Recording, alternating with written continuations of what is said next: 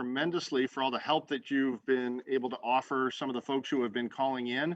And I just wanted to let you know, it's time for us to get this meeting underway. So we're going to excuse you from the meeting, but let everyone know that you and Alan Baker and Sarah Lepkoff will be available for folks who are having technical difficulties at the following telephone number, which is 802-265-5958. Thank you, John.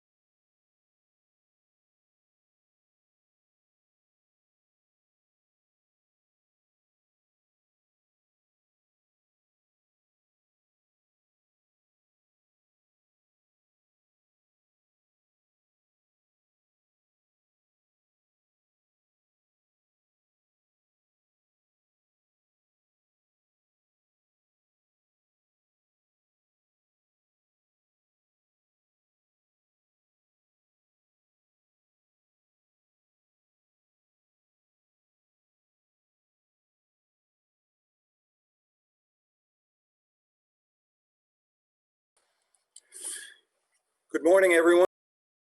I would, before we start the meeting, just like to take a few moments to run a couple of technology tests. The good news is for this morning is that we clearly have a quorum, and that's good. We can get started here in just a few moments.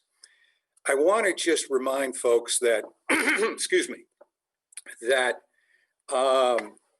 the participation bar you can find should be on your right. and it shows all of the participants. I'm showing right now that there's 127 in the meeting. You should have that up.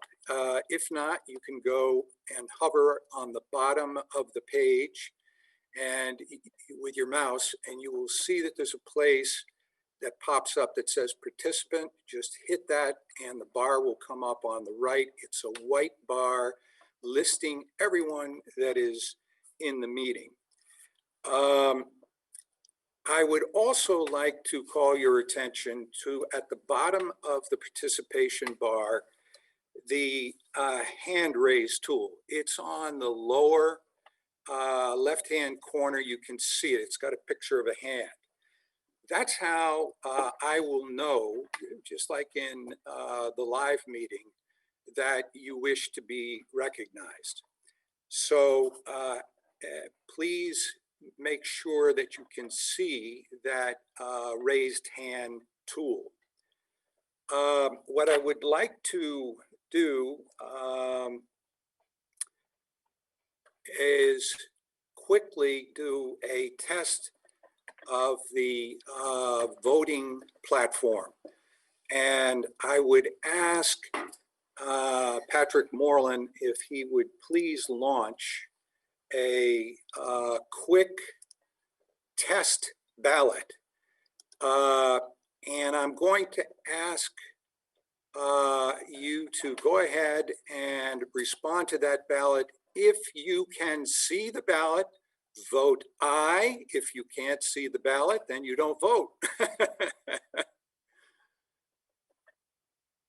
Go ahead and vote. If you can see the ballot. Tim Ellis?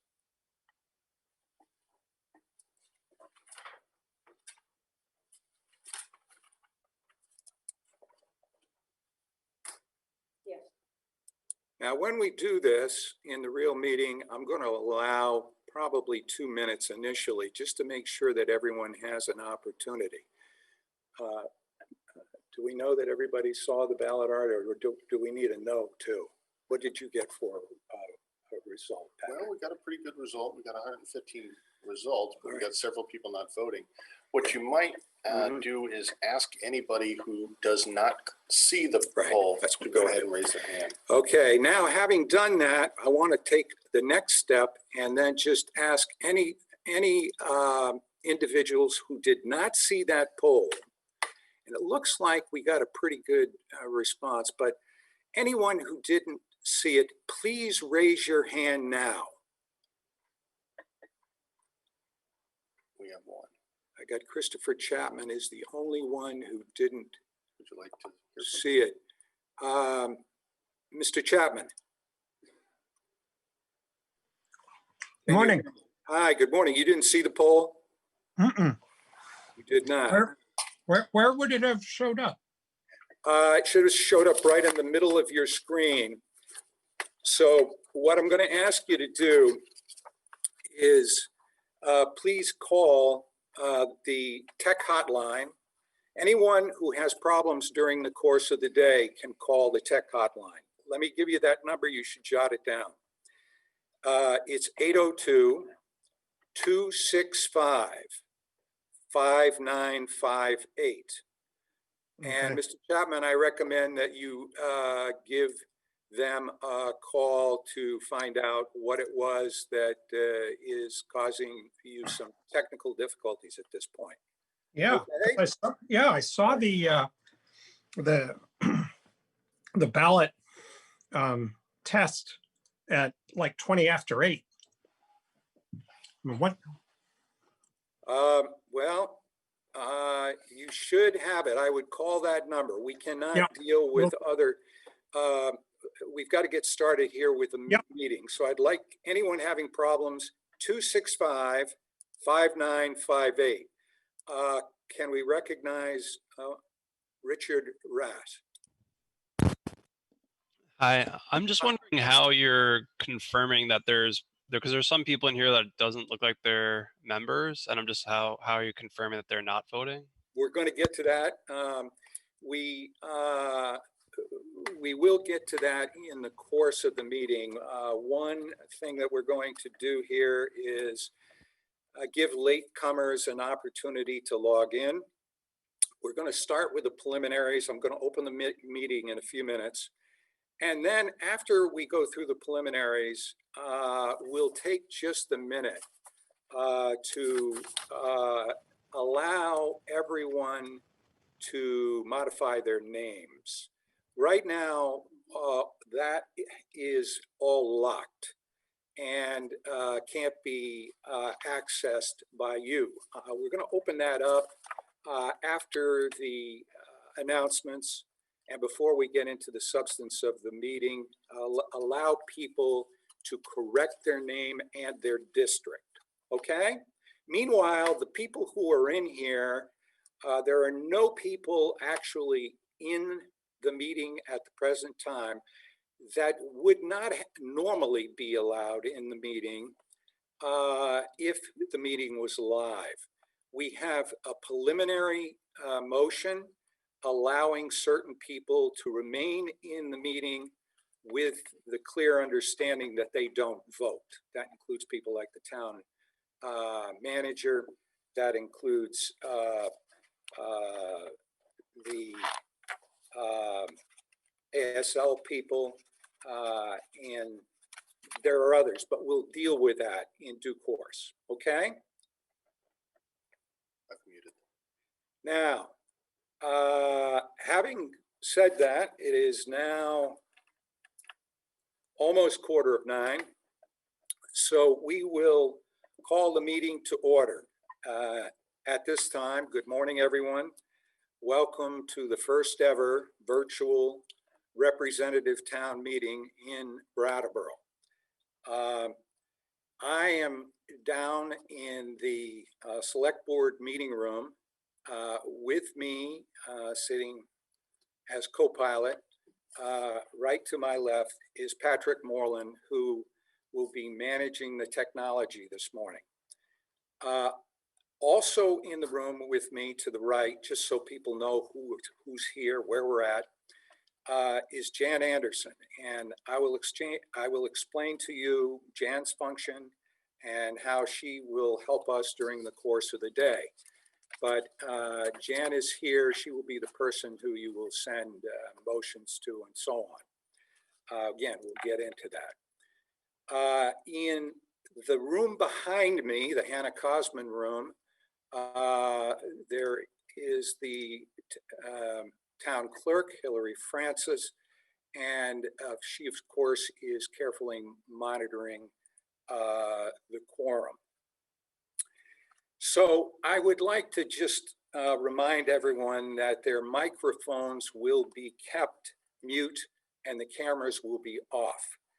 If you'd like to be recognized, raise your hand using the button in the participation bar, the participation panel we just talked about, and you will be recognized by the moderator as appropriate. Only town meeting members are allowed to join the meeting in a voting capacity, and all members of the public will only be allowed to join by telephone. Patience will be necessary as we move through this first ever Zoom representative town meeting.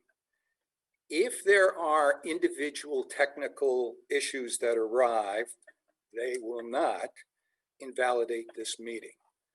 For technical support throughout the meeting, please contact, as I just mentioned earlier, 265-5958 via text or phone. Now, the chair has confirmed from the town clerk that quorum today is 75, and we have more than a quorum currently present, and we will keep during the course of the day a record at the time of each vote as to what the quorum numbers are. More on that in a minute. At this time, however, in keeping with our tradition at Brattleboro Town Meeting, I would like to have call upon Kate O'Connor for a brief convocation. Kate is the Executive Director of the Brattleboro Area Chamber of Commerce. She has served for 6 years on the Brattleboro Select Board, 4 years as Vice Chair, 2 years as Chair. And since stepping down in that capacity, she has joined this body, and it's with great pleasure that I would call upon Kate O'Connor for the convocation this morning. Good morning, Lauren, and thank you. Good morning. Welcome to my house, everybody. As you may remember, the last time we were together as a group, we were at Academy School for the informational meeting. Just 2 days later, the state was shut down because of the coronavirus. And that seems like a lifetime ago. And this is a much different town meeting than the one we had planned in March. We're not together at the middle school. Instead, we're spread across town at our own homes, offices, and I know some town meeting reps are at the library. All of us sitting in front of a computer, iPhone, or an iPad.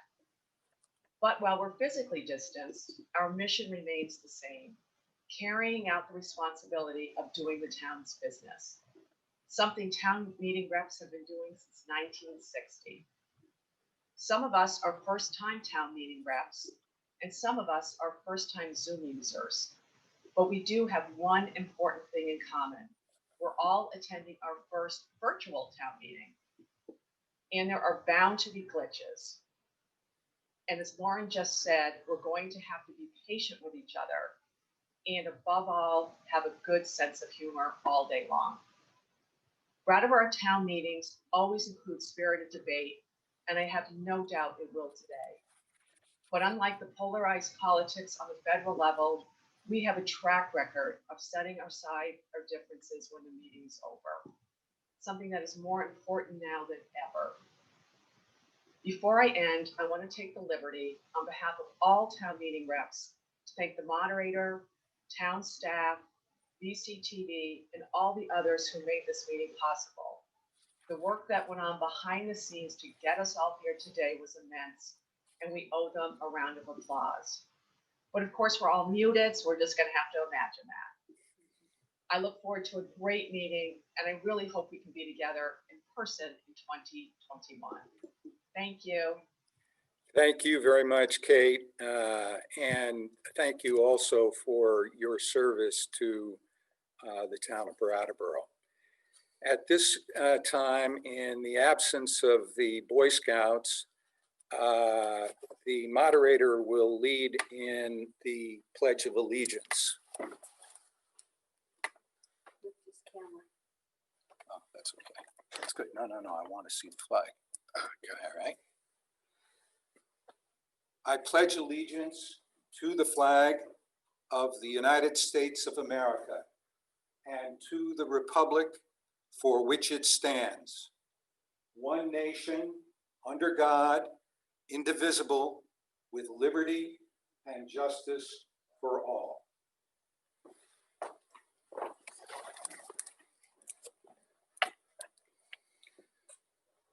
A little bit of improvisation as we go along here. Now, at this point in the meeting, it's been tradition to take note of the passing of former members of this body. And I would like to just very briefly do so.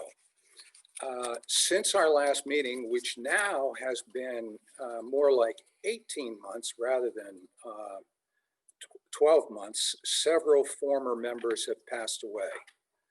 One that passed away was Martha O'Connor, mother of the previous speaker.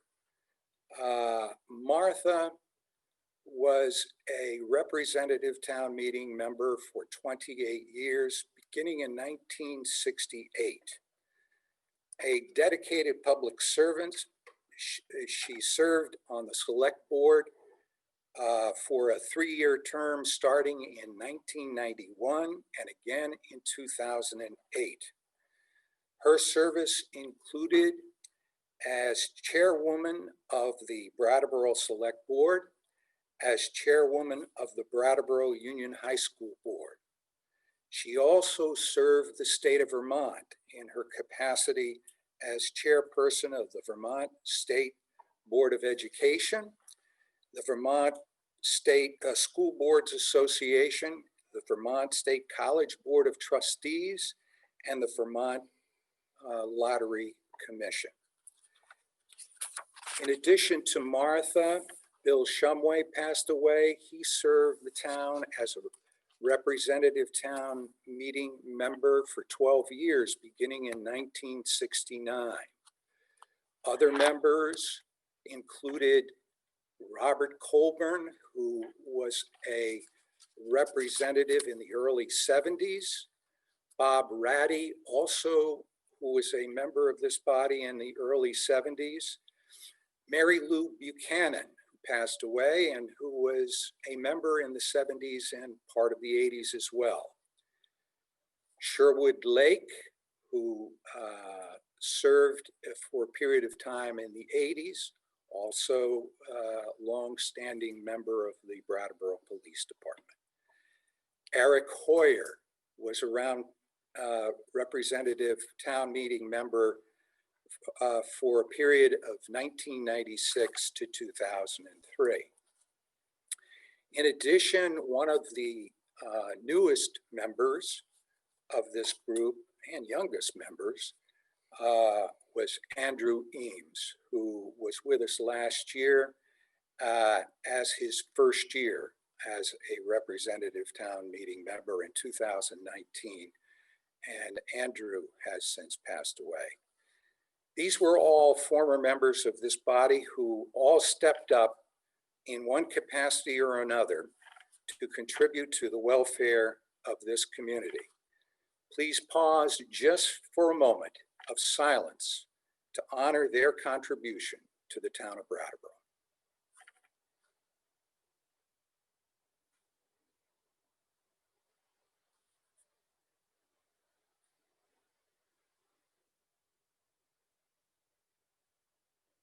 Thank you.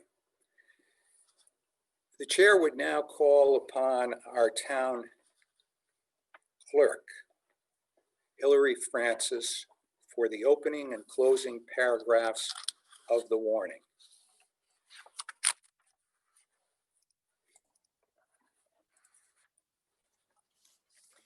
Good morning, everyone. It's nice to be with you all.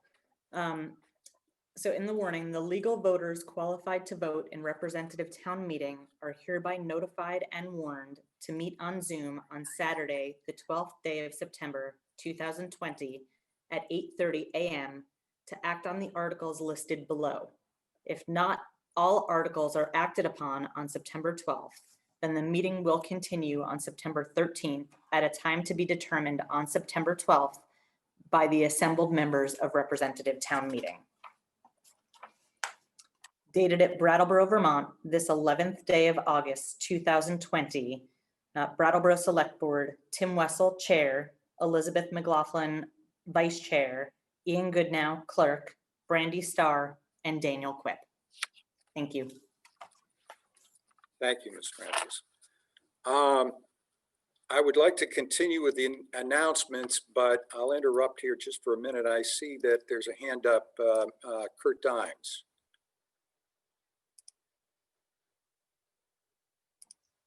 Hi. Hi. Would it be proper to make an additional convocational remarks at this moment, Mr. Moderator? Did I neglect to leave someone out of the list? I try to remember everyone, Mr. Dimes. I could do that now or later as you. I think it would be, if you don't mind, I think it would be better if we do it later. We've got a fairly lengthy agenda. I know there's a lot of people who have things that they want to say today. So if you don't mind, I would like to make that later.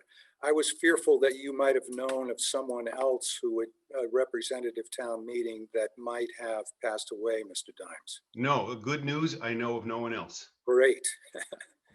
Okay, let me get back to the procedural rules of the meeting. First, no town meeting member or voter of the town shall speak more than twice on the same question without leave of the town meeting members. Secondly, town meeting members or voters of the town who have once spoken shall not be again be entitled to speak to the exclusion of another who has not spoken. Third, the town meeting member shall not call the question immediately after speaking on the issue. Vermont law prohibits consideration of articles or matters that have not been warned for the meeting. Likewise, debate shall be confined to the merits of the question. Also, you can't amend a warned article such that it would bring up business that hasn't been properly warned. This means that you cannot take binding action under Article Other Business. This is all by state law. As always, we will respect, as Kate O'Connor mentioned in her convocation, our tradition of civility. Speakers are not allowed to engage in personal attacks on a member of this body or their motives. Motions and amendments, other than simple amendments, should be in writing and emailed to tmsecretary@brattleboro.org. Let me give you that again. What we're going to have to do, instead of you handing these things physically to the moderator, is if you could email them to, again, T as in town meeting, tmsecretary@brattleboro.org. Please use the raised hand feature in Zoom if you'd like to be recognized. Unmute your microphone and activate your camera when prompted. If Brattleboro voters who are not town meeting members wish to be heard, please call in by telephone, raise your hand, and you do that by dialing *9 and wait to be recognized by the moderator. You will dial *6 to be unmuted. In keeping with tradition and out of respect for fellow members, I would ask that you limit your remarks to no more than 2 minutes. This meeting is being broadcast live by Brattleboro Community Television on channel 1085. It's formerly channel 10. It is also live on Facebook, which you can share right now by going on Facebook to Brattleboro Community TV and sharing the video on your timeline. The meeting will be rebroadcast on channel 1085, and will be available online at brattleboro.tv.org.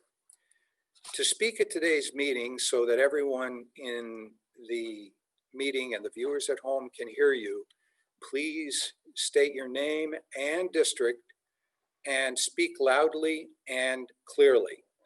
Please mute your TV when calling in to avoid confusing feedback. The meeting is being interpreted today for the deaf and hard of hearing by Elizabeth Fox, Karen Todd, Janet Dickinson, Christine Bricault, and Christine Hare. That's for today. And if necessary, by Janet Dickinson, Christine Bricault, Elizabeth Fox, and Crystal Hare on Sunday. Now, before we get to the first preliminary motion, The chair is going to, since we've had a few other people arrive, we now are up to 131 total people in the room, and we're going to talk about that in a minute, because we're going to ask in preliminary motions for permission, which we traditionally do in live town meeting, for certain people to stay in the room. But I would like at this point to give everyone a one-time opportunity to correct their name. And the way we're going to do it is there is a tool that Patrick Moreland can use at this particular time to open up that capability. So what you would do is we would like you to put in your name, your district, and any preferred pronouns if you choose, by right-clicking on your name now. And I'm going to allow a couple of minutes for this to happen. And I'm going to watch the screen and see how you're doing. But 2 or 3 minutes to go ahead and modify your name before we get to the first preliminary motion. Actually, Art, just one thing I noticed. Yeah. It's under more. If you put your cursor on something, there's more, Oh. and then rename. Okay, so let me correct what I say. If you touch your name and then click the button that says more, and once you see more, you can see several rows down, it says rename. That's how you go about doing it.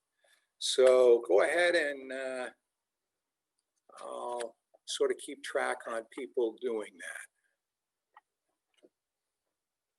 I want to scan down and see how we're doing. We have a question from Catherine Turnus with regard to that. Would you turn Catherine on, please?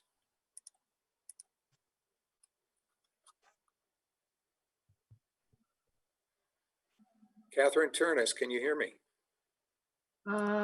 Yes, I can. Great, we can hear you. You had a Oh, question. okay. My question is it necessary to have our district on there? Don't we have to announce that when we make a point? You do, and we're not going to absolutely require it. The reason why we're asking that the names be changed is it's going to be easier for the town clerk to monitor the quorum if we have your legal names. Oh, And name is fine. It's just the district I was concerned about. not absolutely essential, but Nah. if people would do it, we would appreciate it. If you're concerned about making the change, don't. Okay, I won't. Okay. Thank you. Thank you. A couple of single names, Clarice and Georgia. I've got one or two that I'd like to clarify. We have, I'm sorry. We have Spoon. I can guess who that is, but Spoon, if you can change your name, that would be great to your legal name. And we have also Clarice, if you could also put your first and last name in, that would be great if you can do it. Again, you hover on your name, and then you go to more, and you'll see that there's a drop-down opportunity for rename. Click on the rename and just go ahead and type in your name if you can. Also, Georgia. We know in each case who everyone is, but it's going to make it better because this is broadcast. People will know who you are, what your legal name is, and we will better be able to also maintain a quorum. You want me to just fix that for her? Yeah.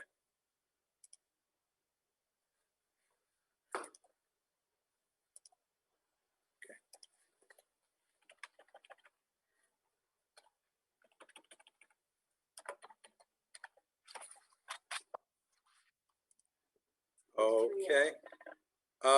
Let's see.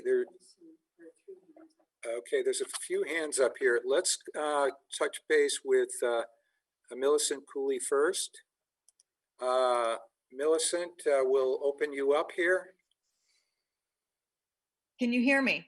Yes. Oh, excellent. I've been having technical troubles being heard from all morning since 7:15. So now it works. That's all I need to know. You can hear me on my computer. Excellent. Thank you. Absolutely. Very good. Thank you. Let's call on Clarice next.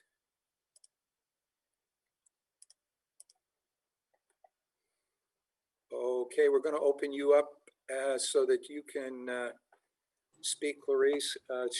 Still, oh, there we go. I can't get to the list to change my name. You cannot. Can we do it for you then? Yes, All right. And last name? Knutson, Knutson.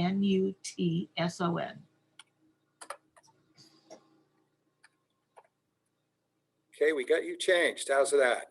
Okay, and you put District 1 on there too. Okay. Excuse me, District 2. District 2. Okay, hold on one second. We'll get that done. Just a few more bits of housekeeping here. Okay. We've got a Virginia waiting room. Okay. Or we did, never mind. Okay. Now the next hand up is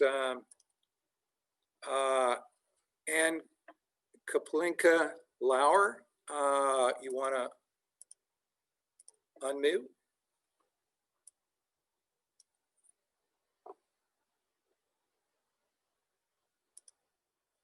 Thank you.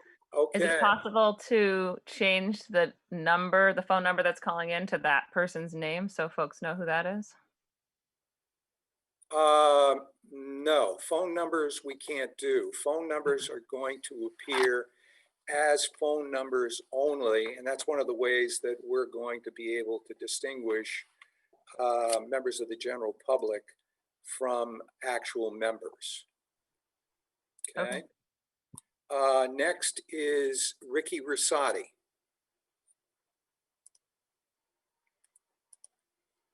Good morning. Hello. Hi. Oops, sorry. Oops, we lost you just for a second. Hold on 1 minute. Okay, question. Yeah, I would like to move for us to vote on suspending the rules to activate the Zoom chat. That is not appropriate for right now. If you could hold that, right now we're just dealing with technical matters. If you could hold that until I'll give you an opportunity to raise that after preliminary motion number 3. We've got 3 preliminary motions still to go through. Actually, no, I'll allow you to bring it up after preliminary motion number 1. So I'll come back to you for that. The sooner. Yeah, that's good. Okay.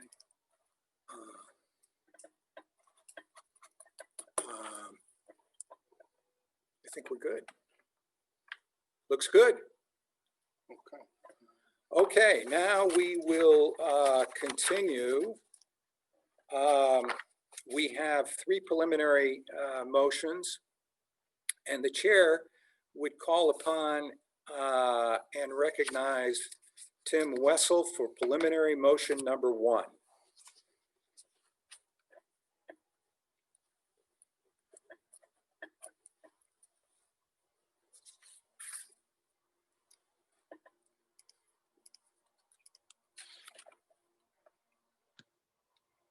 Hi, Al. Apologize for the delay there. Good morning. And now I know what it feels like to be in your usual chair. Yeah, it's challenging sometimes, but you're doing a fine job, Mr. Moderator. Thank you all for sacrificing your Saturday and participating in Brattleboro's democracy. It's really a great feeling to be back in RTM, such as it is. I'd like to make a preliminary motion here, if I could. I move to suspend the rules and adopt the moderator's electronic meeting rules printed in the informational booklet for this representative town meeting as follows. The meeting will be conducted according to Robert's Rules of Order, the town charter, and Vermont state law, modified as follows for this online meeting.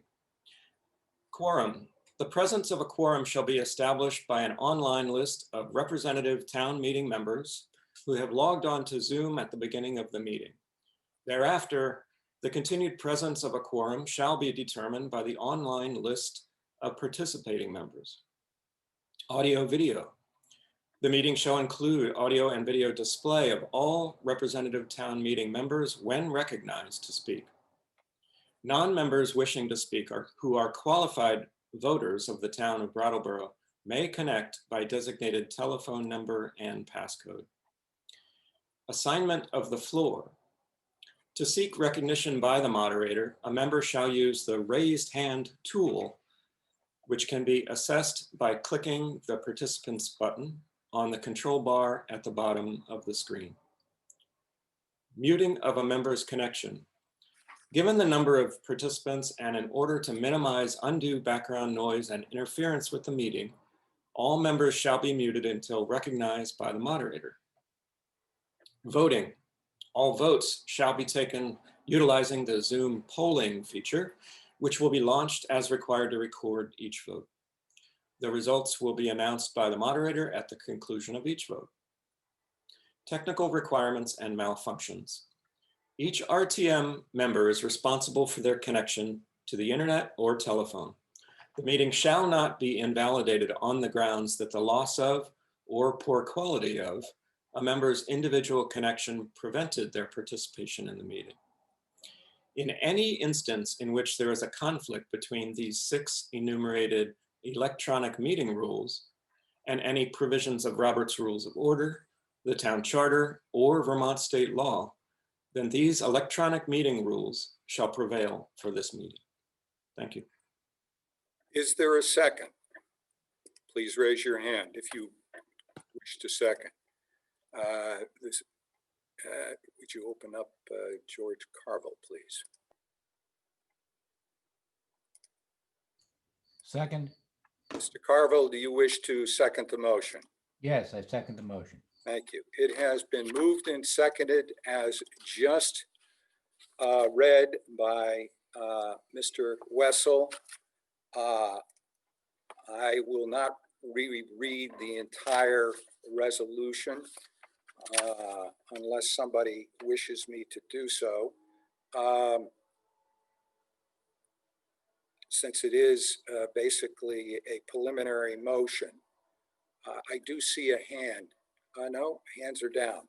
So no one has requested that I read the entirety of the motion. That being the case, we will, it having been moved and seconded, we will launch the poll. Now, one thing that I need to, Kathy, I have launched the poll.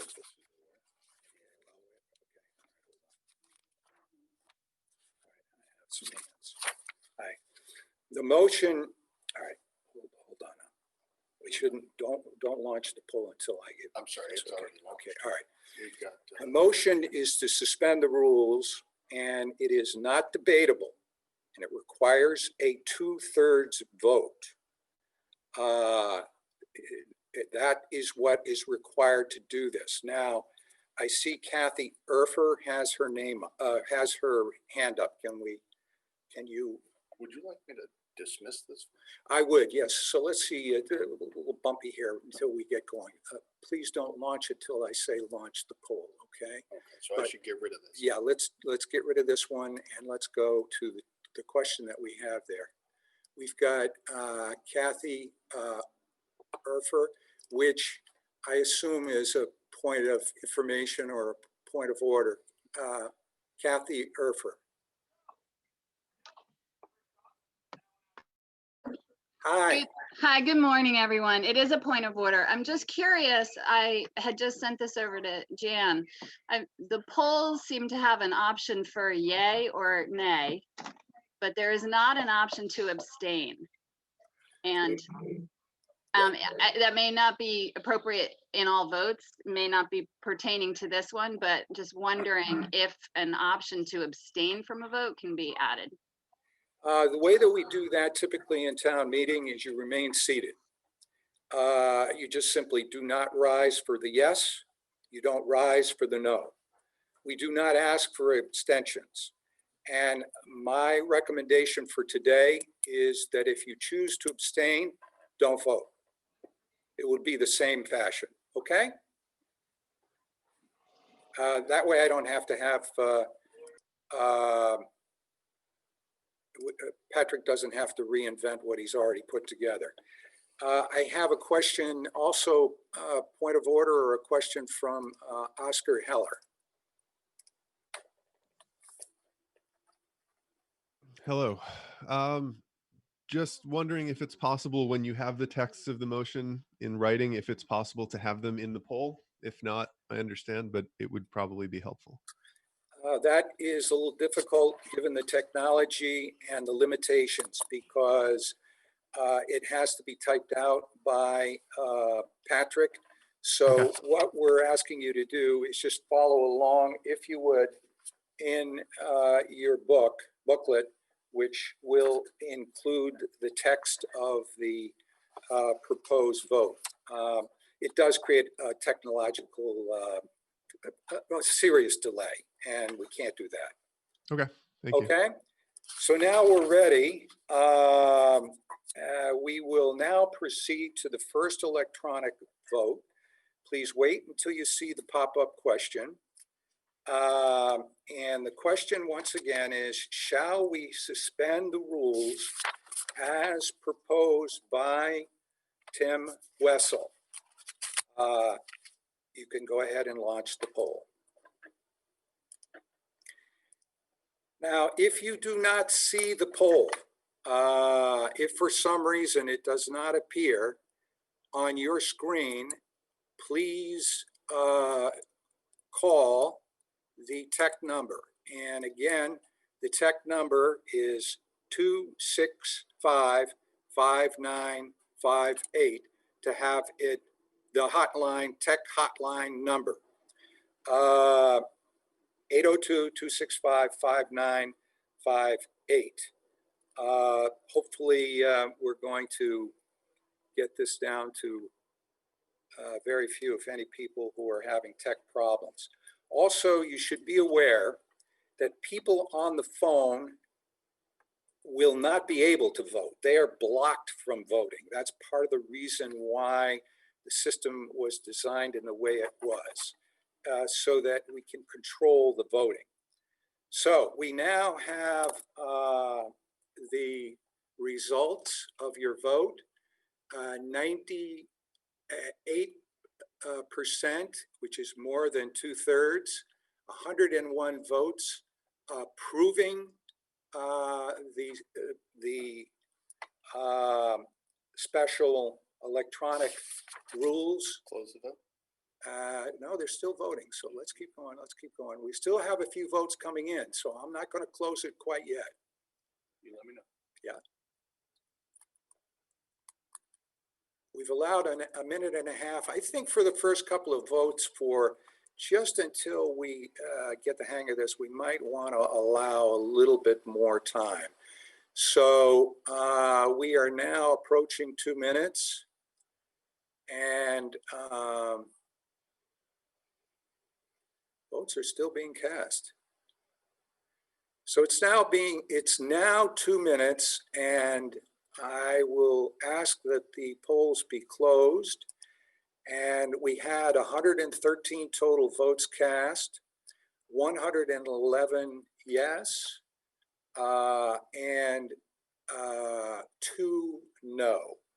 So we were able to sustain the 2/3, and you have adopted the first resolution, which is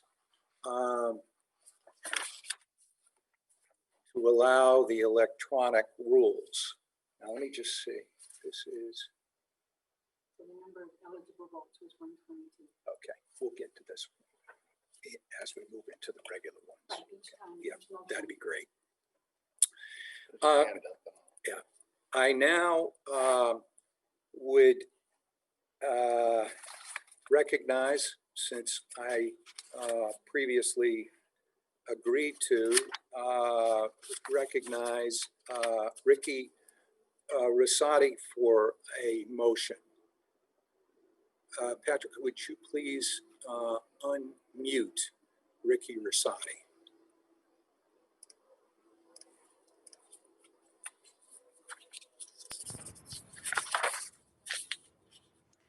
Can we move to include suspending the rules to activate the Zoom participant chat box? Okay, let me address that. We had the opportunity to discuss this this past Thursday, and the moderator has given it some consideration and looked at the law and the rules relative to that. One of the fundamentally and very important features of Vermont town meeting is the moderator has to be able to control the discourse. All dialogue has to be directed through the moderator. That is something that the moderator insists on in live town meeting. There cannot be conversations going across the floor. Everything has to be through the moderator. That would be impossible to accomplish if we were to activate Zoom chat for a formal meeting like this. There's no way the moderator can moderate the main room and also moderate a parallel room, essentially, in the chat box. It would be impossible. I'm also informed by Mr. Moreland that it's not possible to change the course of the meeting once the settings have been established. Apparently, he has to go through a series of checks and make a series of decisions as to what settings will apply that will work to ensure the security of this meeting and also to ensure that the proper people have the ability to vote. He's already done that. Once that happens and once the meeting starts, we can't change any of the additional rules. So I'm sorry. Well, I will offer for people who want to chat to leave comments on the BCTV Facebook page that's being live streamed. Very well. The next person I would call on is Mr. Dimes has his hand up.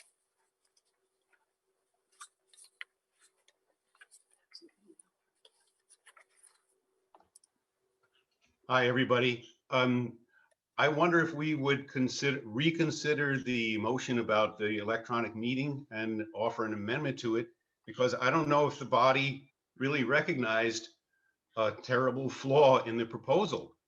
It seems to me, from hearing it just once, that even if there were a majority of members experiencing technical difficulties or a majority of members disconnected, that the meeting would, by that motion, still be valid.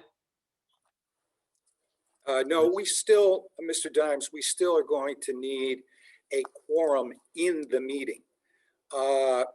What that speaks to is if some people are unable to get in the meeting because of technical difficulties, Mr.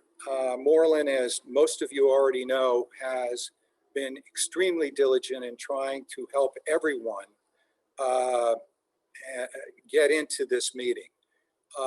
Nevertheless, we are certain that there may be some people who may continue to have some problems. So all that we're talking about is the people who are in the meeting obviously, we still need a quorum in which to conduct the meeting and to get a valid vote. Okay? Okay, Thank thank you. you. Okay, moving to preliminary motion number 2. The chair recognizes Elizabeth McLaughlin.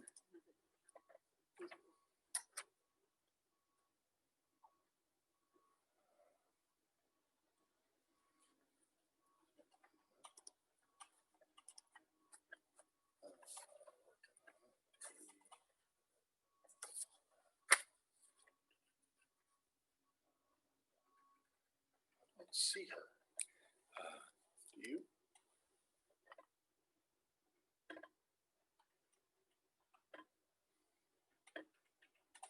Maybe it's under Liz. Could be. This is the problem. Yeah. There it is. Where? Right there. Would you mind asking her to change her name? Liz, you threw us a curveball because we were looking for Elizabeth. Okay.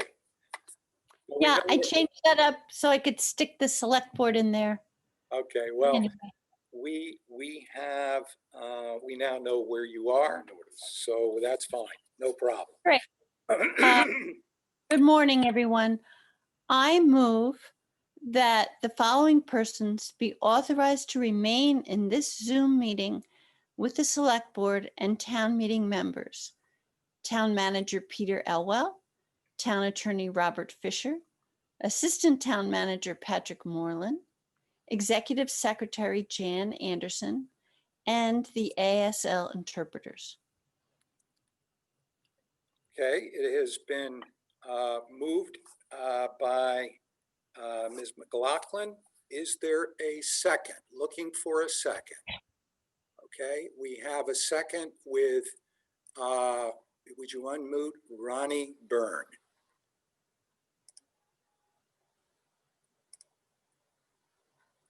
Ronnie, can you hear me? Yes, And are you willing to second the motion? yes, I second the motion. Okay. Thank you very much. In the future, when you're recognized, if you could give your name, identify yourself with your district, that again will help keeping this organized, both for us as well as for people who may be watching at home. So please give your name and your district. Also, I might just comment that if for motions only, you can email to the town,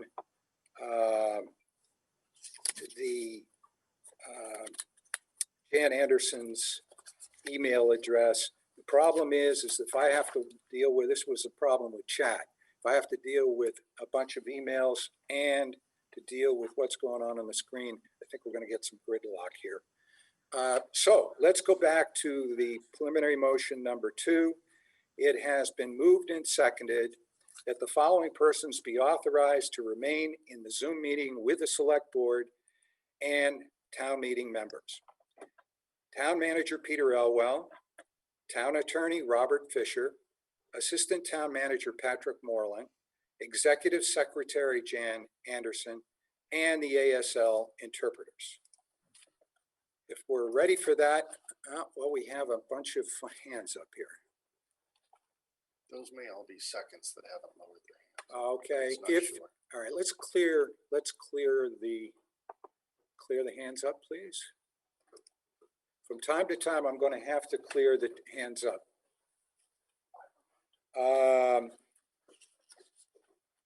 Did you? I did, and this one came back. Okay. And that one came back. All right.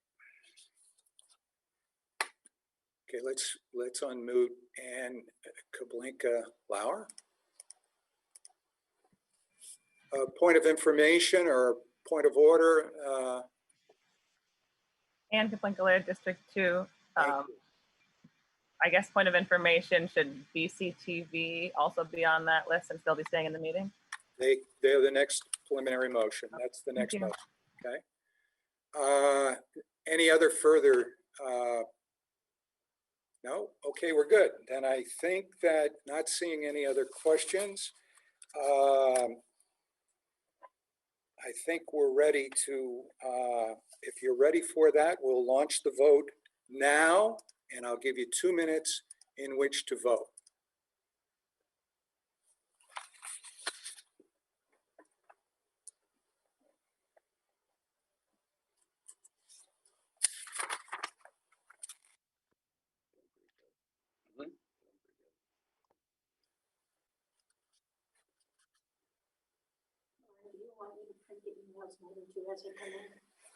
If you think that I ought to have them, yes. But otherwise, there are going to come. You can stack them here. I'll look at them when I can.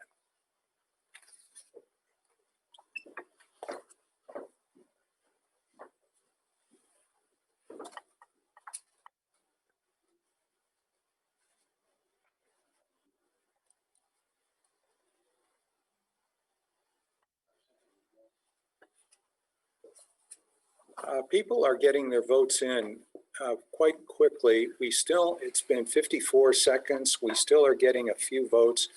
We have 119 votes already. It's 1 minute. I'm trying to assess how long we need to give people, to give everyone an opportunity to register their vote, especially on these preliminary motions.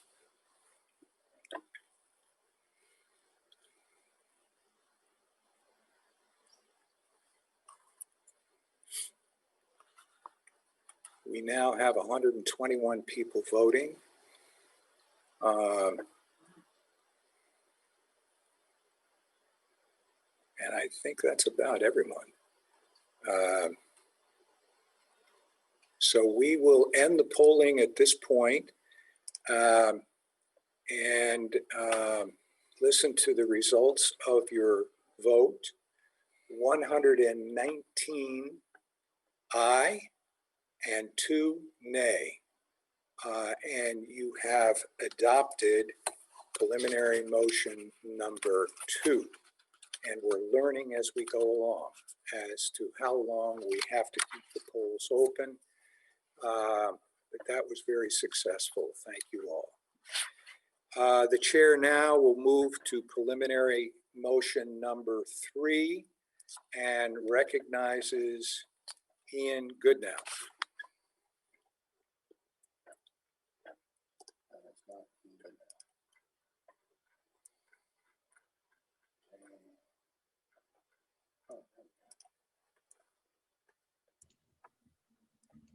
All right, Ian, I think you're on. I'm on. Good morning, Representative Town Meeting.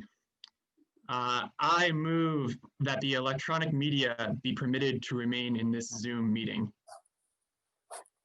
And again, I'm going to remind people, state your name, your district, or in your case, select board.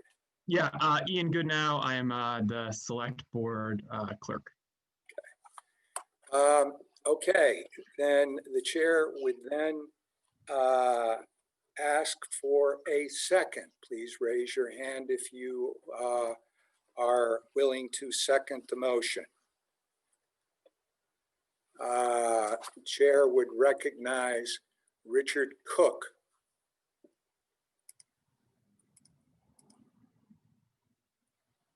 Can you hear me, Mr. Cook? Yes. And do you wish to second the motion? Yes, I do. Okay. The motion to allow the electronic media to remain in the Zoom meeting has been made and seconded. Are you ready for that question? If so, we will launch. Oh, we have a hand up. Dora Bobulis. Point of order, point of information, Dora Bobulis, we're getting you unmuted.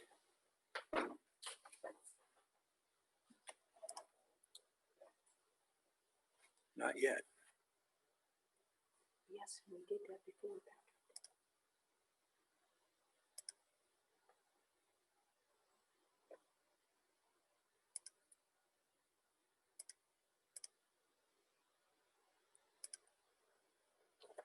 Just a momentary delay here while we try to get Dora Babulis unmuted. We've sent a request for her to unmute. Oh, there. Okay, go ahead. Sorry. That's okay. Point of order or a point of Yeah, no, it is a point of order just because these articles are usually included in the list of articles and they are not. And for people to be able to follow along, particularly the public, it's, you know, people need to be able to expect what's coming up. Right. So I just, as a point of order, want to bring up the fact that this stuff isn't in the list of motions. It usually, what we usually include. It usually is. Oh, you know what you may be thinking is there is for the select board, you may be thinking when you were on the select board, because there has to be a determination of who's going to make each motion. But in the actual warning, the preliminary motions are not, to my recollection, usually included. I don't know. I always remember the electronic media being included in there, but you know, it's a new world. Okay. Well, apologize. The good news is this is the last one. We go from here right into article number 1. So, but your point is nevertheless taken. Now let's go to Catherine Turnus. Hey guys, I don't know if you realize that, but you might want to let Richard Cook know that he's got a feedback, so he must have his TV on or something, because he was coming through with a feedback. Okay, I think you just did. Thank you. Kurt Dimes.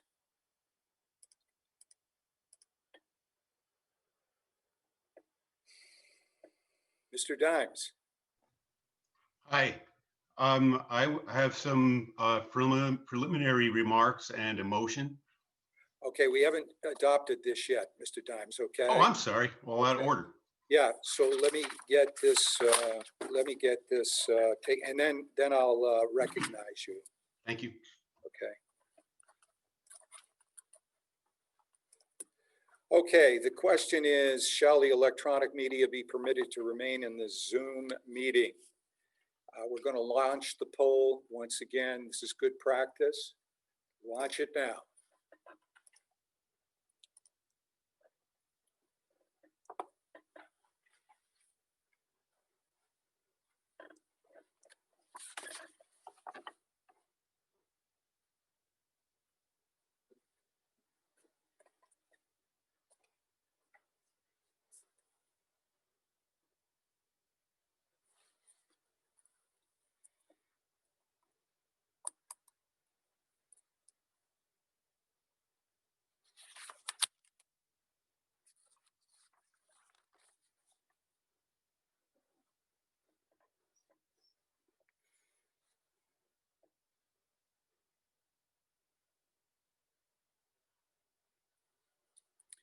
We're almost to a minute, but I still see votes being cast. We have 118 votes cast.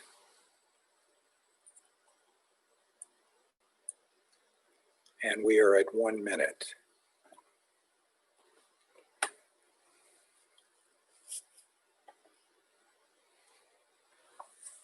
It looks like there's one more.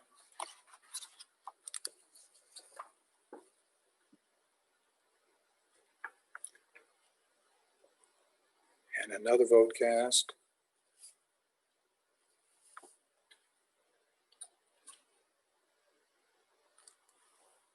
Another vote cast.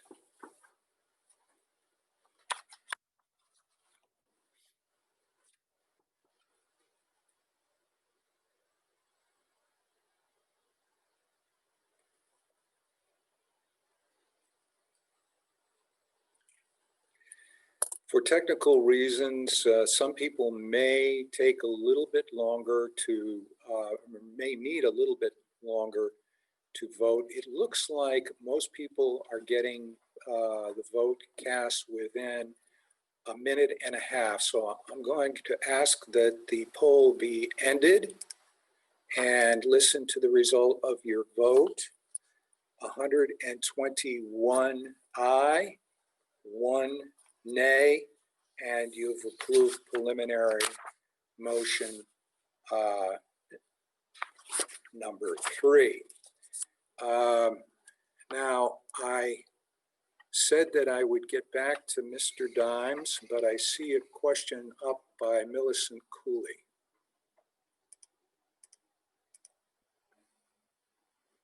Can you hear me? Yes. It's a question about the first motion. I think you listed 5 people who are not reps who are in the meeting that we agreed to, and then plus an interpreter. I think I'm noticing appears to be 1 interpreter at a time. Maybe there's 2, and you. So I guess I'm wondering if we can derive at least approximately derive the number of seated reps who are present by subtracting the number of seats for non-reps in the meeting. So if we, at this moment, have 33 people in the meeting, that would mean we'd have about, and I say about because people drop off and come back to some degree, we have about 127 seated reps out of the total number of seated reps. That's the first part. Is that valid? And then 2, or accurate, 2, how many seated reps are there at this moment in total for the town? 122. There is basically, we have a form that we are using to keep track of the quorum. All right. And what we are doing is keeping track of the total number of people in the room, the number of people who do not have voting rights, and in fact, there are more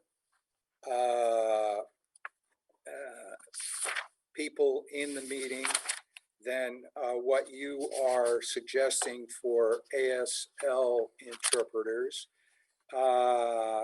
It can fluctuate. We are monitoring it.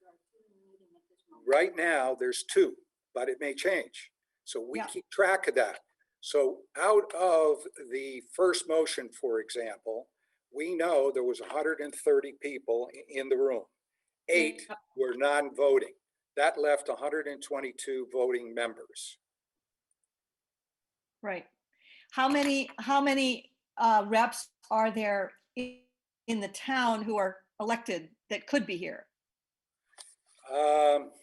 That is a question that I'm going to have to refer to the town clerk. So if Patrick can open up the town clerk's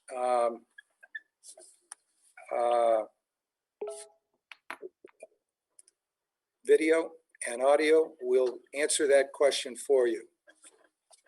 Okay, so the town meeting members, the select board, any state representatives, the moderator, myself, the town clerk, and the town treasurer are all voting members.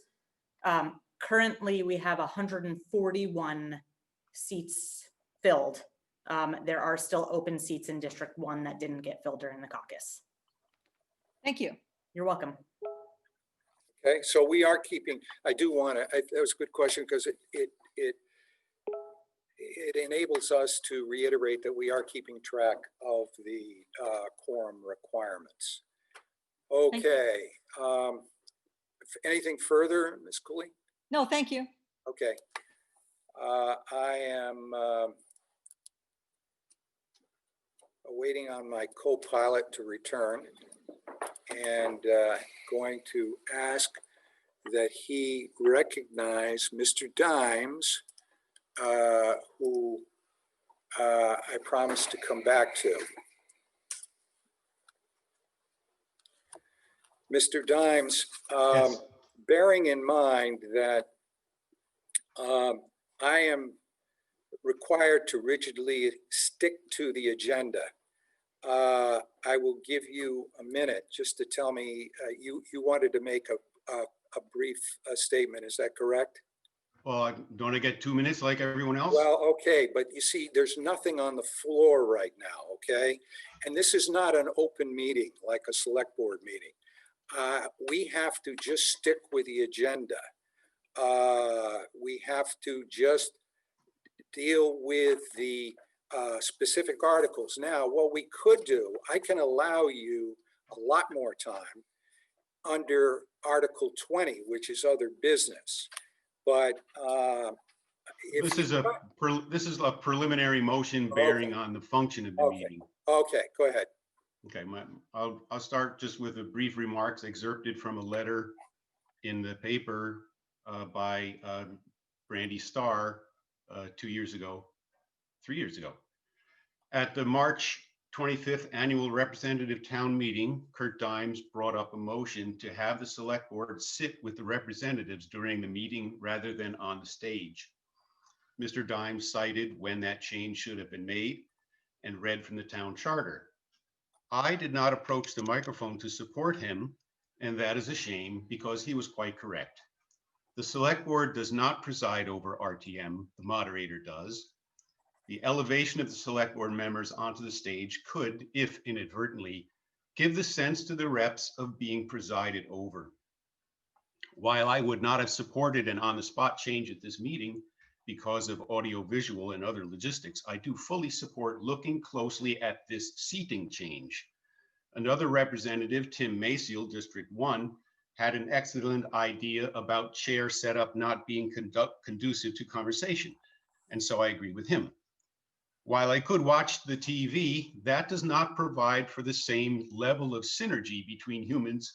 We do best with eye contact. I hope Mr. Dimes will accept my apology and know that I heard him, I agree with him, and taking his advice to heart. That's the end of, thank you, Brandy. That's the end of her remarks. And I would add, now COVID-19 has done by accident what BCS has been trying to do since 2012, seating the select board members equally with the rest of us members. It is an RTM meeting after all, not a select board meeting. So I remind my fellow members about our duty.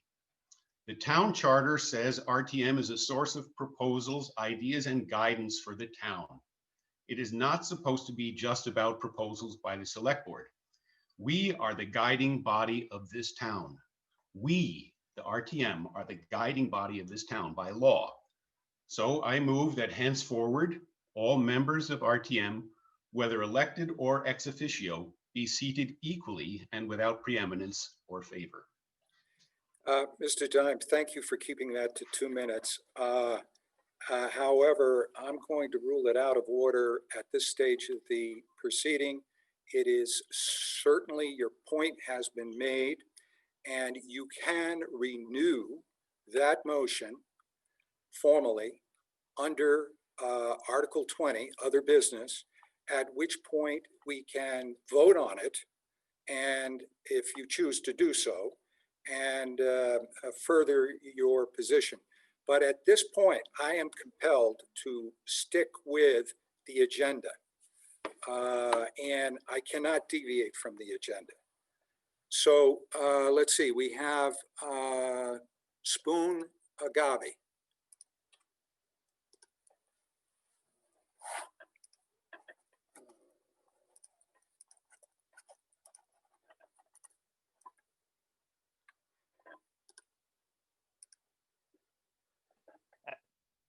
I can hear you. Am I unmuted? Can you hear me?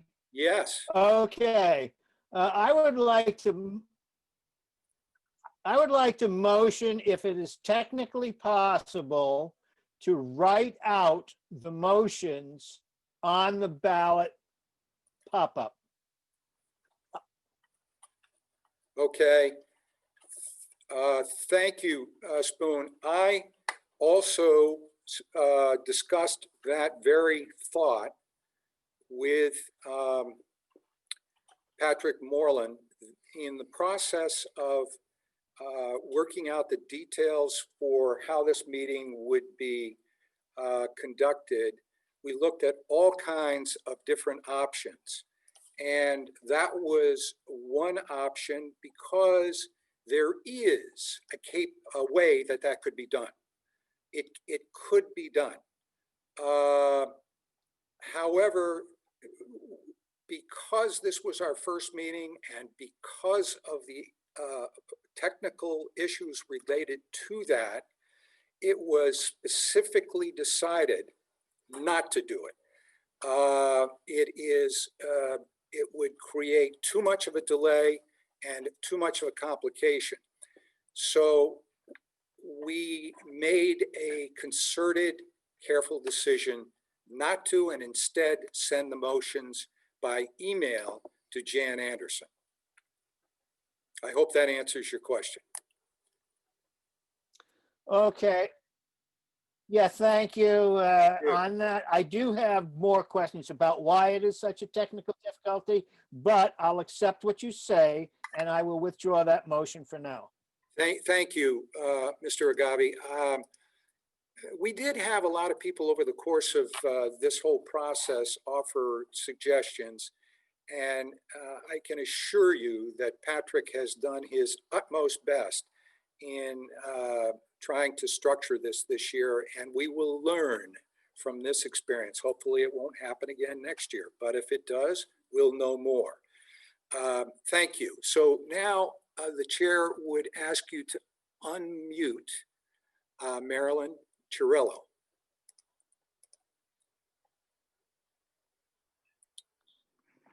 Yes, with regard to motions that come before us as the meeting progresses, can we see a written form of that?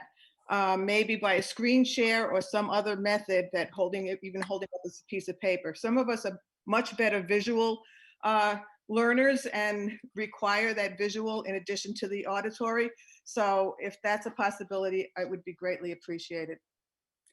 Okay, again, I would say that all motions are in the booklet.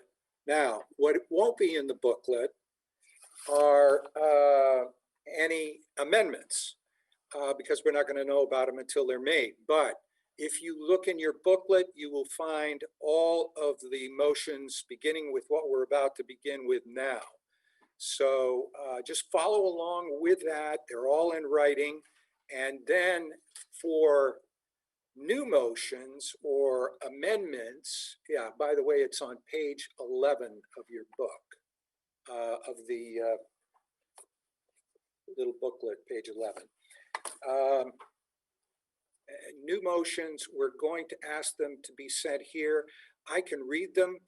We looked into also screen sharing. Sorry to spend so much time with this. It adds another level of complexity and sophistication. And we felt that it was going to be enough just to handle this group as we were now. So in any event, I'm sorry, but we will do the best we can during the course of the day. Okay, I'm going to move now to the actual warning, and so that we can take up Article number 1. Article number 1 is to act on the auditor's report. And the chair at this time would recognize Mr. Quip.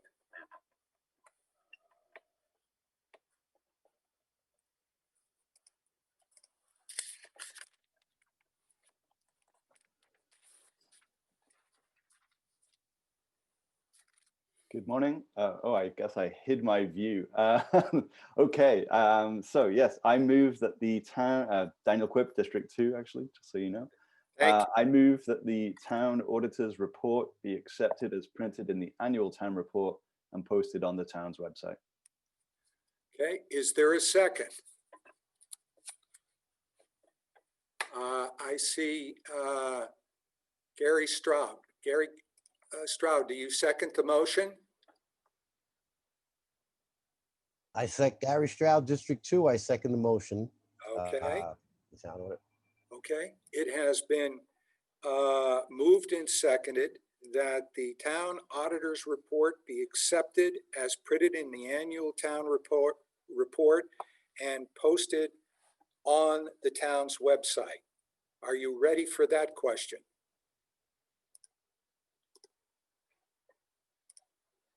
If so, I will launch the poll. You may vote.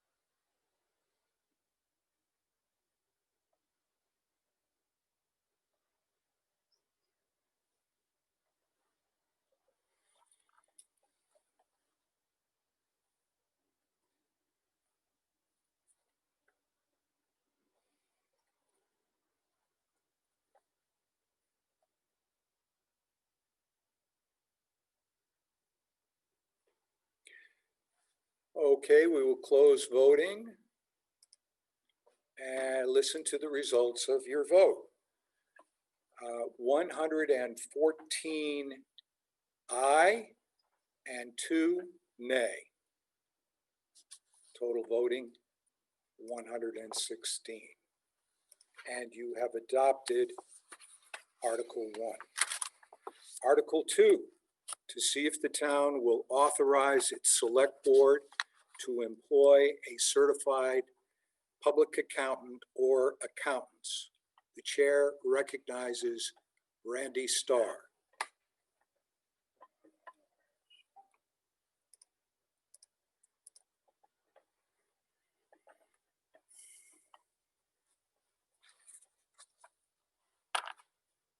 Good morning.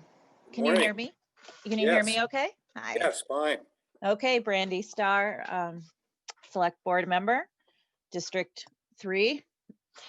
I move to see if the town will authorize its Select Board to employ a certified public accountant or public accountants. Is there a second?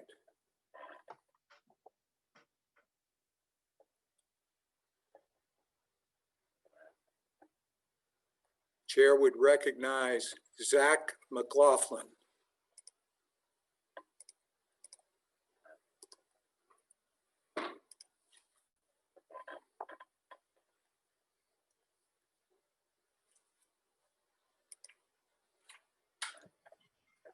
Can you hear us?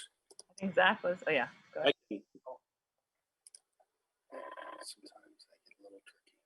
So Zach McLaughlin, District 1, I second the motion. Thank you. It has been moved and seconded to authorize the select board to employ a certified public accountant or public accountants. Are you ready for that question? If so, we will launch the poll.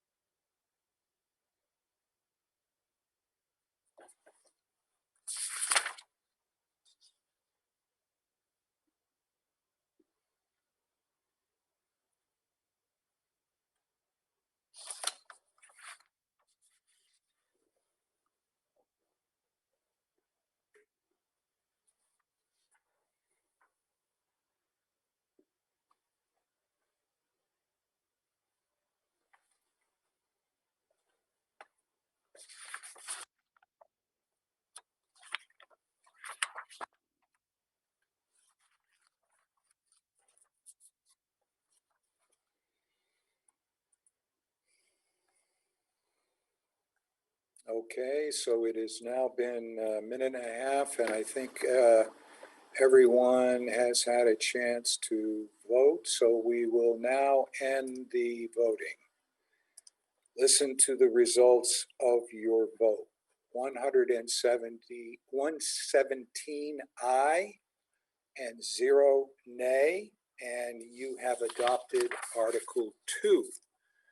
Article 3, to see if the town will ratify, approve, and confirm the select board's appointment of a town clerk for a term of 1 year until the 2021 representative town meeting.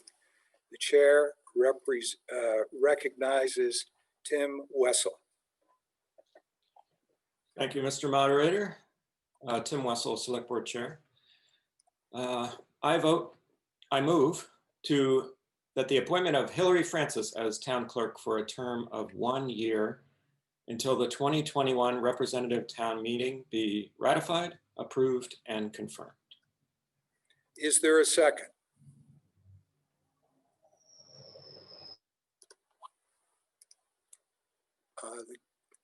The chair calls on Terry Carter.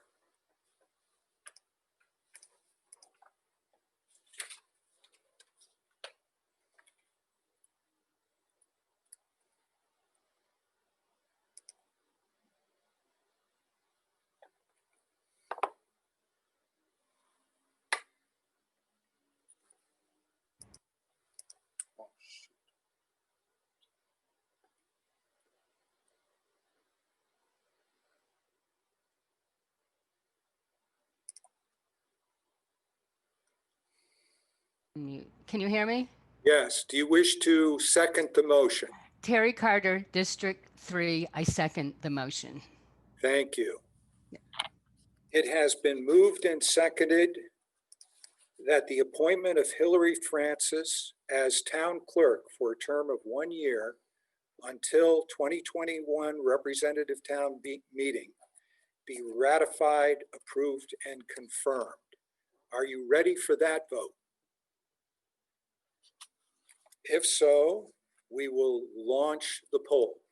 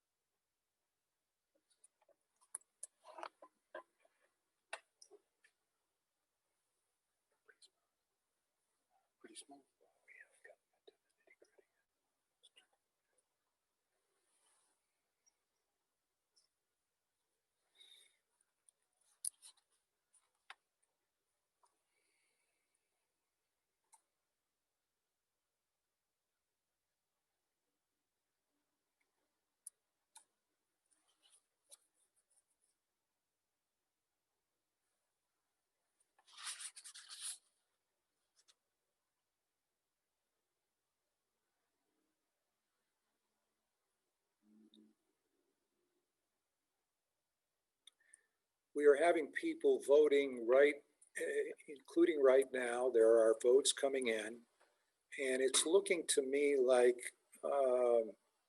we should wait about a minute and a half per vote from what we've been seeing.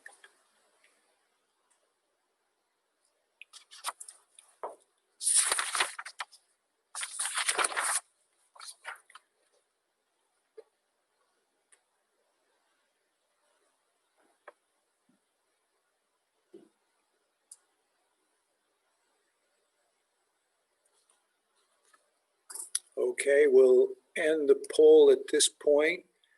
Listen to the results of your vote. Ayes, 119, nays, 0. And you have adopted Article 3. Article 4, to see if the town will ratify, approve, and confirm the Select Board's appointment of a town treasurer for a term of 1 year until the 2021 representative town meeting. The chair recognizes Liz McLaughlin. Thank you, Mr. Moderator. I move that the appointment of Andre Yeager as town treasurer for a term of 1 year until the 2021 representative town meeting be ratified, approved, and confirmed. Is there a second?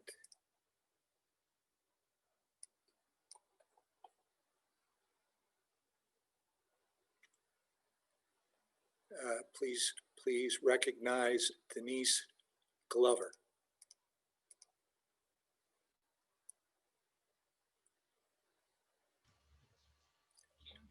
Okay, Denise, do you wish to second this motion?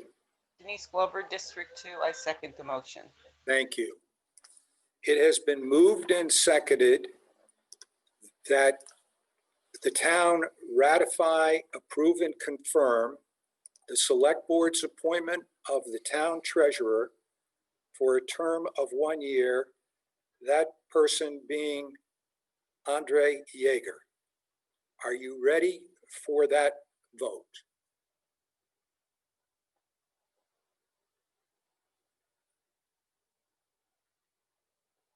In which case we will launch the poll for Article 4.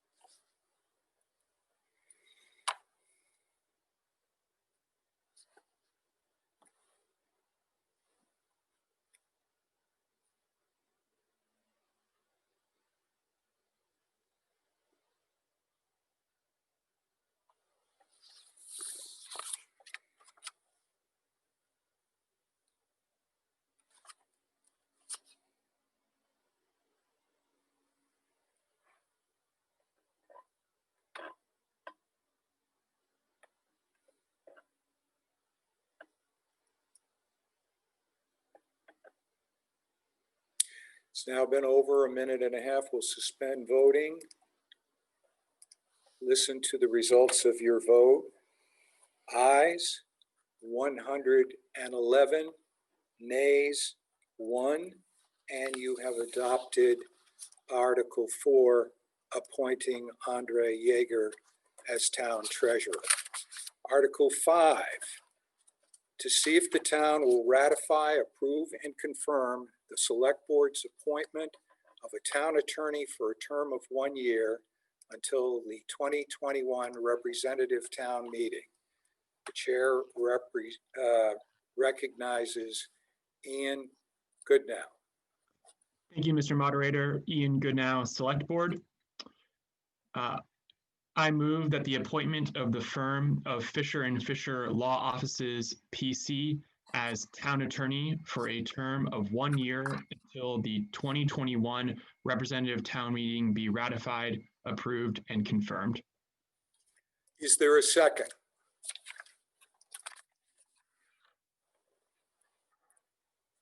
Gary Stroud.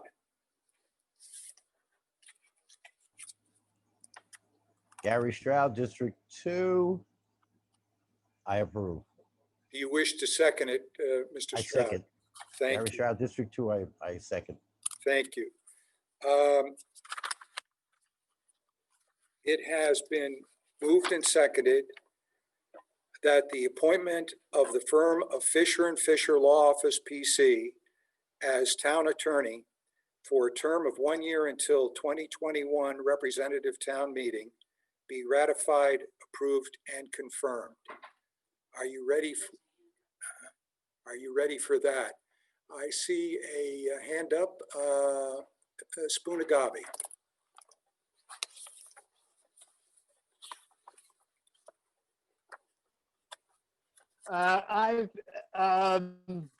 We've been reappointing this law firm for I have no idea how long. I think longer than the 32 years I have been in town, and I have never seen an evaluation from the town on the work of this firm. And I would like to say that I think that's appropriate before we voted. It's not going to happen now, but I mentioned this to put that thought, that idea out there that this ought to be happening. Thank you. Thank you, Mr. Agave. Further discussion on Article 5.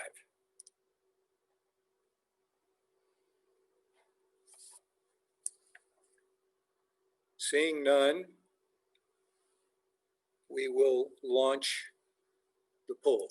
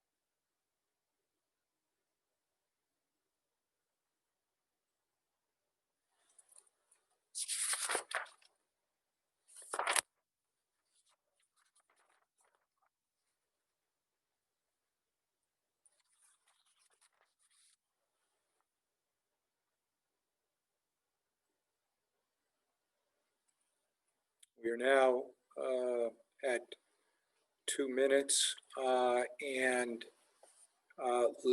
we will close the polling.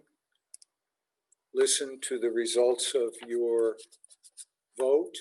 102 aye and 9 nay. And you have approved the appointment of Fisher & Fisher Law Office, PC, as provided in Article 5. Article 6, to elect 2 representatives to the Capital Grant Review Board for a term of 1 year until 2021 representative town meeting. Members to be nominated from the floor. Before I recognize Mr. Quip, I will call for nominations for the 2 positions that currently exist for the Capital Grant Review Board. Are there nominations? Kathy, please unmute Kathy Erfer.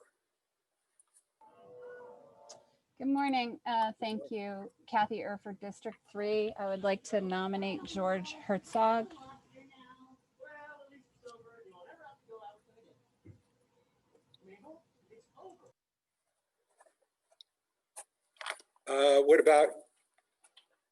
What about yourself? I'm sorry, you want me to go back and get it? We can. We can, yeah, please go back and get it.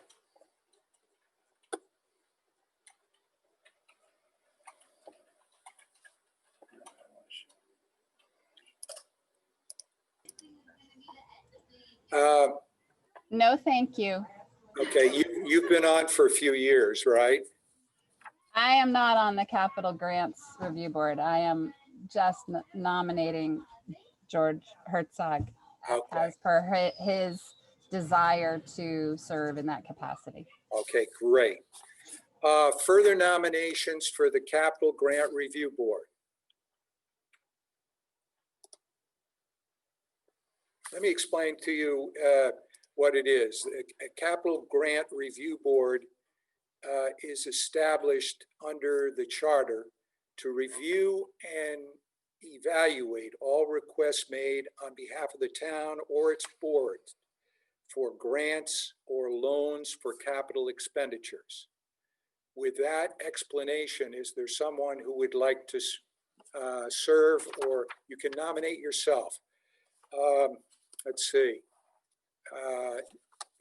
The chair recognizes John Logia. Hi.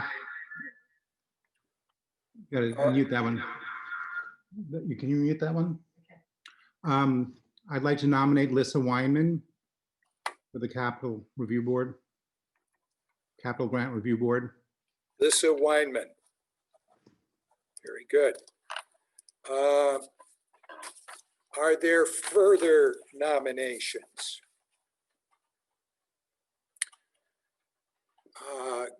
Gary, for the capital, further, we have 2 right now. We have 2 seats. George Herzog, we have nominated Lissa Weinman. Are there further nominations? Gary Straub.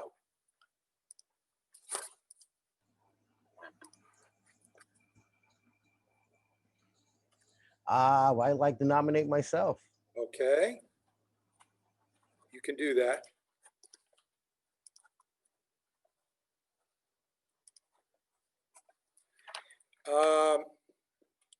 Further nominations.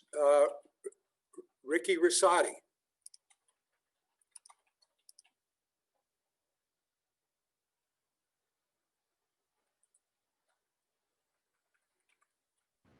My question is it a paid position? No, it is not. And it's a relatively low impact, if you will, position. It's my understanding they only meet a couple times a year, but it is not a paid position. We have 3 candidates so far. Is there further nominations? Seeing none, I would entertain a motion to close nominations. Well, I tell you what, let's try something. Let's clear the queue. Unless there is a hand-raised objection, the chair will close nominations at this time without a formal vote to do so. Seeing no objections, nominations are now closed. So we have 3 candidates for 2 positions. Who do you think is going to be the best way? Do them one at a time. Let's do them one at a time. Sure. You think? Put them together. You do? You Okay, just may end let's up try. getting, so what would you like the question to be? Okay. Whom shall we nominate? Who shall we nominate? What we're going to have to do is just craft this question. The question should be vote for 2.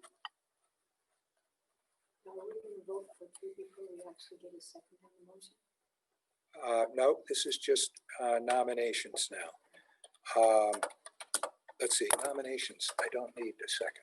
I do not need a second on nominations. And then those 2 will go into the motion. They will go into the motion. Yes. Okay. So vote for 2. Yes. What are the other names? And the other name is George Herzog.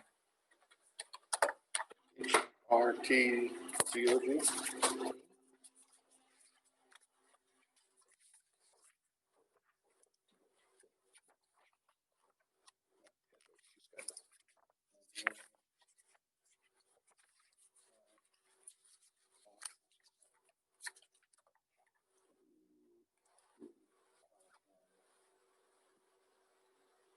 And Leah.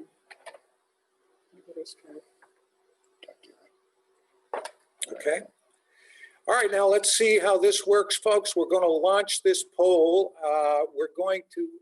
The question for you in this particular poll is to elect 2 members. And so vote for 2. The poll is now being launched. I'm going to allow a good 2 minutes for this.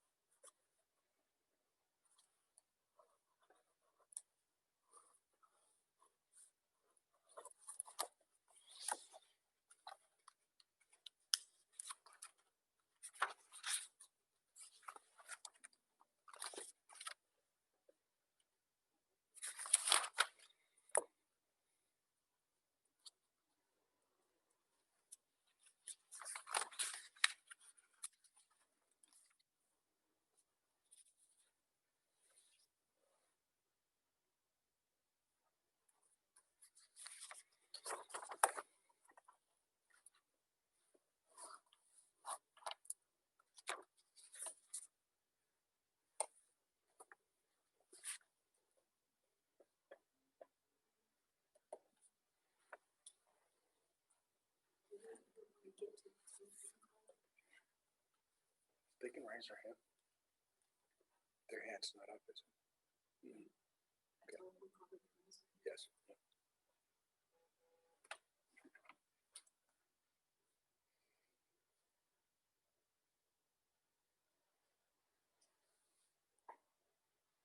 Okay.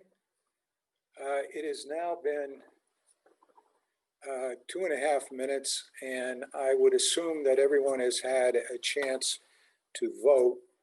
Listen to the results of your vote. Gary Stroud 79 votes. George Herzog, 71 votes. Lisa Weinman, 79 votes. And you have nominated Lisa Weinman and Gary Stroud. Having nominated two candidates, the chair will now recognize Daniel Quip.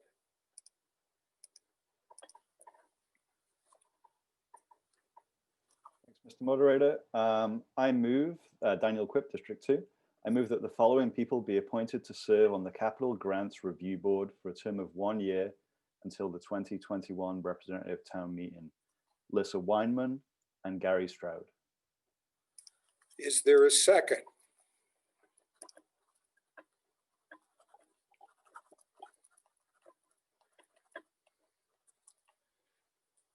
Chair recognizes H.P. Lizito.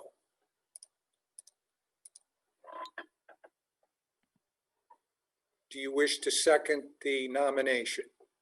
Thank you, Mr. Moderator. H.B. Lizito, District 2, second the nomination. Thank you. It has been moved and seconded that the following people be appointed to serve on the Capital Grant Review Board for a term of 1 year until the 2021 Representative Town Meeting. Gary Stroud and Lisa Weinman. Are you ready for that vote? If so, we will launch the poll. All those in favor, please indicate, and all those opposed, please indicate. Is that okay? Yeah, we're good. That was great. That's good to know.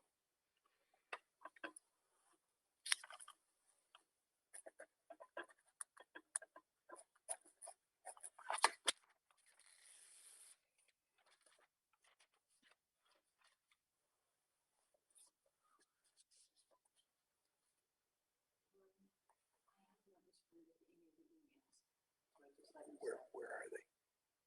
Well, Alex, Fisher wants to know. Oh, yeah. The answer is yes.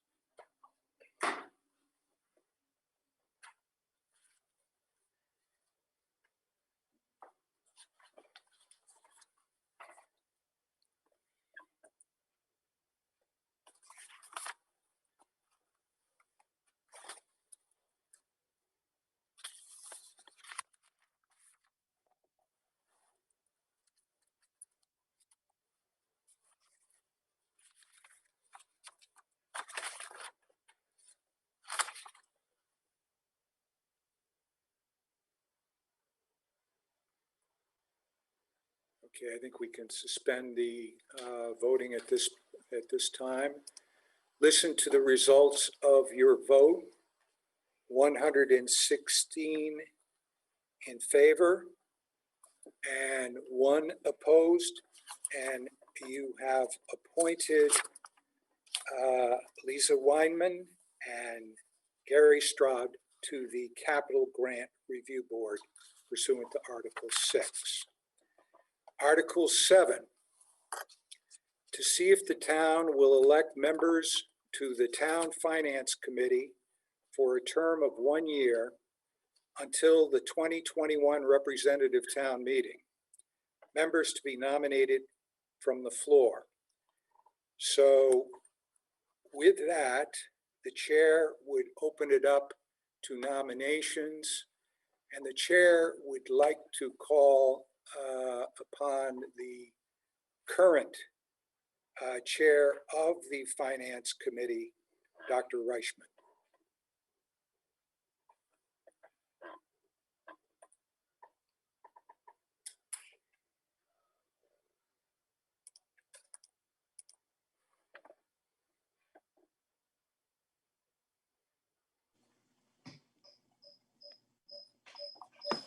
There I am. Okay. Thank you, Mr. Moderator. I'd like to start off by thanking the members of the current Finance Committee who have served diligently and longer than expected, and put together a really excellent report that was published at the end of February. And in addition to myself on the committee, I specifically want to note Maya Hasegawa, Oscar Heller, David Levenbach, and Connor Floyd, who deserve a lot of credit for the work they did. I also have nominations for the future Finance Committee, and I have a total of 5 names to offer. Those names are Maya Hasegawa, Oscar Heller, David Levenbach, Millicent Cooley, and Nora Dissinger. Thank you. Are there further nominations for the Finance Committee? Can you go to the top? I want to check and see if there's any further.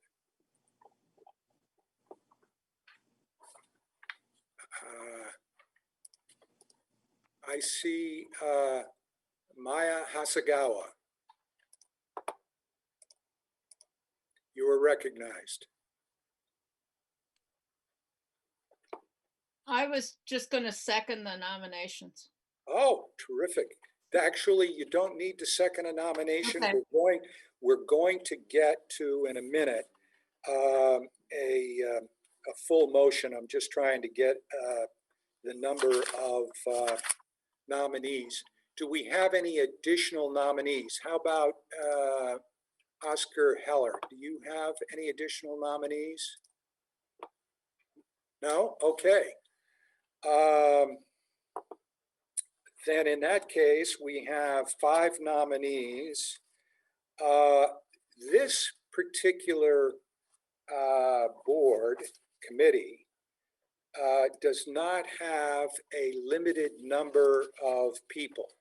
So we do not need, I don't believe, I guess the question I'm going to ask the members first is, does anyone have any objection to voting on the 5 nominees as a slate?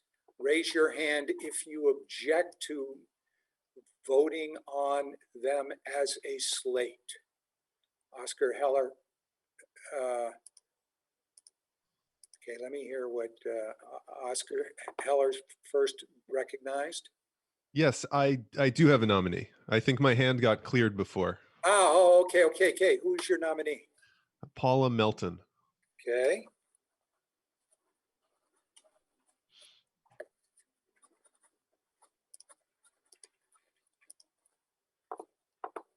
Great.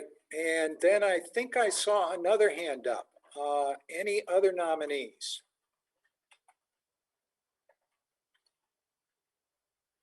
We have for nominees Maya Hasegawa, Oscar Heller, David Levenbach, Millicent Cooley, Nora Dissinger, and Paula Melton. Unless there are objections that are noted with a hand up, it would be the chair's suggestion that we vote on the slate. Is there any objections to voting on the slate? Seeing none,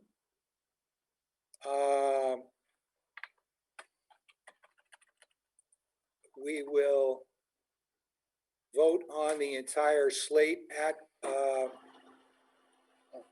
it's right. Just yes or no? Just yes or no. Okay. Then we give it just a second.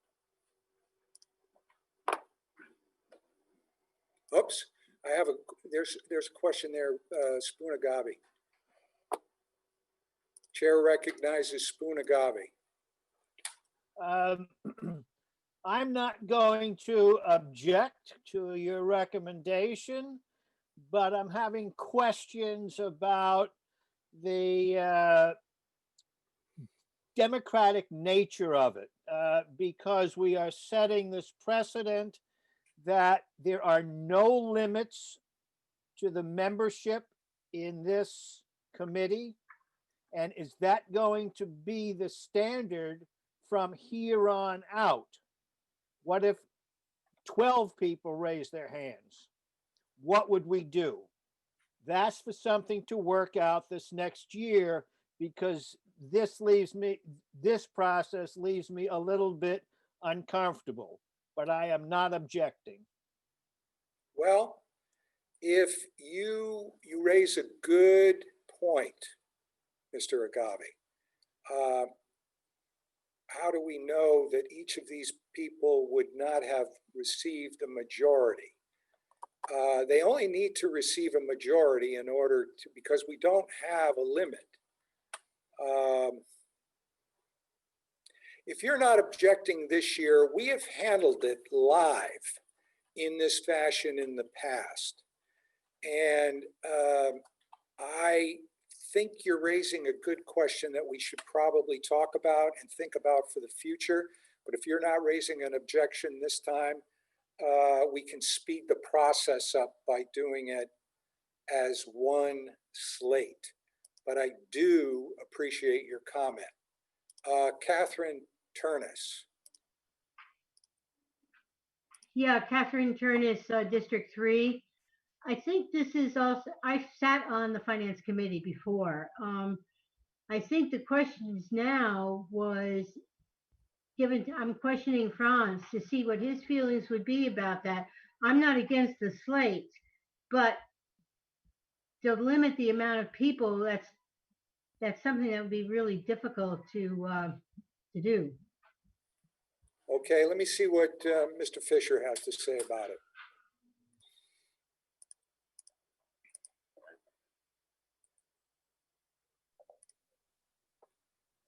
Hi there. Just in answer to Spoon's question, the charter says that the representative town meeting shall fix from time to time and may alter the number of members and the manner of their selection. So if you are going to have the slate, that is essentially the representative town meeting voting as a whole to accept that number for the committee for this upcoming year. It can change year to year based on what representative town meeting wishes to do. So hope that helps. It's just, that's the way, that's the wording of the charter. Thanks. Chair recognizes Ricky Rosati.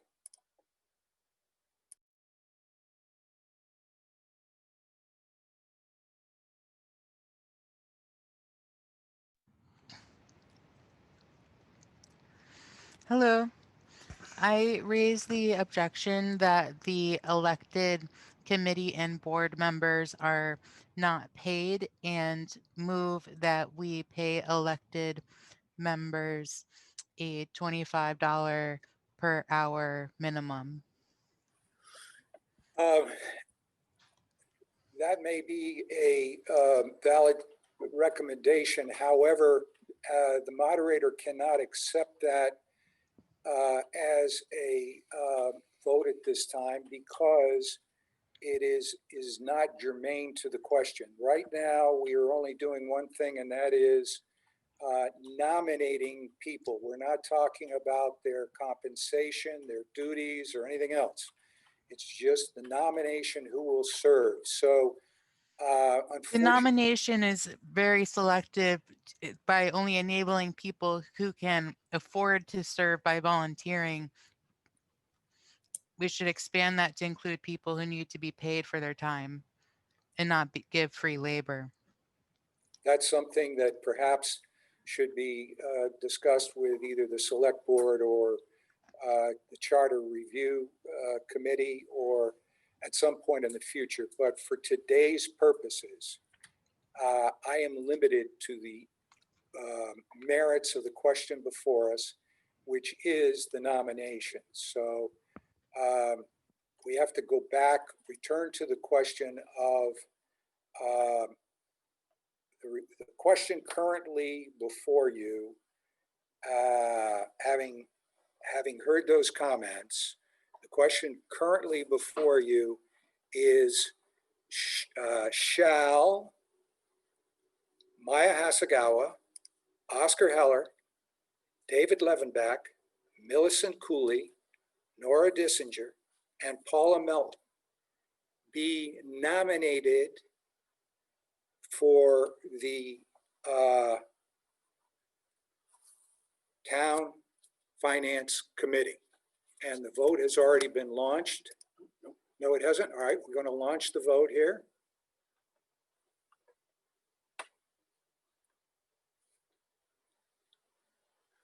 Why did it start at 2 minutes? That I don't know. I think it may have been. Well, I don't know for sure. I'm going to take a break. All right. After we vote on this, yes.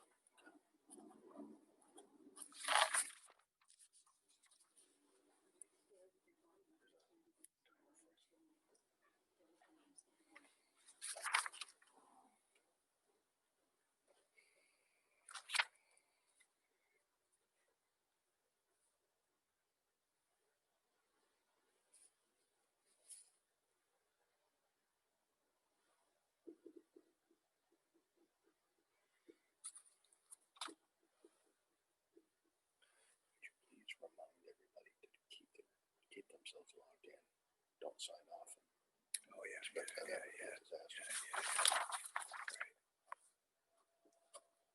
Do you want to take a break now? Yeah, I think so. Sure. Okay, yeah.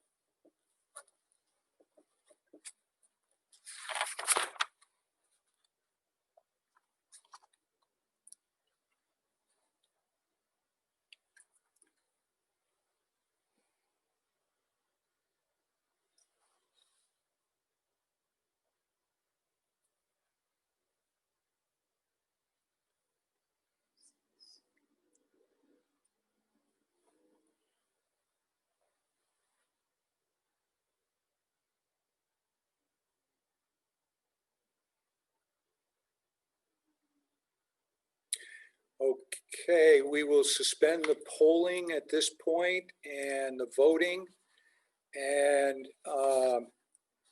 listen to the results of your nominations. As a slate, 111 in favor and 5 opposed. So you have approved the slate of Maya Hasegawa, Oscar Heller, David Levenbach, Millicent Cooley, Nora Dissinger, and Paula Melton. Now, the chair, there were hands up? Oh, see, I can't see those. Ooh, a lot of hands. All right, so we've got, looks like we may have some point of information or questions. Mary Casey.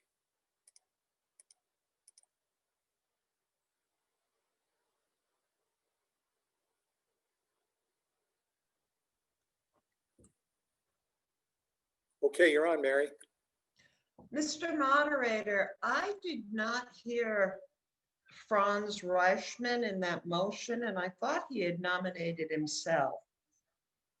He did not. I'm sorry. Thank you. Arlene Disler.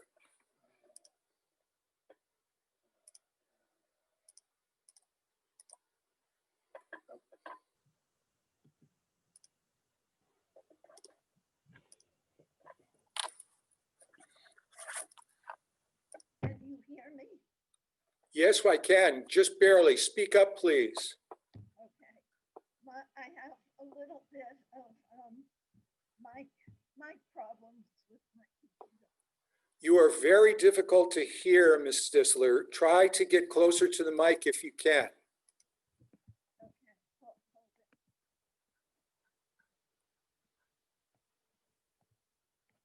Is that better? Yes, yes. Okay. Arlene Disler, District 2. In the past, it's always been really helpful to get the Finance Committee's report to read with the town report. And I'm wondering why that wasn't in this year. I am sorry, I could not hear that. She asked why the finance committee report was not in the town report. Oh, why the finance committee report was sent out, actually, I think twice, but it was sent out separately. And was very comprehensive this year. I'm sorry if you didn't get it because I know it was sent out to all representatives. Okay, well, I'm sorry too. Okay. It's also on the town website if you want to look at it there. Okay. Okay. Liz McLaughlin.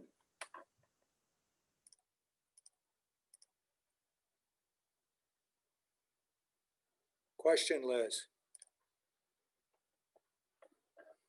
I'm unmuting myself there. I just wanted to say that having served on the finance committee with Franz Reichmann, I want to thank him for his hard work and service for many years on the finance committee. And his hard work should be recognized before we go forward. Here, here. Had you not done that, I had planned on also thanking him for an incredible job as chairperson of the finance committee. He has done an exhaustive job over the years, and I agree with that and second your motion informally, of course. I would now recognize Robin Morgan.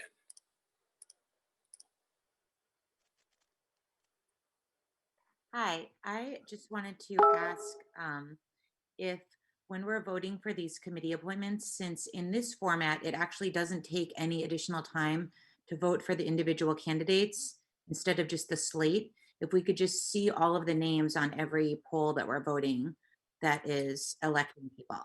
We can do that. It takes us a little bit longer, but we can do it. Patrick has to type them out, but absolutely we can do it. We were toying with whether to do that in any event, and going forward we will. Now, we still haven't concluded this article. So the chair, we have the nominees, but the chair needs to now recognize Brandy Starr for the motion formally appointing these people.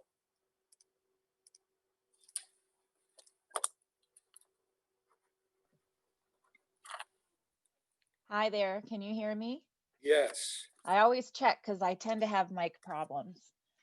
Okay, Brandy Starr, District 3. I move to elect the members to the Town Finance Committee for a term of 1 year until the 2021 representative town meeting. I move the slate of nominees as presented. Unless you would like me to read each name, and I tried to write them down as fast as I could. I can do it. Maya Hasagawa. Yep. Oscar Heller. David Levenbach. Millicent Cooley. Nora Dissinger. And Paula Melton. Perfect. Nora was the one that I did not finish with. Okay, so I move the slate as presented. Thank you. Is there a second to the motion?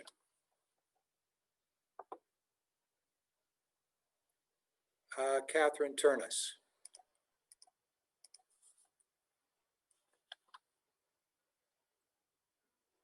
Oh, Catherine Turnus, District 3, I so move. Okay, thank you. Is there any debate or further questions? Hearing none or seeing none, we will launch the poll approving the appointment of the 6 nominees as stated. How do you want me to do that? Just yes or no. Didn't the board ask us to type out all the? Well, we can. Yeah, we can do that. Can you do that all in one? But okay. They won't be separate. This is not a separate vote. This is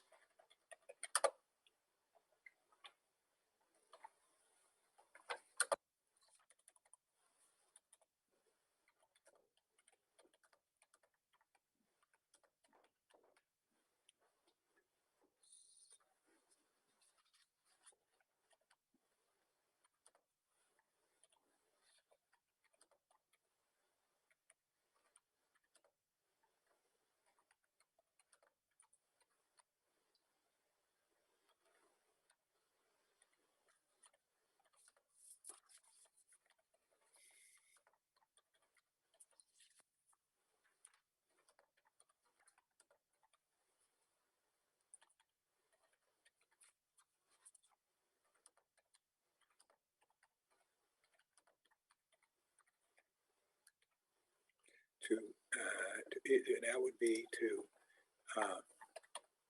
yes, okay. How's that look? Yeah, that's fine. Okay, we've listed their names here, and this is the final vote on Article 7, appointing the 6 nominees to the Finance Committee. You may launch the vote now.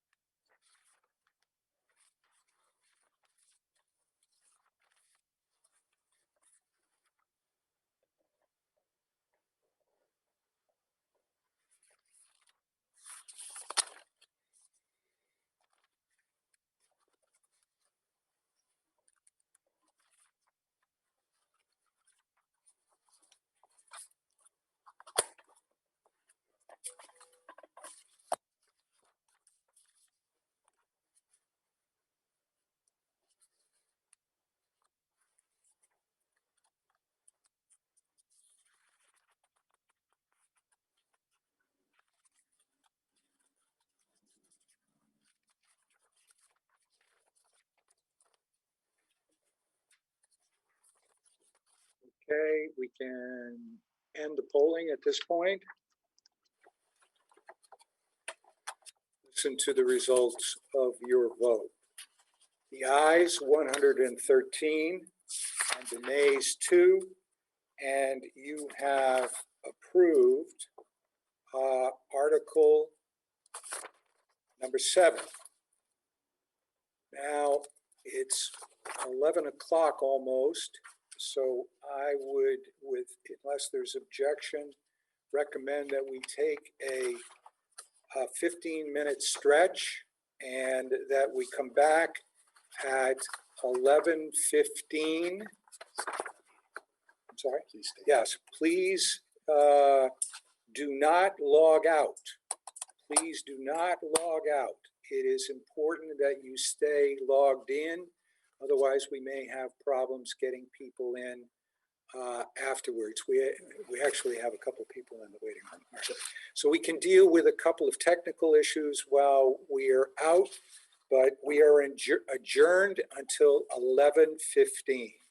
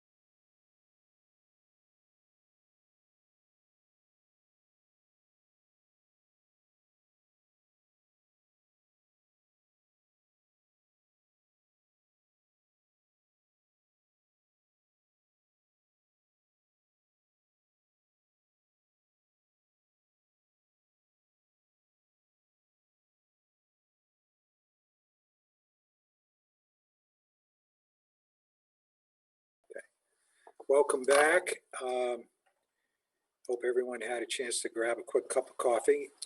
In any event, we are now on to Article 8, although I see that Oscar Heller has his hand up. I will ask that Oscar be unmuted. Hey, Oscar Heller, District 3. I just have a general point of information about some stuff that's coming up across the agenda. You can tell me if it's appropriate to address now, but there are a bunch of articles with amounts of money in them, but the budget is not one of the articles. Normally, we would be able to amend these to increase them or decrease them. I'm sure we can still decrease them, but are we still able to increase them? For example, Article 13 has a number. Could I amend that to a higher number? Yeah, actually, you're right. It's really not germane at this point until we get there. However, I'll give you a quick preview. The answer is yes. Okay. Okay. We cannot revisit. We cannot revisit the budget that has already been adopted by the select board. That's done. And so we cannot get into debate, add money, or anything else to that. However, any money item that is going to come up today, Oscar, we can definitely increase or decrease within reason. Okay. Okay. Thank All you. right, great.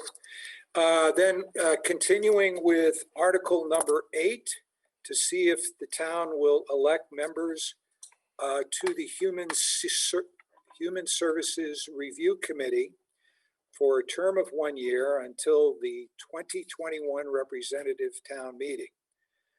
Members to be nominated from the floor.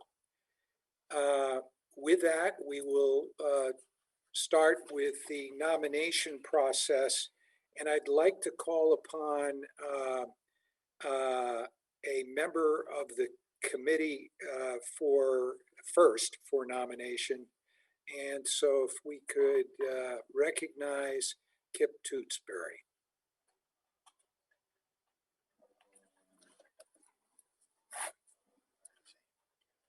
He's right on the top. He's all the way up there. He's got his hand up already. Oh, okay. There you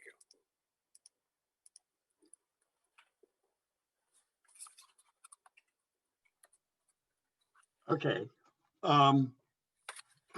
I'm Kipton Tewksbury, District 2, and was on the Human Services Review Committee last year.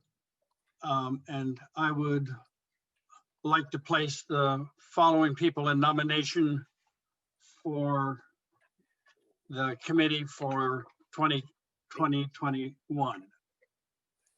Ann Fielder, Sue Graff, John Kennedy, David Miner, and myself, Kipton Tewksbury. All these people were on the review committee that submitted the report for this year. Thank you, Mr. Tewksbury. Are there further nominations?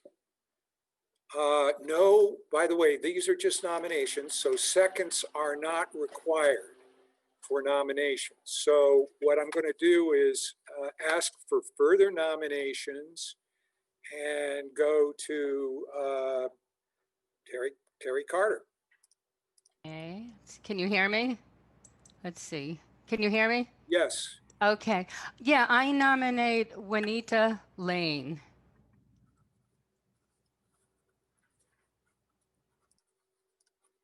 Thank you. I would like to next call on Robin Morgan.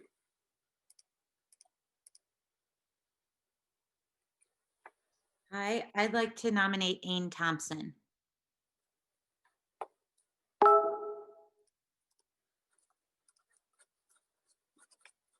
Aine Thompson is nominated, is added. Additional nominations. Emmanuel Keppel.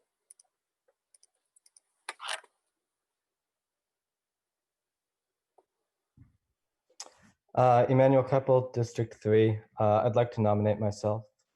Okay.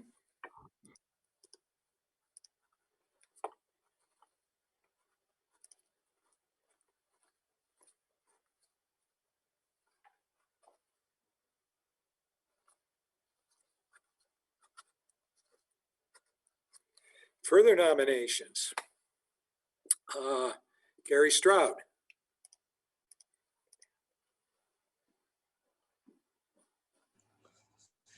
Gary Stroud, District 2. I'd like to nominate myself. Okay. Thank you, Gary.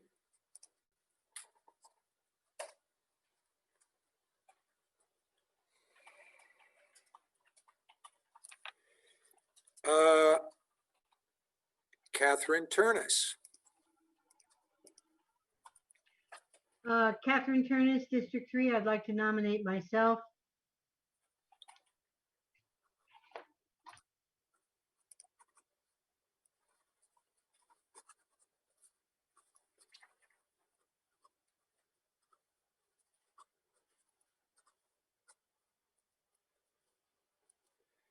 Okay, and I see another hand up. Please unmute Sheila Linton.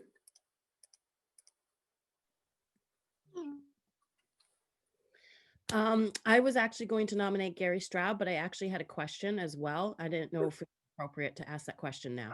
Sure, Gary has been already nominated. So you're just supporting his candidacy. That's fine. And if I can answer a question for you, I'm happy to do so.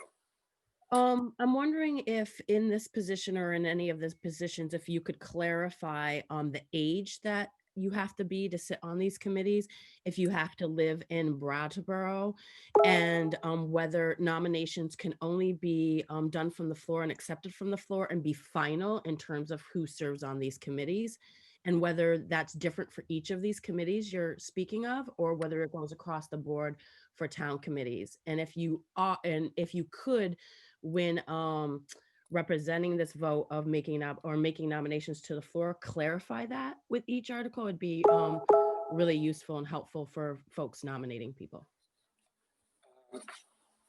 You've got a lot of questions there, and they are all good.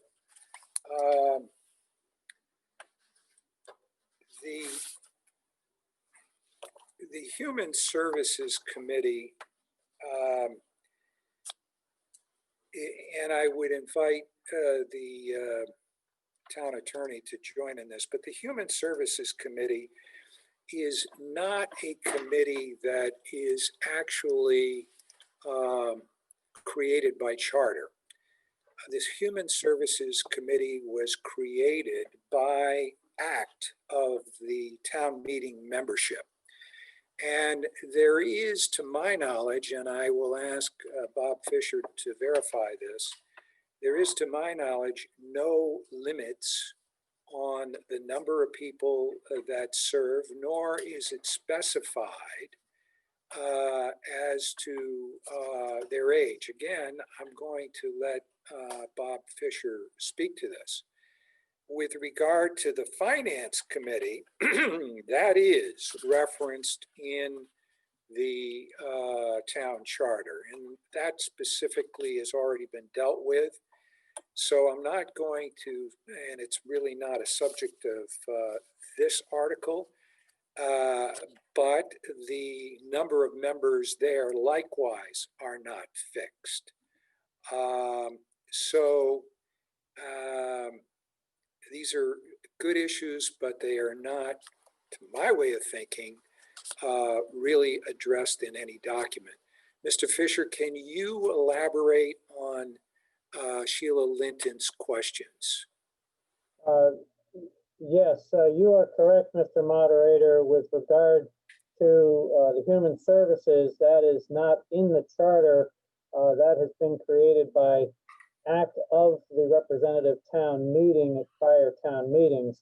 And it is the town meeting that sets the number and qualifications for membership to that committee. I am not aware of any limitation with regard to age or residency with regard to that committee. That would be left up to the representative town meeting members. Thank you. Thank you. Are there further nominations?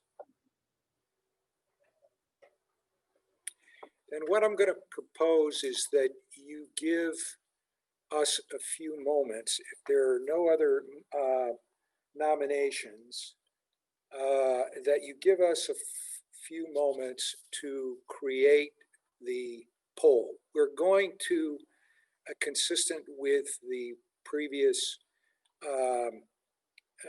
request of Robin Morgan, go ahead and include each name, and we will vote on each individual candidate. But I must say that given the fact that there is no limit to the number of people, there is no threshold other than a majority for appointing this entire slate. So we will label them all separately. You will see Ann Fielder, Sue Graff, John Kennedy, David Miner, Kipton Tewksbury, Juanita Lane, Ain Thompson, Emmanuel Keppel, Gary Stroud, and Catherine Turner on the list for your consideration. Catherine Turnus, I'm sorry. So, do you want vote for no more than 10 and then have 10 choices, or shall you vote for the slate of these 10? No, I want each one. Yes, no. Can we do that? You want to do 10 individual questions? Yeah, but can't we do them all the same? All right, so one question, 10 names. Right. Where they vote for all 10. Where they vote for no more than 10? No, you can vote for whoever you want. So that's what I'm going to tell them. Sure. I'm just wondering about what the question should be. So all you need to do is put the candidates in. I'll put the candidates in. You tell me what to type here. Okay. All right. And do we just have a yes, no at the bottom? So you're just going to. That's what I'm asking Patrick if he's able to. Are you going to be make able the box after? Just give us a second here while we try to figure out how we're going to put this together.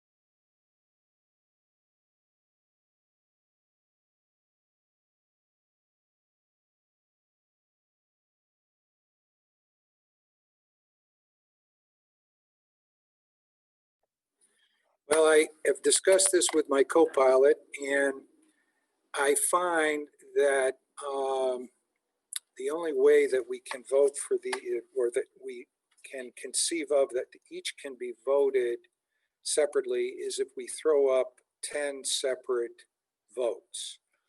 So we can do that. It would take quite a while because we'd have to allow 2 minutes for each vote.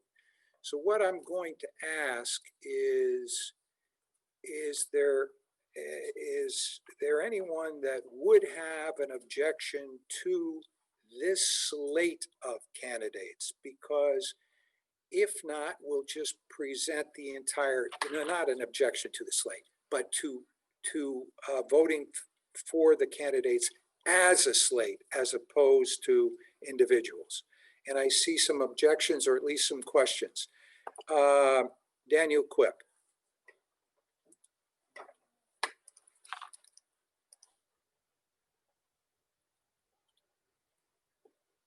Hello, Daniel Quick, District 2. When we voted, well, when we looked at the nominations for the Capital Grant Review Board, you know, the question was asked and then there were 3 options. Could the same not be done here?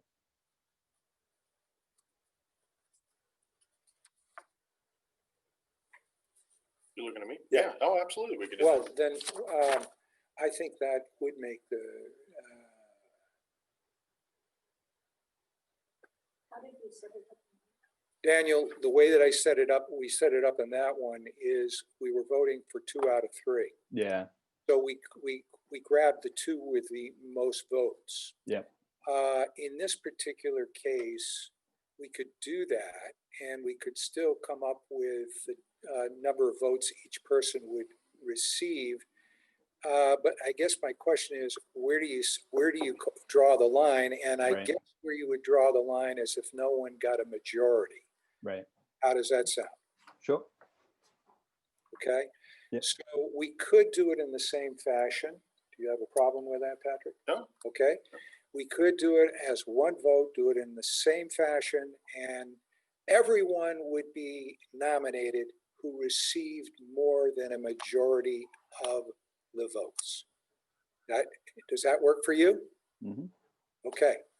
I think that would work, and it would save us putting up 10 separate polls. So let's try that. Let's see, I've got one other hand up, Christopher Chapman.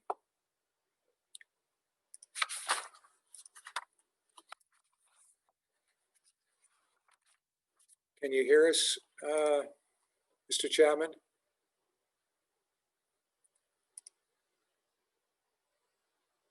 Unmute. There we go. Yeah, if there's a technological limit to putting up 10 names for a vote on one vote, how about just splitting it up so we have 3, 3, and 4, and just to have 3? We can do it as 10. Oh, we can. Yeah. Oh, good. We can do it, and I think we can do it, and then just analyze the votes and make sure everyone got a majority. Or yeah, great. Okay. Super. Thank you. Unless there's objection, that's the way we're going to proceed. And Patrick will start crafting the ballot. It'll take a few minutes. If everyone can sit tight while he puts together the ballot.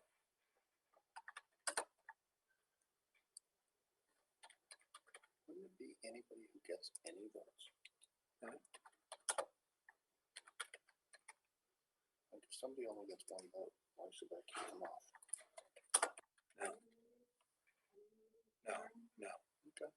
Well, you're the moderator. Here, do you want me to read these to you?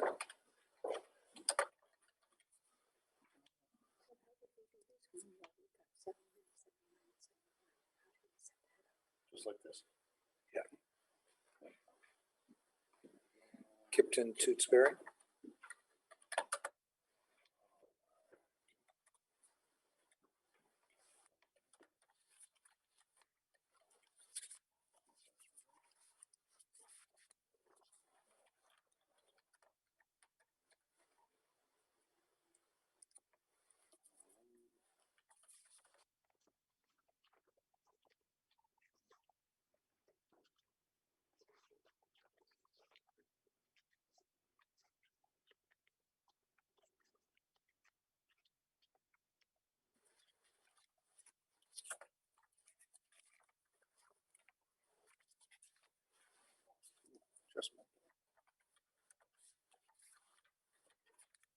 For the reference, 10 is the max. Okay.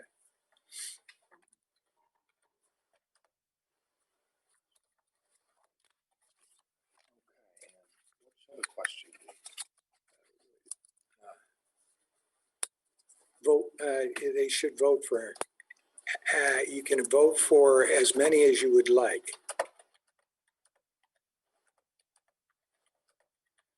And we will accept as many as you like, vote for as many, you can vote for all 10. And You want to write that too? no, vote for as many as you like, okay? And I think that will work. And then what we're gonna do is see if we don't get. This ready? Yes, let's try this, folks. I think this will work. We're gonna launch the poll. Well, go ahead. We've launched the poll. Go ahead. No, I have not. Oh, you haven't. Yes, Mr. Chapman.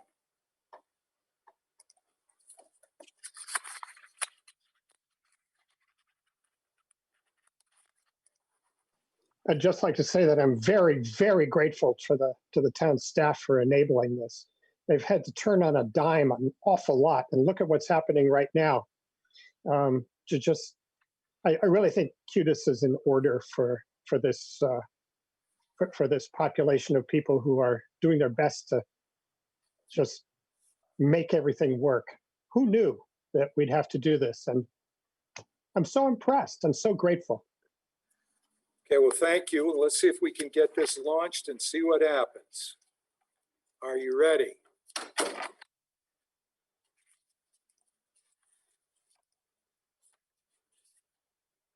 Yep. Okay, we'll launch the poll. Again,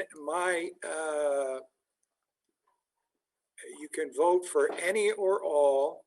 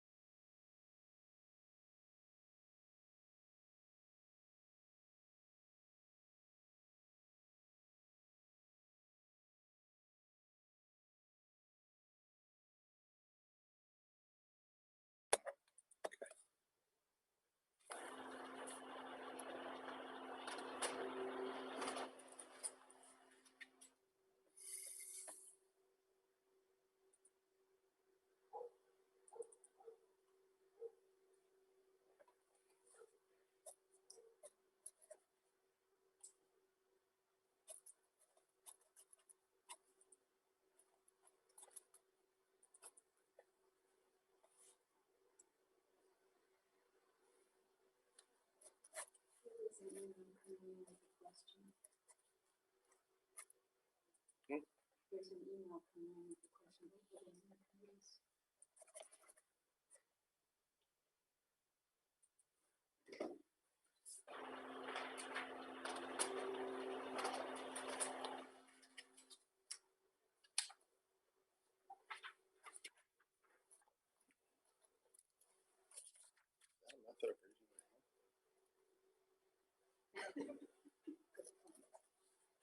Okay.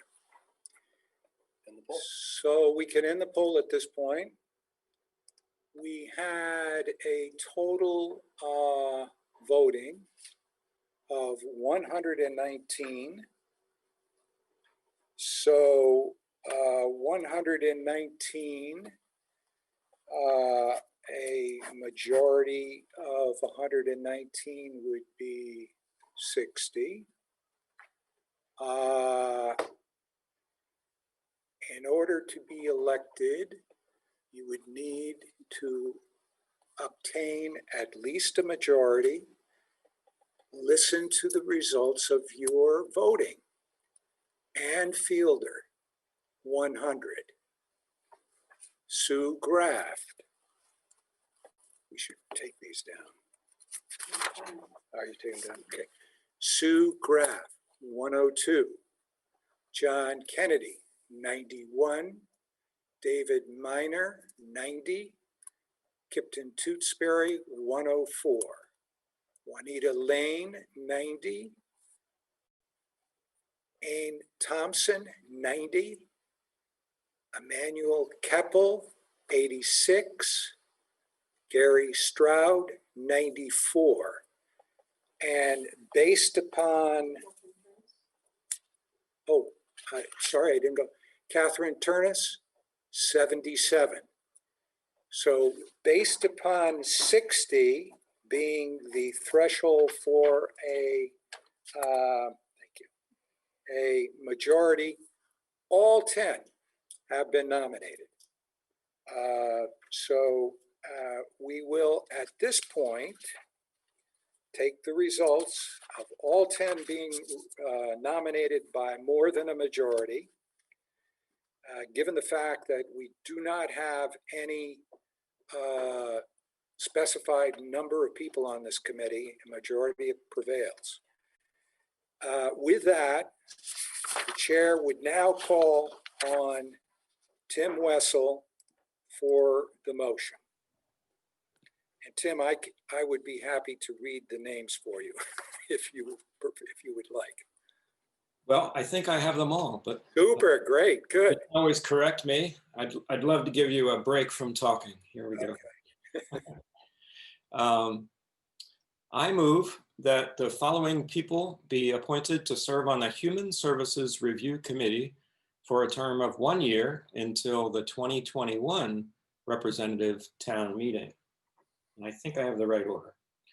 I have Ann Fielder, Sue Graff, John Kennedy, David Miner, Kipton Tewksbury, Juanita Lane, Ain Thompson, Emmanuel Keppel, Gary Stroud, and Catherine Turnus.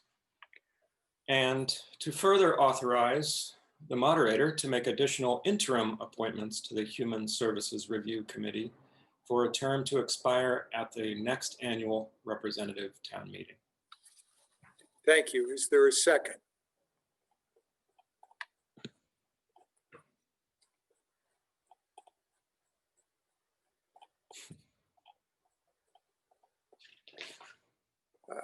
The chair would recognize Cassandra Holloway.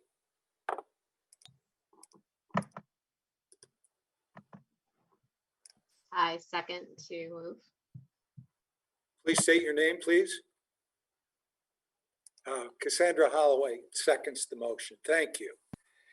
So it has been moved and seconded that the 10 people just nominated and delineated by Mr. Wessel be elected to the Human Services Committee for the coming year. Are you ready for that vote? If so, we'll post a yes or no poll.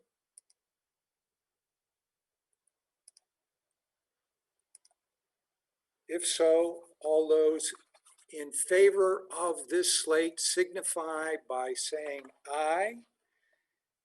Noes, nay, and I'm going to allow about a minute and a half.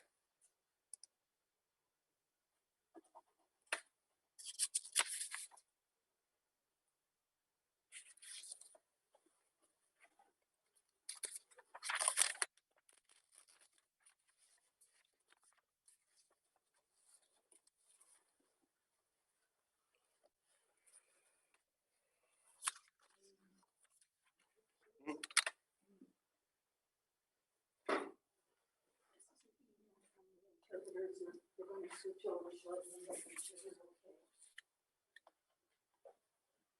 Okay. So Janet and Christine, interpreters, are coming in. Can you check if they're- We would have to let them in. I didn't hear. I'd probably let them in. No, there's only two ESL interpreters. Yes, you can do ESL. You can do ESL. There's Janet. Is there one? Okay. Christine, somebody? Christine Brickholt, B-R-I.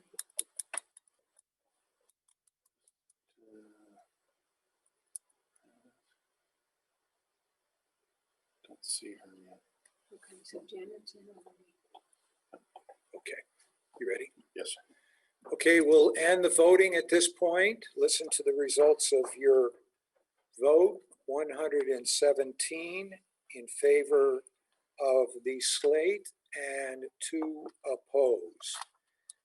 And you have approved and adopted Article number 8.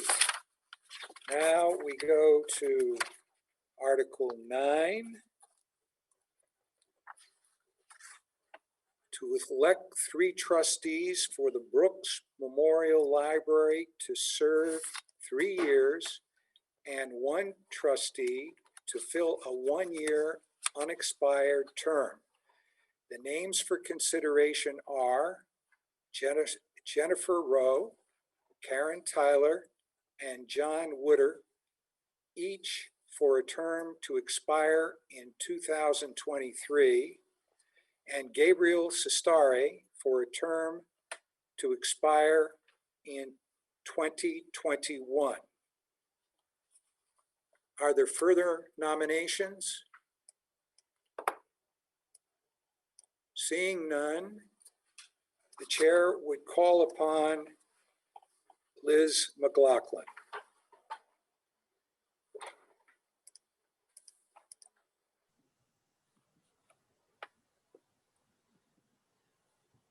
Okay. I move that the following people be appointed to serve on the Board of Trustees for the Brooks Memorial Library: Jennifer Rowe, Karen Tyler, and John Woodward, each for a term to expire in 2023, and Gabriel Sestari for a term to expire in 2021. Thank you. Is there a second? Can you go up for seconds?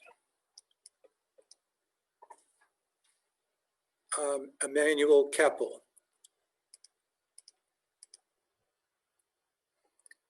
I second. Again, please state your name when. Sorry. Emmanuel Keppel, District 3. Thank you.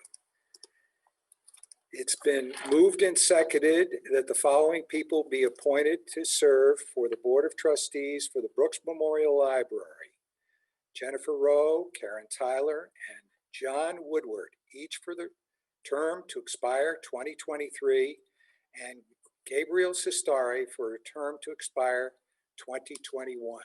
Are you ready for that vote? All right, then we will launch the ballot.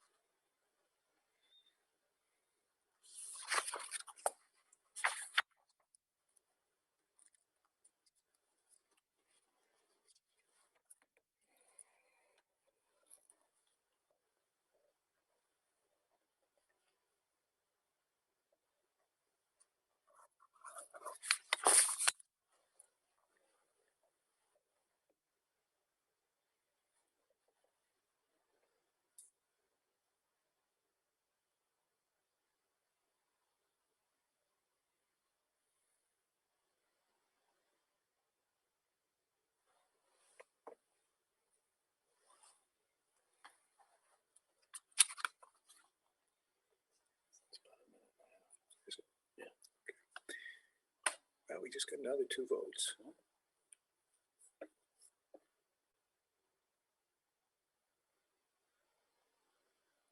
Okay, we'll suspend the voting, listen to the results of your voting. Ayes 112 and the nays 1. And you have approved the new appointees to the Board of Trustees for the Brooks Memorial Library. Article 10, to see if the town will authorize its select board to borrow money in anticipation of taxes, grants, and other revenues. The chair recognizes Mr. Goodenough.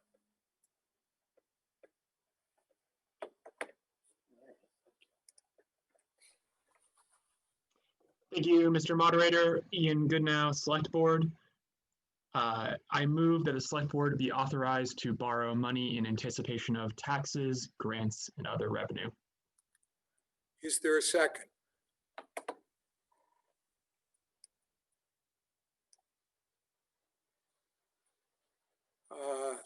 Zach McLaughlin.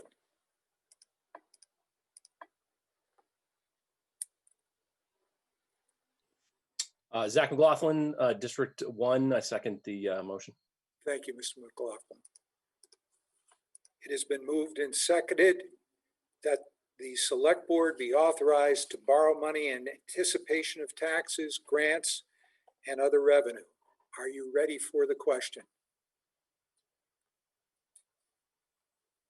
Seeing no hands up, we will launch the poll now.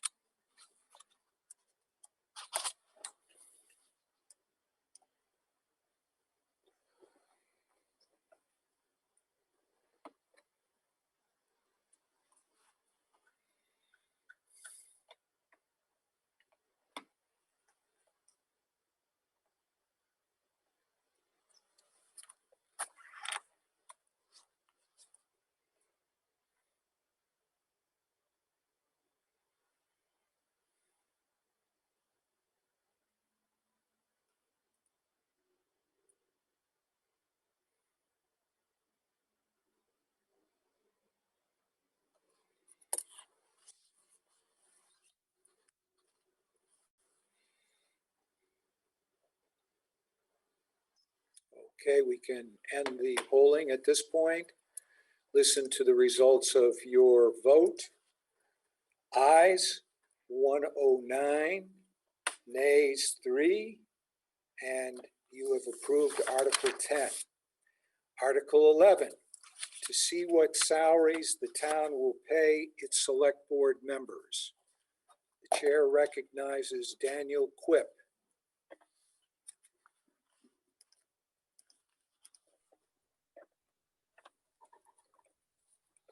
Daniel Quip, District 2. I move that the salary of the Select Board Chairperson be set at $5,000 and that the salaries of the other members of the Select Board be set at $3,000 each. Is there a second?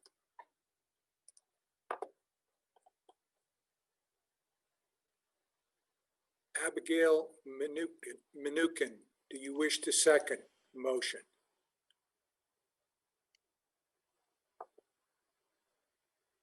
Hi, I would like to propose an amendment.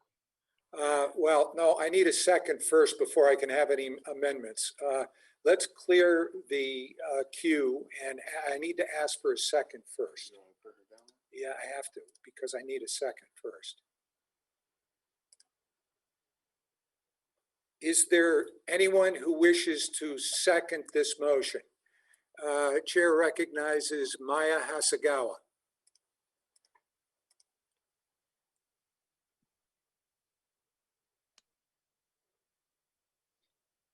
I second the motion. Thank you. Now the chair would open it to discussion. And so now please put your hands up again if you would like to speak to the motion.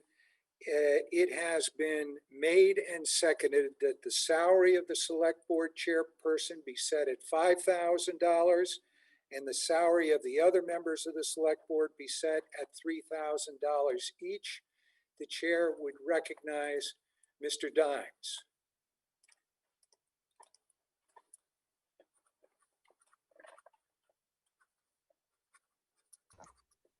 Thank you. I would propose an amendment that the chair be have a salary of $10,000 and that the other members have a salary of $8,000.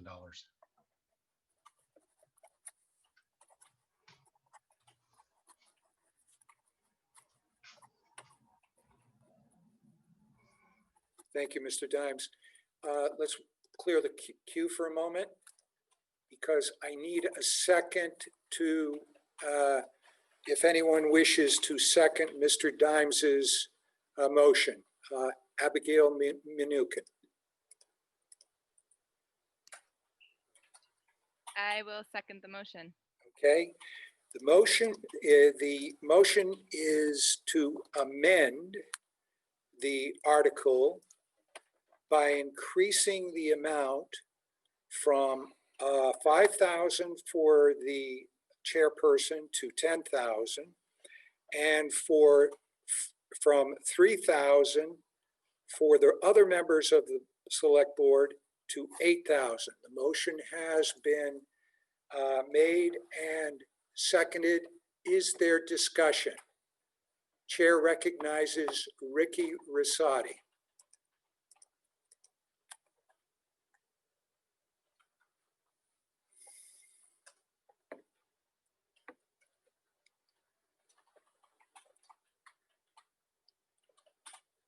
Okay, I think we can hear you.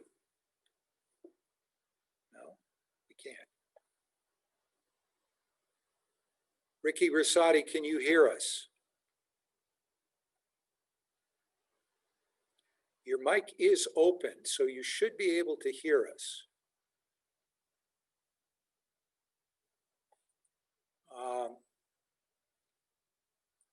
Can we try it one more time? I mean, it's already. It's open, right? It's open, yeah. Okay. For some reason, we're not hearing you. I Okay, can we'll hear come. you. There we go. Now I hear you. Okay, thank you for your patience. I would move to make an amendment that both the elected select board and committee members be paid $25 an hour.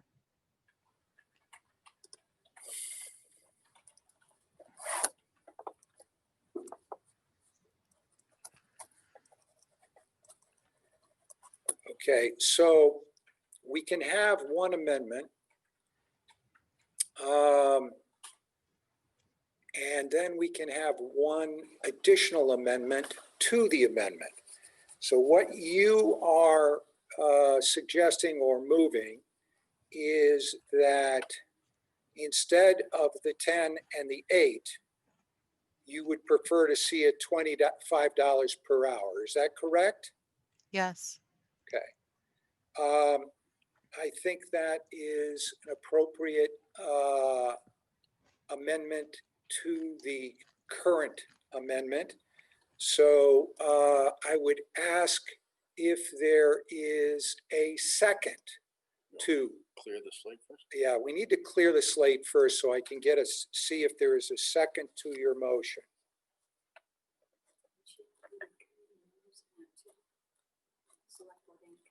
Yes.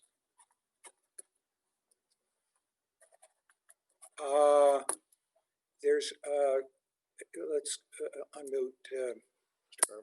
Yes, Mr. Carl.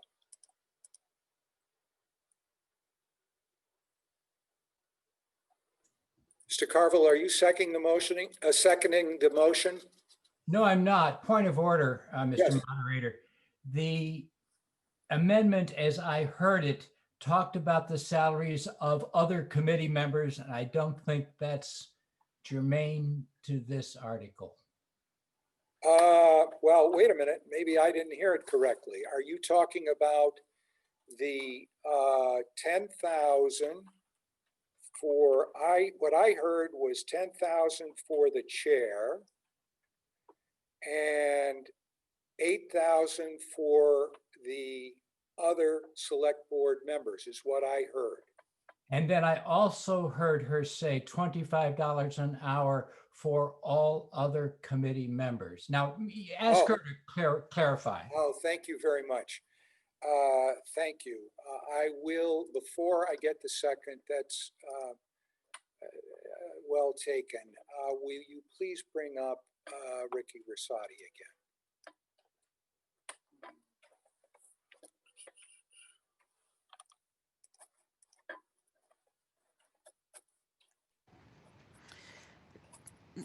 George Okay. Carvel did hear me correctly, but from my understanding, Lauren Crisp said that was not germane and that the amendment would be more successful if just directed at $25 per hour for just the select board members, which was what I thought he was motioning for a second of.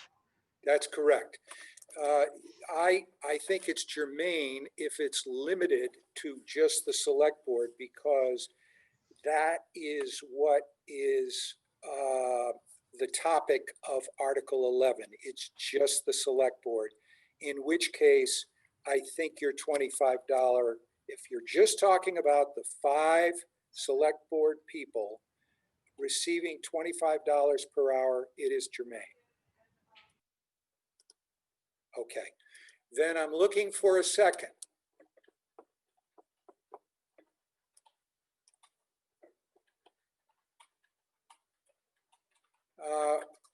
We've got a couple of, let's start with Christopher Chapman.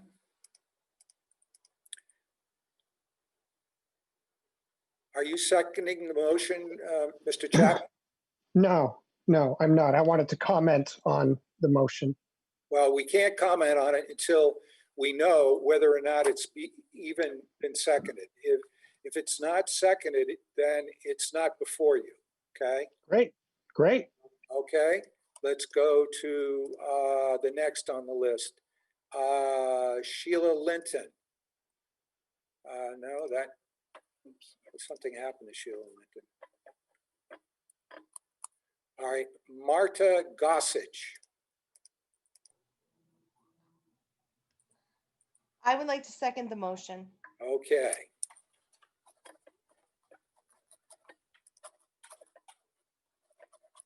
So it has been moved and seconded to pay the select people $25 an hour for their work.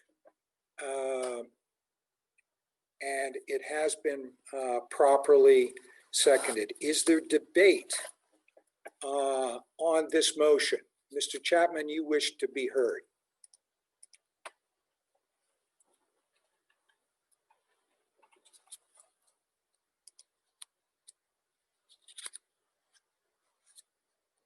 Can you click on? He's up on the top. There we go. Are we up? Yes. Okay. I think that if you do the math on the $25 an hour amendment motion, you'd find that the select board members are going to take quite a big cut in pay. And I'd like to further say that on the other side of the coin, when we get back to the matter of changing the select board compensation, that this should not be a matter of becoming a position with an expectation that it's an income source. It's a remuneration that is symbolic in value and can cover childcare. As I said a couple of years ago, when this question came up, is that I think that you could see that remuneration as too much, because this is a volunteer type arrangement where one is simply contributing more to society in stepping up to become a select board member. And on the other hand, if you were really compensated, then $75,000 wouldn't be enough I think that the status quo is appropriate. Thank you. I'm going to remind folks to please keep their remarks to 2 minutes. Mr. Chapman wasn't much over that, so that's good. Ann Kablinka Lauer, please unmute her. Point of information for, I suppose, the select board chair and other select board members, roughly how many hours, if they could approximate, do they currently put into that position? A member of the select board is interrogated should they wish to be.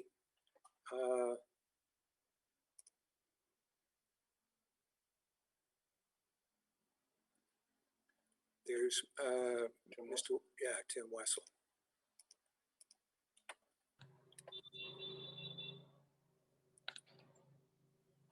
Hi all. Can you hear me? Yes. Thank you. Tim Wessel, Select Board Chair. The answer to that question can vary quite a bit depending on the Select Board load and the workload. It's actually surprisingly gone up the amount of hours, and I think the other Select Board members might agree after COVID hit. But I conservatively definitely put in over 35 hours per week working on select board issues, either communicating with people, studying things like that. So I won't speak to this particular motion, but hopefully that will, and I think it will vary depending on a select board member's commitment and interest in particular topics. Thank you, Mr. Wessel. Chair would recognize Abigail Manukin.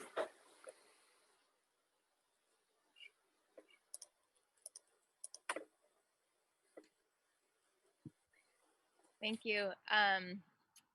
So just to clarify, I can speak generally about either one, or can I only speak to the second friendly amendment? You can only speak at this point to the proposal for $25 an hour. We may get back to your amendment, but right now the amendment that is on the floor is $25 an hour. That's the one you need to speak to. Okay. Well, at this point, I'm not in favor of doing this hourly, but I am in favor of raising salaries. So the main reason for that being that this feels like a really clear way in which poor and working class people are kept out of local politics. And so I'd like to see that shifted. But I will speak to this in further depth if it goes back to the original amendment. Thank you. Zach McLaughlin.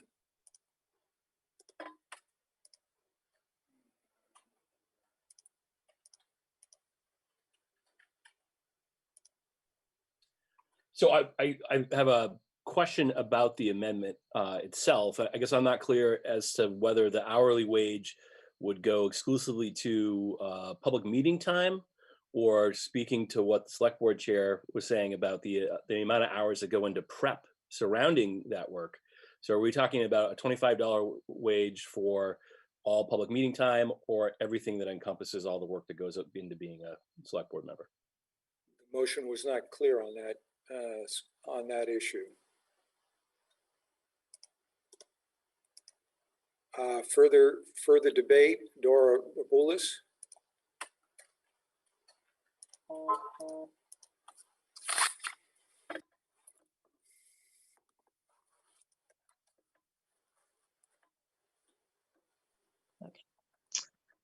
Dora Boulis, District 3.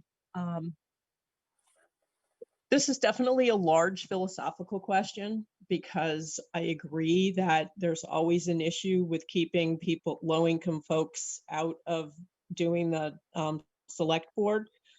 But I also think that there's always issues with budget. And if you increase the budget, then you have to decrease the budget somewhere else. And that's generally vital services. And we're probably going to see, they're probably debating right now what vital services to cut because revenues are going to be down. We know that as a result of what's going on with COVID. So I think while in theory, it would be a good thing, but we're not professionalizing our select board. It's always been volunteer and it continues to be volunteer. So I'm definitely not in favor of doing a 25 an hour salary. Chair recognizes Mr. Wessel.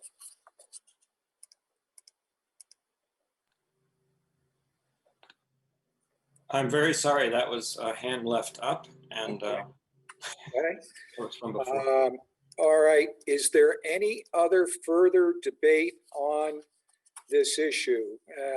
And before I recognize Ricky Rosati for the second time, I want to make sure there's no one else who hasn't already had an opportunity to be heard. Gary Stroud.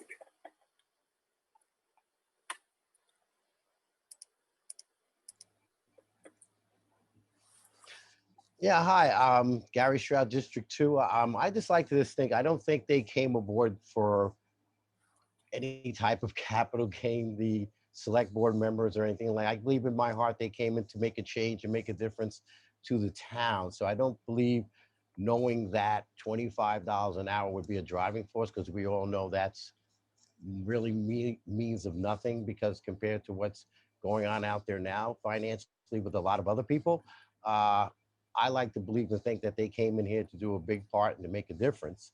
The $25 an hour, I don't think would be, I don't believe is necessary, because the simple fact they're performing not just a civic duty, but also for a community to help out. And I believe in my heart that they came in to do this particular type of work. And I'm sure that they know that, and anyone else knows. Even I coming in here to do community work, I wasn't looking to come in for any financial gain or anything like that, just to do what I can do best for not just for my town, but for the community. Thank you. Thank you. Arlene Disler.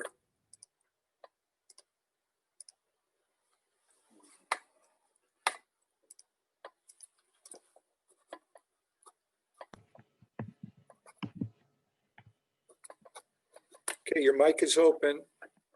Can you hear me? Yes, better. Yay.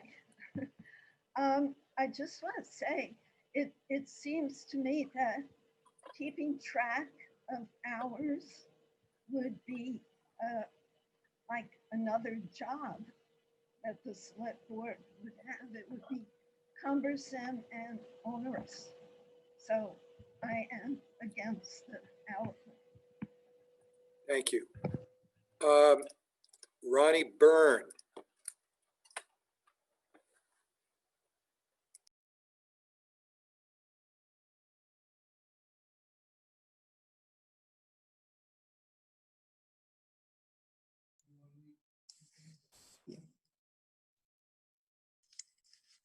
Catching up with the technology, hold on. Ronnie Byrne, District 2. One need look no further than Washington, D.C. to see that having a professional governing class is not conducive necessarily to good government.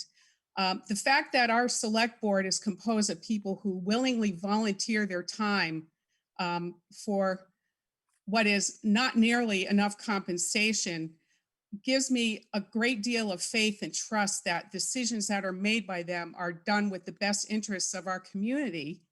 However, so I'm not in favor of $25 an hour. However, I think we can do a little bit better with recognizing their contribution and perhaps raise the level of their stipends. And I would really call it a stipend and not a salary.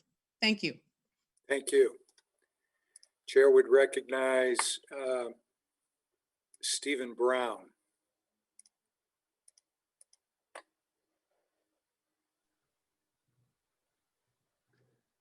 Mr. Moderator, Steve Brown, District 3, I move to call the question.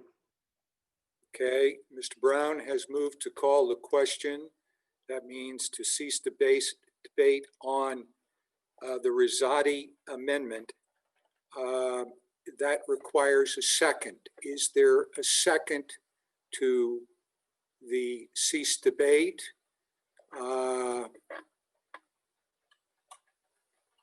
Chair would recognize Catherine Turnus. Yeah, Catherine Turnus, District 3. I second it. Okay, it has been moved and seconded to stop debate, to cease debate on the Rosati motion. With that, we will launch the poll as to whether to cease debate. All those in favor of ceasing debate, please say aye. All those opposed to ceasing debate, please mark no or nay.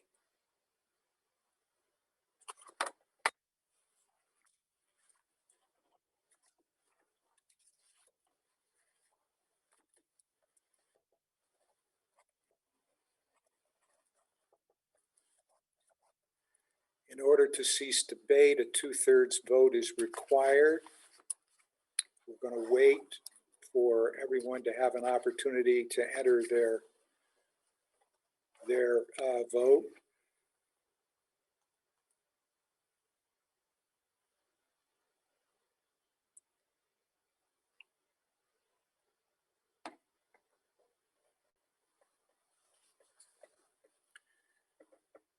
Okay, I think that we can stop the polling now. Listen to the results of your vote on the issue of ceasing debate on the Rosati motion to amend.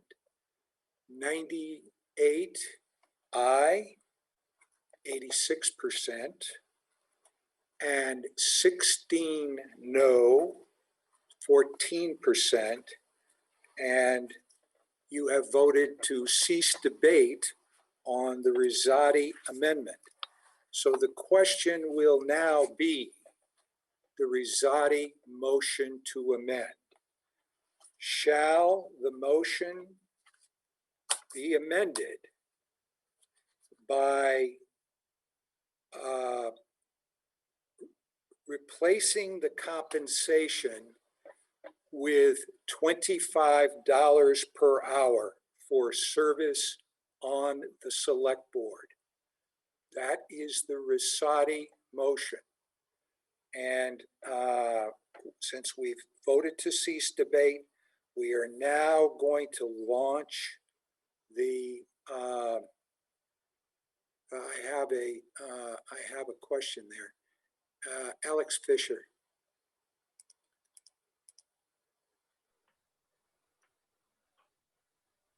Hi, Hi. Lauren. I have a point of order question. Sure.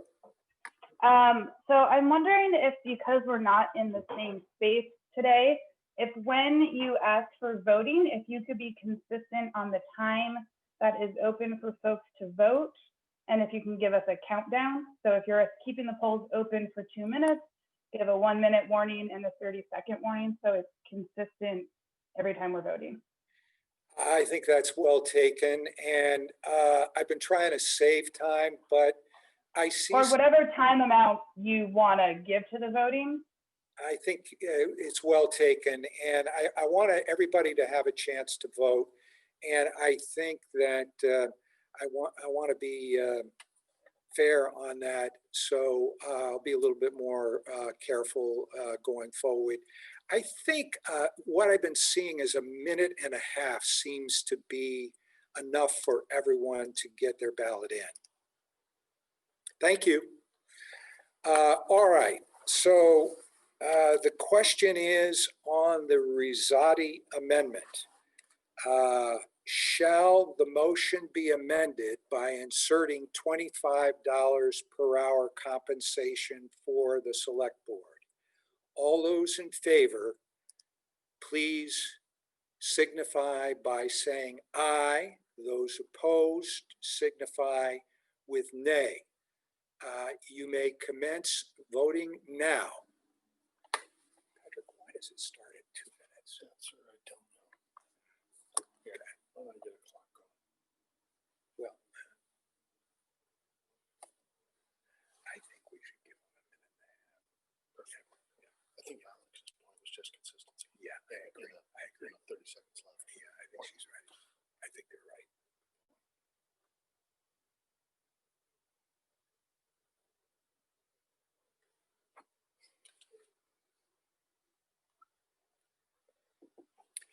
So we've got 48 seconds right now. Okay. Because we started at 2. All right. I'll try and be a little better at getting this going on time.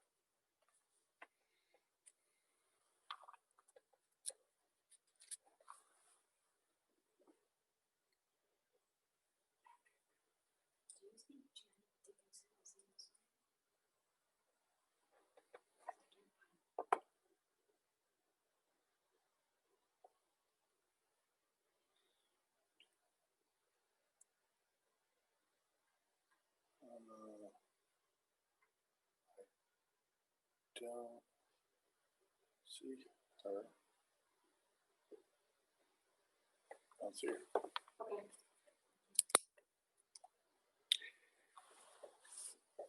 We're going to suspend the vote in 10 seconds. It looks like everyone voted within 1:03. There's another vote. Excuse me, 1:30.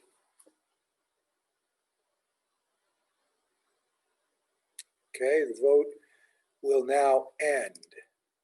Listen to the results of your vote on the Rosati amendment to the Dimes amendment. Those in favor, 9. Those opposed, 111. And the Rosati amendment fails. And we return to the Dimes amendment. Is there further debate on the Dimes amendment, which it was to increase the amount to be paid to the chair to $10,000 and other members of the select board to $8,000? Chair would ask that would recognize Jesse Kanan.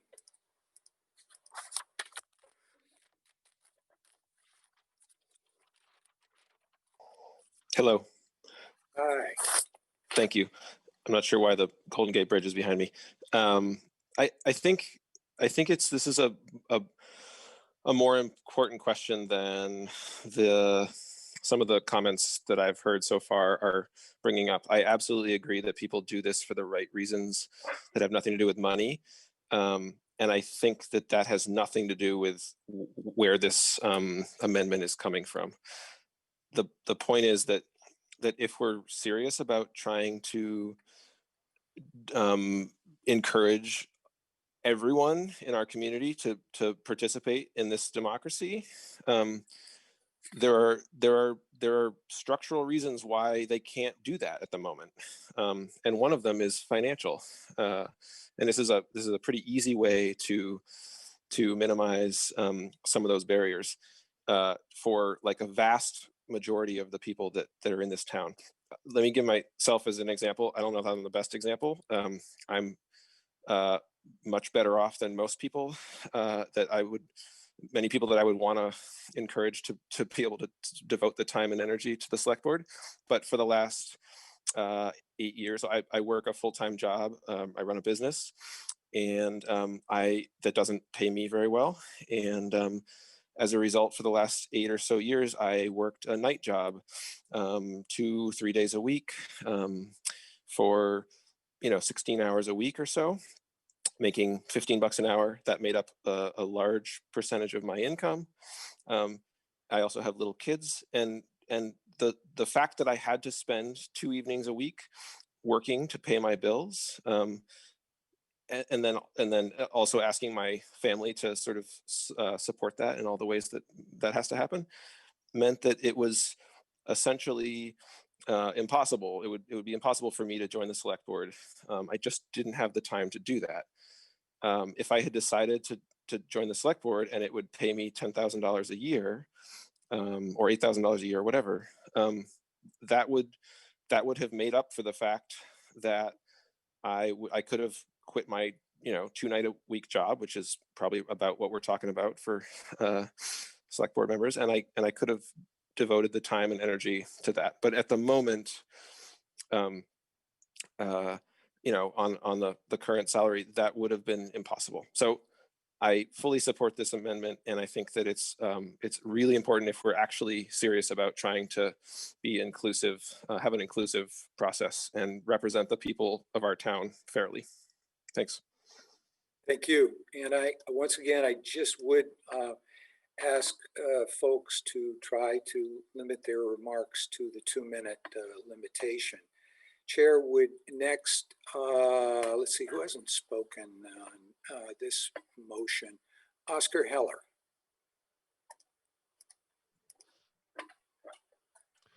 Hello, Oscar Heller, District 3. I want to echo what Jesse said. I think he said it very well. If you take what Tim Wessel said and just quickly put yourself in the shoes of someone who's, I don't know, working a 40-hour-a-week minimum wage job at Price Chopper and raising a family, the idea of that person being able to devote 35 hours a week of more or less free labor is pretty absurd. And you can see why people in those situations don't do it. Even if it was 10 hours a week, like Jesse was saying, that's still a big burden that will keep people out. I understand the value people put on volunteerism. The idea of someone joining the select board for the money is pretty gross, but I don't think that's what we're talking about here. We're just talking about access. And then I just want to say that while this select board in particular is relatively young and made up of people working jobs, that's uncommon. You could even look back a couple years and you will mostly see people who are retired or who are wealthier, and it's a pretty clear pattern. So I think I strongly support this amendment, and I think we should do it. Thank you. Chair would recognize Robert Tortolani. Yeah, thank you, Mr. Moderator. Bob Tortolani, District 2. The question I have is, currently the amount of money paid to the select board members is $17,000 per year, and it would go up to $42,000 a year under this motion. I just wonder where that money is coming from. Is there a member of the select board who could respond to Dr. Tortolani's question? I see Tim Wessel there.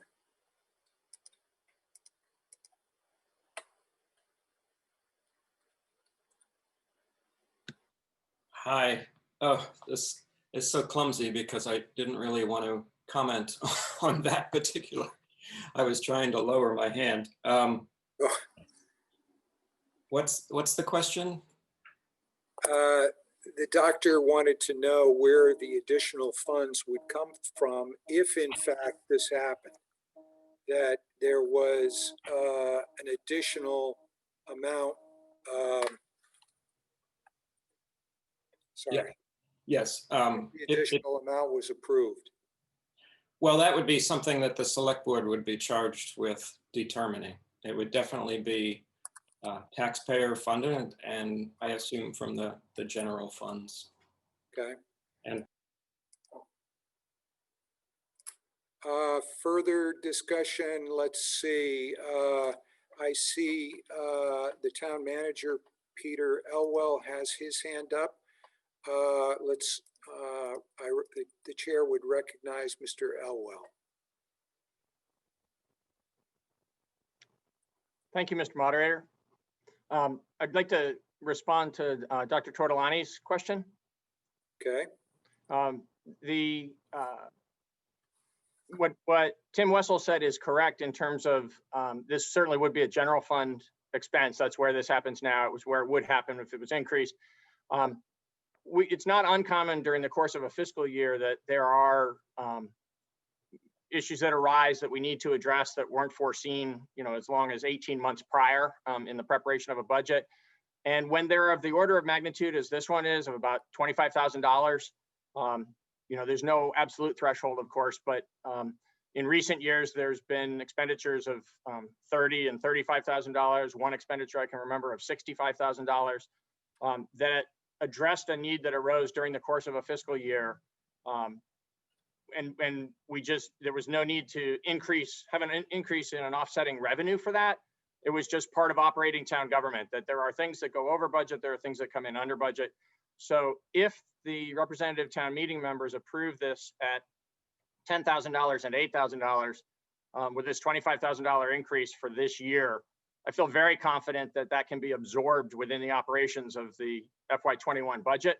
And as we prepare the FY22 budget, we would make sure that the additional funding was included in the proposed expenditures. Thank you. Let's see, who hasn't had an opportunity to speak to this motion? I don't believe that Arlene Disler has had a chance to speak to this motion. So the chair would recognize Arlene Disler. Thank you. Arlene Disler, District 2.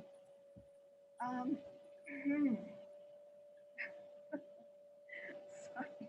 Oh, yes. So I would like to propose something that our Congress seems unable to do, which is a compromise, and to modify this in between these two numbers and raise the salary $7,000 for the chair and $5,000 for other select board members. So $7,000 for the chair and $5,000 for the remaining members. Is that what you're saying?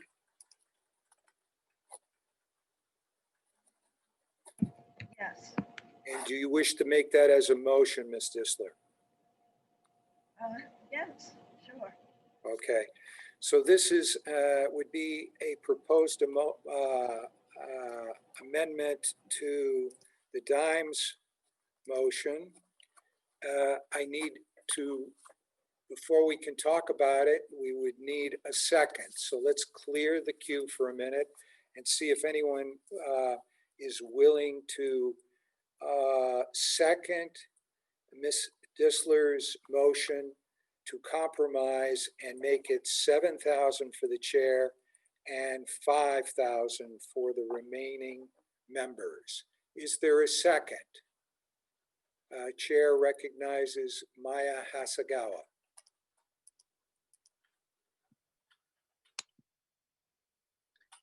I'll second Arlene's motion. Maya Hasagawa, District 2. Okay. Sorry. So the issue on the floor is to amend by reducing the proposed number in the Dimes amendment to $7,000 for the chair and $5,000 for the remaining. Does anyone wish to speak to this? Chair recognizes Robin Morgan.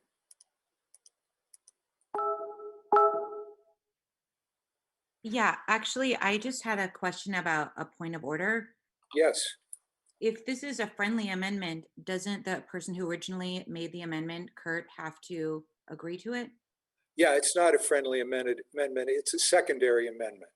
So it is not an amendment to Mr. Dimes's motion at all. His motion still stands. This is a subsequent secondary amendment. So we really now are talking first about Ms. Disler's amendment, and then once we dispose of that, we have to go back and discuss Mr. Dimes's. I see. Okay, well, in that case, I would just say that I strongly support the original amendment as made by Mr. Dimes. Let's see, Chair will call on Mr. Dimes in connection with the Disler amendment. Thank you. I think the amendment to the amendment, that is Arlene's amendment, is superfluous. At this point, there is no opposition to the figures. The debate that I hear is about volunteerism and not volunteerism, and her amendment does not address that.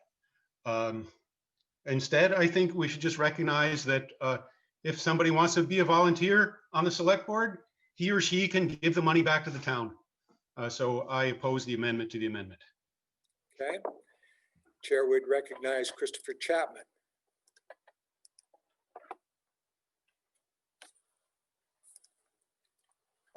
Thank you.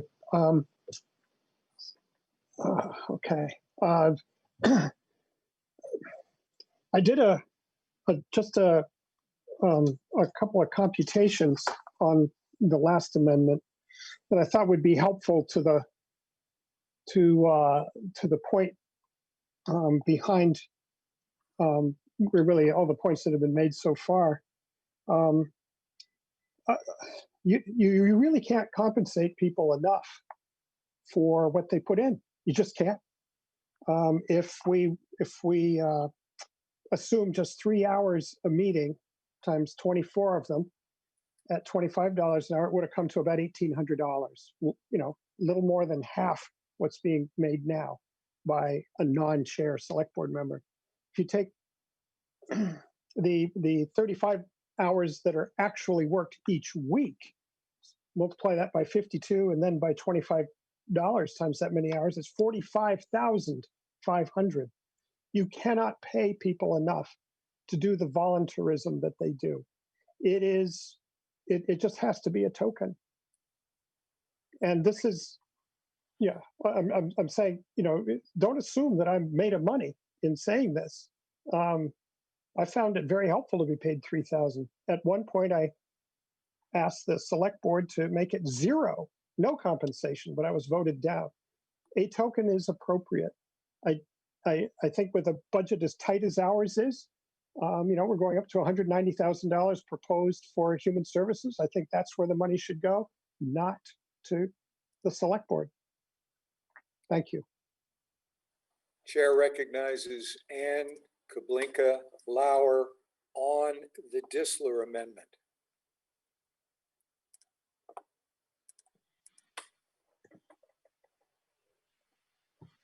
I would just like to go back to what Jesse was saying earlier about if the idea behind the stipend, if you will, is to cover costs of childcare or other, you know, work hours that someone might have missed. I think $10,000, the original amendment, is more realistic in the year 2020 than the Disler amendment. Okay. Chair would recognize Ann McCluskey.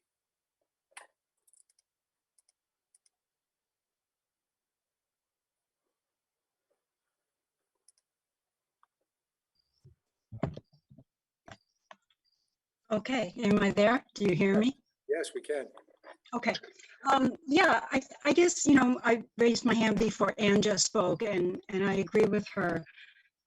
As I've been listening, I keep going back to what the gentleman with the Golden Gate Bridge behind him told. I think his story was an important one to listen to. And, you know, he had calculated that $8,000 a year could free him up from his second job so that he could serve his town. And I think that his situation is very typical. We have a lot of people in town who are hardworking and raising families and would like to have a say, but they have to work a second job. And I understand the commentary about how this is not a job, this is volunteerism, but I'd like it to be available to more people. And I'm just concerned that the $5,000, which Arlene is suggesting, just might not make the difference. And if, you know, Mr. Golden Gate Bridge would like to chime in, I'd love to hear from him again, but that's up to him. Sorry, I don't remember your name. And actually, we have a rule that everyone gets to speak one time before they get to speak a second time. And so I'm doing my best to call on everyone at least once on each amendment. Zach McLaughlin.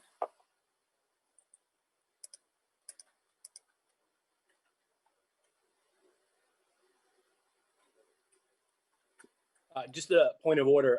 We don't have a second on the Disler amendment, do we, at this point? Are we in discussion without a second?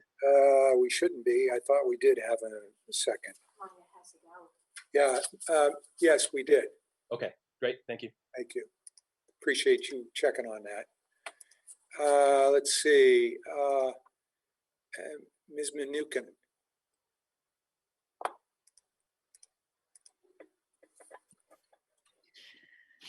Abby Mnookin, District 2. I have a point of order question and a comment. I'll start with my point of order question, just to clarify.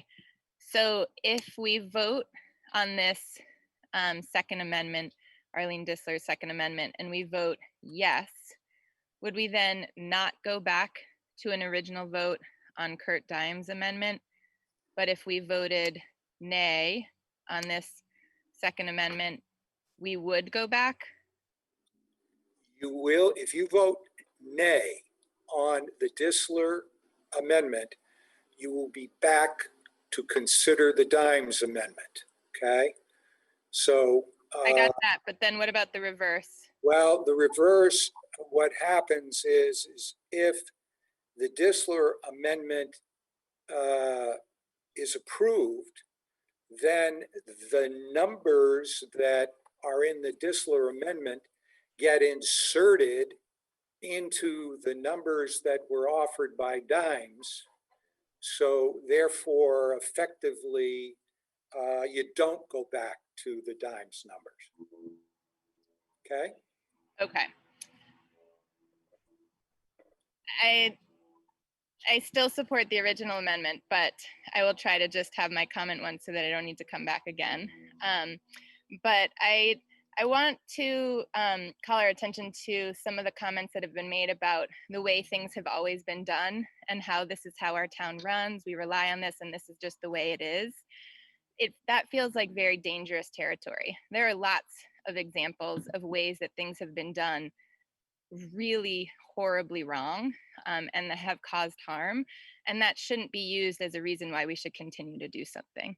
So I will stand with Jesse and the others who have spoken to why this is the current salaries continue to be exclusionary and elitist, and how elitism needs to be distinguished from volunteerism, and those two things are different.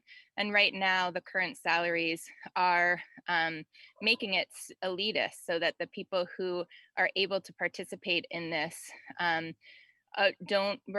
aren't relying on it as a source of income in some way. And so we are just eliminating the possibility of participation by a wide swath of people in this community. And so I highly support the original amendment with the 10,000 and 8,000. Thank you. Okay, the chair would recognize Tom Franks.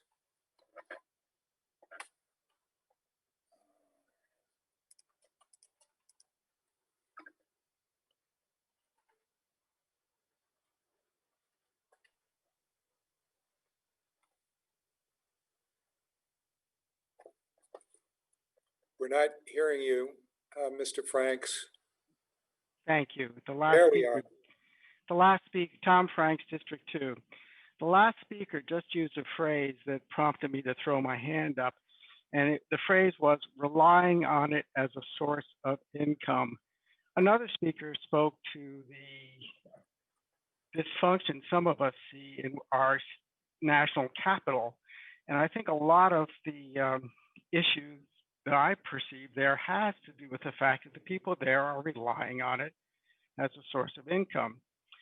Someone I deeply respect many, many years ago, and it's been something that I've not had a good way to deal with or worked on deeply, but Danella Meadows spoke a very long time ago in the 90s about We have a lot of problems. We have a lot of interests. We work towards them all, and we are never going to succeed on any of them until we get money out of politics.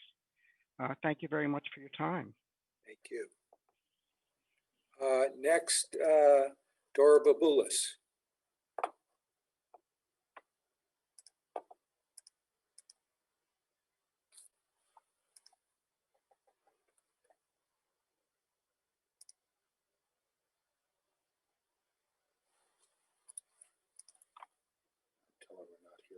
We're not hearing you.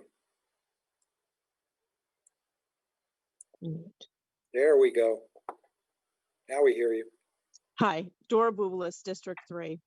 I just want to go back to the town manager's comments, because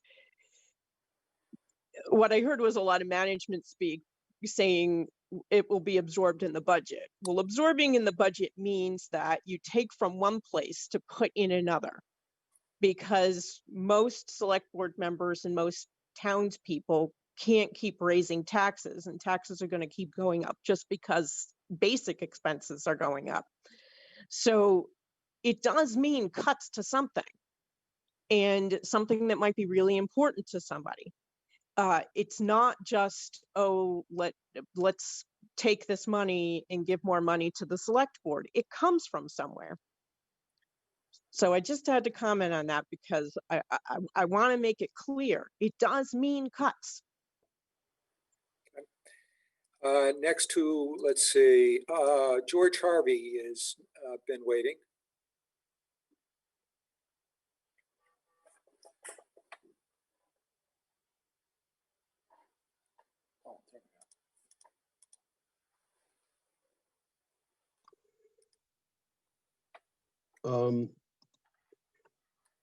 Hello, can you hear me? Yes. Okay, I've been listening to everybody here, and it is clear to me that there's no ideal way to do this. If you pay a lot of money to the select board, you're going to be paying a lot of money to people who don't need it. And if you don't pay much money, you're going to be failing to pay money who do need it. And I think that maybe this is a stupid suggestion, but there might be another way that we could do this, which is to stick with the numbers that we've got now, but have the town open up a crowdfunding platform where people who are working for the community can actually earn crowdfunded, not out of taxes, the money that they need. And I know that if there are people who need that money, there are going to be people in this town who know it and who will support them. Thank you. Thank you. Let's see, I still want to pick people who have not been heard as best we can here. I see HB Lozito.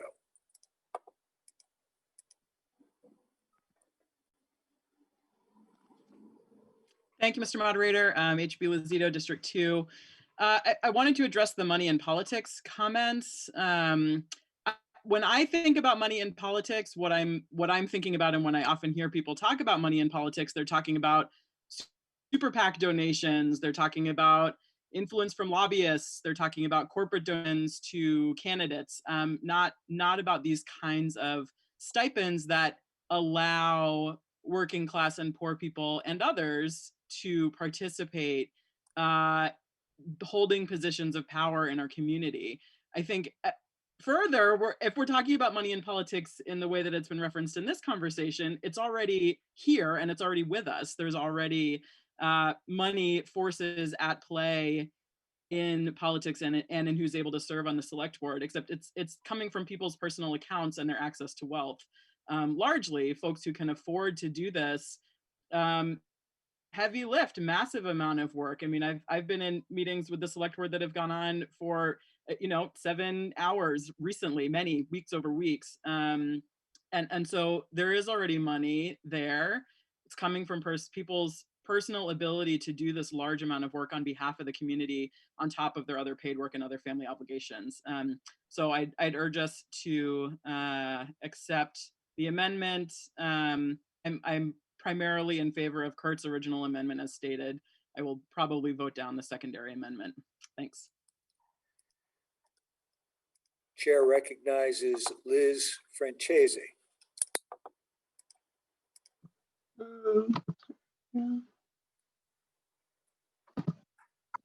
Hi.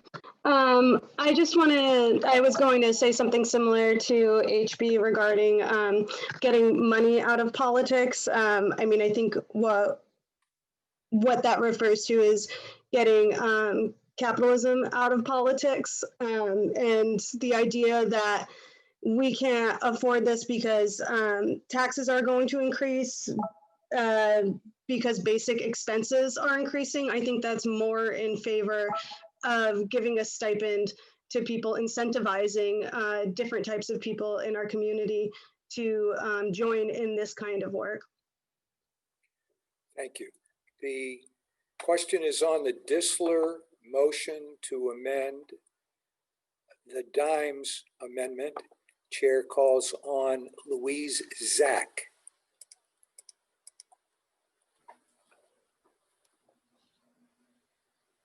Can you hear me? Yes. Point of order. It's my understanding that we can't rule out the original Dimes amendment, I have a proposal, without voting on it. That we've got two proposals on the floor. Kurt did not accept the Dissler proposal as a friendly amendment. So it seems to me that we have to deal with those two proposals separately, or entertain another one and finally come down. Is that not true? You are absolutely correct. We first must deal with the Dissler amendment, and thereafter deal with the Dimes amendment. So we have two separate things we have to deal with. First, the Dissler, because that was a motion to amend Dimes. Okay, so it's a two-step process. You are correct. So one could vote yes on the Dissler and then later vote yes on the Dimes. Is that not true? That is correct. Okay. Okay, thank you. Next, the chair will recognize Maya Hasegawa.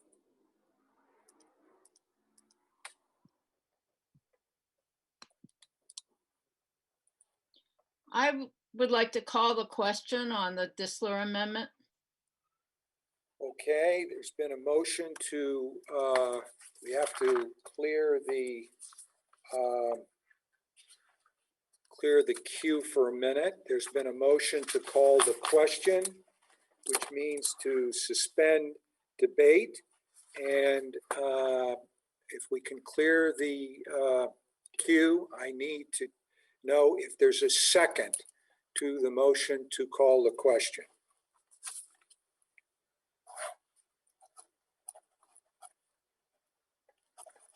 So I had cleared it.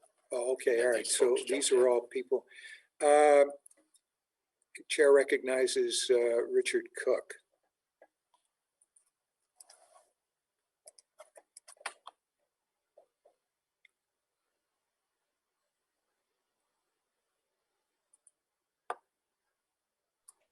Hello, am I on? Yes, you are. Okay, District 2, Dick Cook, District 2, I'll second the motion. Okay, so thank you. It has been moved and seconded to call the question on the Dissler amendment.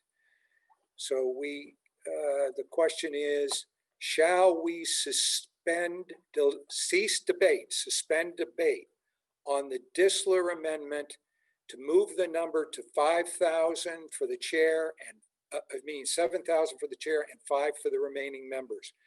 Those who are in favor of suspending debate, please vote now. We will launch the poll.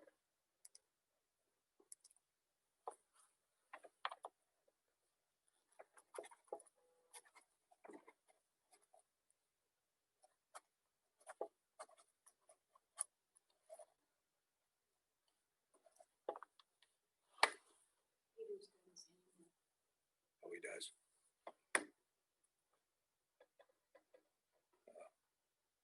I'll get it.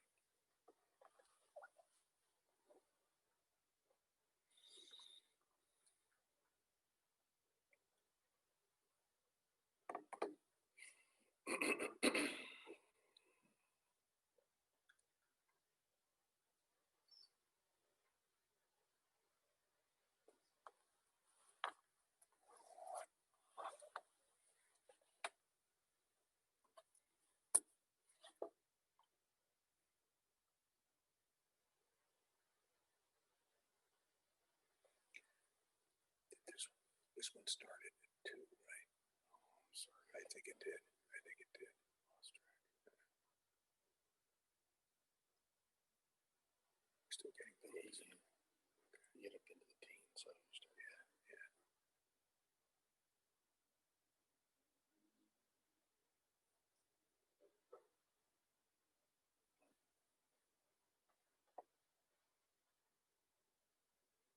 That's it. Okay, we will end the voting and listen to the results of your vote on suspending debate. Ayes 91, the nays 23, and you have voted to suspend debate on the Dissler amendment. I have two hands up. The debate is ceased, so I've got to assume that these are point of order. Let me first call on the town manager, Mr. Elwell. Thank you, Mr. Moderator. I'm sorry to interject here, but in listening to your explanation about the amendment to the amendment, I think there's a clarification that would be helpful to the body. Is it okay if I express what I think needs to be clarified? Sure. So you correctly said, of course, that when the Dissler amendment has been voted, if it's rejected, then the body just goes back to the original Dimes amendment. If it's approved, then the body still goes back to the Dimes amendment, but with the numbers in the Dimes amendment changed to reflect the Dissler amendment, right? Right. And in the most recent, you said that earlier. You've been asked this question twice, and you said that in the answer to the first question. The second time, you described going from the secondary motion back to the primary motion, or secondary amendment back to the primary amendment, but didn't reiterate the point that then the primary amendment would have the new numbers embedded in it, not the original numbers. That is correct. And because of the way the debate has unfolded and how some of the members have been talking about their intentions related to the secondary and the primary, I think it's important for folks to know that on the Dissler, the vote on the Dissler amendment is really making a choice between the Dissler amendment and the Dimes amendment. From that standpoint, the way you explain it, Mr. Elwell, that is correct. And I'll try to make that clear when we get to the vote here once we go through. But I think you just did. I agree with your explanation. Another point of order, we have Tony Duncan. Speak up, please. Tony Duncan. Hi, can you hear me? Yes. So that was exactly my concern that the town manager brought up. My concern is that the way you described it at the end would possibly make it that people would vote yes for that vote and then think that they would be voting yes again for Kurt Dimes' vote, and that his the amounts there would be determined. So I'm concerned that people could have voted without understanding that that would be changing the numbers in the original vote. That is correct. And again, I think that the town manager properly described it. Okay, does that satisfy Millicent as well? Or does Millicent still have a question? Let's recognize Millicent. Hi, this is Millicent. Can you hear me? Yes. Unless I'm misunderstanding something, something feels wrong about the way this happened. I don't feel like that we've had a chance to vote on Kurt Dame's proposal. And there's a lot of people who like this proposal and have really spoken well for it. And I don't think it's gotten a fair vote. There's a very easy way to do that, Ms. Cooley, and that is simply vote no on the Dissler amendment. Because if you vote no on the Disler amendment, that will then return us to the Dimes amendment. And you will have an opportunity to vote on his $10,000 number. I thought we just voted on her amendment. Okay, thank you. Okay. So we have voted to cease debate, but I want to make sure that everyone understands. Oh, wait a minute. We've got some more questions here. Kathleen White.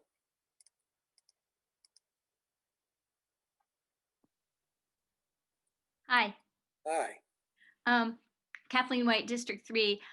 I'm just trying to remember what the original numbers were when one of the select board members came forth with the amounts that they were asked, proposing that the select board be paid, just to be able to compare what the amendments are changing to. Okay.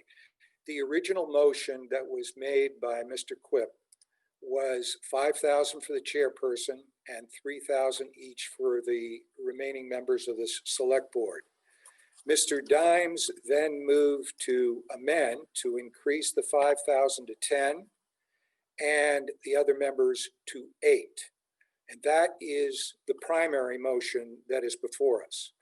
The secondary motion is now Mrs. Disler, and she is moving to modify Mr. Dimes' motion by suggesting that it be 7,000 for the chair and 5,000 for the remaining members. If you vote for Mrs. Disler's amendment and it succeeds, then it will replace the numbers that were proposed by Mr. Dimes. Do you understand that? I'm sorry. Okay, who else now? They are muted. Let me go to Art Meese. Hi there. So I just wanted to clarify another thing. If we vote down the Disler amendment, and then also subsequently vote down the Dimes amendment, will there then also be another opportunity to put forward another amendment that might be somewhere in the neighborhood of the Disler amendment, or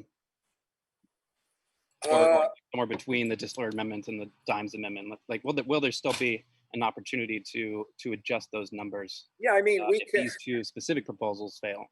Yeah, we cannot put any more proposals on the table. You can't go any further than a secondary amendment. And that's where we are right now. But if we clear both the Dimes amendment and the Disler amendment, you still have the opportunity to further amend the motion.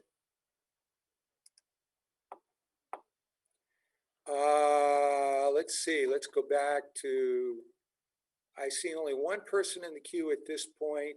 Again, there's no debate. This is all questions, point of order. Arlene Disler, point of order.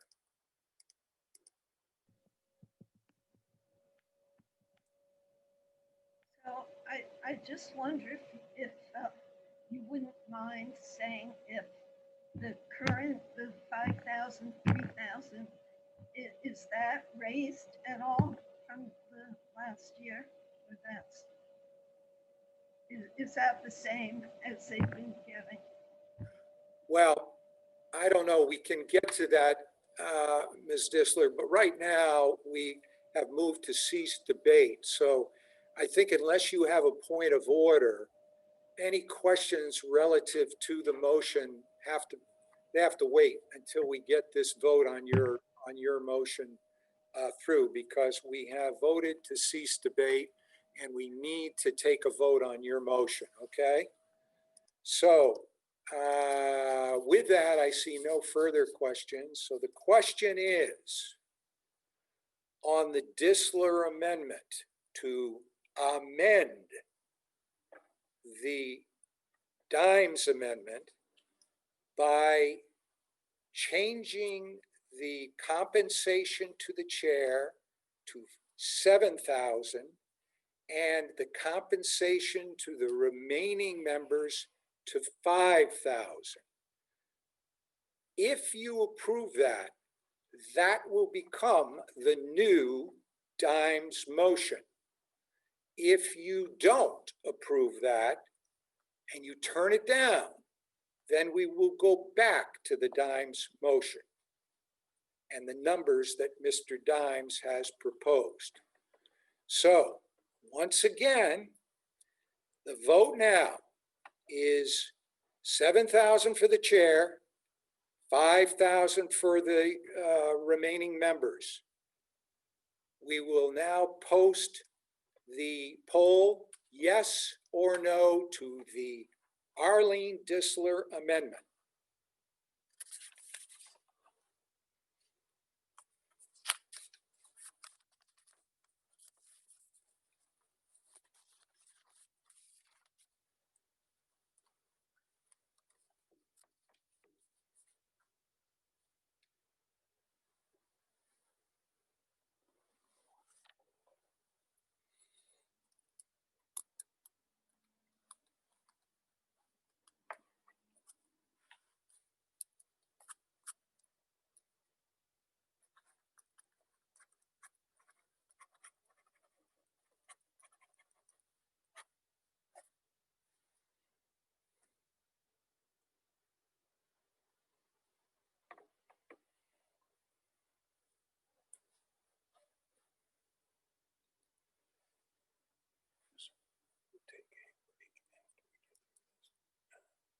Lunch break? Yeah.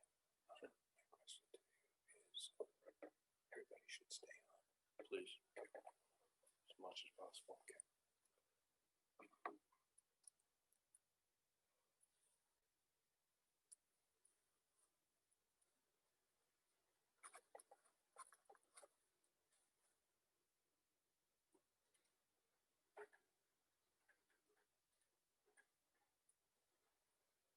I think it's been 2 minutes.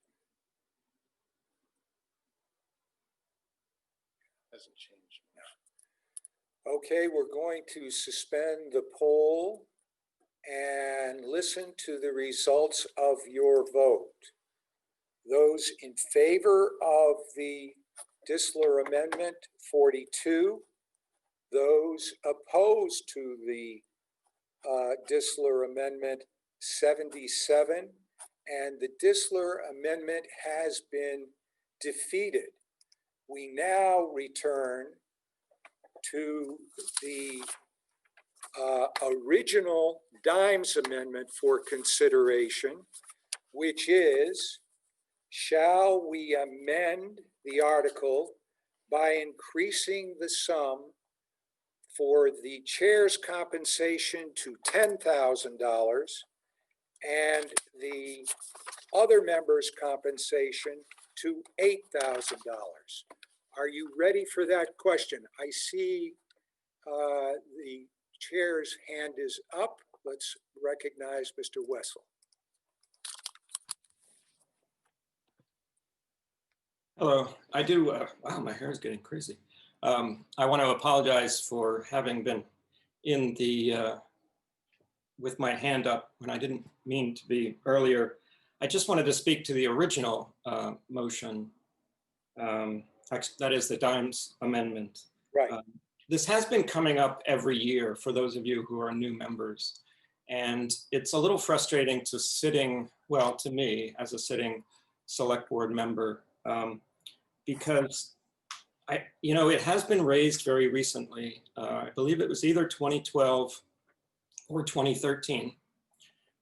Before that, I think it was raised about 10 years before that. I don't have the numbers in front of me, but we are looking at, just so people have a across the state example, we are looking at being one of the better stipended select boards as of now.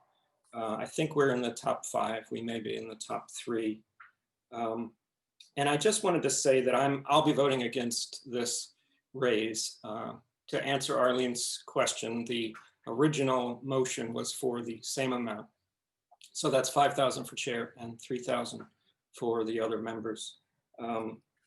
I'll be voting against it because I truly believe that if you want to start to reorganize how local politics pays people or doesn't pay people, that's something that you have to make a bigger picture look at to incrementally, like in small amounts, raise the select board salary.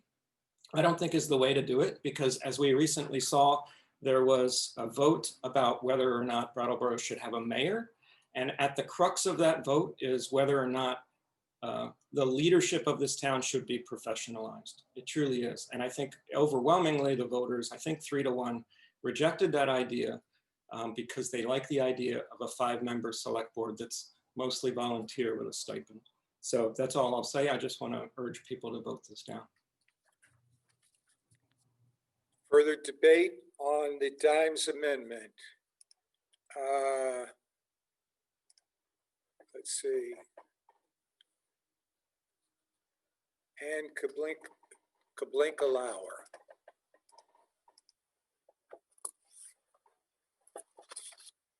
I'd like to call the question. Ann Kablinka-Lauer, District 2. So you have moved to cease debate. Clear the queue, please. Is there a second to cease debate?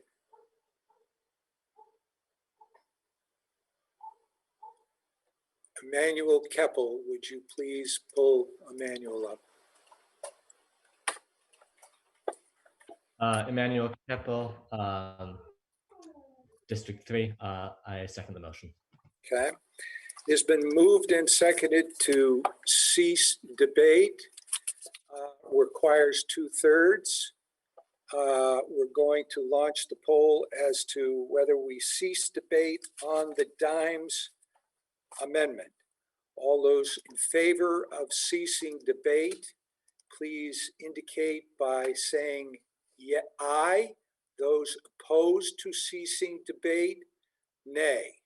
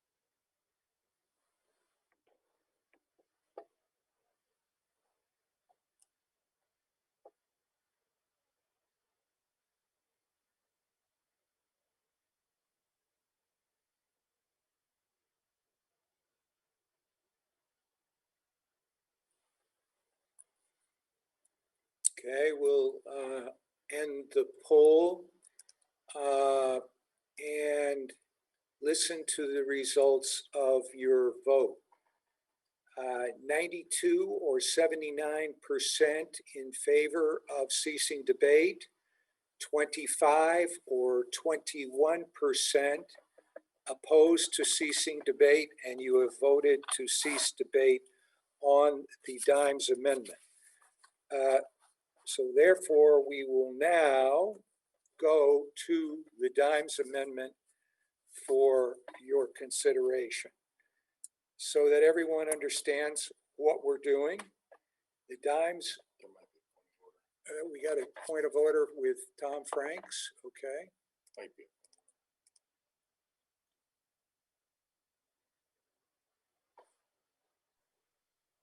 Yes, Tom. Sorry, I just wasn't cleared from the last. I meant a second and neglected to clear myself. Okay, I apologize. Okay, fine. Then the question is going to be, do we delete $5,000 for the chairperson and insert 10 for the chairperson, and delete 3,000 for each of the other members and insert 8? So the Dimes amendment is a proposal for $10,000 for the chair and 8 for each of the other members. Having explained that one more time, I'm going to now launch the poll, yes or no. This is to the Dimes amendment.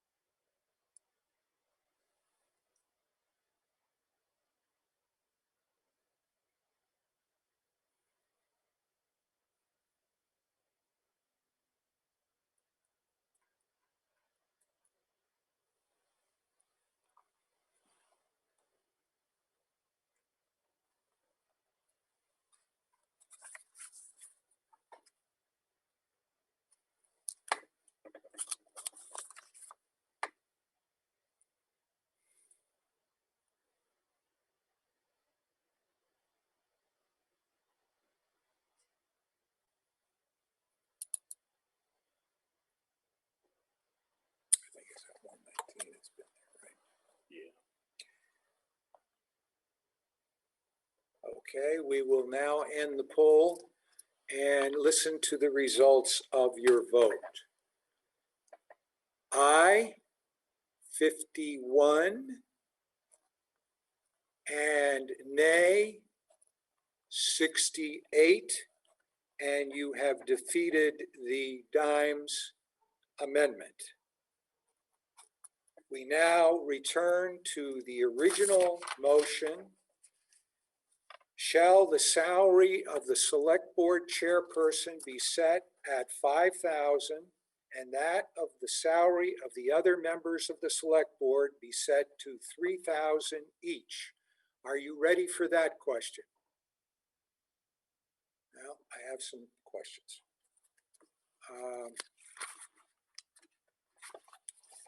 Ronnie Byrne.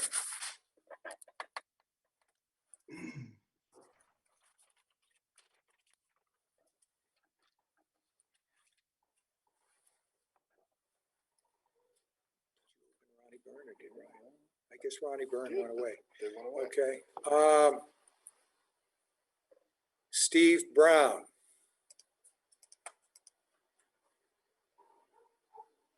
Mr. Moderator, I move to call the question.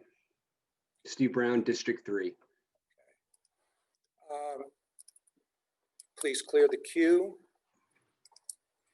Is there a second to Mr. Brown's motion to cease debate? Did I? He's saying cease debate. They don't want to talk about it anymore. Would you hit on Terry Carter?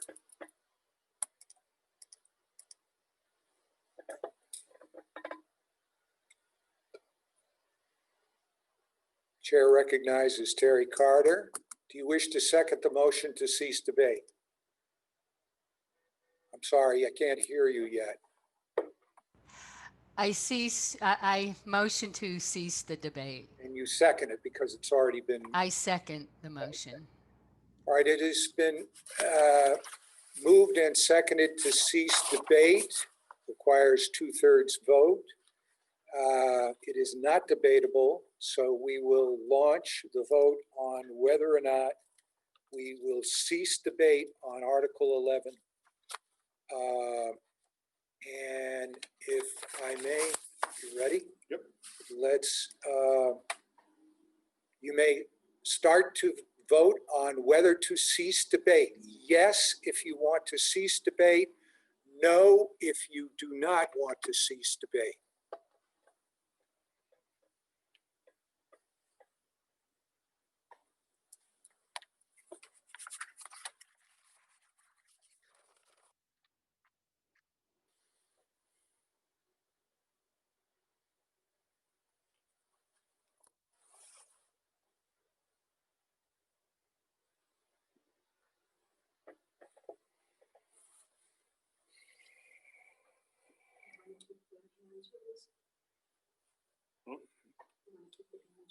For now. Well, Terry should come down. She was the second.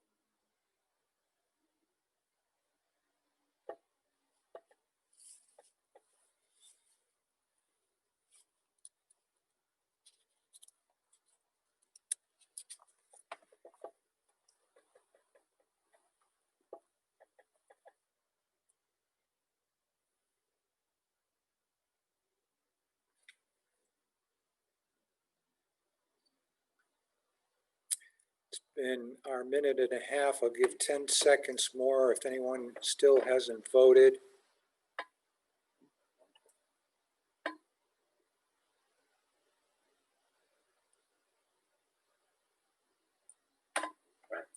Okay, we will end the poll. Listen to the results of your vote. 84 to cease debate, which is 70%. 36 opposed to ceasing debate, which is 30%. You have reached the 2/3 threshold and have voted to suspend debate. So we now return to the ultimate question. But before I do that, we have Tony Duncan up on, has a question.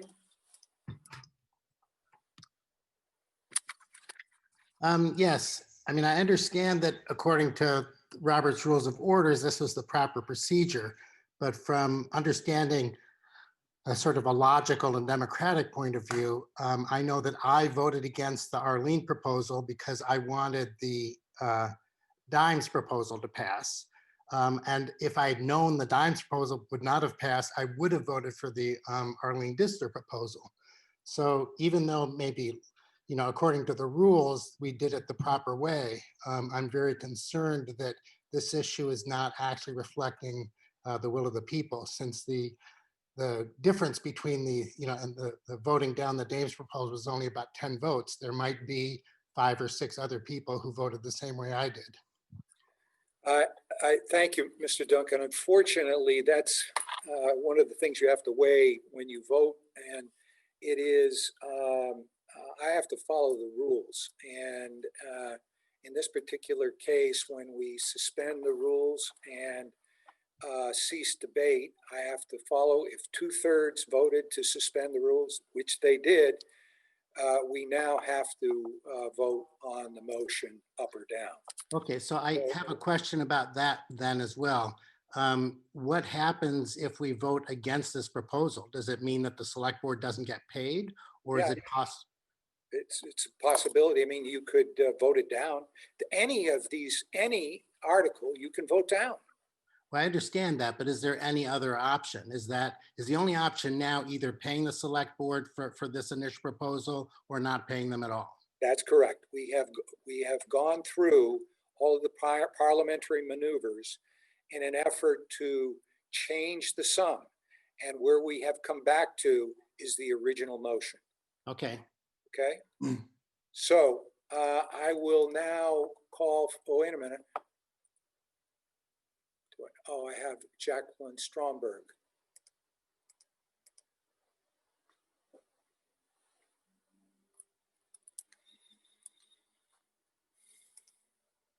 Can't hear you. Not yet. Please turn on your sound. Now I can hear you. Point of information, what does the select board currently receive for a stipend? All debate has been ceased, so we can't talk about it any further. Do we have any other questions? Catherine Turnus? Lunch. I plan on doing that immediately after this vote. Thank you. Since debate has been ceased and we now have to return to the original motion, which is, shall the salary of the select board chairperson be set at $5,000 and the salary of the other members of the select board be set at $3,000 each? Yes, if you approve the motion. No, if you do not. Go ahead and launch the poll.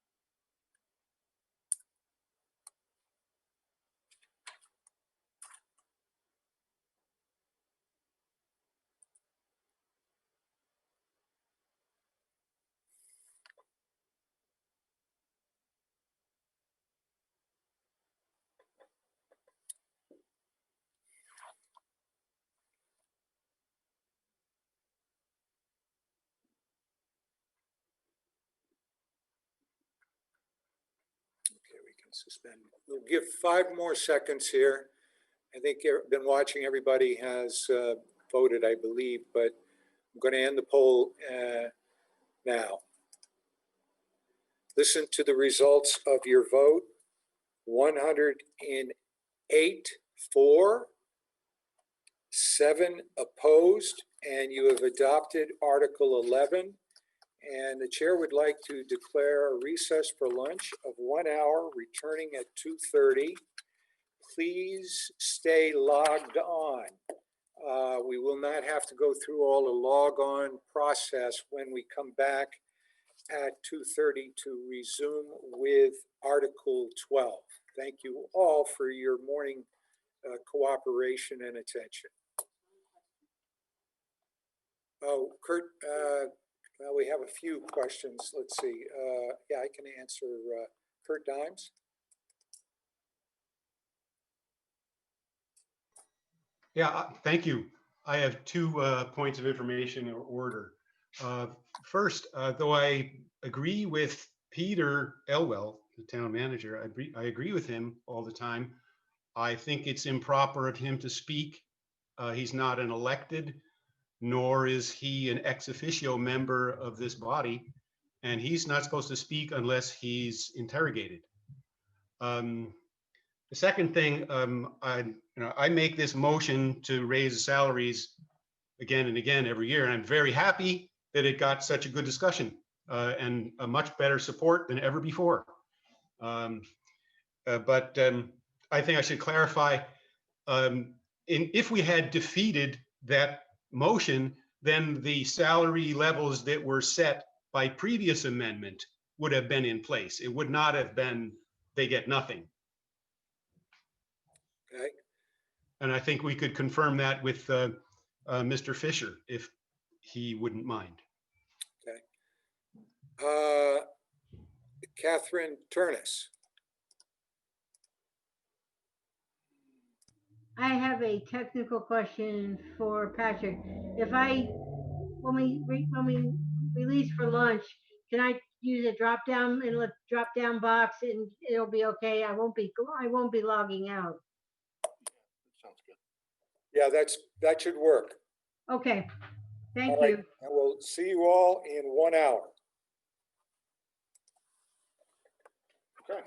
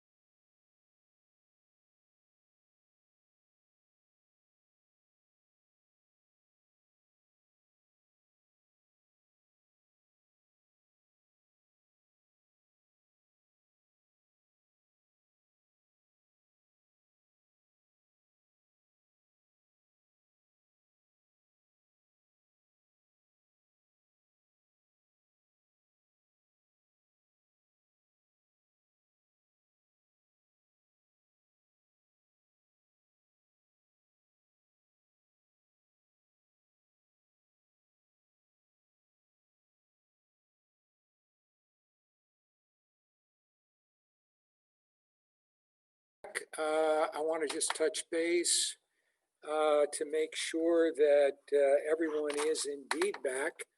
And as further means of just touching base to bring us back up to speed on the quorum. So I'm going to launch a quick poll to the effect, very simple, are you back from lunch? Please hit yes or no so that I can see the response. And if you don't see the poll for any reason, raise your hand, please.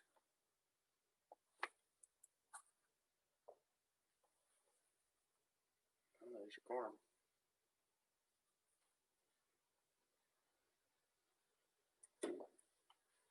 Vote 85, 6, 86, 88. Okay, we're doing good, folks. We have 90 checked in already, 91. So we already have a quorum to move forward, and people are still moving in.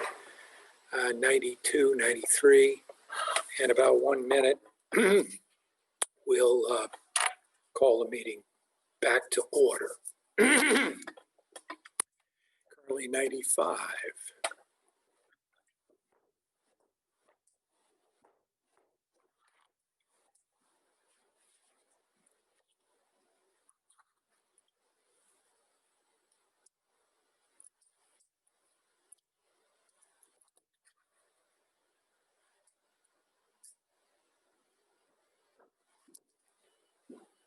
Okay, we have 95 that have acknowledged that they received the poll and have responded. That makes the quorum. So we're going to end the poll, actually 96. Would anyone who didn't see the poll please raise your hand? And I see that Tom Franks has his hand up in any event. Anyone else that did not see the poll? Joshua Jones, you didn't see the poll? Let me unmute you.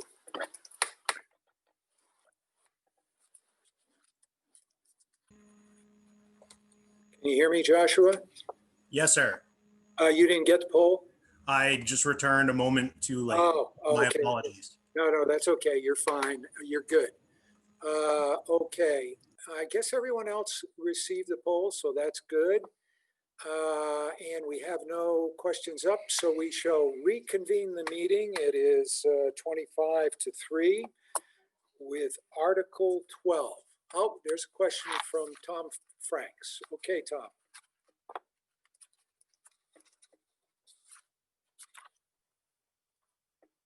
Can you hear me? I can't hear you. Thank you. Yes. I want to ask, is there a process for reconsideration the previous item in our methodology? No. Okay, thanks. Thanks. Let's see. Kurt Dimes has got his hand up.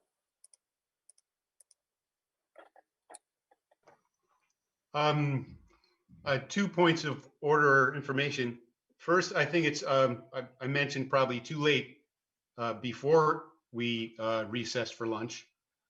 Too late for everybody, for the whole body to hear. Mr. Elwell is not an elected member of the body, nor is he an ex officio member. I think it's improper for him to speak by our rules unless he is invited or interrogated. And I beg Mr. Fisher to confirm. And secondly, I think we need his confirmation also.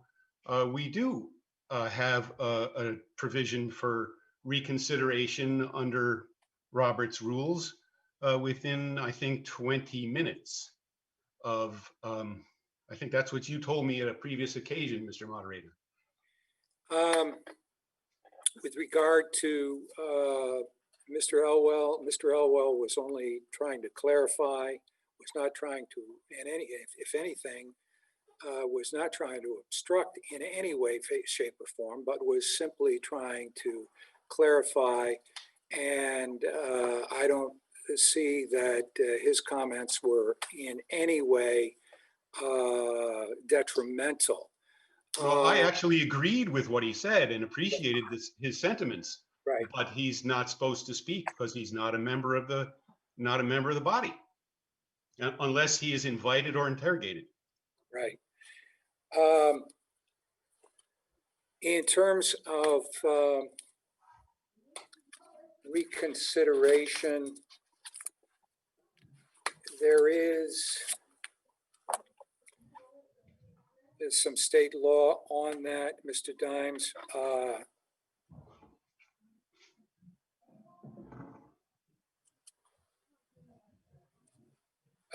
Whether or not it applies here or not, because we did recess, I am not certain.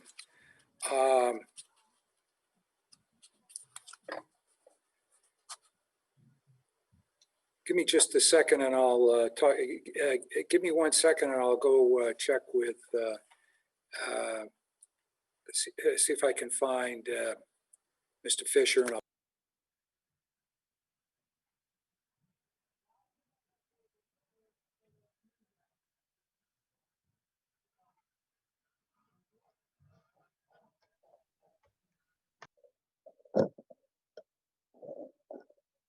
Can you hear me now?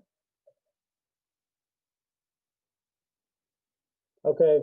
With regard to reconsideration, the statute provides that a warrant article shall not be submitted for reconsideration if you've moved on to the next article. So if you, at this point, we have not taken up the next article. So if there were a motion to reconsider, now would be the time to take that up. And that's Title 17, Section 2661. And if I could also just add, at the risk of, I think I'm answering Mr. Dimes' question with regard to Mr. Elwell's participation. It's my view that when you invite the people inside the ropes, so to speak, if we picture when we're in the school and we have the roped off section, we have a motion at the beginning to invite people who are not representative town meeting members in. Mr. Elwell is one of those, and it's for the purpose of aiding and assisting. So if he's invited in, he should have the relative ability to participate as anybody else, which is generally done in a manner to assist. There are sometimes questions that come up where a quick comment either from the town manager or from myself as town attorney may answer a question and keep things from going down a certain path that with more uncertainty. So it's certainly meant to be the ability to assist as compared to anything else.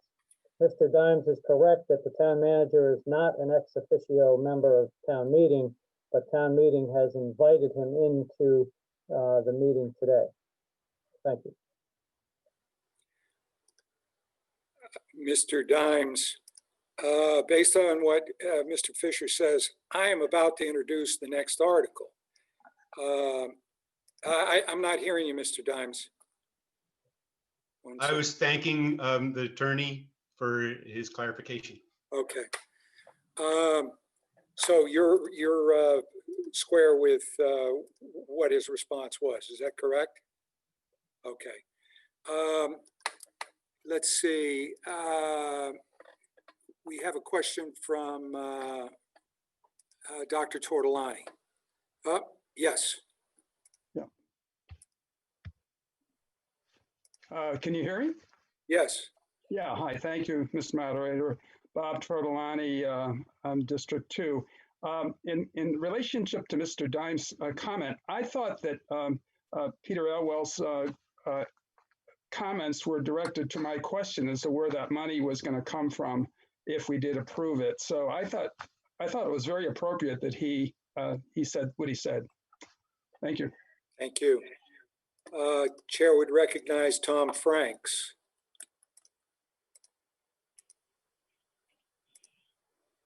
Thank you.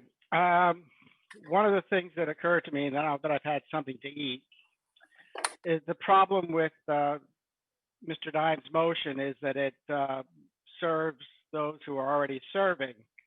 It occurred to me that after some food in my belly, that we might, if it were possible, change the compensation for the select board for the following year and make it a one-year trial to see if it actually does have some impact.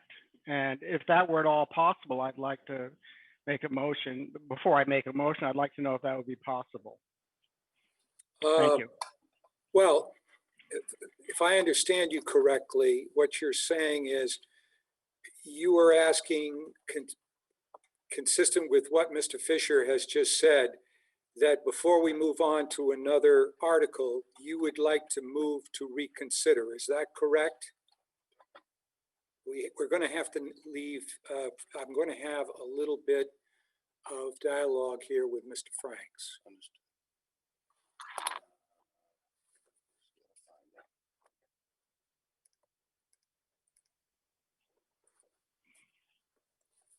That would be an option. If that's the only option, I don't want to subject this body to yet another series of motions if it were not possible to prospectively, set the compensation for the select board for the next fiscal year.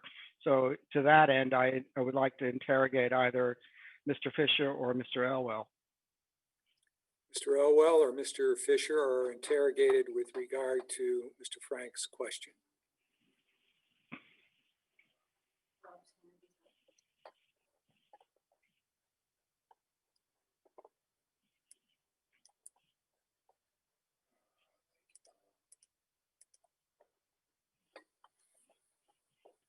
So hopefully you can hear me. With regard to the reconsideration would be simply the previous question being reconsidered. To the extent of what Mr. Franks is asking, in my view, is more a matter for the moderator as to whether it's germane to what is before the meeting today for purposes of monies being raised in this fiscal or for this coming fiscal year, or actually the fiscal year we are in by virtue of our town meeting being somewhat late this year. But it was not warned for the purpose of looking at what to pay the select board for the following year. That would be an article for next year's 2021 representative town meeting. So from my standpoint, I don't think it's proper to be voting on that, but I would, with that legal basis, I would give deference to you, Mr. Moderator, on that. I agree with you 100% because it is not germane.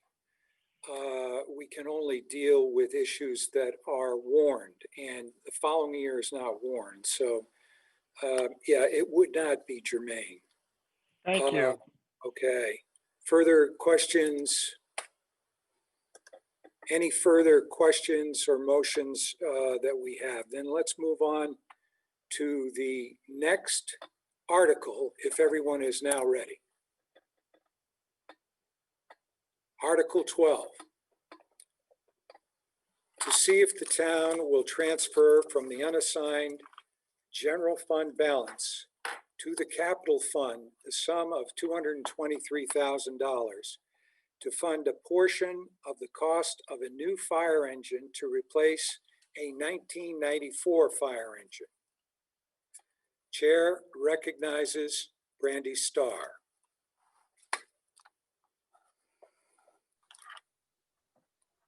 Hi, good afternoon, Mr. Moderator. Good afternoon. At this time, I would ask that we please recognize Peter Elwell to provide further information about this article. I tell you what, before you do that, could you make the motion and actually? Oh, yes. Sorry. I'm reading off two different things. My apologies. Okay. So I'll look this direction and say, I move to see if the town will transfer from the unassigned general fund balance to the capital fund the sum of $223,000 to fund a portion of the cost of a new fire engine to replace a 1994 fire engine. And now at this time. 1 second. I need a second. I need a second. I'm looking for a second. And I have Ann Kablinka is now recognized. Ann Kaplan-Kalair, District 2. I second Brandy Starr's motion for Article 12. Thank you, Ms. Kaplinka-Lair. I would now get back to Brandy Starr and ask her if she wishes to speak or yield to Mr. Elwell. Thank you. I wish to yield to Mr. Elwell. Okay, in that case, the chair would recognize Mr. Elwell.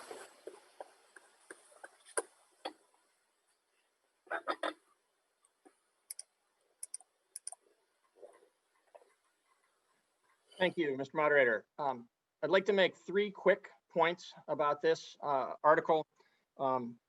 The first is that the fire engine in question is a 1994 fire engine. It's 26 years old and well past its expected useful life. If the body needs any further details about the condition of the fire engine to be replaced, Assistant Fire Chief Len Howard is available to answer more detailed questions about that. But we hope that from the information that's already been provided, that it's the need for this purchase has been properly stated.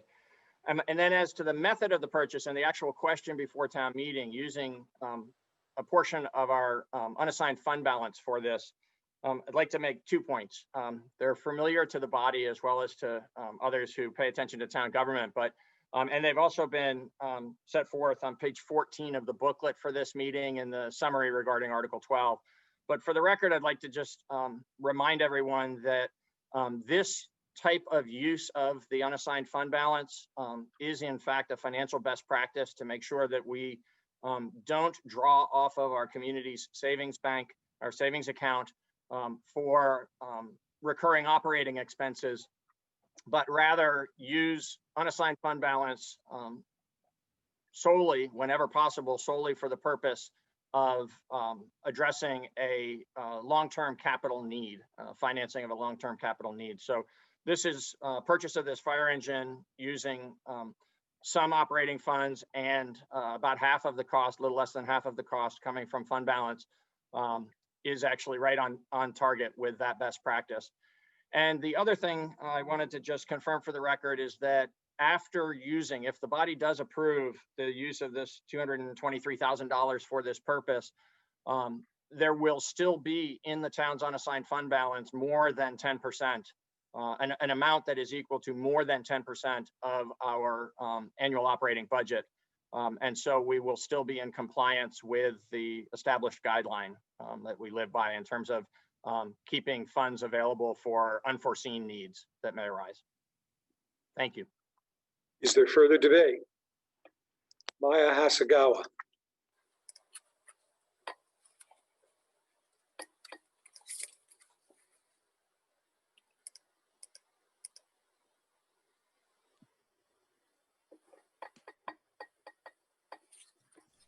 Maya Hasagawa, District 2. I just wanted to support this expenditure. As a member of the Finance Committee, I spent a good deal of time looking at capital projects and large capital expenditures. And I think this is money well spent. And Mr. Elwell has given us a good reason to take the money from a fund balance. A fire engine is not something I think we can put off for another year. Thank you. Chair recognizes Zach McLaughlin.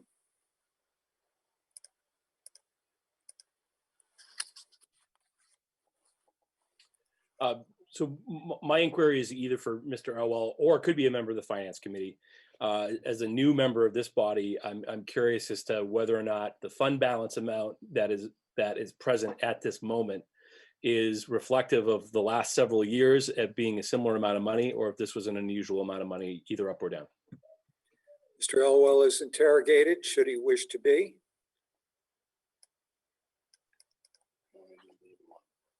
For now, if you would connect Mr. Elwell. He's all the way up.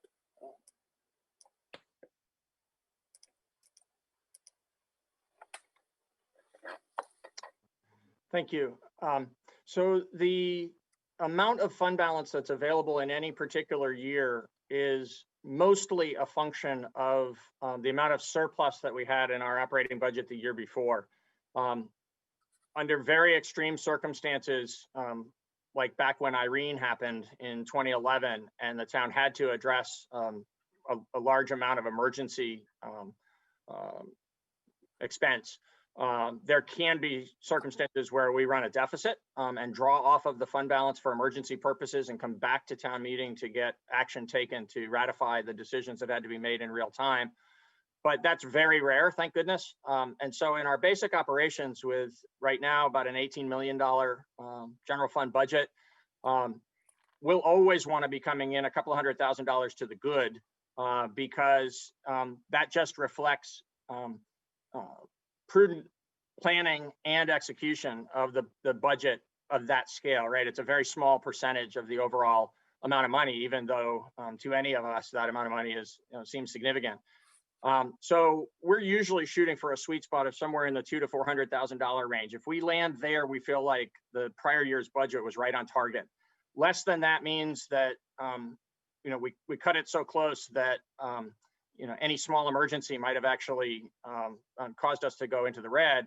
And larger than that, if there's not a very specific explanation for why, would indicate that we budgeted too much money and made the whole situation too comfortable and perhaps collected too much taxes the year before. We have had in the last 5 years, 2 times when the surplus was quite a lot larger than that. And the reason why each time had to do with operating changes that had changed major aspects of town operations in a way that was saving a lot of money. So we saved it in real time during a particular fiscal year and had, in one case, about a $700,000 surplus that rolled over into fund balance. In another case, even higher than that. Most of the time we're down and around that 200 to 400. This one was $233,000, represents approximately the amount of surplus that we had in the operating budget that ended 15 months ago now, because that's the figure we'd be working from at the time that we drew up this budget for this year that we're in, that would have been adopted back in March, and in any case reflected numbers from the summer before. We did have another surplus this past year, and in the budget work that we'll do this fall and the budget that town meeting will look at next spring, there'll be a different figure. We'll talk with you about what that figure is and about whether there's any proper capital investment that would come from using the excess fund balance at that time.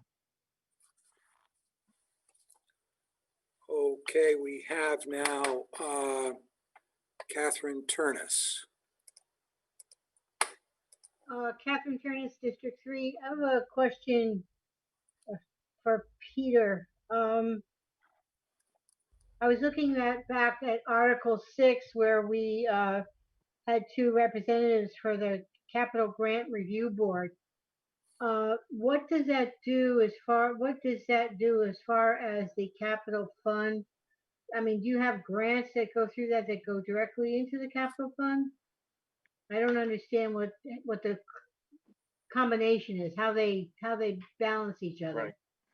Right. That can happen. It is not something that is part of this item. The funding for the fire truck in question would be partially from the real-time revenues collected during this fiscal year and partially from this $233,000 use of fund balance. There are no grant funds involved in this and no borrowing. Okay, thank you. Mr. Dimes.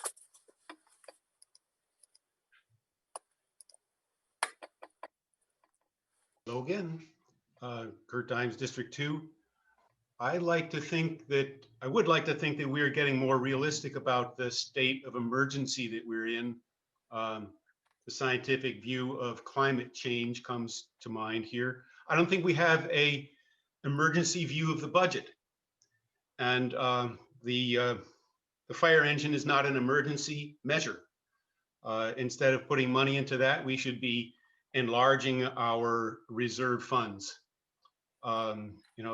We should really be thinking about having twice as much money on hand for the emergencies which are going to come with climate chaos. Secondly, about the merit of the proposal itself, I think we got to take a critical look at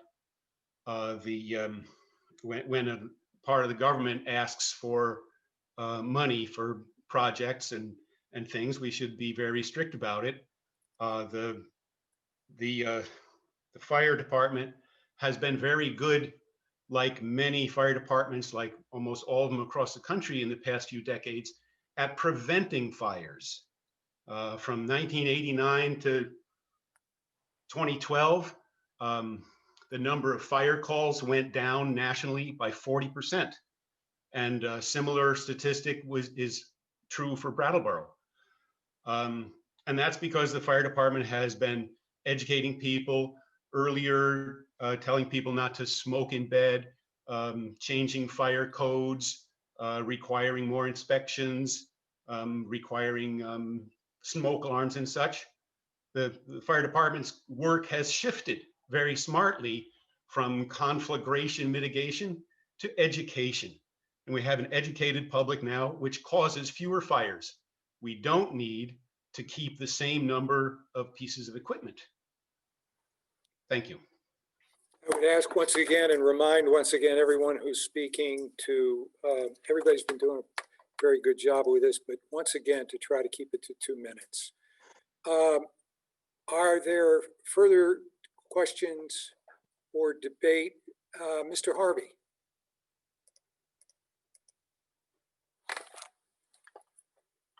Can you hear me? Yes. I absolutely agree with Kurt Dimes in every respect except one. And that is, I believe that as a person who has been studying, spending about 5 or 6 hours a day, in fact, every day studying climate change, I consider a fire engine a necessary thing to have for that kind of emergency, because much of the climate change emergency is in the form of fires. Thank you. Thank you. Mr. Chapman.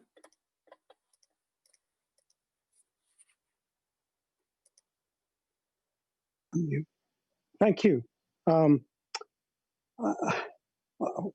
I just remember, as far as the need for fire engines goes, that we nearly lost the Brooks House in 2011. Were it not for an extremely well-equipped and well-trained fire staff and system, mutual aid system, we would have lost that building and we'd have a gaping hole in Main Street still. And I agree with both speakers that climate change is a real and proven and present danger. And agree further with Mr. Harvey that climate change as it is known now, in addition to the flooding in Florida and along the East Coast in low-lying areas, fire from drought, unusual drought, is a major issue. We could be next. We don't know. It's unpredictable. I feel that it is wise to make the investment of this $250,000 or so. Thank you. Question is, shall the town transfer from the unassigned general fund balance to the capital fund the sum of $223,000 to fund a portion of the cost of a new fire engine to replace a 1994 fire engine? Ronnie Byrne.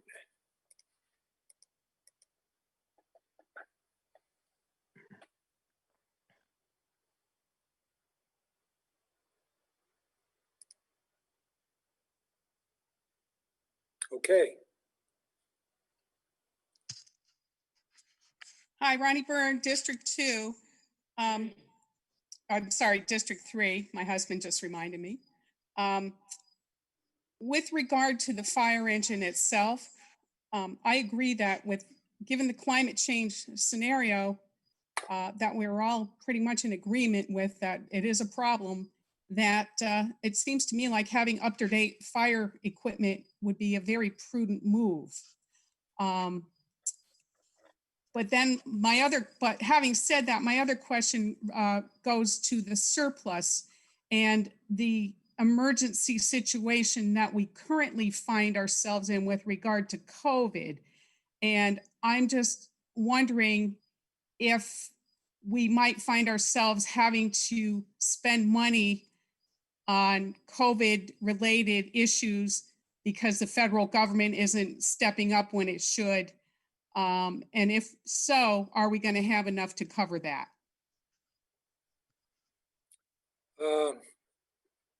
Are you interrogating Mr. Elwell or?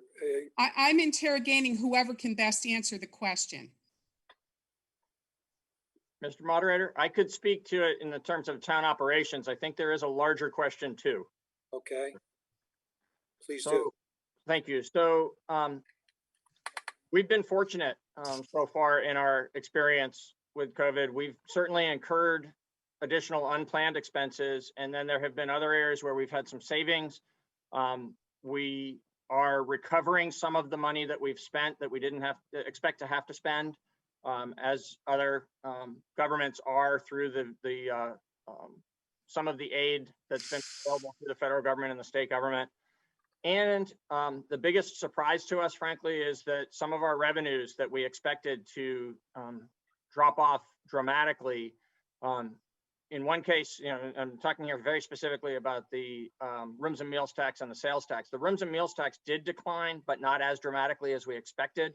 I think that probably curbside service has a fair amount to do with that, but honestly, I don't know. We don't get data that's granular enough for us to know exactly why it stayed up at a level better than we expected, but it did.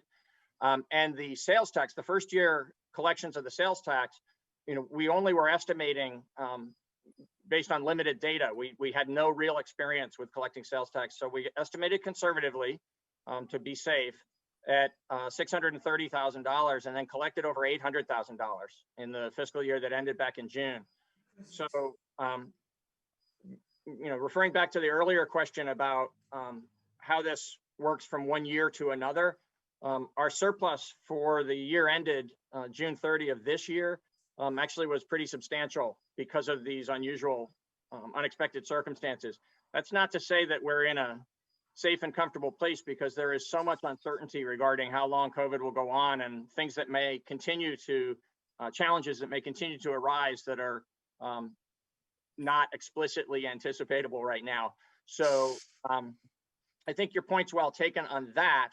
But for right now, on behalf of town staff, and I believe on behalf of the select board and the action that the select board has taken regarding bringing this item forward, we would suggest to you that this is a high priority need and that it is a prudent expense, that town finances are in solid enough condition that it would be important to move ahead with this and to keep managing carefully as we go forward as additional needs arise. Thank you. Chair recognizes Junie Pereira.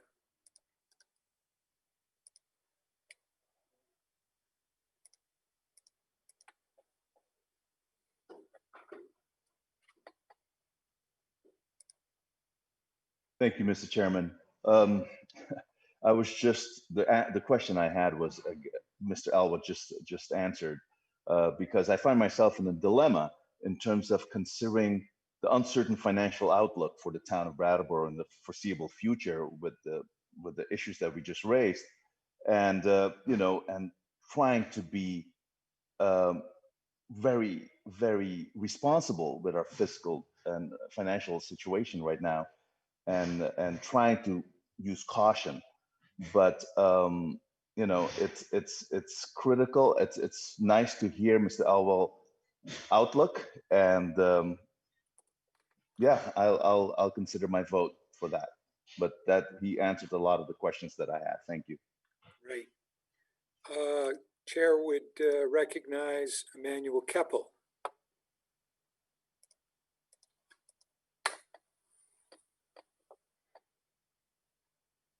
Emmanuel Keppel, District 3. I'd like to call the question, please. Thanks. Okay, then we'll just clear the queue.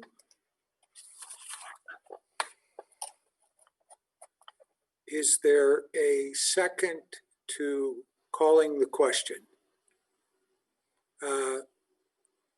Chair recognizes Tom Green. I second the motion to call the question. Okay, it's been moved and seconded to call the question to cease debate. We'll launch the poll. Once again, it's 2/3. All those in favor of ceasing debate on Article 12, please indicate by saying aye on the poll.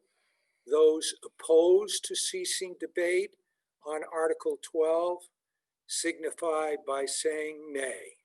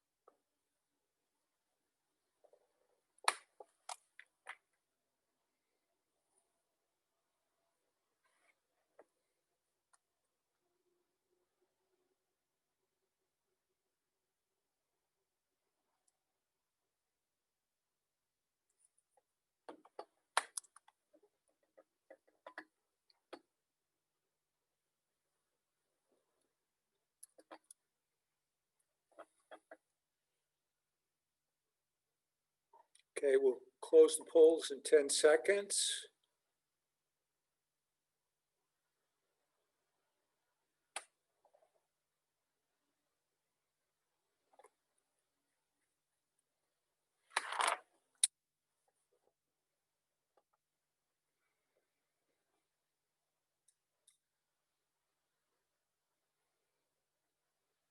Still seeing votes being cast.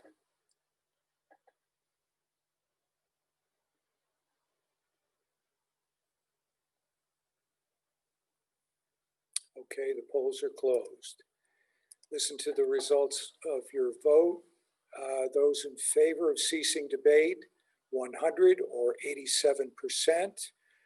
Those opposed to ceasing debate, 15 or 13%. Those in favor, 87%.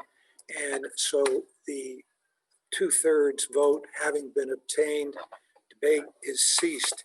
The question is, shall the town transfer from the unassigned general fund balance to the capital fund the sum of $223,000 to fund a portion of the cost of a new fire truck to replace a 1994 fire engine? All those in favor signify by saying aye. All those opposed signify by saying no. And we are launching the poll now.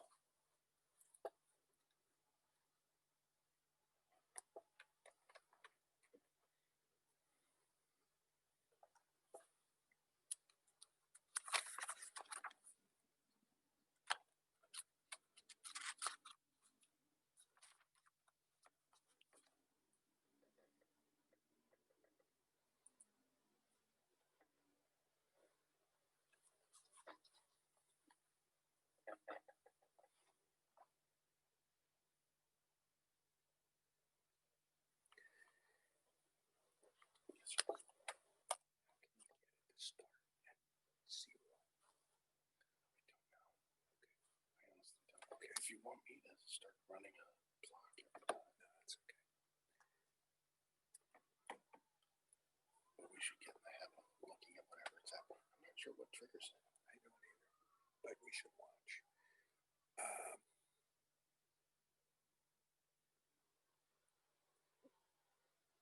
Okay, another 10 seconds and we will close the polls. It looks like we have the same number of votes on the board. Yeah, there's another one that we had a few moments ago. The polls are now closed. Listen to the results of your vote. 109 in favor, 7 opposed, and you have adopted Article 12. Article 13, to see if the town will appropriate the sum of $43,748 for the Community Marketing Initiative promotion of Brattleboro performed jointly by the Brattleboro Area Chamber of Commerce and the Downtown Brattleboro Alliance. The chair recognizes Mr. Wessel. Hi, everyone. I would like to move that the town raise and appropriate the sum of $43,748 for the Community Marketing Initiative promotion of Brattleboro, performed jointly by the Brattleboro Area Chamber of Commerce and the Downtown Brattleboro Alliance, to be dispersed to those agencies by the Select Board upon review and acceptance of a satisfactory plan for the use of these funds and the evaluation of the results. And Mr. Moderator, I'll suggest a speaker if you don't mind after you get a second. Sure. Thank you. Is there a second? Gary Stroud.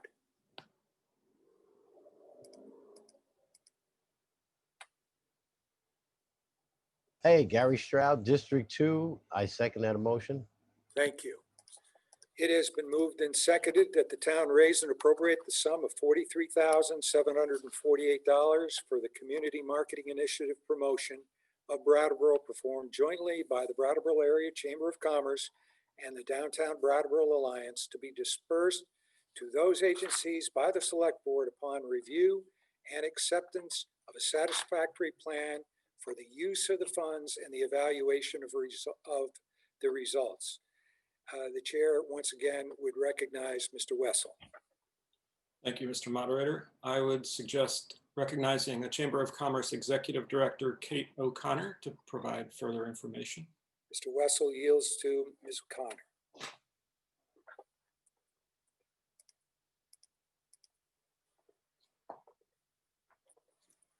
Everybody. Again, I'm Kate O'Connor, and I'm the Executive Director of the Chamber of Commerce, and I'm also a representative from District 3. And also, you can't see her when she's on the phone, is Stephanie Bonin, the Executive Director of the Downtown Brattleboro Alliance. And I have 2 minutes, so I'm going to do a brief overview of the program and then explain how we came up with the $43,000 figure. In your book that you all received on page 15 is an explanation on the process that led us to the marketing campaign that I'm going to show you today if you haven't already seen it. This will be our second year requesting funding. Last year, you folks gave us $42,119,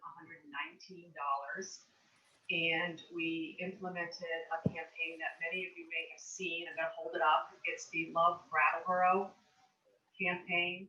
This is one of the graphics that we use. We have dozens and dozens, but this is what it looks like. And the purpose of it is to attract visitors to come to Brattleboro. We want them to come and recreate. We want them to come and stay, eat, shop. Obviously, the end result will be more revenue to our town. And the program was targeted at people within driving distance, mostly Western Mass and in Montreal. And within the larger campaign, we had what we call the mini campaign, which was targeting members of the LGBTQ+ community. We kicked it off in January. The intent was to go January through July, but as we know, March the state shut down, businesses shut down, travel restrictions. So the campaign was put on hold for March. And in June, when stores and restaurants were able to open again and there was travel within Vermont, we started again. But instead of targeting people from Montreal or outside of Vermont, we are now targeting people who live in Vermont and in driving distance. So our target market now is Northern Vermont. And we have been, when we were between now, January and now, we've been using digital, print, social media. And if you're around town, you may see stickers and things that we've done, but it's mostly been towards people that do not live here. The $43,748 that we're asking for today is 10% of what the town collects from the 1% of the Meals and Rooms tax, if that makes sense to everybody. And we really hope that you will continue the funding. As we all know, COVID has hit all of us, but it's been particularly hard on the business community. And they're people that employ us. The money that's generated through the sales tax and the rooms and meals tax goes into our town budget. And it's obviously, we have to have a thriving community, and our business community is really part of that. And I just want to take 1 second to make a brief editorial comment on, the town manager mentioned that we've had an increase in the sales tax that was really unexpected. And I just want to remind everyone, stores closed down for in-person business in March. And we don't want to admit it, but how many of us sat online and purchased something from Amazon? That 1% from that Amazon purchase is included in the tax that the town receives. And while that is really great for our bottom line and our budget, it's not good for our local retailers. So if we can get some more marketing money, we can keep this going and get more money, to us as locals, that's what our goal is. I'm happy to answer any questions that you have. You went a bit over two minutes, Ms. O'Connor, but we realized that you had to explain your program. The chair would now call on, let's see, Ricky Rosati.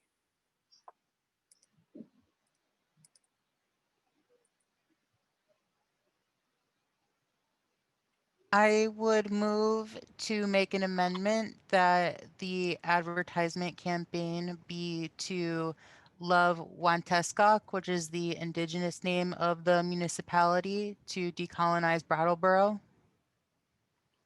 That goes beyond what is germane to the actual substance of the proposal. The proposal is simply to appropriate money. So we can't get into other elements other than the purpose of the article, and that is purely money. If the amendment isn't made, then that is why I will be voting against appropriating the funds for it. Very well. Alex Fisher.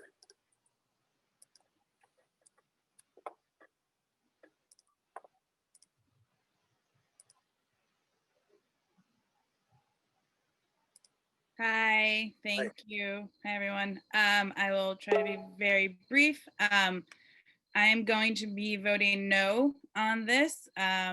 Same as last year when it was brought up to the town meeting and there was a serious lack of engagement with the queer community and with the BIPOC community, for which specifically the flag that Kate just held up represents.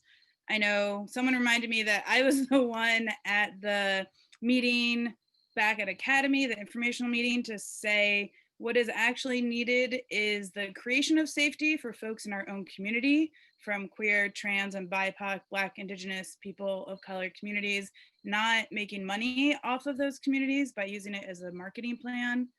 So that is like one point. The other thing I will quickly say is using our marketing money and using our way of supporting businesses by way of transformative economic processes. So instead of focusing on tourism, if we can be focusing on solutions that work, like worker cooperatives and cooperative economies that keep resources in our communities, rather than continuing extractive economies, which pull them from other communities and lead to money being pulled similarly from our communities. And that is why I'll be voting no on this amendment. Thank you. Thank you for keeping your comments within 2 minutes. The chair would now recognize Louise Zach.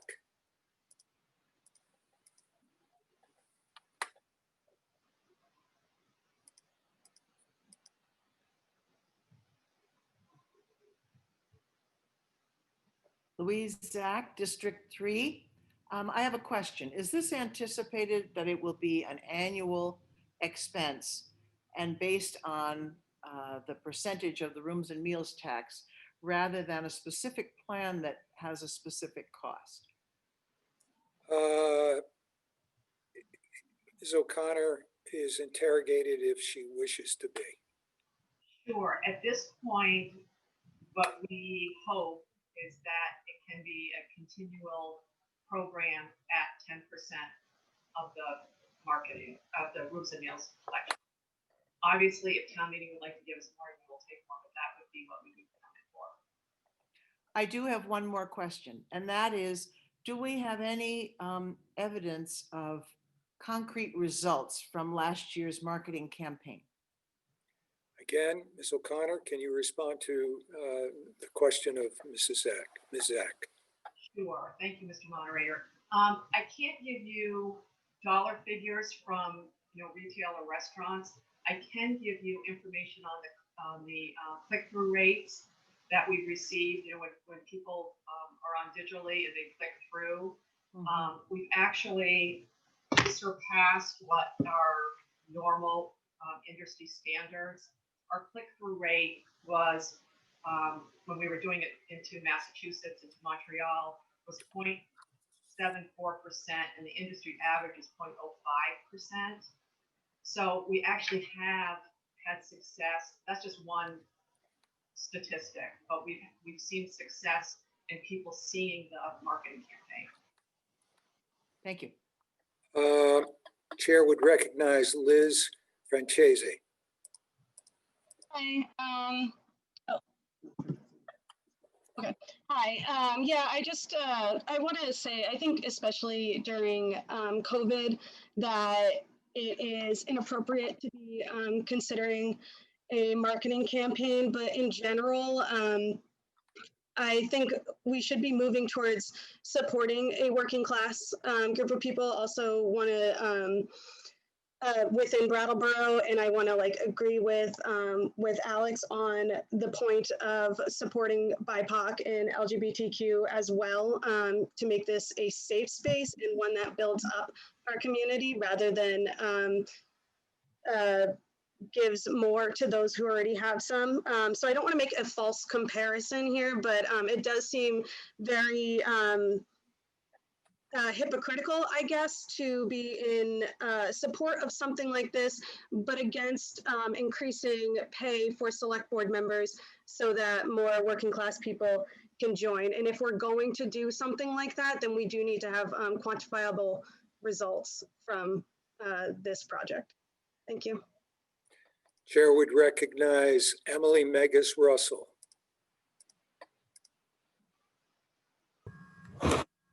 Hi, can you hear me okay? Yes, fine.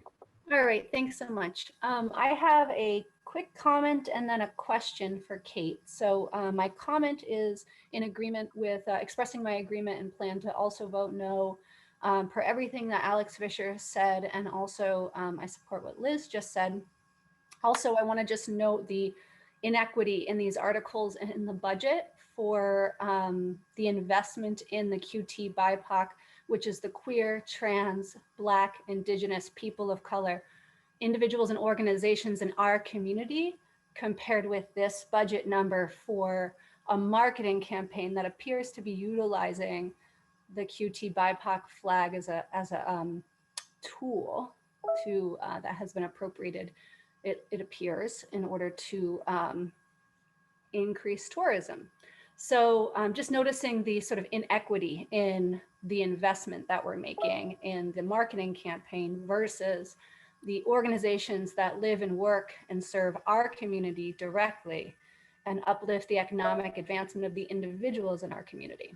So that's why I'll be voting no. And then my question for Kate is about if there's any plan or update that y'all have received from the group doing this marketing proposal for how they would adapt their plan given COVID and the increased risk to our community with tourists coming here.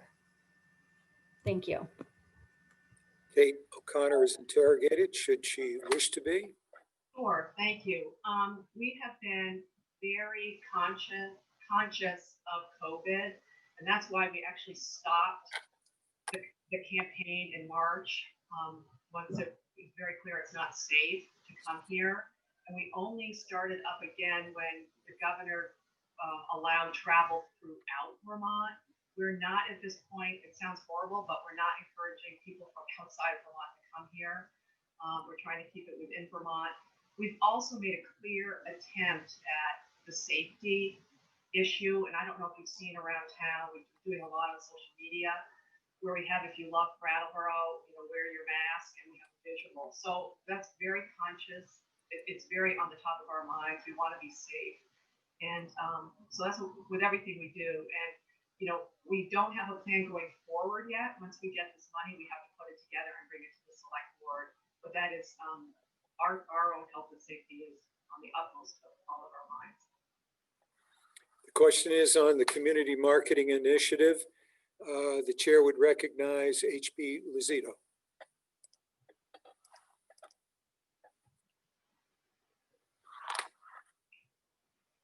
Thank you, Mr. Moderator. HB Lozito, District 2. I don't know if it's a point of order question and then a comment. I'm wondering if you can reread the full text of the article. When you read it initially, I heard some different things than what was in my maybe abbreviated version in the packet, and that may affect my comments. So I'm wondering if you could read it again. By all means. Shall the town raise and appropriate the sum of $43,748 for the Community Marketing Initiative promotion of Brattleboro, performed jointly by the Brattleboro Area Chamber of Commerce and the Downtown Brattleboro Alliance, to be dispersed to those agencies by the Select Board upon review and acceptance of a satisfactory plan for the use of the funds and the evaluation of the results. Thank you. I think the last part of that was missing from my packet, which is seems critical to me, and I think something that we've been discussing of, if I'm understanding correctly, the review and acceptance of a plan and evaluation remains in the article. And so am I correct in understanding that Select Board would still have to receive results and review and approve a plan this time around before the money gets dispersed? It says to be dispersed to those agencies by the Select Board upon review and acceptance of a satisfactory plan for the use of the funds and the evaluation of the results. So I believe your assessment is correct, but that's just my interpretation. You might want to talk to, again, in inquiry of Kate O'Connor. Okay, I will interrogate Ms. O'Connor. Is it okay, Mr. Moderator, for me to be interrogated? Yes, if you have an objection, please, if you could respond to how that works. Yeah, we plan to, obviously, if this motion passed, we'll do what we did last year, which was to put a plan together and bring it to the Select Board for approval in the public setting. So we'll take public comment. It's always an open process, and we'll do that again. Further comments or questions? You got to leave HB Lozito on. Thank you. I didn't realize I couldn't unmute myself after remuting myself. So that's a point of information for all of us. And then just a couple comments. I think the I've seen the Downtown Brattleboro Alliance doing really, I think, phenomenal work during COVID with programs like Everyone Eats, gift card drives, partnerships with the Retreat Farm. And to me, a main difference between those efforts and this effort is that good work has been primarily supporting local residents while also supporting local businesses and doing both of those at the same time in a way that seems really special. I have some concerns about moving forward with this article.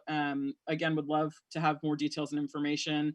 It sounds like we'll be able to get that. I really want to understand how they used the money, how the community benefited before moving through with the vote. Really want to understand what the impact is. I think it is absolutely true. There are so many people in our community struggling right now, including small businesses. But I guess I would love to see more innovative programs and partnerships like those I mentioned that I know the DBA has already been doing throughout COVID, as opposed to marketing money that's primarily aimed at tourists. When I've spoken with the marketing team behind this project, they continue to reiterate over and over again that tourists and not residents, or even turning tourists into residents, are a primary target for this effort. It feels to me like marketing is not a thing we need to be spending town money on at this time. Other folks have already spoken to COVID concerns, but I think COVID actually is doing a lot of Vermont marketing for us for free, right? Nationally, Vermont's been a destination for both tourism and new residents. The real estate market and the apartment rental market are absurd right now. So I think I question the usefulness of this program on a marketing initiative when we're seeing good work from these organizations already in other ways that are both helping businesses and residents. So I'll be voting no on this article. Chair recognizes Christopher Chapman.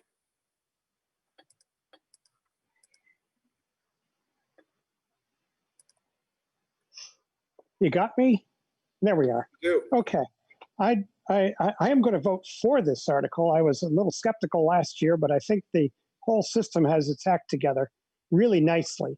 $43,000 to help market Brattleboro is not that much, especially when we have so much competition for among destination places. Brattleboro wants to be a destination and not simply a gateway. This is going to help. I'd also point out from a 30,000-foot level that the COVID-19 issue is a crisis, of course, but in crisis there's opportunity. This is an opportunity to capitalize on Brattleboro with all the special things that it has in order to bring people here. That produces revenue. Revenue produces jobs. Jobs produce economic stability, produce other resources, etc. I plan to vote for this because I think it's an excellent investment in Brattleboro's future. Chair recognizes Zach McLaughlin. So my question can go either to Kate or Stephanie, and I'm curious as to whether the chamber or DBA has statistics on the portion of our population who are impacted by their jobs are impacted by tourism, and secondarily, if they also have numbers that would indicate the impact on the QT BIPOC community. I do not see Stephanie on the board as a caller, so if Kate has no objection, she's interrogated it again. Yeah, and I wish I had those numbers, but I don't, to be honest with you.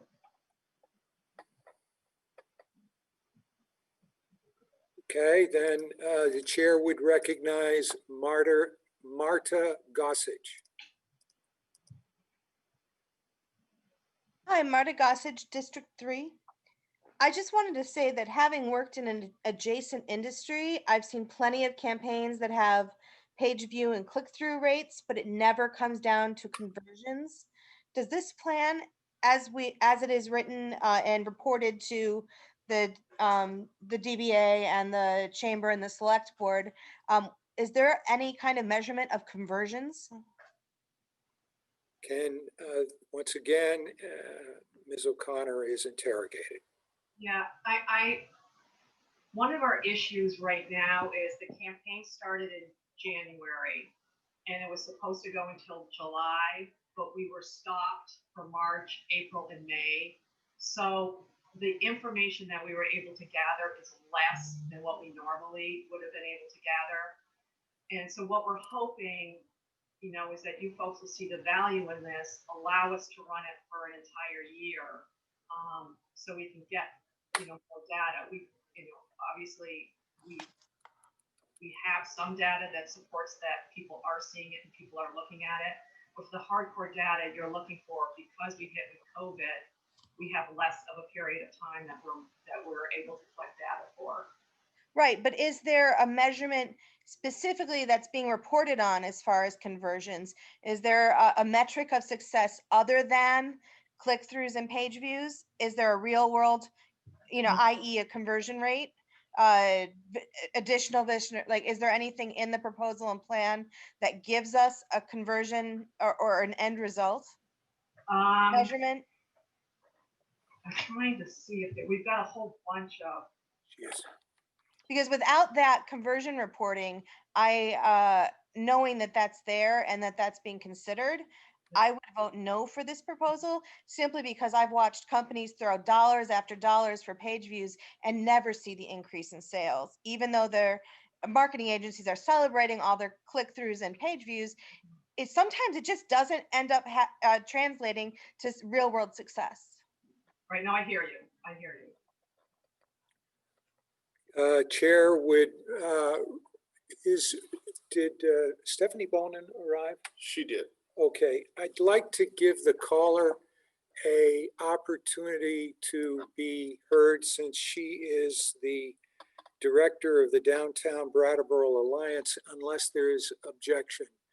You want to clear it and find out if there's objection? No, let's just go ahead. Let's see. If there's any objection to Stephanie Bonin is the director, but she is not a resident voter of Brattleboro. Let's clear just for a minute and just make sure we don't have any objections. Is there any objections to her generally explaining her part of the program? Seeing none, we will call on Stephanie. Can you hear us, Stephanie? Thank you very much. There you go. We would like to give you an opportunity to briefly speak. Sure. And do you mind if I go back to Zach McLaughlin's question? No, not at all. Please do. Okay. I believe that his question was, he was asking about how many, if we have data on how many jobs are affected by the visitor economy. Is that correct? That's part of it. Okay, great. Okay. So although I don't have exact data, I just wanted to go back to that kind of tone of the question, which is our community is supported by all the people that live here and participate and appreciate our community. And our community is also supported and appreciated by people who visit. And so this campaign is about simply welcoming people to come and visit our community and appreciate that. And so that translates into when you go into the co-op and you're there during a weekend, when you recognize lots of people from out of town. That means that they need an increase in people checking out groceries on that weekend. So that all translates into jobs. Same with restaurants, same with events at our different venues. So yes, we don't have the data, but I just wanted to make sure that we weren't forgetting that jobs are incorporated into visitor economy. Thank you. Mm-hmm. Do you have anything further to say before I move to the next people who have questions? I think the only thing I would also add, Kate is doing a great job of explaining it, but I would also urge people to just see it much more in a simple way. And that is that a lot of what Penniless Project did was create graphic images that looked fantastic and represented our community and said, come visit, and did the placement work of where those should be in all different areas that we were targeting. And it's, I think it's a little bit more simple than how we're phrasing it. So, or how we're thinking about it. Mm-hmm. The chair would recognize Stuart Copans.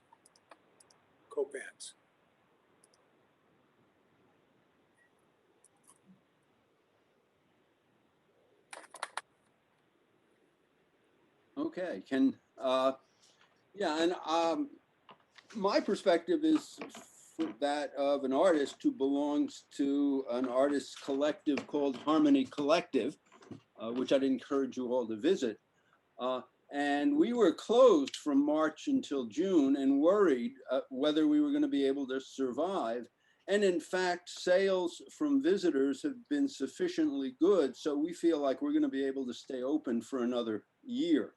And so I think marketing that encourages people to come to Brattleboro has a direct result in terms of helping us get people in the community that are going to buy the things we make. So I'm going to vote yes, and I hope other people do. Chair recognizes Cassandra Holloway.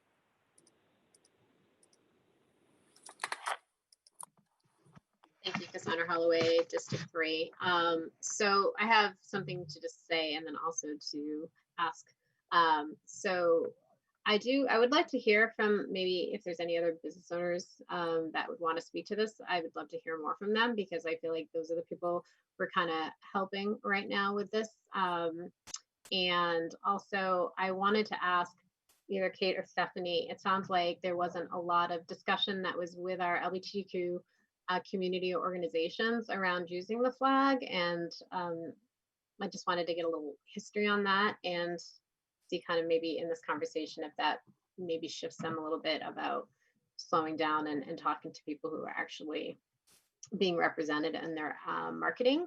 So that would be my question. And I do want to just echo HB's point that I think a lot of times bringing us in as community members, I live downtown, and thinking about that as well of how to kind of incorporate the work you do with our community because we're part of it, is great. So because tourism isn't happening all the time. So, you know, just want to throw that out there too. Make it a little bit more inclusive to the residents. So yes, so I'll answer that question. If Kate would answer that question, that'd be great. Thanks, Kate. Kate O'Connor is interrogated. Sure. Penniless Project did reach out to members of the LGBTQ community, but obviously if we go forward, if you folks fund this, we will make additional efforts because I'm hearing, and I know Stephanie is hearing everything you folks are saying today, and we really appreciate the input. The campaign itself is designed to be an outward-facing campaign, you know, getting people to come here. So you haven't seen a heavy focus of marketing to our, you know, within Brattleboro. We do use the image a lot. But again, we're happy to take suggestions and comments. But it was really designed to get people to come from somewhere else to spend their money so that we can get it here. But we'll make an effort. I'm hearing everything you're saying. Further debate on Article 13, the Community Marketing Initiative, request for $43,748. Catherine Turnus. Hi, Catherine Turnus, District 3. I guess, you know, I went out and walked quickly this morning over to the works and realized that Amy's is going away, Renaissance is going away, we lost Candle in the Night, and I'm sort of concerned about the people who have businesses that don't serve food, because are they leaving because it's really hard for them to cover their rent because of lack of business? And are we doing anything in regard to relieving some of these businesses with their landlords and their rent?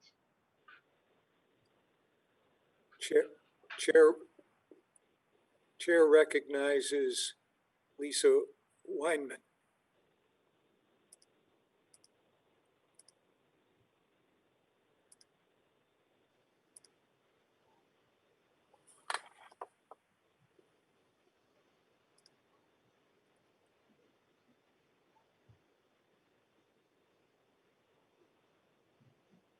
Mic should be open. Oh, there you are. Okay. Yeah. It kept muting me. I'm supportive of this measure in general, but I had a couple of questions for Kate. One was, who makes the decision about who sits on this marketing committee? I saw that there's 10 people on the committee. I myself would be interested in being on the committee, but I'm curious how those selections of the people who are making decisions about how this money is spent is made.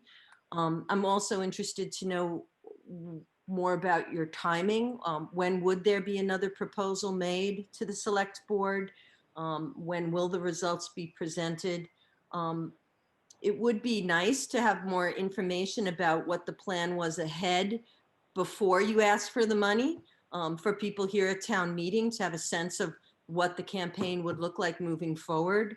I would say that there's a lot of different organizations in town like Stone Church or Brattleboro Literary Festival or R118 Elliott or the Latches, who don't have much marketing money and could use a little boost for their own operations, because they're the ones that are out there actually generating the people coming in.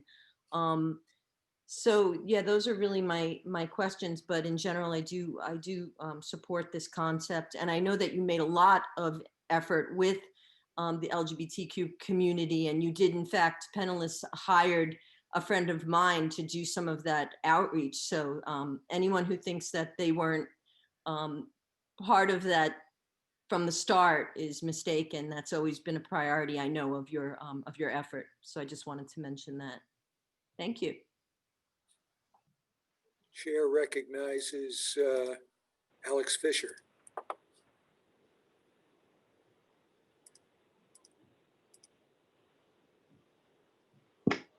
Hi again. Thank you. I wish I had spoken after HB because they were much more solutions oriented in what they were sharing in terms of, I think, building off of what Lissa just named is, I'd love to see the funding that we're talking about. It's not going to save us from a global pandemic.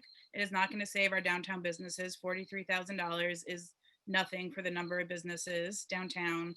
But I think what folks are getting at is, are there ways to actually uplift our queer and trans, Black, Indigenous, people of color communities while also supporting the town? And so I just want to call on two incredible events that happen and have happened in Brattleboro. One is the first annual BIPOC caucus that brought over 100 folks here for a full weekend, that also was catered by and put money back directly into BIPOC owned businesses.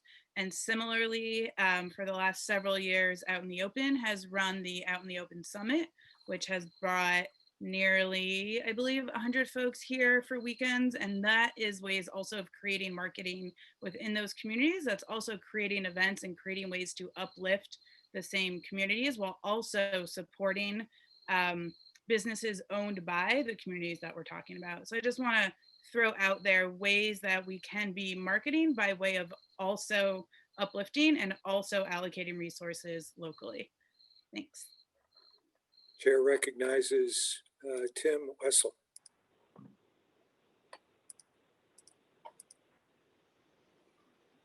Hi, thank you. Just very quickly, I wanted to just lend my voice in support of this very quickly.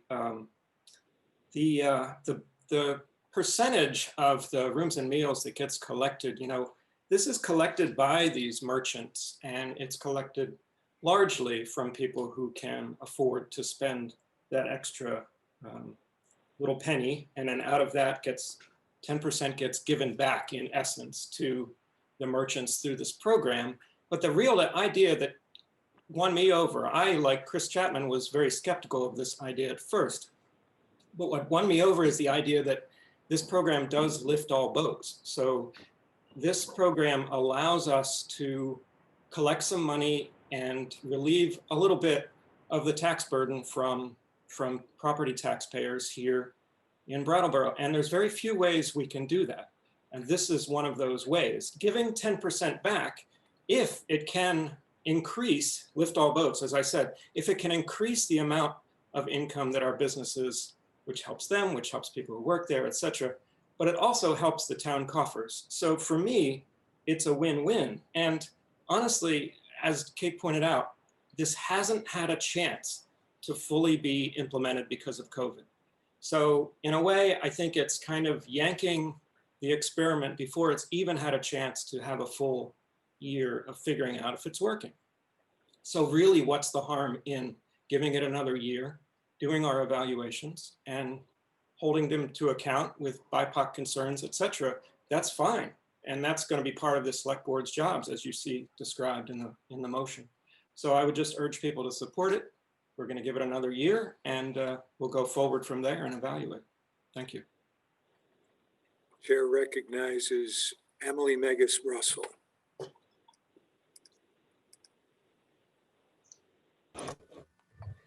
Hi, yeah, Emily Megas Russell, District 1, I think. Yes. So there are several things going through my mind right now, and I appreciate being able to speak again. I know I just spoke.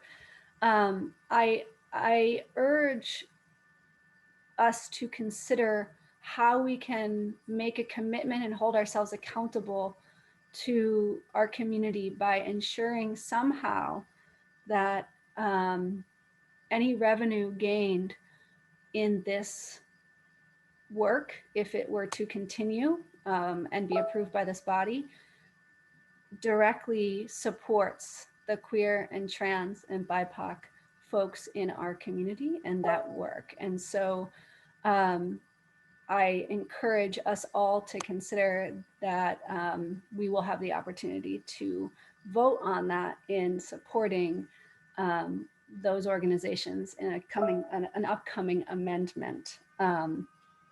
Yeah, and also a question to Kate, which is if the work hasn't quite gotten fully off the ground yet because of COVID, recognizing they just started in January, is there money still in the budget that these folks have to work with that hasn't been able to be implemented due to COVID-19?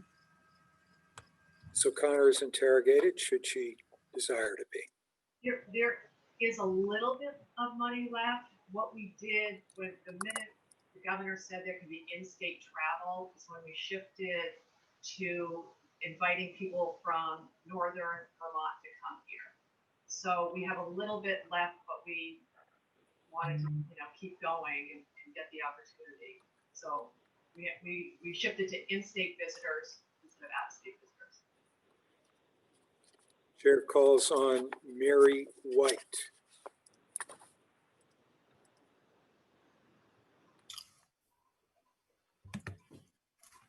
Hello, I would like to call the question. Mary White calls the question to cease debate.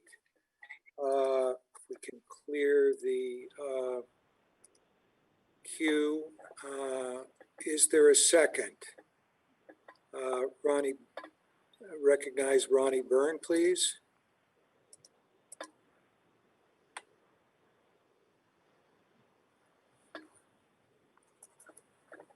Can you hear us? Yes, Ronnie Byrne, District 3. I would like to second the motion to call the question. Okay, thank you. So the question before us is, shall debate cease? Requires a 2/3 vote. We will launch the poll in just a second. All those in favor of ceasing debate, say aye. All those opposed, nay. And we will launch it now.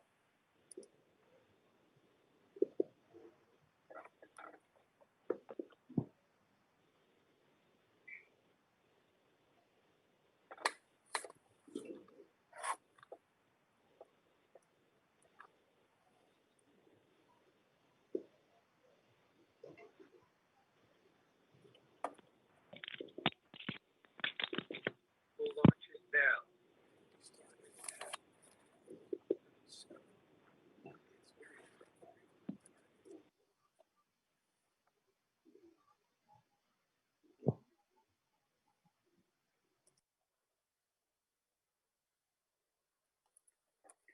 So this is, we have almost a minute.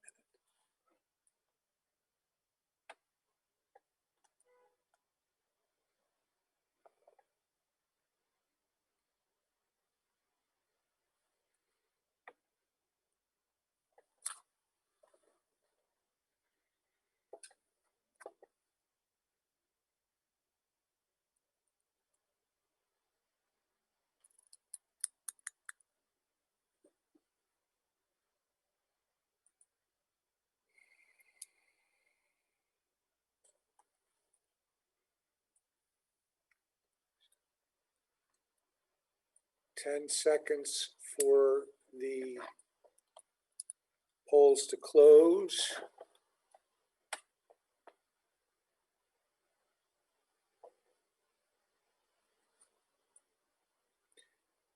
And we will close the polls at this point.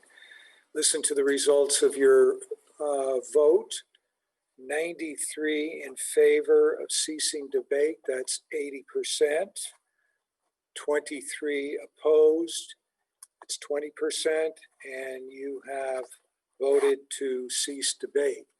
So the question is, shall the town raise and appropriate the sum of $43,748 for the Community Marketing Initiative promotion of Brattleboro, performed jointly by the Brattleboro Area Chamber of Commerce and the Downtown Brattleboro Alliance, to be distributed by those agencies by the Select Board upon review and acceptance of a satisfactory plan for the use of the funds and the evaluation of the results.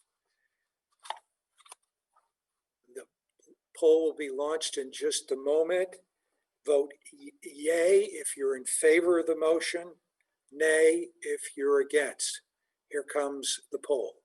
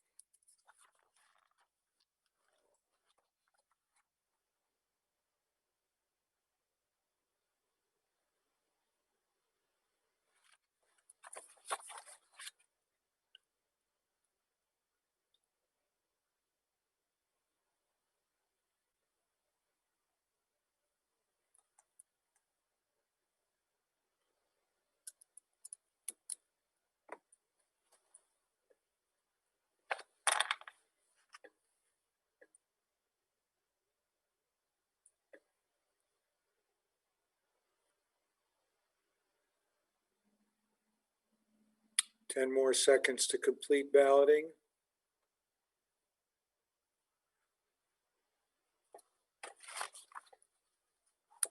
And we will close the polls.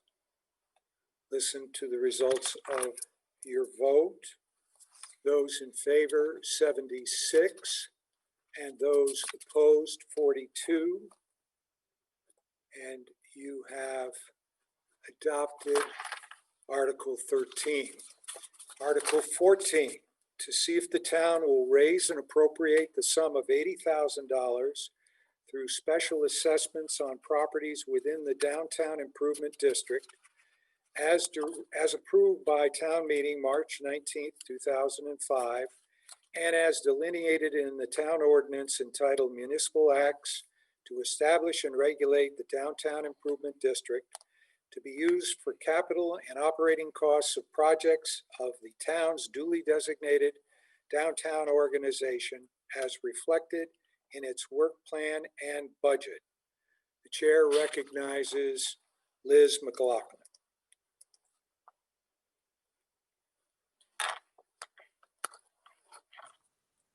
Okay.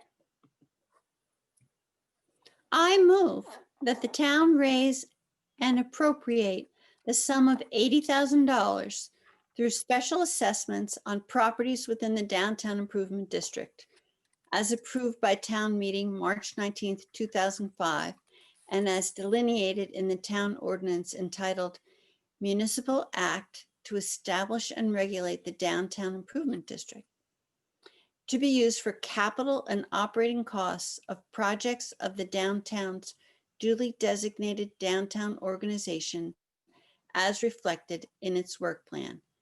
And Mr. Moderator, once you get a second, I want to come back. Thank you. Is there a second? Waiting for someone who might be willing to second the motion. Denise Glover. Chair recognizes Denise Glover. Glover, District 2, I second. Thank you. And now the chair would go back to Ms. McLaughlin. Mr. Moderator, please recognize DBA Executive Director Stephanie Bonin to provide further information about this article. Thank you. Ms. McLaughlin yields to Stephanie Bonin. We will ask her to unmute right now. Can you hear us? Thank you very much, Mr. Moderator. Okay, you have the floor to explain this. Thank you. We are here before you because we are funded in part by this $80,000 special assessment tax and would love to have your continued support.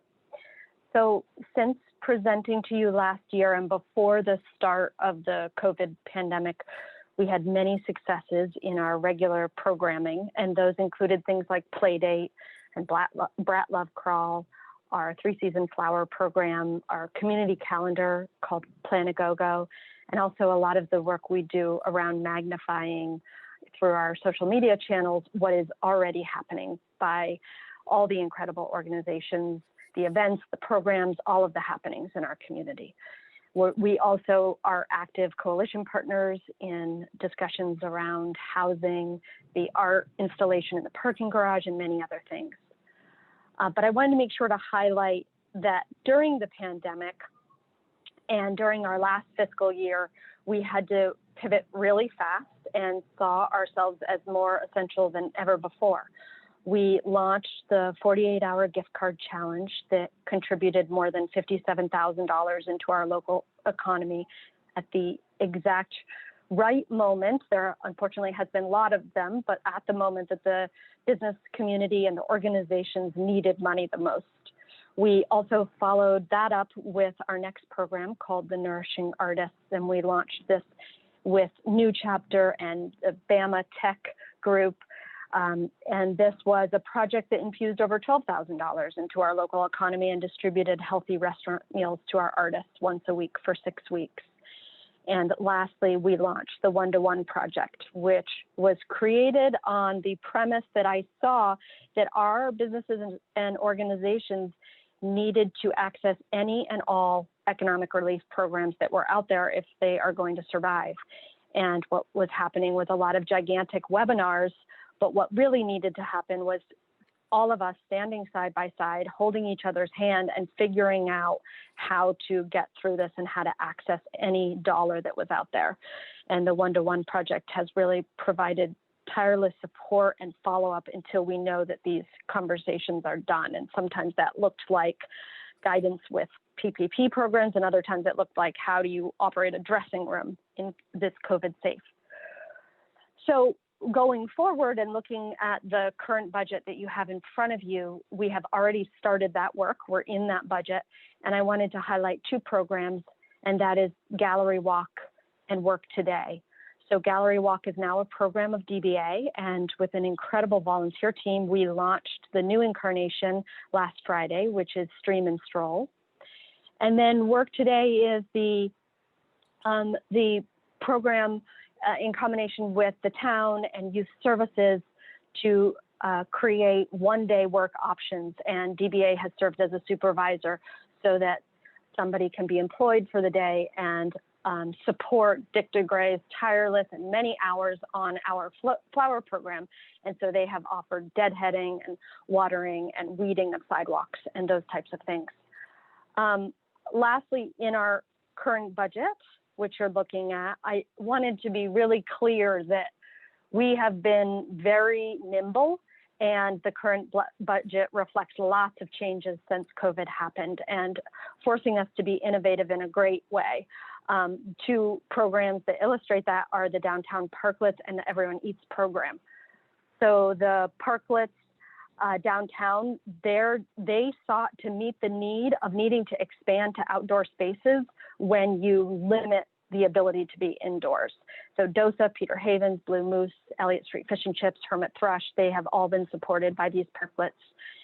One testimonial that I have is that one of the businesses was 90% down compared to 2019. And the first weekend with the parklet, they were only down 45% compared to 2019. And then the Everyone Eats program is amazing, and it is taking the Federal CARES Act funds and buying ready-to-go meals at local restaurants and distributing them to all of us in our community that have been negatively affected by COVID. And to finish out that program, because it has 3 pillars, there's also a 10% mandate that 10% of the ingredients have to be purchased from local farms or food producers. So in the 6 weeks that the program has been up and running, we have distributed over 12,000 meals in our community. We're up to 850 meals a day. And that means we have been able to increase the revenue to our local restaurants by over $125,000 just in the first 6 weeks. And that program will run through the middle of December. So that was a quick nutshell, and I look forward to all of our discussion. Thank you. Question is on Article 14, shall the town raise and appropriate the sum of $80,000 through special assessments on properties within the Downtown Improvement District as approved by town meeting March 19th, 2005, and as delineated in the town ordinance entitled Municipal Act to establish and regulate the Downtown Improvement District, to be used for capital and operating costs and projects of the town's duly designated downtown organization as reflected in its work plan and budget. Are you ready for that? Oh no, we've got one question here, Liz Francese.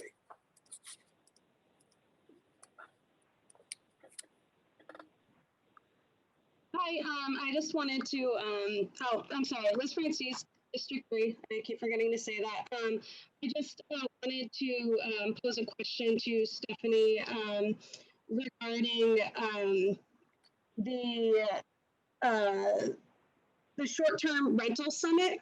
We've been talking about a lot of things here today, especially the inclusion of marginalized poor and working class people. I just want to know if you plan on, especially with how contested it was last year and where we are now with impending housing crises, if you plan to go forward with that summit. No. Okay, go ahead. The short-term rent. Oh, thank you. Sorry. The short-term rental summit was canceled. It should have been held last spring. And then in terms of, we're straddling lots of years. So in terms of 2021 is what we're talking about. And we do not see that happening in 2021. Thank you. Chair recognizes Tom Franks.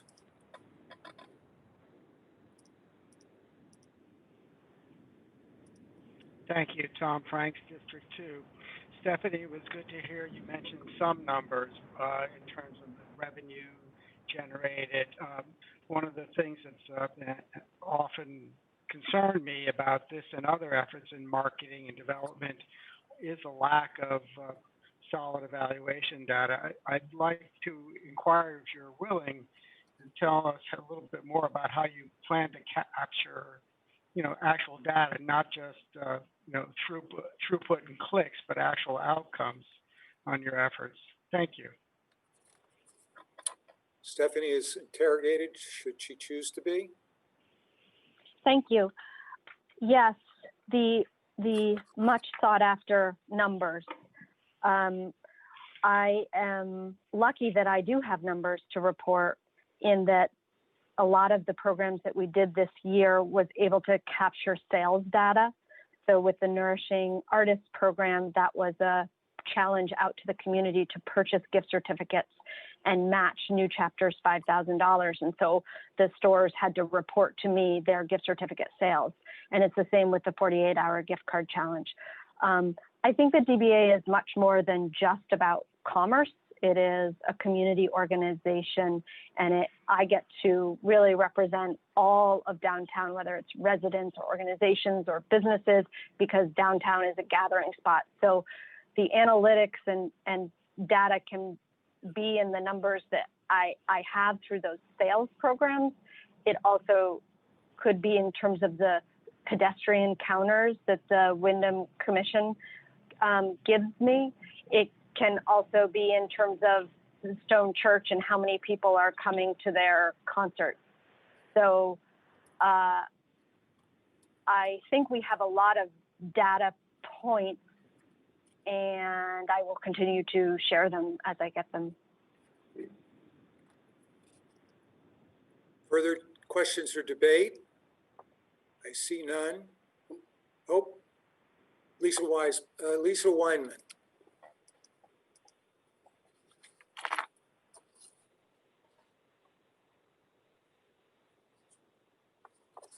Thank you, Lisa Weinman, District 1, but also a business owner in the Downtown Improvement District with 118 Elliott, which according to my calculations, we're assessed approximately almost $800 annually toward the Downtown Brattleboro Alliance. And I appreciate the work of the Alliance, but that's a lot of money for folks like us that are facing basically a closed business right now. So I will say that one thing I find disturbing, and I just wanted Stephanie to comment on, is the opening the membership to the Downtown Brattleboro Alliance to people who are not paying the tax and allowing them an equal vote with those of us who are being taxed and are paying for the organization. I don't think that's fair. And I really don't think that, I think the property owners who are being assessed should have a much greater, maybe even be the only ones that are allowed to vote on the things that, the budget and other decisions that the organization is making. And that's, I'm just curious what Stephanie has to say about that, but I do appreciate the work of the organization. Thank you. And Ms. Bowen is interrogated should she wish to be. Yes, thank you. I think that what Lisa is referring to is our charter. There might be some confusion. So no one outside of the Downtown Improvement District has a vote. Only businesses that are dues paying members, which right now is $25 a year, or property owners, which pay the special assessment tax, can vote. What we did do this year, because we didn't feel that it was okay to ask any business for any money, we did give a complimentary membership to all the businesses. But they still have to sign up to be a member, and they still have to be in the Downtown Improvement District in order to vote. We do have a category called Friends of the DBA, which people can contribute to any amount, but they would not be a voting member. And then when COVID hit, we also opened up our private Facebook page for merchants to any merchant in downtown because we felt the need was so great and the conversations that we were having were so great that we wanted to make sure that other businesses that were feeling isolated and alone could chime into those conversations. I hope that answers the question. Further debate.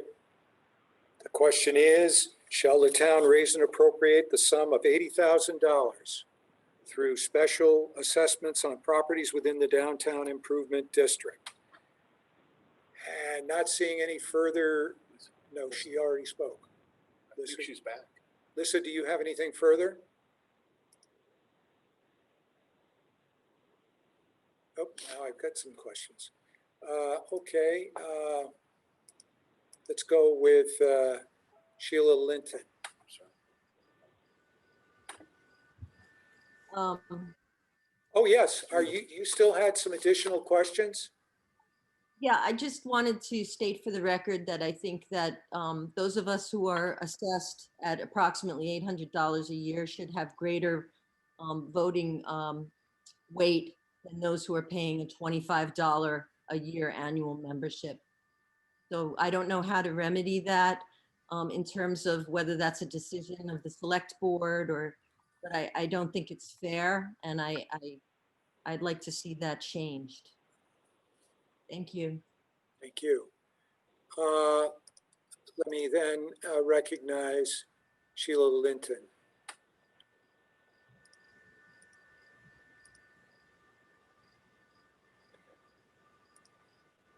Hello, Sheila Linton, District 2. I just had a question actually about the flower project. I was wondering where the money actually comes from for, it looks like it's volunteers. We know that Dick DeGray is one of the many people who help take care of the flowers, but there are lots of financial line items within this document, but I don't see anything specifically about the flowers, which has been a conversation for years. And so I was just kind of curious around that process of how much are the flowers a year to maintain and who's making those decisions. Ms. Bonin is interrogated. Yeah, thank you. I am really excited and proud about this year in particular. There's a variety of channels of how it was funded. So crowdsourced fundraiser with as little as $1 contribution raised $7,500 this year for the flower program. It was matched by a generous donor, Michael Knapp, downtown. We also received an anonymous private donor once COVID hit, who was concerned that the flower program would be the first to go. And then we have a line item in the budget that you're looking at that also includes the flower program. So many different channels. And then volunteer, yes, Dick DeGray, absolutely. And then also we have some support for him that we pay for in terms of flowering or different labor that he might need. And then we're also partnering with the Work Today program. Chair recognizes Dora Boulis.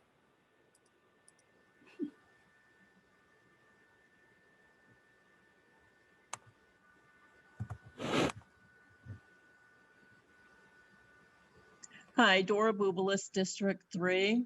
So I just wanted to respond to the concerns that Lissa Weinman was bringing up. And I understand where she's coming from as a property owner, but the select board felt it was important and to give the folks who are paying rent, and the landlords have the ability to pass on their assessment to those renters, to give them a say, and it creates a better community spirit within the organization, because it's not just property owners who create the downtown, the life downtown. And so as I don't think we're going to go back on that, because I think it's successful. And I'm sorry that as a property owner, because you are also in your particular situation, you are both the tenant and the property owner, but in most cases, it's not that. So I just want to say that I think it's important to give those folks who live and work in the community the ability to have a say in what the downtown organization does. Ma'am, I think I'm about to say something. Okay, now Chair would recognize Emily Megas Russell. And you're on. Hi there, Emily Megas Russell, District 1. Yeah, I have a question for Stephanie. First of all, I just want to echo what HB said earlier and say I'm grateful and appreciative for all of the work and responsiveness and adaptability that the DBA has demonstrated to COVID and supporting our community through Everyone Eats and the other programs focused on folks who live and work here. And my question is about the community response project. I'm curious if you could speak to specifically now and recently what this project has been focusing on. Stephanie Bonin is interrogated if she chooses to be. Sure. The Community Response Project hasn't met since COVID happened. So that's been, probably about 6 months since meeting. And it also had a little bit morphed into a housing discussion, but not entirely. And that housing discussion has morphed into a much larger, how are we as a community responding and interacting, not in our silos, but together to look at all the impacts of COVID and make sure that we're all standing or sitting at the table together. So to answer your question directly, that coalition, that project team hasn't been, I think our last meeting might have been in February, and then has had lots of morphing going on since then. Chair recognizes Steve Brown.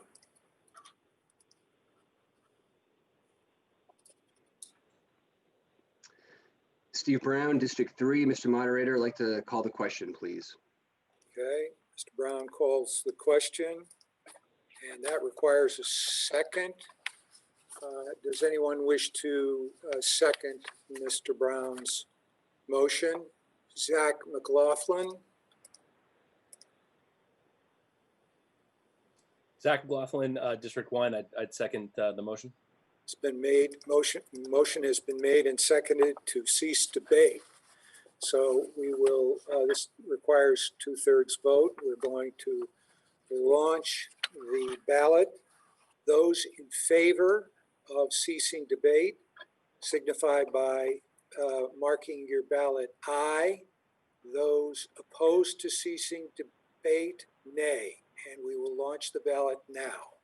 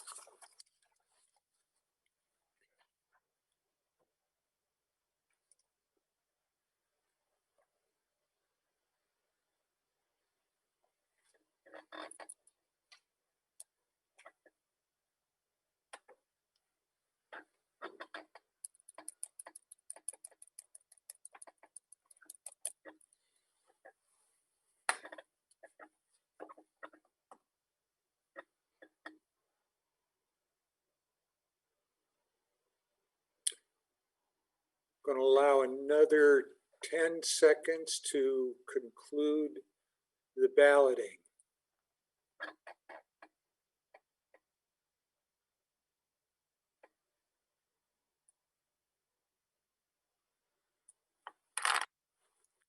And that will end the balloting. Listen to the results of your vote. 95 in favor of ceasing debate for a total of 84%.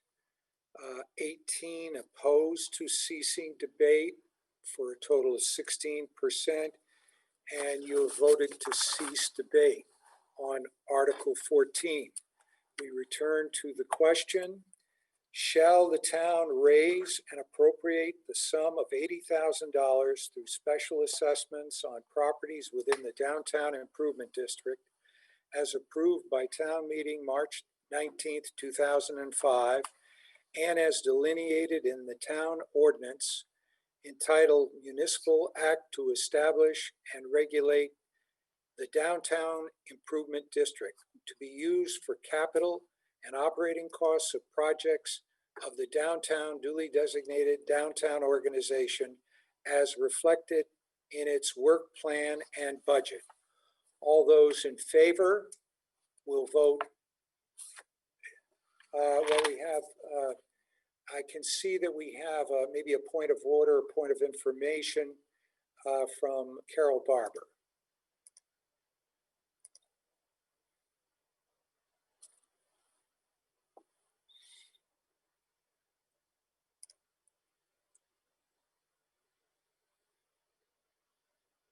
You have to unmute. We're still not hearing you. Oh, I had raised my hand. I had raised my hand to second that previous motion, and I didn't do it fast enough. So. Oh, okay. So you're all set then, right? Yes, thank you. Okay. All right. So the question is, all those in favor of appropriating the sum of $80,000 signify by saying aye. All those opposed signify by saying no. And the poll will launch now.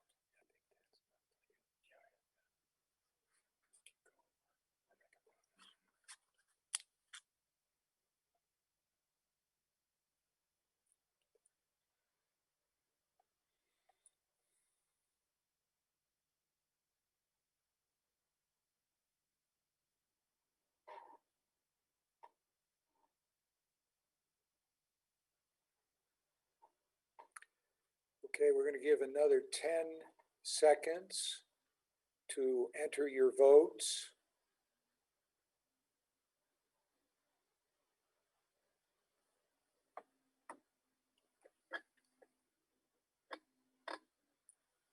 And that will conclude the polling on this matter. Listen to the results of your vote. 98 in favor and 18 opposed, and you have adopted Article 14. Now we'll go on to Article 15 after a 10-minute break. So what I would like, it's now 4:30. If everyone can remain logged in, we'll be back in 10 minutes and we will start with Article 15. Thank you for your patience. Is your mic off?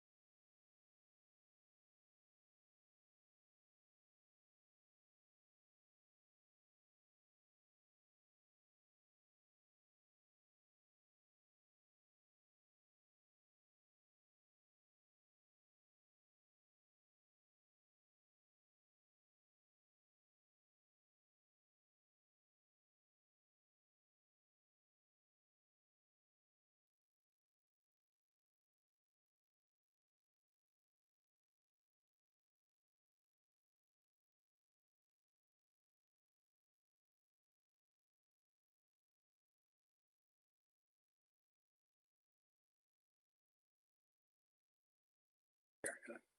They haven't come up yet? No, they have not. They control themselves. There she is. No, she's right there. She's there. We are now live. Everyone should be back. Carol Barber's still got her hand up. We'll put her hand down for her. And do we have any other housekeeping to do before we move to Article 15? I think not. Okay, the next order of business is Article 15. To see if the town will raise and appropriate the sum of $190,105 to support human services programs and facilities as more particularly delineated in your booklet. I will spare you listening to me to read all of that. However, I will be calling on Ian Goodnow to make the motion, so you will hear it in its entirety. Chair recognizes Ian Goodnow, Article 15. Yep, and bear with me, it's a little bit of a long one. All right. I move that the town raise and appropriate the sum of $190,105 to support human service programs and facilities for the residents of Brattleboro to be allocated among service providers in the following manner. AIDS Project of Southern Vermont, $2,000. Big Brothers and Big Sisters, $6,375. Boys and Girls Club of Brattleboro, $17,000. Brattleboro Area Hospice, $2,550. Brattleboro Area Prevention Coalition, also known as Building a Positive Community, $11,250. Brattleboro Center for Children, $4,500. Brattleboro Community Justice Center, $5,950. Brattleboro Senior Meals, $5,250. Family Garden, $2,500. Gathering Place, $3,750. Green Mountain RSVP, $700. Groundworks Collaborative, $19,000. Healthcare and Rehabilitation Services of Southeastern Vermont, $7,500. Kids Place, $4,000. Meeting Waters YMCA, $7,125. Out in the Open, formerly known as Green Mountain Crossroads, $8,500. The Root Social Justice Center, $5,250. Senior Solutions, $2,700. Southeastern Vermont Community Action Incorporated, also known as SEVCA, $11,400. Turning Point, $15,000. Vermont Association for the Blind and Visually Impaired, $700. Vermont Center for Independent Living, $1,600. Visiting Nurse and Hospice for Vermont and New Hampshire, $10,980. Windham County Humane Society, $1,000. Windham County Safe Place Child Advocacy Center and Southeastern Unit for Special Investigations, $2,700. Women's Freedom Center, $14,250. Windham Southeast Supervisory Union Summer Food Program, $6,375. Youth Services, $10,200. All right, is there a second? Let's see, we have Terry Carter.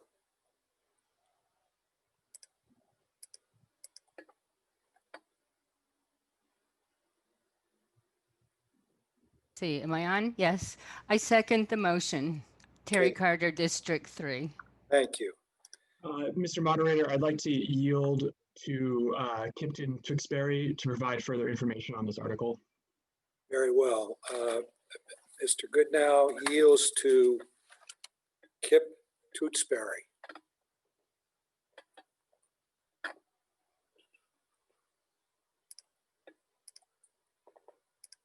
Chair recognizes Mr. Tewksbury. Hello. Kipton Tewksbury. I was one of the members of the Human Service Review Committee for the last year. I'm just going to provide a quick summary, and otherwise I think maybe more useful to answer any specific questions people have. But we received applications from 33 agencies totaling $241,200. Since following guidelines passed by this board in previous years, we tried to stay close to 1% of the town's proposed budget.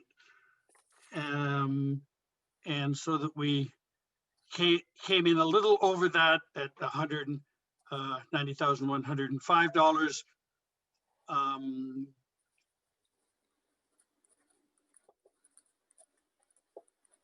But it was close enough, and we felt would adequately address both the requests and the services that the agencies provided.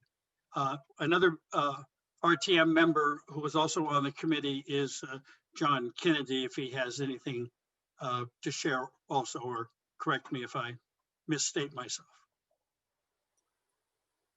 Are you yielding, Mr. Tewksbury, to Mr. Kennedy? Only if he has anything else he'd like to say. Mr. Kennedy is being interrogated. I was appointed by the committee to be the point person. Ah, okay. So otherwise, people should, members of the group should ask any questions that might be a more effective use of our time. Very well, thank you. Let me just see if Mr. Kennedy has anything further to add, if he's available and wishes to be interrogated. No, Lauren, I don't think I have anything to add beyond what Kip has already mentioned, other than the fact that most of the requests and the allocations varied based on the amount of money that the organizations themselves requested. Very well. Yeah, that's correct. Thank you. Stay tuned, however, because there may be questions. So let's go and see if we have any questions or comments. I need to take a look at Robin Morgan. Chair recognizes Robin Morgan. Hi. Hi. Robin Morgan, District 3. I would like to make an amendment to this motion. Okay. I would like to make a motion to amend Article 15 to increase funding for all human services organizations by 10% and to further increase funding to Black, Indigenous, and people of color-led organizations, namely the Root Social Justice Center, to $7,000. Excuse me.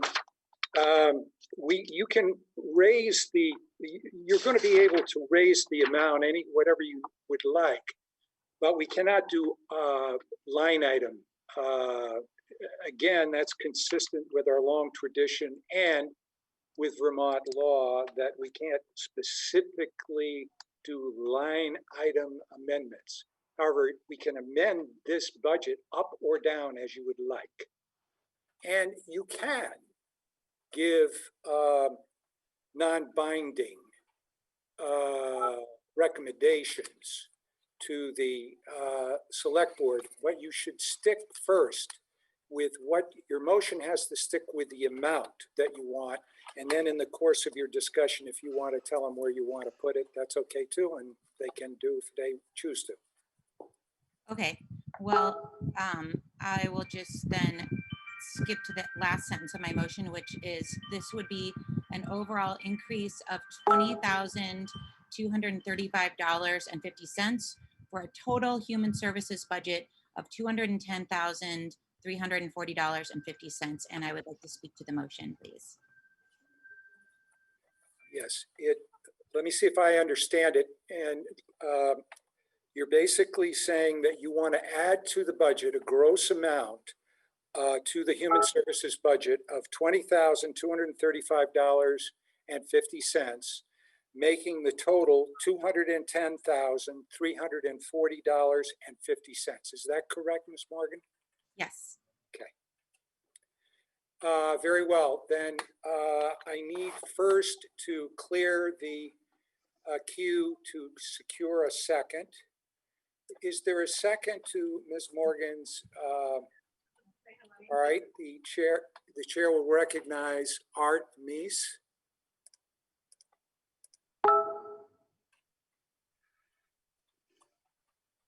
I have Far East District 3. I second the motion. Very good, thank you. So the motion has been made and seconded to increase the budget by the sum of $20,000. This is the Human Services budget, by a sum of $20,235.50. Ms. Morgan would like to speak to the motion, and you have the floor, Ms. Morgan. Thank you. I want to very much first honor and appreciate the thoughtful work of the Human Services Committee. I want to quote their statement that is published on page 19 in the booklet. Our goal as the Human Services Review Committee is to ensure the quality of life of the people in the town so they can be successful. The town's human services allocations are important to each agency's ability to serve the local needs of residents. And I fully agree with that. And I think that while the budget that is presented here for these organizations would normally be a reasonable one, it's undeniable that the situation for everyone, and especially for our vulnerable residents, has undergone an immense change since the time that this budget was developed. So I think it's fitting that we make some adjustments to this. The effects of the pandemic have been devastating on our community and highlighted the need for these essential human services. And that is why I would like to see an across the board increase of 10%. So realizing these are not binding amounts of where this is allocated, but just advising the select board that this is the intention of where I would like this money increased to. Yes. Additionally, this summer has been a time of intense trauma for Black, Indigenous, and people of color who have also been disproportionately impacted by COVID. It has also been a time of reckoning for many of us white folks to think about how we can support a more just world and a more just community. The best way to create more safety and support for the BIPOC folks in our community is to help Black, Indigenous, and people of color-led organizations do the work they consider the most supportive and helpful. So that is why I'm asking for the Root, which is, to my knowledge, the only BIPOC-led organization that requested funding from the town, to be fully funded as requested up to $7,000. So that would be an additional, I think, $1,225 beyond the 10% increase that I asked for all the organizations. So that's where the number comes from. Ms. Morgan, I see in the motion that Root Social Justice is in for $5,250. So if you wanted to go to 7, that would be $1,750, would it not? Right. I was just saying, like, I mean, however you want to do the math, we want them to get 7,000. So if you increase them by 10% like everybody else, they would still need an additional amount to get to what they had fully asked for. And you understand that the motion is just to raise the sum by $20,235, and that you're making this recommendation as a part of your motion to the select board for their consideration should your motion pass. Is that correct? Yes, sir. Okay. So is there anyone who wishes to speak to the, have you completed your speech with regard that's all to for me. Okay. Is there anyone who wishes to speak to the Morgan amendment? The chair would recognize Tony Duncan.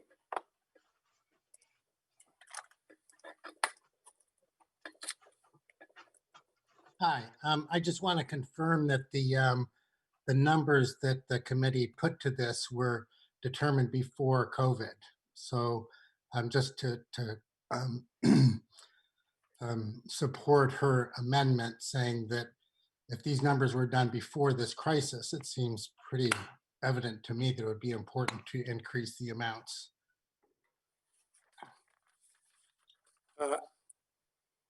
Other comments? Chris Chapman.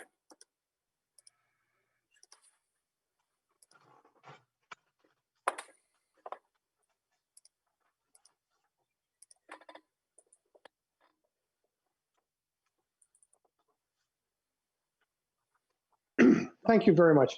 I would point out that in increasing allocations of the budgeted items has a direct impact on property owners, and this includes lower income people, and an indirect effect on renters.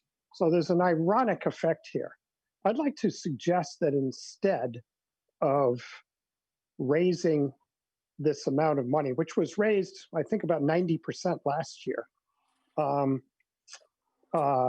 which would make this close to 100% increase over 2 years ago, that our select board make possible additions or contributions of funds from people in excess of their property taxes. We know that there is inequity throughout our community, the country, and the world, but this is also a very generous society, and we should recognize that there are people who would like very much to benefit and benefit others and have the means to do so. We're doing it as an institution in Brattleboro, but individuals could too. I'd like to, I discourage this vote for that reason, that there is a better alternative, I think, and that we could take advantage of it perhaps to the greater benefit, much greater benefit than what is proposed in the motion. Thank you. Chair recognizes Ann Kablinka Lauer.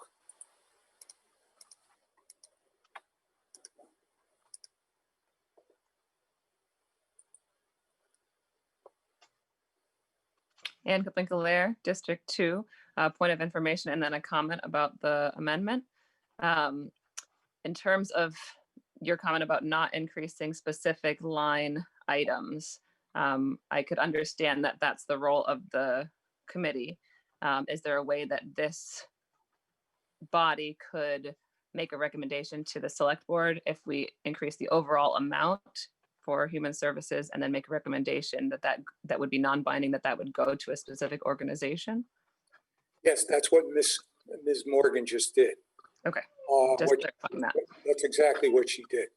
Great, thank you. Then I support the amendment. Thank you. Chair recognizes David Levenbach.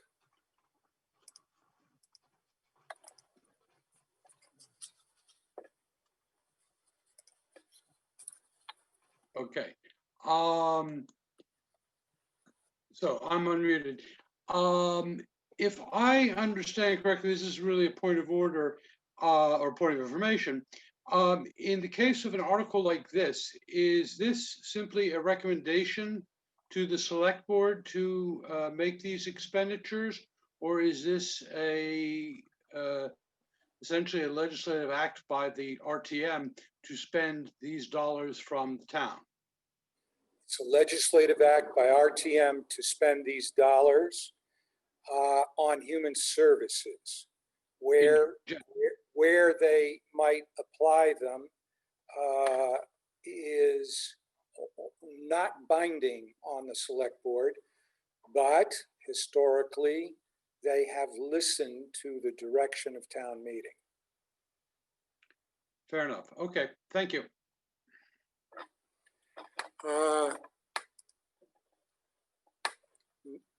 Chair will recognize Catherine Turnus. Hi, it's Catherine Turnus, District 3. In response to Robin's amendment, I do support it. One of the things everybody seems to be worried about is where this is going to come from, or what part of the budget. And I'm probably not going to be very popular at this moment, but it's called defunding the police. This is the very first time that we have not been able to challenge the budget, the town budget, like we used to before. So we don't know the line items. And I think that's one way that we can support our social services where the money should go to. Yeah, we're, just to make it clear, where this money comes from, we're not concerned with at this point because the budget has already been adopted. Well, yes, I'm aware of that. Obviously, it has to come from somewhere. But what I'm simply saying is that the issue here that is germane is the amount of money to allocate to human services. And Ms. Morgan has made an amendment to raise the budget by an additional $20,235.50. And she's made her non-binding recommendations as to where she would like to see it go. That's all acceptable in terms of a germane motion. So my question is, do you have anything else that you would like to add to that?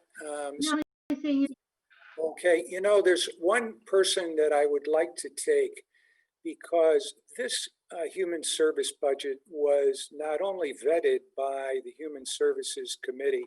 John Kennedy is sitting here patiently waiting to be heard, but it was also vetted to a large degree, I believe, by the Finance Committee, and I see, and also I should point out, by the Select Board. So there's been 3 separate committees that have vetted this budget.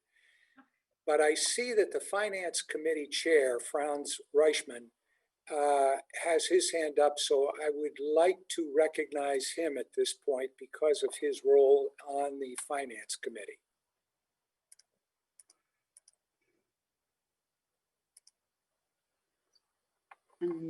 Yeah. Hello? You're getting some feedback, Dr. Reichman, and maybe you have 2 devices on. Yes, I will admonish my companion here. Yes, the Finance Committee did review the Human Services Committee's work and supports the original amount of money allocated, although we didn't talk about whether it should be more, as I recall. However, that's not why I raised my hand. So what I'm concerned with is your ruling that the individual line items cannot be adjusted. And whereas I recognize that that would be true in a motion where the original amount was specified, but the original line items were not included as we normally do with the budget. In this case, the motion as made included all those line items as read by Ian Goodnow. And I wonder whether then it's not permissible in that setting for the body to address those individual line items as included in the motion. That has never been our case in light of Vermont law. However, we can ask the town attorney, even though we may not see in the budget generally all of the details, it's all backed up by details. And we have always stated that that is for the purview, that is in the purview of the Select Board to make those allocations. They are responsible for the general oversight and affairs and property of the town. So we have taken the view that we can raise it or lower it, as the case may be, and make recommendations. But I will defer to the town attorney on that, Dr. Reichman. Thank you. Is Mr. Fisher available? Mr. Moderator, that is correct what you have just stated, and the only addition that I would make to that is that by representative town meeting vote, the Committee on the Human Resources and how the town of Brattleboro makes its recommendations for the funding thereof was done by representative town meeting. So while this process is a bit different from other smaller towns where you may have just a few organizations come before the town at annual town meeting, Brattleboro, being a host or hub town, has a large number of these human service organizations, and that's why the town meeting created the process that we follow. So that's my only addition to what you correctly stated before with regard to the vote is up or down as to the actual amount. And to my knowledge, we have not had select boards diverge from the recommendations made at representative town meeting. Thank you. Does that answer your question, Dr. Reichman? I believe it does. Thank you.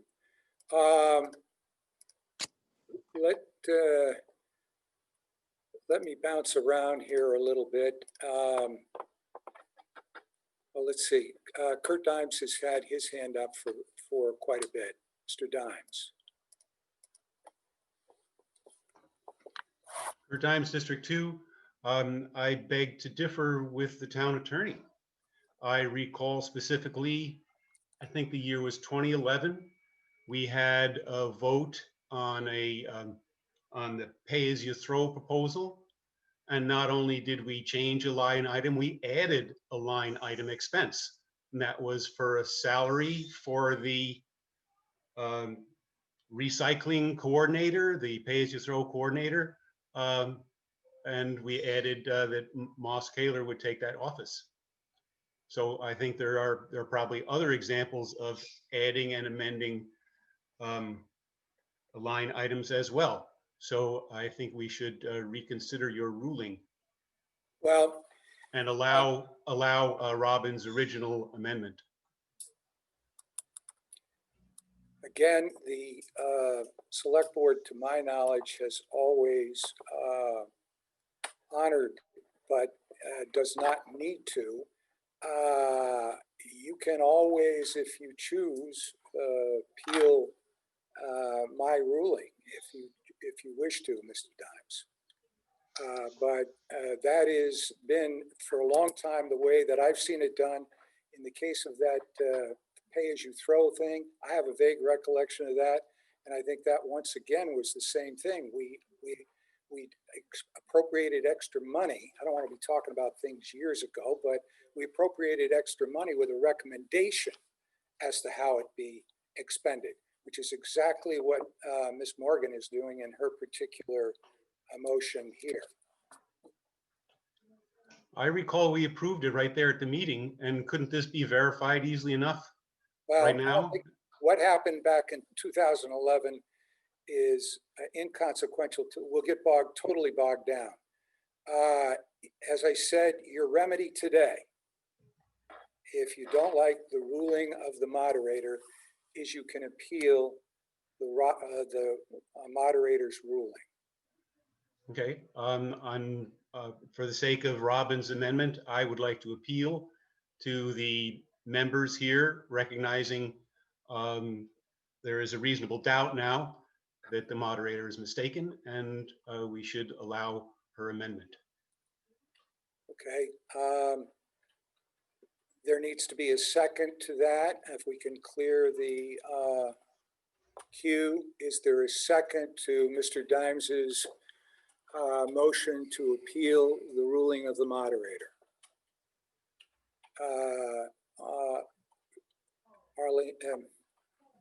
Arlene Disler?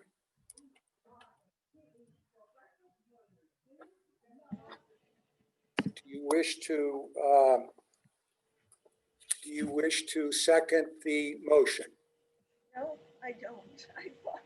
I thought I had taken my hand down. Oh, I'm sorry. Okay. I have, all right. yeah. All right. Then there is a hand up with from Ricky Rosati. Do you wish to second Mr. Dimes's motion to appeal the moderator's decision? Yes, I second Kurt Dimes' appeal. Okay, thank you. So the question for the body is this. The moderator has stated that it is germane and appropriate to raise the budget, but not on a line item basis. So I'm going to ask the question, is whether the moderator's decision should be sustained. All those in favor of sustaining the moderator's position, vote aye. All those opposed to the moderator's position, vote no. And we'll launch the poll right now.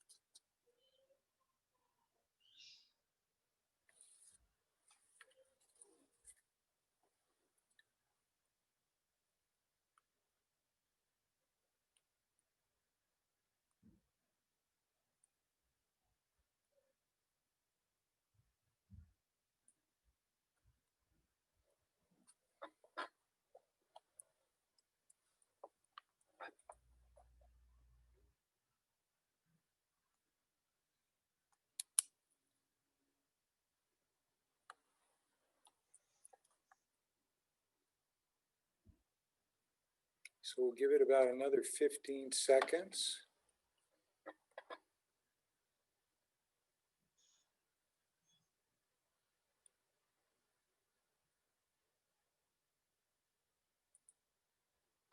And we can close the poll.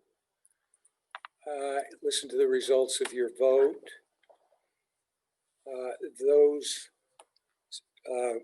supporting and sustaining the moderator's opinion, 80.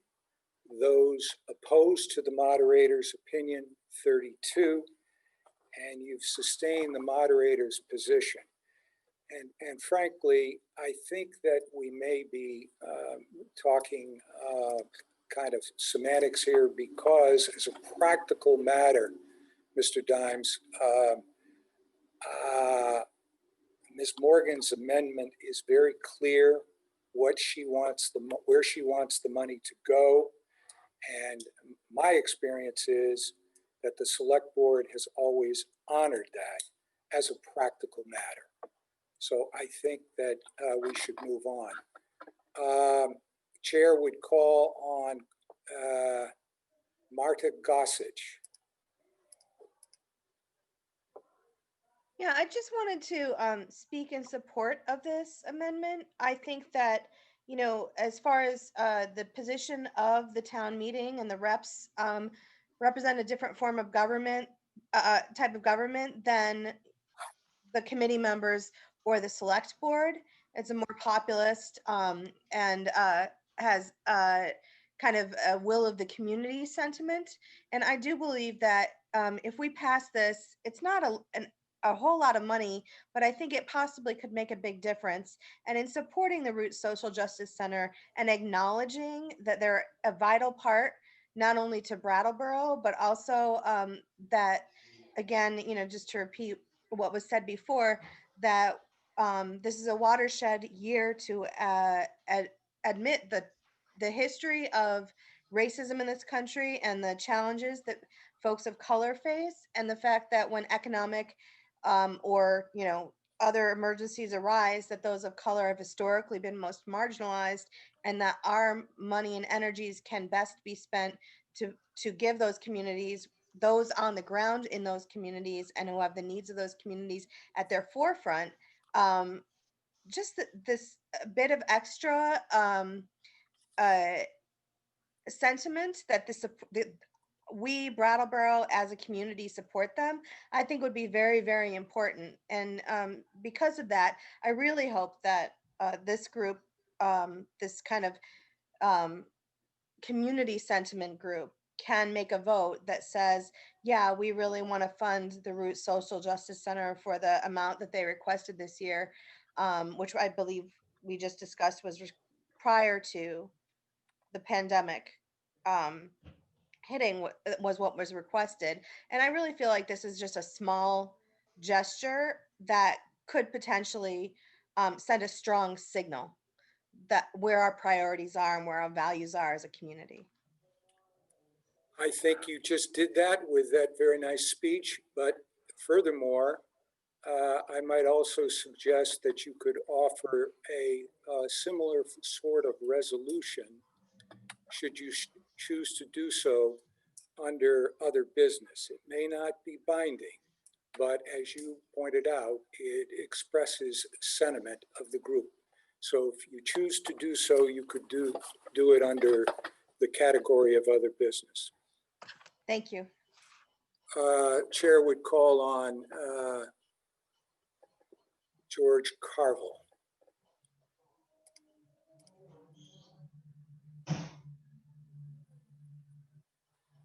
There we go. I have a question, and then I wanted to speak to the amendment, Mr. Moderator. When Robin was presenting her amendment, there was then a lot of talk about, is this, is that. Did we ever get that full amendment? Do we have that? I believe I do, yes. Her amendment is to increase funding by $20,235.50 for a total appropriation for human services of $210,340.50. Her recommendation is that 10% of it goes across the board and that Root Social Justice get a total of $7,000. Thank you, Mr. Moderator. I agree. I know that was the intent of the amendment. And my understanding is that the good work that the Human Services Committee has done and the review by the Finance Committee and so forth all really took place before this COVID thing really hit us and has impacted a lot of people in Brattleboro. And as we know, in Brattleboro and nationwide, has impacted people of color to a greater extent.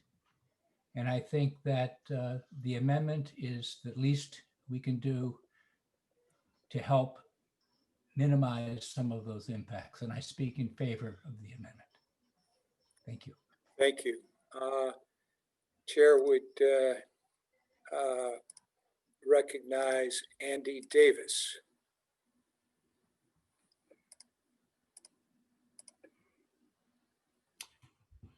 Hi, Andrew Davis, District 3. I think we live in a very compassionate town and we live in a very compassionate state. And there's multiple streams of assistance flowing in many, many directions right now. The thing I'm a little bit concerned about is the process. We have struggled for years to provide guidance to this committee. And with many feels like hours of discussion, we came up with the guideline of 1% of the budget so that we wouldn't be rethinking the rethinking the decisions of the members of the Human Services Committee each year. I noticed there are 5 organizations that requested money that got no money. And I see some of them are close to my own heart. And I just feel like there's a process thing here that is very important in municipal government that does not erase compassion. All organizations need multiple sources of funding. I noticed the Root Justice Center did not ask for money last year. Every time they have asked for money, they have received a generous amount with regard to their request. I just I'm not an uncompassionate person, but I'm very respectful of process. And I sort of wonder if I would ever want to serve on this committee, because I feel like its work is always laid out on the table and dissected at this body instead of respecting the decisions that were made. There are ways to give more moving forward, as the moderator just mentioned, during other business. Thank you. The chair would recognize Christopher Kane.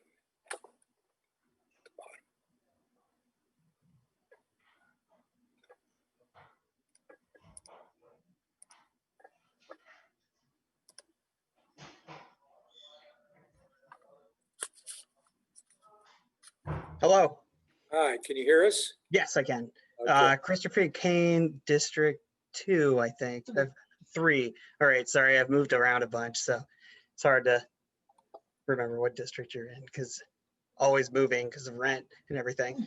But yeah, no, just to speak on what Andy just said, you know, it is hard to want to be on one of these committees for a different reason though. It's going to be difficult to live sustainably on one of those committees. It's going to be hard to sustain yourself if you're not making a livable wage on one of those committees. We should not be, I don't think that there's any reason not to fund these more. Like, it doesn't make any sense to me to want to, like, this is again, the whole volunteerism thing. It's the same idea. How are you going to get people to want to volunteer if there's no incentive? I mean, if you want to volunteer to like pick up trash or whatever, like that's great, you know, that's great. But we as a town need to be funding these programs far more, funding these people that want to be in these programs to sustain them. Yeah, that's all I had to say. I will be supporting the amendment. Thank you. Thank you. And once again, I appreciate everyone keeping their remarks to within 2 minutes. Chair would next call upon Liz McLaughlin.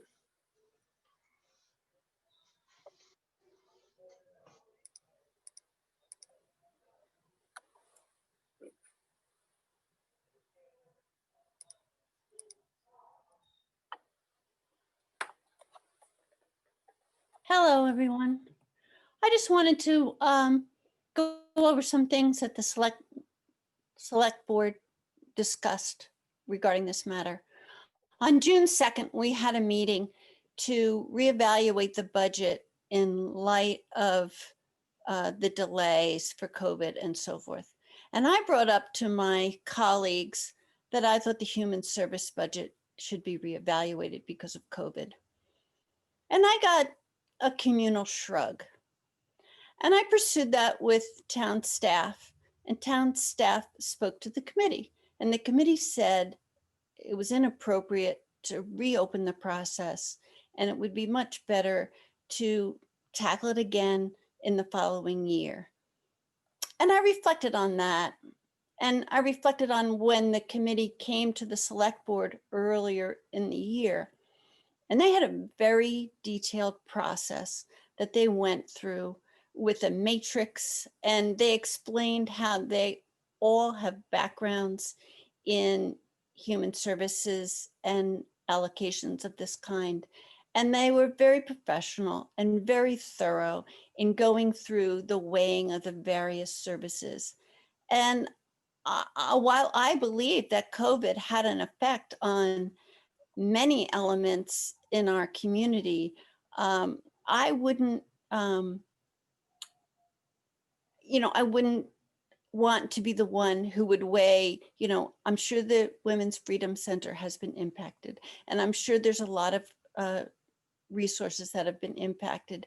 And the reason why we shouldn't be spending all this time discussing and weighing these matters is because the Human Service Committee has already done it. And I respect their process. Thank you. Thank you.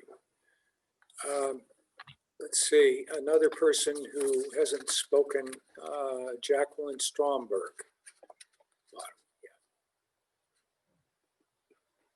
Chair recognizes Jacqueline Stromberg.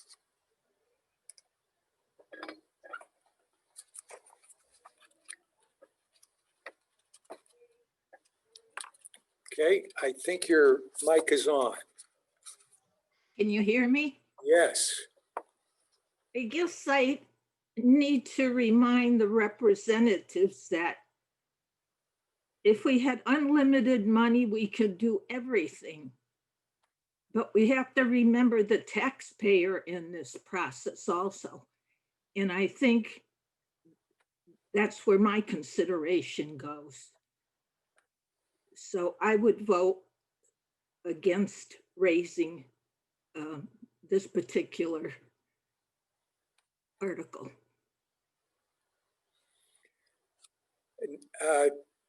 Chair would recognize Cassandra Holloway.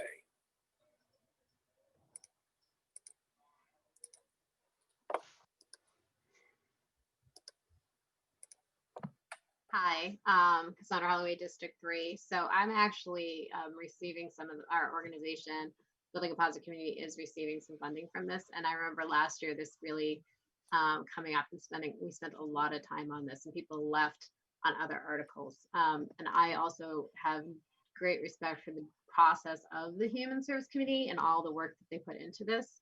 And I don't like how we're constantly trying to push more money, and I don't think this is the time to do that. I think if people want to see more money, it should be done earlier in the process, not at these meetings. And I do appreciate people wanting to give to our organizations. We definitely always are in need. But again, I think it really does it's kind of, I find like a disrespect to the people who've gone through the process, and there could always be something that comes up or something. 30% of people who are in recovery are relapsing right now. So do we give more money to Turning Point? It's like, I think COVID's going to be showing up in a lot of vulnerable populations, and not that I don't want more money to go BIPOC and LGBTQ communities and all of the vulnerable communities, but I don't think this is how we go about it. It just takes up way too much time. And I think there's other solutions that we could have other than just trying to inch more money out each year. And I do think about our taxpayers as well. Thank you. Chair recognizes Tom Frank. Tom Frank's on the top.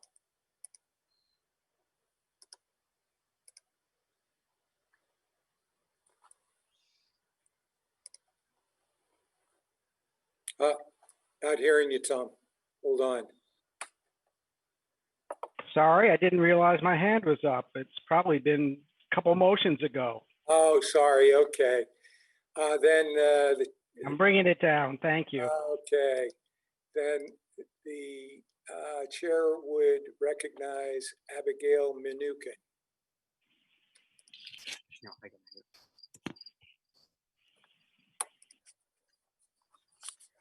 Thank you, Abigail Minukin, District 2. There are a couple points I want to speak to. Most recently, I'm feeling some frustration at the idea that we are just supposed to approve everything that committees provide to us or present to us for this meeting. My understanding as a town meeting representative who is elected to this body is that we are here to discuss those items, and that we may disagree on some of them, and that is part of this democratic process. And if we're actually being asked to just rubber stamp every single article that's being presented to us, then that needs to be named. And that is not what I feel like I am here to do. So that is my first frustration. Sorry if I'm getting heated up. My second point is that it feels really irresponsible to say, similar to my first point, that we can't reassess them post-COVID or post-Black Lives Matter uprisings that have been impacting this entire nation, but also right here in Brattleboro. This is not an out there issue. These are not out there issues. These are issues here and now. And if we can't actually address them in the here and now, then it feels like, what is the point of being here for this process? We are in a very different moment than we were in March. And we need to really acknowledge that and own that and vote in light of that. I am in full support of this motion.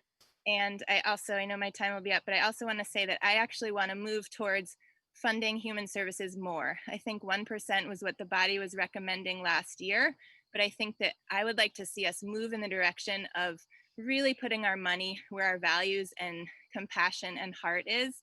And I hope that that is through investing in human services in this community. Thank you. Chair recognizes Dora Bubalis.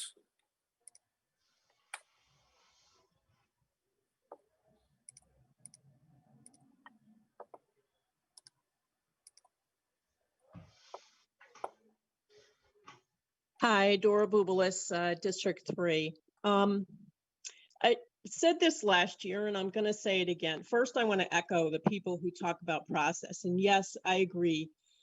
There's a lot of need in this community, and there's a lot of human services, but for every action, there could be a reaction. This is a political body, and it is elected.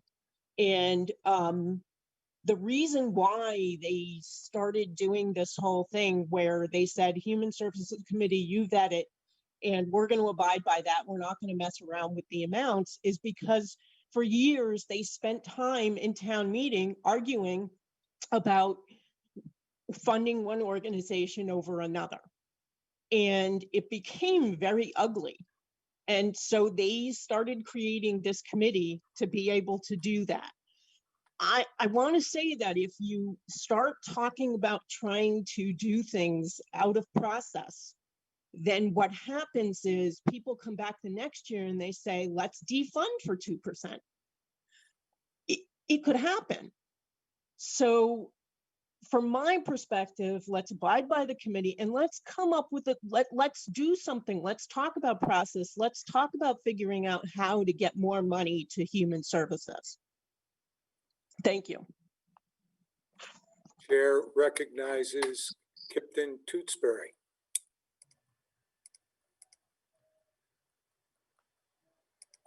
Kipton Tewksbury, District 2 and Human Services Review Committee member. Since we did all of this work last September, it was well ahead of COVID or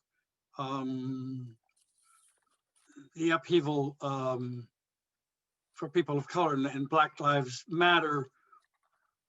And so I can't say whether we would have kind of made the allocations differently, but I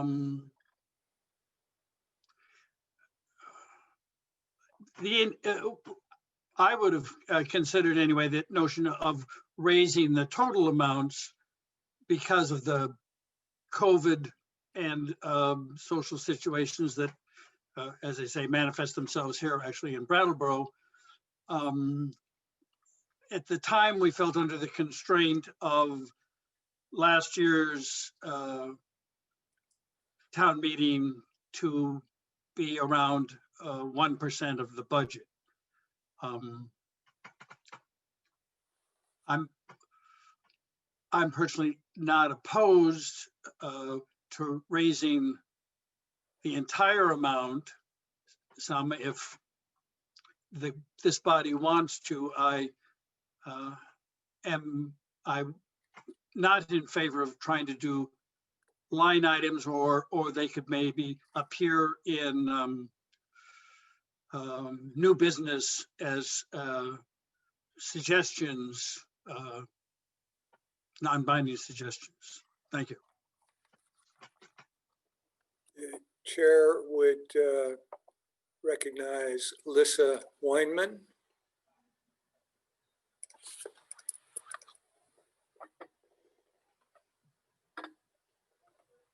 I want to speak in favor of really the question of process, while also recognizing that, yes, this is a populist forum and we have a unique opportunity to hear each other, but we need to recognize the work that has been going on day to day.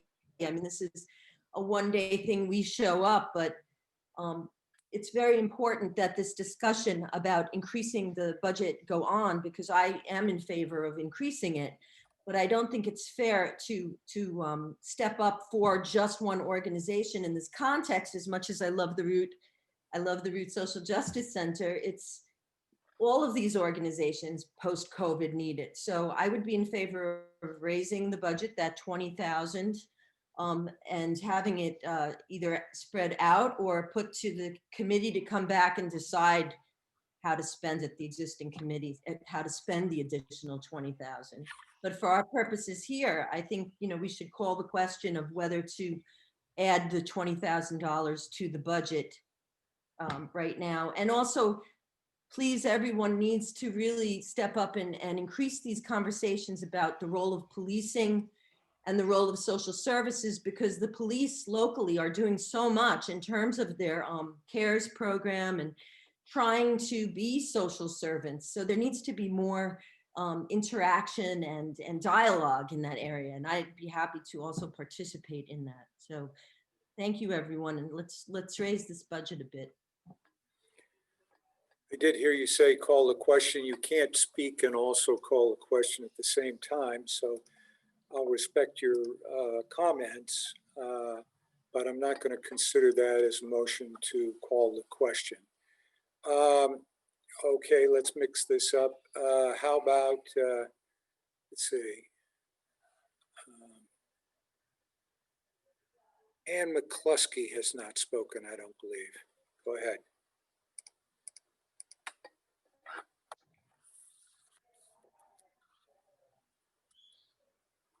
Hi, thanks for recognizing me, Ann McCluskey, District 1. I'd like to call the question. Okay. Can you hear me? Yes, I hear you fine. And Okay. Ann McCluskey has called the question. I'll need to clear the queue to see if there's a second.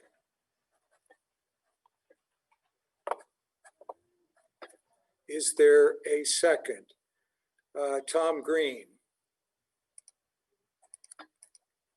Tom Green, District 3. I second the motion to call the question. Okay. It has been moved and seconded to call the question on the Morgan Amendment to add $20,235.50 to the Human Services budget. All those in favor of ceasing debate, please indicate by voting aye, and those opposed to calling the question and ceasing debate, voting no. I'll launch the poll now.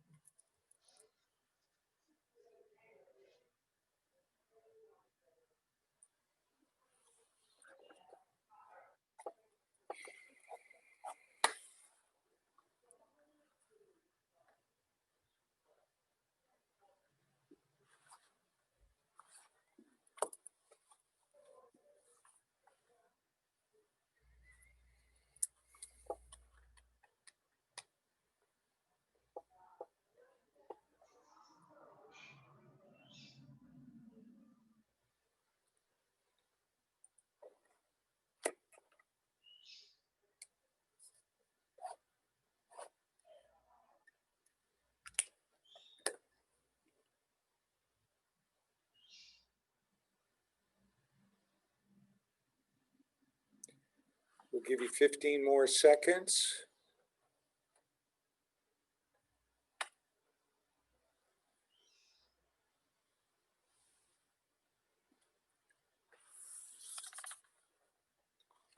And the poll is now closed.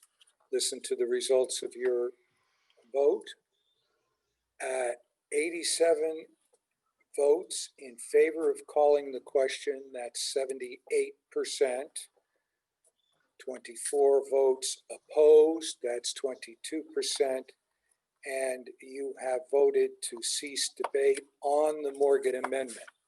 So we now go to the substance of the Morgan Amendment, which is to amend the human services budget by adding $20,235.50 for a total of $210,340.50, with the non-binding recommendation that 10% go across the board and that Root Social Justice Center be bumped up to the full amount they asked for, $7,000.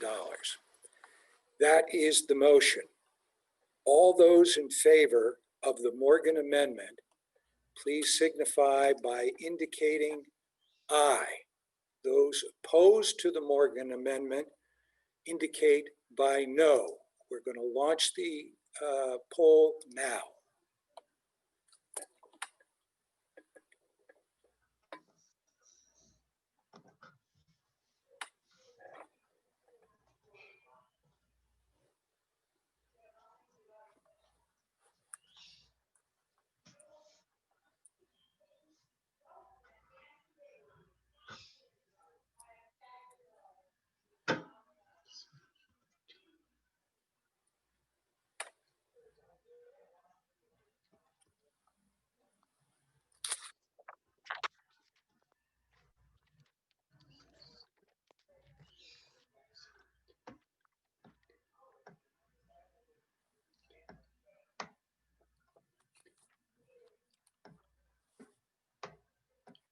We're going to give everyone another 15 seconds.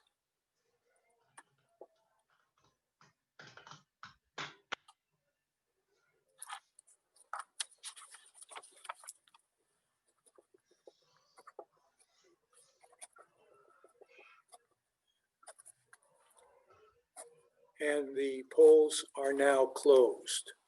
Listen to the result of your vote. 64 votes yes, aye, and 49 votes nay, and you have adopted the Morgan Amendment, increasing the human service budget by $20,235.50 to be expended as recommended in a non-binding fashion.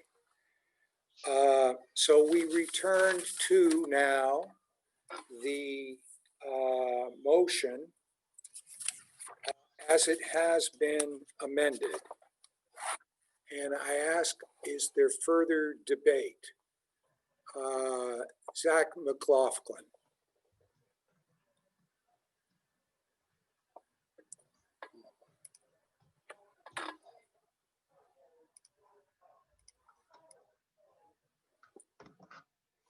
I actually just raised my hand because I know that it looked like Ms. Linton had her hand up for a while. I didn't know if she had a point of order or a point of information prior to that vote. Well, thank you. Then the chair recognizes Ms. Linton.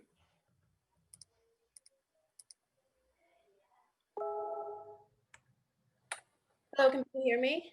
Yes. This is Sheila Linton, District 2. I just want to, in transparency, I am one of the co-founders and one of the co-directors of the Root Social Justice Center. And since there's a lot of conversation happening about the Root Social Justice Center, I thought I'd just chime in. So first of all, I want to appreciate all the conversation that's going on, and thank you, Robin, for your amendment, which I did say yes to, but I also want to be really transparent that I feel and believe that we should be increasing the budget for human services. I do feel and believe that those who were not funded at all, that there's no reason for that and they should be funded. And I do agree that also disproportionately brown and Black people are experiencing the COVID as well as the uprising, the impacts of the uprising. And so I just wanted to just briefly say a little bit about the Root Social Justice Center. In April of 2020, the Root became an all POC-led organization in the midst of COVID happening and with the uprise happening in May. The Root and our communities have always been navigating the landscape of health disparities and white supremacy, both as individuals in our lives and organizations serving many of the folks of color, both locally, statewide, regionally, and beyond. Now our work has tripled since the pandemic and since the uprise, and we as an organization were not able to take a break or even a pause during these last 6 months. As Robin quoted, I believe, the quote from the Human Service Agency's Review Committee of what their goal is, and I'll paraphrase, is to ensure the quality of life of people in town so they can be successful. And I agree that means everyone. And I also agree that disproportionately Brown and Black people are experiencing things that do not allow us to have that opportunity. And so as we talk about that as a community, we have to recognize that that is some of our experiences.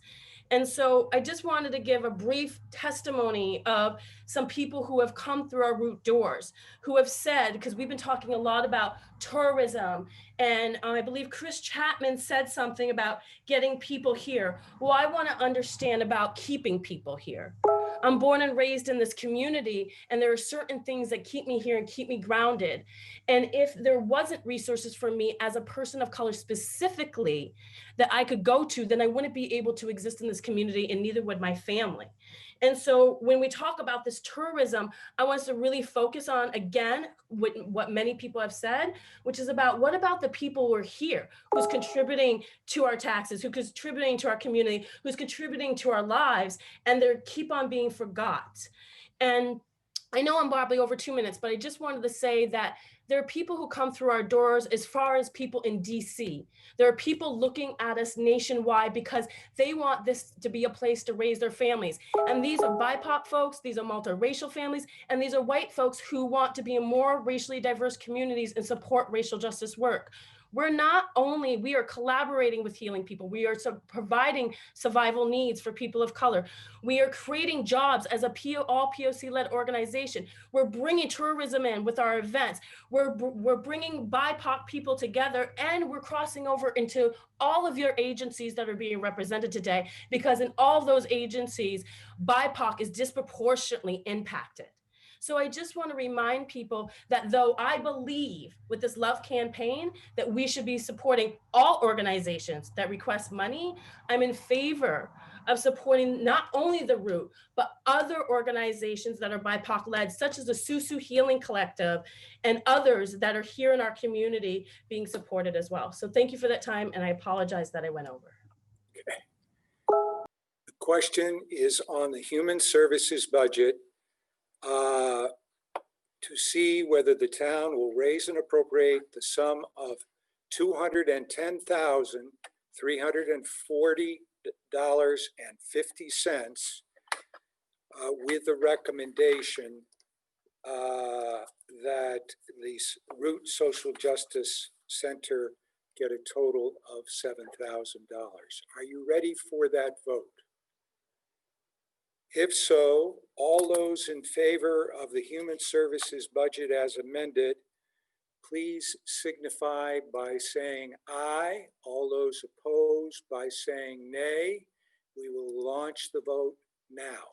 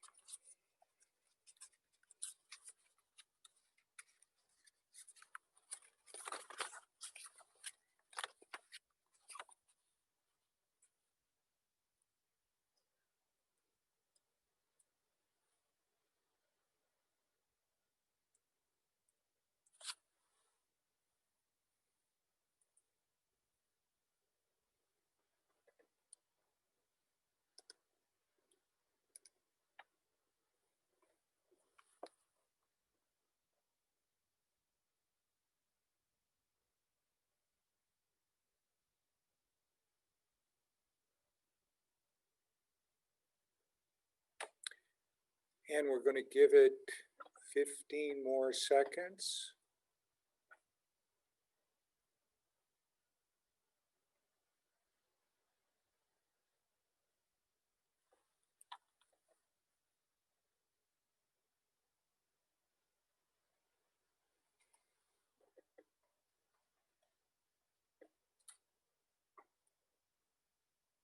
and we will close the voting. Listen to the results of your vote. 87 aye, 25 nay, and you have approved Article 15 as amended. Now, it is now 5:50 p.m. And so we need to make a decision as to whether we're going to attempt to conclude this evening, or if we've got 4 more articles. Let me launch a poll. All those in favor of concluding the meeting this evening, please signify by aye. If you prefer tomorrow morning, say no. That may be confusing. So aye for tonight, no for tomorrow.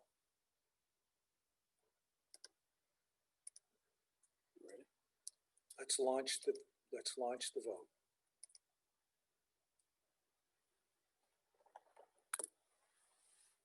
Aye for completing tonight, nay for coming back tomorrow morning.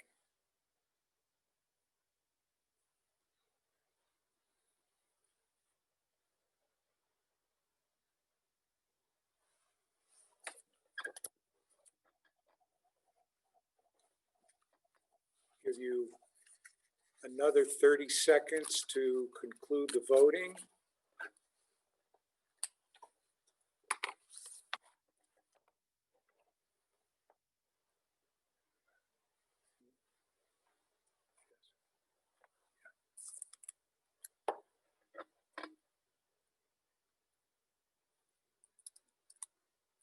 And we will suspend the voting, listen to the results of your poll. 87 would prefer to conclude tonight, 28 would prefer to conclude tomorrow. So we will move on. The rest of these look to me like they could be fairly quick, but I would like to take just 10 minutes. How much you need here? Do you want 10 minutes? Is fine, unless you think it should be more. No. If there's an objection, we'll take another 10-minute recess and we'll come back and see if we can't complete the agenda with Article 16 being the next. So 10 minutes. It is now 5:53, just a little bit after 6, and give us a short little stretch, bathroom break, and we'll be back at, say, 3 minutes after 6.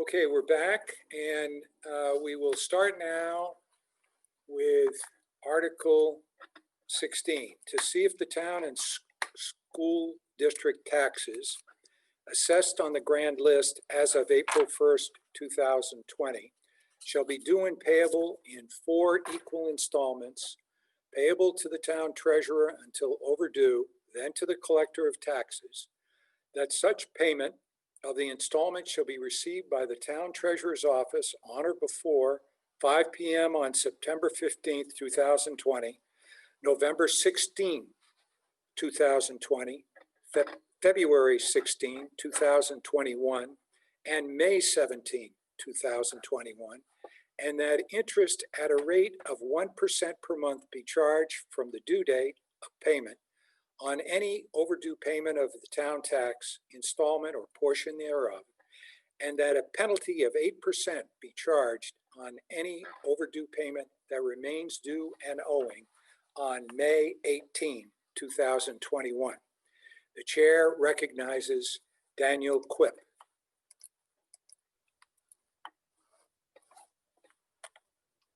Good evening. I hope you all have had some dinner.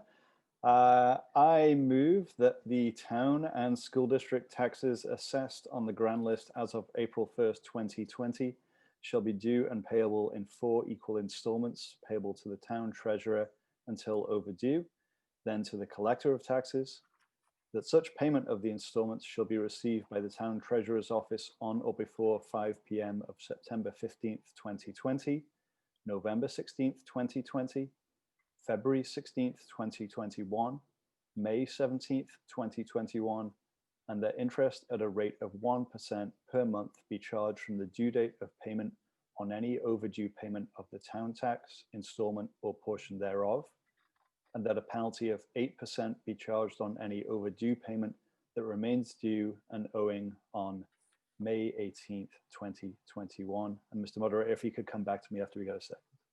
Is there a second? Terry Carter is recognized. Terry Carter, District 3, I second the motion. Thank you. It's been moved and seconded as just outlined by Mr. Quip, and the chair recognizes Mr. Quip to speak to the motion. Thank you, Mr. Moderator. Please recognize Peter Elwell to provide further information about this article. Okay, Mr. Quip yields to Mr. Elwell.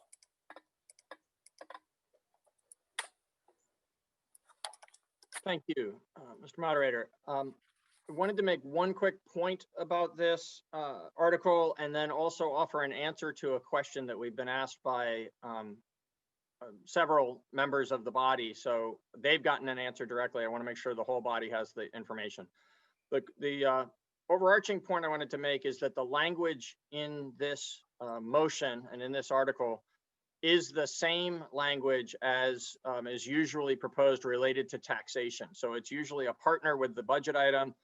We've talked at length in preparation for this meeting about why there isn't a budget article on this year, but there still remains the need for the representative town meeting to approve this language or language like it in order for the taxpayers in Brattleboro to be able to pay property taxes in installments. The state statutes require that if you don't have an action of town meeting allowing the payment of taxes in installments, that the taxes are annual taxes for the whole year are due in one payment 30 days after the issuance of the tax bill. So that segues into, so that's why this is on, and that's why we're asking for representative town meeting to approve the normal 4 installment plan. It's a segue into the clarification I want to offer because understandably, there were several members who were confused about the language calling for the first installment to be paid only a few days following this representative town meeting, being due on September 15th as we're here on September 12th. This is what we did this year because of the longstanding practice of Brattleboro allowing the 4 installment payments and the value that that presents, the convenience that that presents to the taxpayers. And the fact that our only alternative under the statutes would have been to issue one tax bill for the entire amount owed for the whole year. What we did when we were in position to set the tax rate and mail out the tax bills was send them out in the normal manner with the expectation that this article would be approved at this meeting.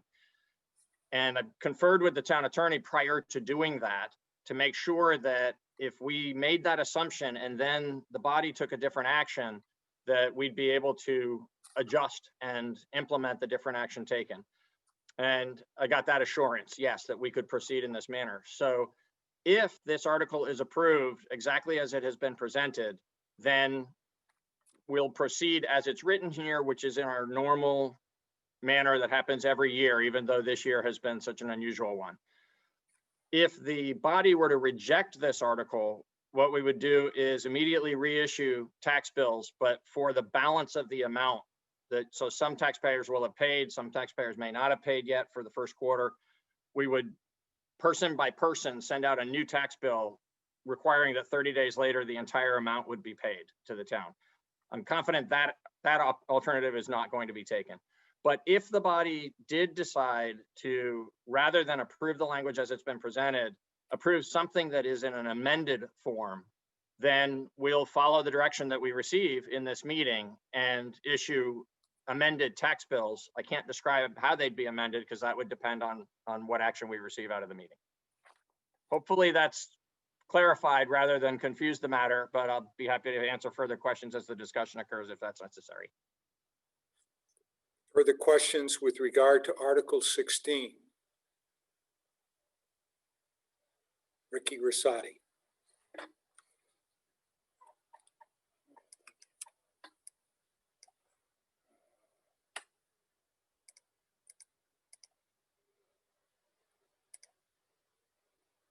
I would move to make an amendment that there be no late penalties.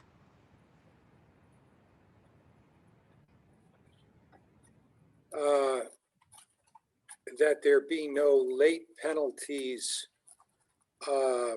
period, no matter whether you pay this 10 years from now or what. I'm not sure I understand what you mean. No late penalties. I personally would prefer no late penalties, period, but for the sake of compromise for a more successful likelihood of a seconding, then let's say no late penalties this year, and hopefully that will set a precedent for that, depending on how people treat that and if the circumstances of how they pay it back, then maybe that can be extended in the future. Thank you. Okay, but don't hang up because I want to make sure I understand your motion.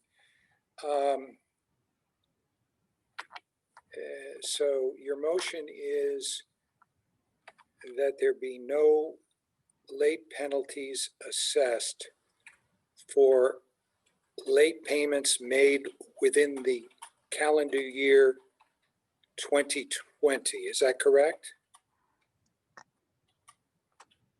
Let's say until the next representative meeting. So that would be until 2021. Because this would be a longer term care to protect people's financial interests during an economic crisis. I don't think people should be fined to be fined if they're too poor to pay their bills. So no late penalties for payments due through, and so that we could be a little bit more precise, can we say through March or through April 1st? How would that be? Well, because we don't know when the next representative meeting will be, that's not scheduled yet, right? Well, if all goes well, it will be the third Saturday in March of 2021. So it's right around the corner, but yeah, let's just say until then. I think that is a small step of progress at least. Okay. Until next, you want to say the next town meeting, or do you want to give a fixed date? The next meeting. Next representative town meeting. Okay, I think I have it. So no late penalties can be assessed for payments that may be late through the representative town meeting in 2021. Does that sound okay? It's right around the corner, but yeah, thank you. Okay. All right, let me see if there is a second to your motion. If we can clear the queue.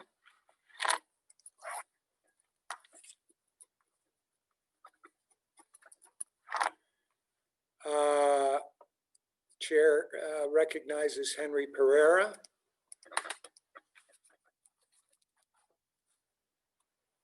Mr. Pereira, are you willing to second the motion?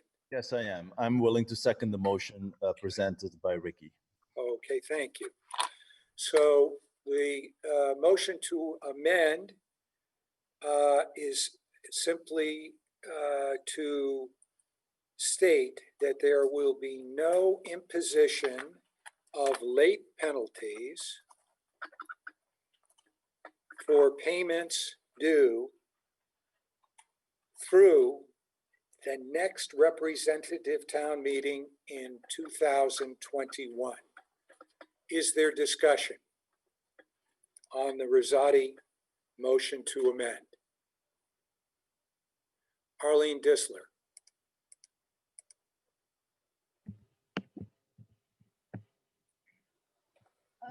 Can there be a friendly amendment to this to say no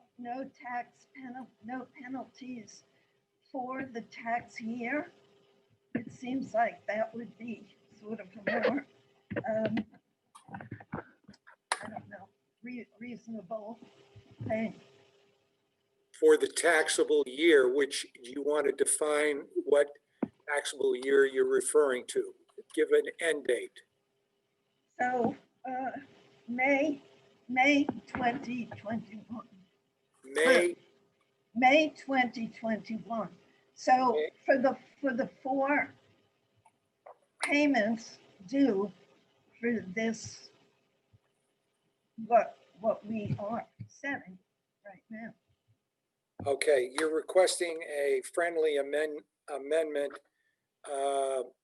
I would need to see whether Ricky Rosati will agree with that.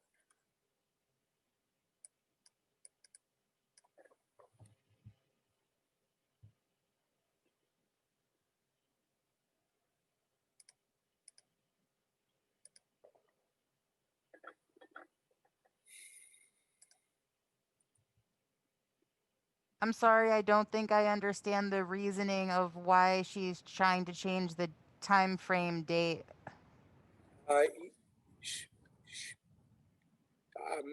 Ms. Disler, you are interrogated as to why you're trying to change her time frame date. She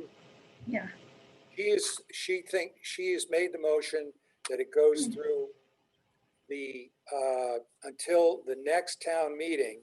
Does it really make any difference if it just gets stretched for another month or two? In other words, why is it necessary to stretch it to May 20th? Because that's the last payment for this tax year that we're talking about. Yeah, that's great. Thank you. All right, so you're willing to accept that friendly amendment? Totally. Okay. Through, instead of the next, so the friendly amendment, unless there's an objection, would be that no penalty would be imposed for any late payment due through May 20, 2021. Are you ready for that vote? I don't see any, oh, wait a minute, no, there is a long list here. Okay, so I will flip this to Mr. Elwell to respond to quickly, and then I'll go to some of the other. Thank you, Mr. Moderator. I just, I want to explain what I think I've heard to make sure that I'm understanding correctly the intent of the motion, Right. and say how it would be implemented. So I heard you just say May 20 a minute ago, and we certainly could accept that date rather than the May 18th that was pre-printed. But whichever specific date, it'll be important for the action to instruct us what's to happen after that date. So my understanding is that the language that comes before that talks about the 1% per month would not be activated at the timeframes that are indicated in the original motion. But when we get to May 18th or May 20th of 2021, that the penalty system as it is designed and has been uniformly enforced in prior years would come into effect. And so there would be both at that point, all taxes due and owing in this year would have to have been paid, or any remaining balance would be subject to the 8% penalty and the 1% per month. Is that correct? Well, that is, I'm glad you brought that up. To be perfectly honest with you, Mr. Elwell, I thought we were only dealing with the penalty, which would be the 8%. Okay. I just need to know the intent of the motion. I'm not trying to direct it one way or the other. Now, the way that I believe Ricky Rosati read the motion was that there would be the imposition of no penalties for late payments through May 20th, 2021. So I didn't, to me, that doesn't mean there won't be any interest. It just simply means that there would be no penalty payments. But Mr. Moderator? Yes. That, what you just described is what's in the original motion, which is the 1% a month is what accrues during the course of the tax year. And then the 8% penalty doesn't come into effect until the fourth quarterly payment is overdue. Okay, so what you're effectively saying is the motion already states exactly what the Rosati amendment would do. Is that what you're saying? Well, in the way that you've described it, yes, but my understanding of the intent of it is to eliminate the interest accrual up until May 18th of 2021, and then to let the system operate as it normally does on and after that fourth quarterly due date. Okay.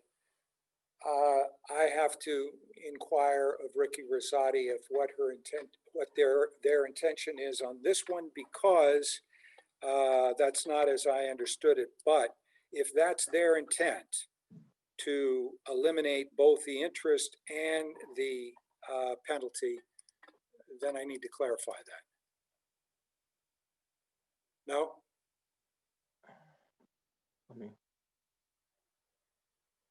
I'm willing to continue. It looks like Mr. Elwell wants to say more. Yes. Mr. Elwell, do you want to further augment what you were just saying? No, it's just conferring. I'm sorry. I'm conferring here in my office with the town attorney. The point of confusion here is that there is no penalty until the end, until the last payment is due. There's never any penalty that kicks in the earlier part of the tax year. So it's interest in the earlier part of the year, and then interest and penalty after the final payment is due. So I think the intent of the motion will be satisfied by not having interest accrue on earlier quarterly payments that are not made in full. And then on May 18th of 2021, any remaining balance would be subject both to the 8% penalty and 1% monthly interest. Thereafter? After, going forward from May 18th, 2021. Right. Okay. So the way I believe, Ricky Rosati, that it would make the most sense to word the motion is there will be no imposition of interest for on payments due through May 20th, 2021. Does that sound reasonable to you, first of all, Mr. Elwell? Yes. Ricky Rosati, did you hear what I've sort of modified based upon what I have heard Mr. Elwell said, to say that what you intend is there will be no imposition of any interest on payments that may be due through May 20th, 2021. I want the article to not include any threat of late payment penalties or interest, period.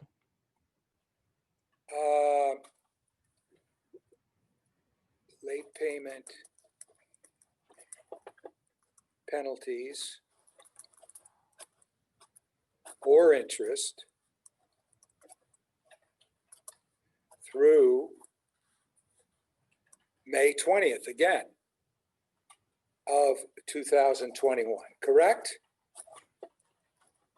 Yeah, that way, from my understanding, the people who can't afford to pay it will not be obligated to or enforced to pay late fees or interest rates after that period of time.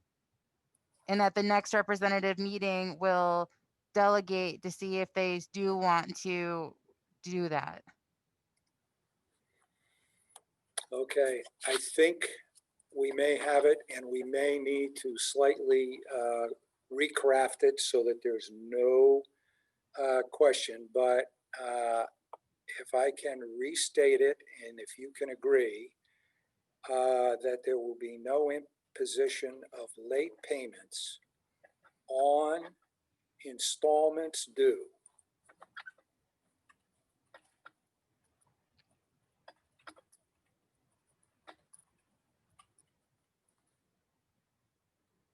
or interest through May 20th, 2021. That's what you want to have. Is that correct? Yes. Does that make sense, Mr. Elwell? Whether you like it or not. Yeah, I'm not speaking to for or against it. I need to understand it clearly, and I still think I'm hearing it two different ways. So I thought I heard just now when you restated it, what I heard was what I described a few minutes ago, where there would be forgiveness up until the May payment deadline has come and gone. And then anyone with a remaining balance after that May payment deadline would be subject on their remaining balance. That's what I heard from what you said, Mr. Moderator. And Ricky, I know I'm hearing something different from you. So that's why I think we don't yet know exactly what is proposed in the amendment. You're not looking to delay the payment. You're looking to have the payment waived. There will be no imposition of the payment, correct? Yes. Okay. So I think what I hear them saying is that there will be no, sorry to take so long on this, but it's a little bit complicated. I appreciate this process. Thank you. There will be no imposition of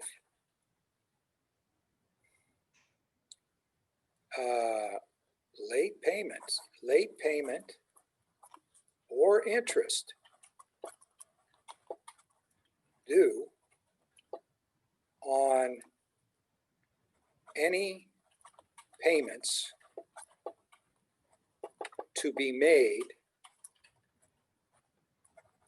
before May 20th, 2021. No, you can't, you don't think that makes sense? No, that is what you and I have been saying. I don't think that's the intent of Ricky's motion, because Ricky, correct me if I'm wrong, but I thought you just restated your intention that for any of the payments for this tax year, there not be a penalty.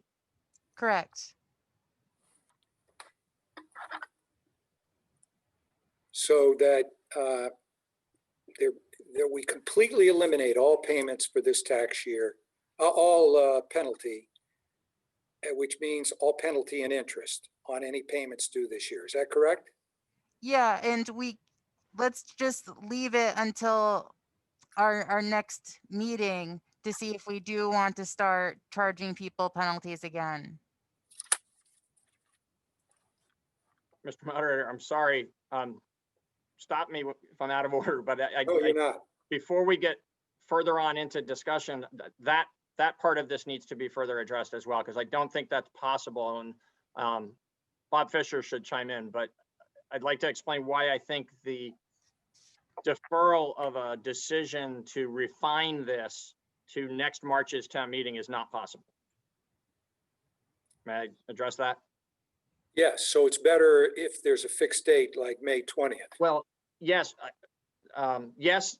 In the first instance, that's helpful so that the clarity of the motion can be understood by all the members so they know what they're voting on.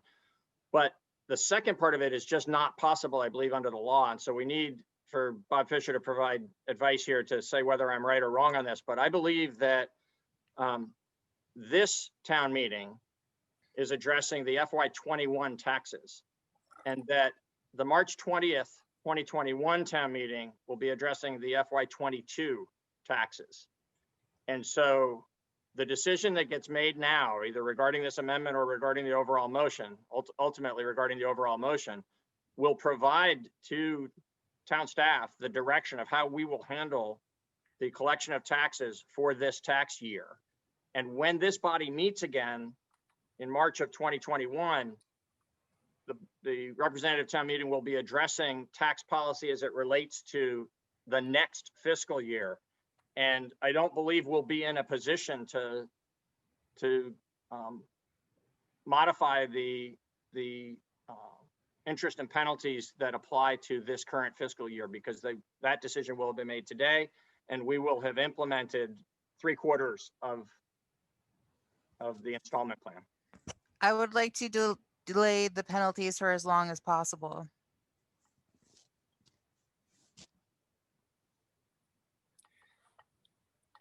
The intent, as you can hear the motion, is to delay the penalties given the COVID situation.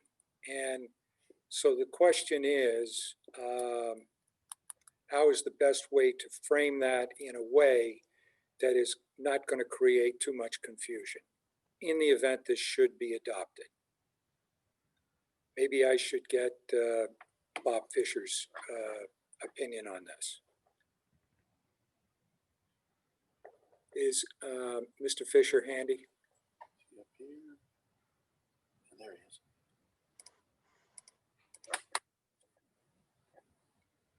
Okay, so because we warn the interest to be collected each year, a motion to do away with the interest for this fiscal year could be done as Ricky is suggesting at this point. And the same goes for the 8% penalty for this year. So taxes that are being collected for fiscal year 21. We do not have the ability to go beyond that, because at next March's 2021, the annual town meeting at that point will again be voting annually, as it historically does and pursuant to the statute, both on the penalty to be imposed and on the rate of interest to be imposed on delinquent taxes.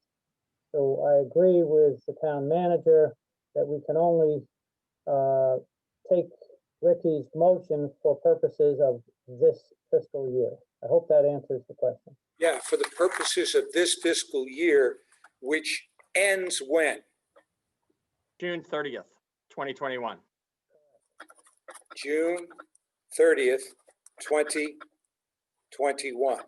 So can we just say that the motion is to eliminate interest and penalty through June 30th, 2021? I'm even happier with that. Thank you. Does that work from a practical standpoint? It does. And From a it's simple. practical standpoint, yes, that is clear. And I believe legal. Bob should confirm that, but it's clear both for our purposes for implementation and for the body's purposes in deciding the matter. Okay. So for the purposes of getting to the bottom of Ricky Rosati's motion to amend, we're going to simply say, assuming that Ricky Rosati agrees, that the motion to amend is to eliminate interest and penalty through June 30th, 2021. Yes, please. Thank you. All right. Now, it was Mr. Pereira who voted I believe it was Mr. Pereira who voted to second that. Do you agree, Mr. Pereira, since you seconded it, with the final outcome of how we have crafted this motion? What's his first name? Henry Pereira.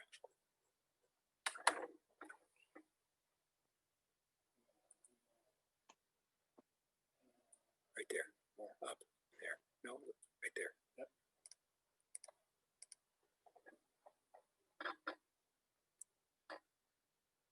Does that? Need to get his mic on. Yes, thank you. I have to unmute. I do agree with it, Mr. Chair. Okay, thank you.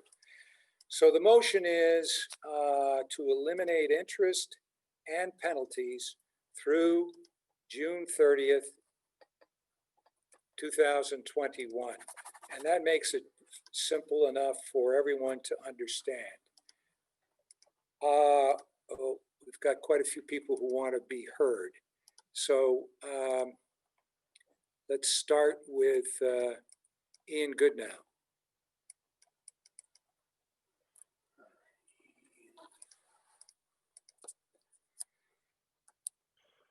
Am I on? Yeah. Thank you, Mr. Moderator. I just wanted to speak to this motion for a moment, or amendment for a moment. As a select board member and a justice of the peace, I sit on the Brattleboro Board of Abatements, which I imagine that many people in representative town meeting know about, but it is a quasi-judicial body made up of the select board, the listers, the town clerk, and the justice of the peace. And it kind of covers this in a way already. We imagined that because of COVID, it was going to be a very busy abatement season, and it really wasn't. And so I think as the RTM considers this, that the Board of Abatements should be something that people are aware of. Thank you. Chair would call upon Chris Chapman.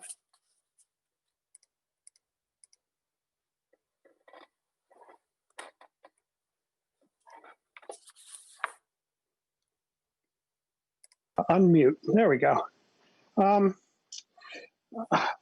I caution about unintended consequences. I think it's, well, let me just say that I absolutely applaud the motive behind what Ricky is talking about. I think this is why I love Brattleboro, because it's really a community with people with big hearts looking out for one another, looking out for one another's best interests. And I thank Ricky for that. The unintended consequence I see, being a former selectman who used to have to worry about the town's finances at the for $3,000 a year. This is an open invitation for people to be late on their property taxes in a town that operates on the cash basis. We pay our taxes so that the town can pay its bills, pay its people, make its bond payments, pay the bills.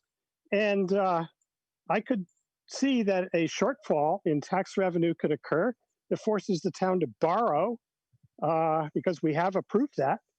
And the interest on that borrowing will be paid for by somebody, and I'm going to guess that's the taxpayers. So I caution about the wisdom of this motion that has been cobbed together basically at the last minute. I recommend against it, but with, as I said, a wholehearted compliment, heartfelt thanks to Ricky for looking out for the most vulnerable among us. Thank you. Chair recognizes Daniel Quip.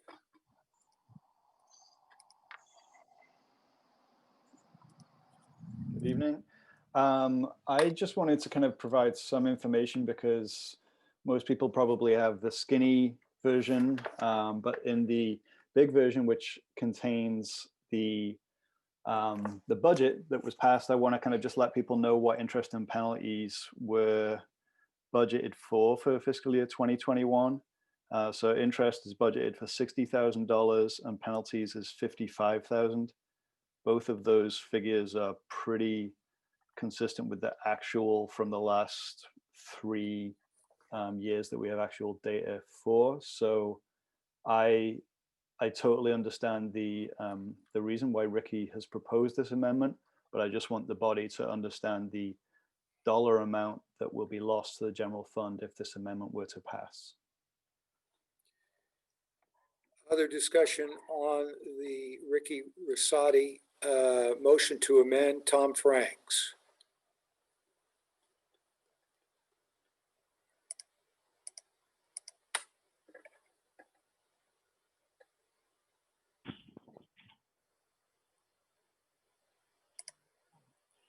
Hello? Yes, you've got the floor. Oh, thank you. Sorry for the delay. I strongly oppose this motion. And I would, at the end, ask to interrogate a member of town staff on a hypothetical.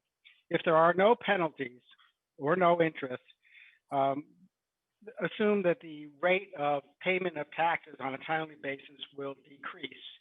I'd ask, I can imagine, 15, 20%. So let's just say, make it easy, 0.25% of taxes, a quarter of the taxes people choose to defer until May 21st. I'd interrogate a member of the town how much that would cost in the taxpayers and interest to make that up. A member of the staff, preferably, perhaps Mr. Elwell, is interrogated should he choose to be.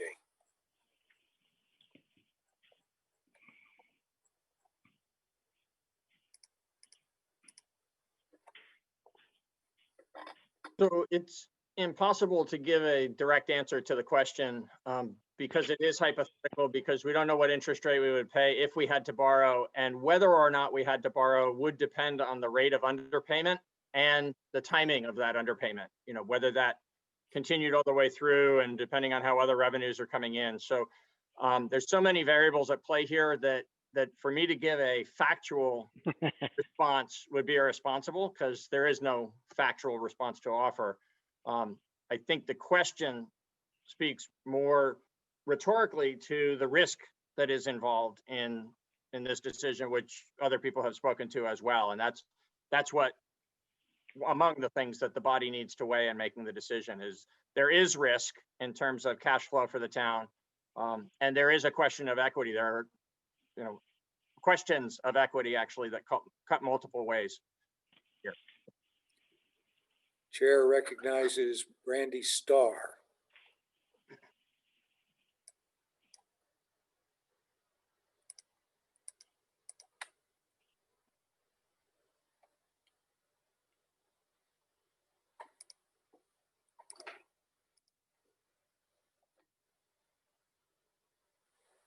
Hi, good evening. Can you hear me okay? Yes, we can. Excellent. Thank you for that. So I'm listening to this and I'm just kind of taking in the whole day, and I'm hearing, when it comes to COVID, issues. We're really fine with, giving the marketing team that works with the DBA and the chamber more money, but we aren't really willing to always branch out farther than that. And I think I've been feeling a little bit of frustration at the amount of pushback. Like, we don't know, once we close things up because it's too cold, we don't know what possible ramifications we're going to have with this virus. And I want us to use our collective power to give relief where we can. And in a Dillon's rules state, we can't give all of the relief that we need, right? And in a town with a tight budget, we can't give all of the relief. But when we sit in positions of power during times of crisis, we must be willing to be brave enough to give relief where we can. We have no idea what's ahead of us. And I would much rather say, oh, I've got egg on my face because we gave too much relief and it wasn't necessary, than holy crap, it got really bad and we should have done better. So I'm in support of this. Thank you. Art Meese.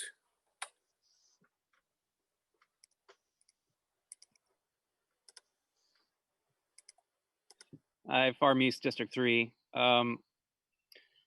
Yeah, I'm definitely in support of this proposal, and I'm also somewhat concerned about what it would do to our cash position. So I would love to hear from Peter Elwell. We've heard that you can't really predict what what it's going to do is in terms of like having to pay more interest and things like that. But would you be able to tell us what the cash position of the town is, and what the ability of the town would be to weather the lack of income for a couple months from property taxes from landowners? Mr. Elwell, if you could respond. Sure. So the reason I replied the way I did a minute ago, and I need to again, I'll try to phrase it differently and see if maybe I can say something that is more useful to you. But the reason I can't give an unequivocal and clear and factual answer is because it all depends on how many taxpayers avail themselves of the opportunity to not pay on time, since there won't be a penalty. And so if all the taxpayers did that, we would have a cash flow problem. We would need to borrow funds, and how much it would cost us all collectively, in the end, when we caught back up, would depend on how long we had to borrow and what the interest rate was and how much we had to borrow. If only some of the taxpayers avail themselves of this additional time, then the town's in a good, strong cash position. And it all depends on what percentage of taxes don't get paid, and whether people wait all the way until next June because they can, or pay along the way because they can, right? So the potential exists that people would choose not to pay as a matter of their own household convenience, and the burden to the broad community would be significant if most taxpayers made that choice. If most taxpayers made the choice of paying what they can afford to pay, and so therefore, much of the taxes paid on time, some were late but got paid before next June, and only, I would hope, the minority of taxes, in terms of community impact, would be those that would be still owing at the end of June, then we might have sufficient cash flow to see ourselves through without borrowing. But whether or not, what actually happens depends entirely upon those variables that none of us can predict accurately. I heard Tom Frank just throw out the number of 20%. It's like, if you assumed that, like where it's obvious, you obviously probably in given an exact figure, but just sort of. Yeah, I don't want to shoot from the hip on a hypothetical. I'm sorry. Given time to actually run some numbers, we could give you good, clear answers to, at what point we would need to borrow. For today's purposes, really all I can offer you is there is a real risk of that happening, but only if more than just the people who really can't afford to pay take advantage of the convenience. Thank you. Chair would recognize Mr. Wessel, the Select Board Chair.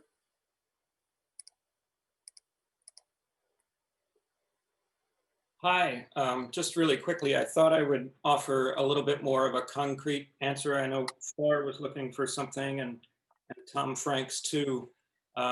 Obviously, it's a lot of hypothetical. We do know a substantial amount, as Daniel pointed out, would be lost, but beyond that, we don't quite know. But one story I can tell you that just happened on the select board is that way back in March at the beginning of COVID, we eliminated the disconnection notices for everybody, basically for water and sewer. Makes perfect sense for COVID, right? Because everybody needs to wash their hands to keep everyone else safe. And so we need that running. So we're not going to disconnect, right?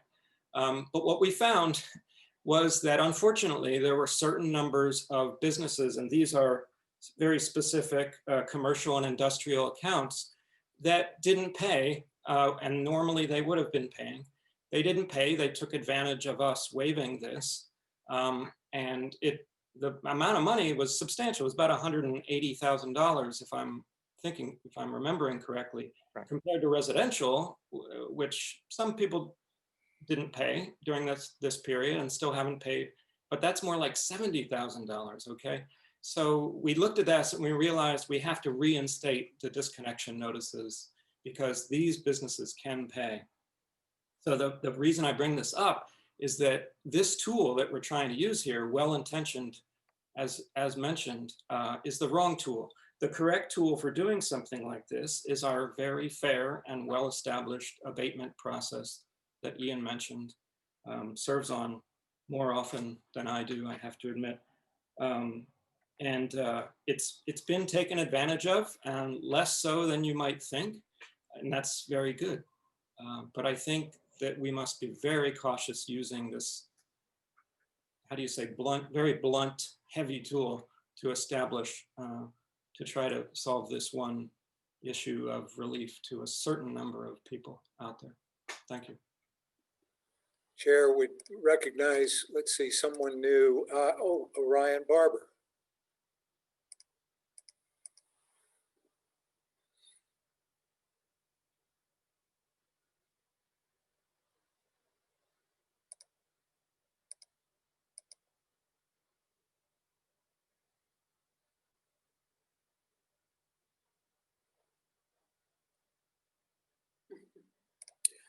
We're not hearing you. Ryan, you need to, there you go. Now you got to speak up because I still can't hear you.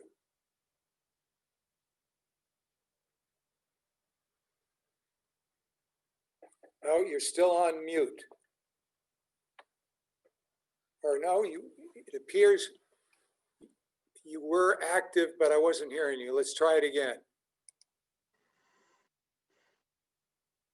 Send him another signal to open him up, Orion Barber. Okay, your mic should be live, but I'm not hearing you.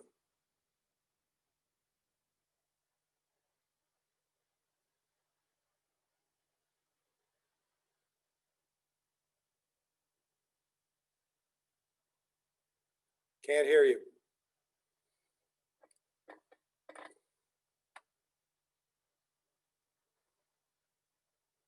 All right, I'm not sure what's going on, Orion. We'd like to hear from you. We'll come back to you if you can figure it out. I'm going to move up to the top of the stack, Liz Francese.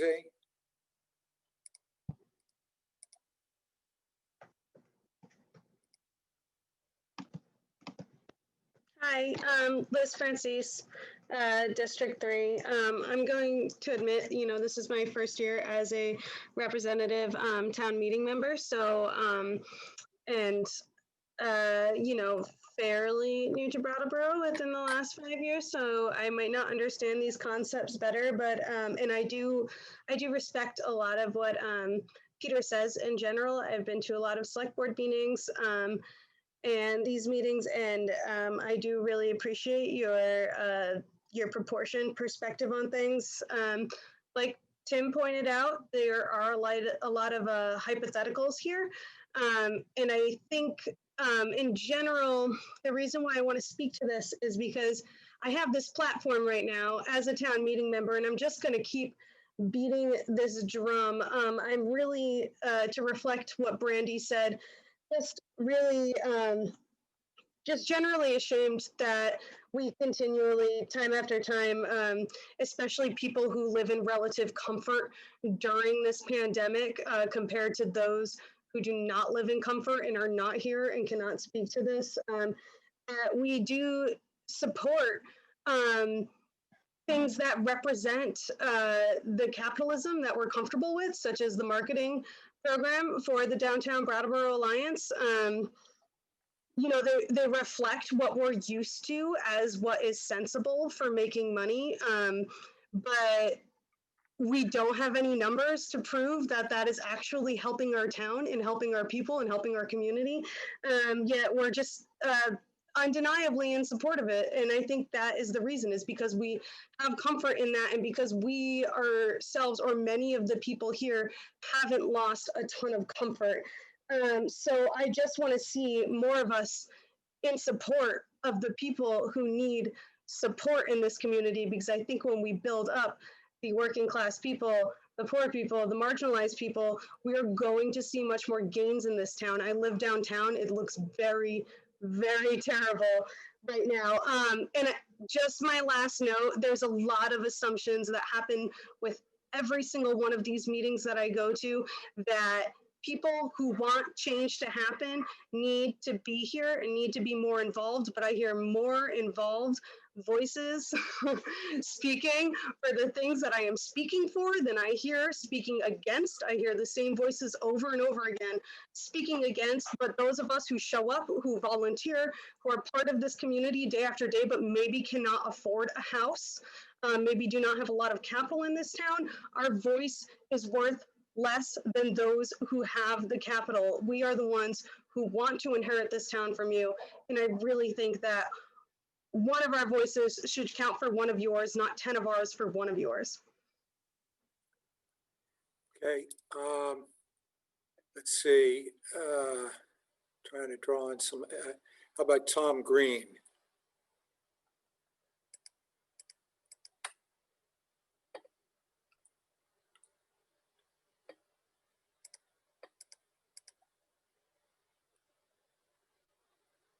Sorry, I did not mean to raise my hand. That was an accident. Okay, Ronnie Byrne.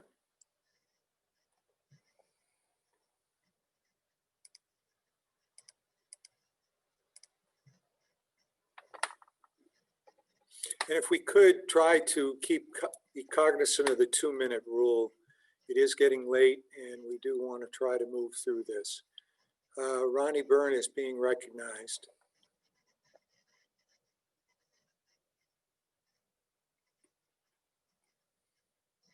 The fuck? Where am I? There you go. Ronnie Byrne, I think we hear you. Hi there. Okay, we can't see you, but we hear you. I don't know what's going on with my computer right now. Oh, there I am. Okay. I just have a question. I'd like to know more about the Board of Abatement from that Ian and Tim were speaking about with regard to their process, and whether or not in their deliberations, would they be taking into account what someone's financial circumstances might be because of how they've been impacted by COVID?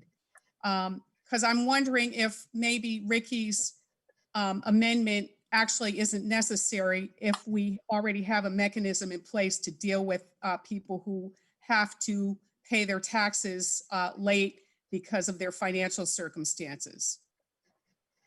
So who with the administration would like to respond to that inquiry? Or a member of the board? Let's see. Mr. Elwell, I'm sure you could respond to it, correct?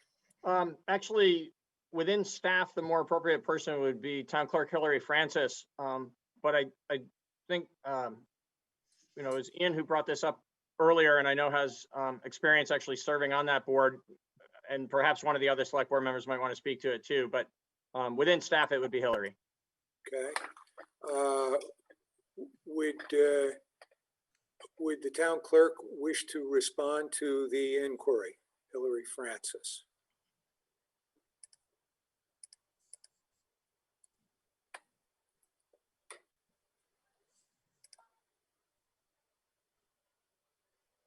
There we go. What the question really, you've got the question, Hillary? Yes. I do. I'm looking for my procedures, but to give a quick answer, the Board of Abatement is legally allowed to grant abatements for a certain number of situations. So if somebody has passed away, if there's been damage to a property, there's specific rules. One of those is inability to pay. And we recommend to the person requesting an abatement to provide their financial documents to the board so that we can look at what are the expenses, what's the revenue, and the board, we have a requirement to have a minimum of 13 people on the board anytime we hear an abatement. And then we work together to assess the situation. So inability to pay, financial reasons is certainly one of the reasons why we're allowed to grant an abatement. Thank you. You're welcome. Perhaps we could get some further, Liz McLaughlin has had her name up as well. So the chair would recognize her.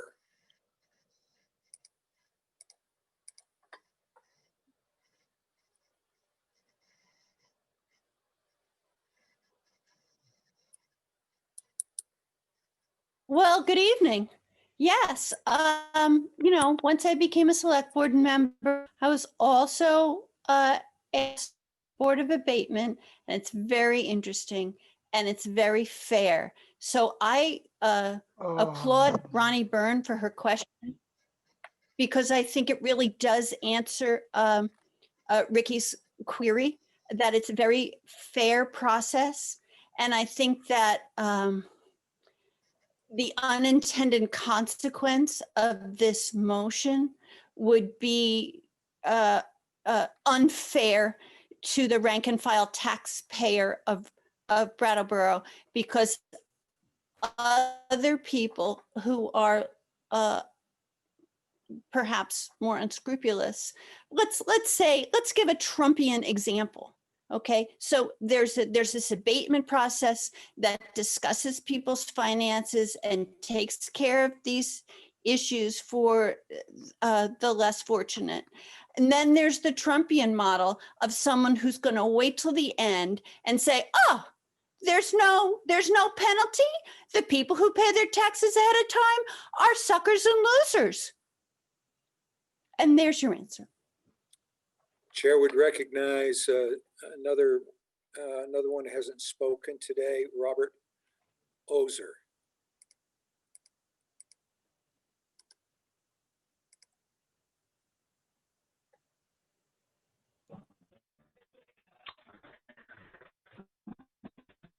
Mr. Moderator, can you hear me? I can. You're slightly delayed, but I can hear you. Can you hear me? Yeah, we're going to turn your camera on. We may hear you better. Go ahead. Okay. That's much better. Internet connection is unstable. Yeah, it says my internet connection is unstable. So I just want to do that. Okay. Okay. So I also serve on the Board of Abatement, and when I looked at Article 16 initially, I had some concern because the due date of the first tax bill was September the 15th, and we're now at September 12th. So I thought there might be some process or due process issue there. But the tax bill's already gone out.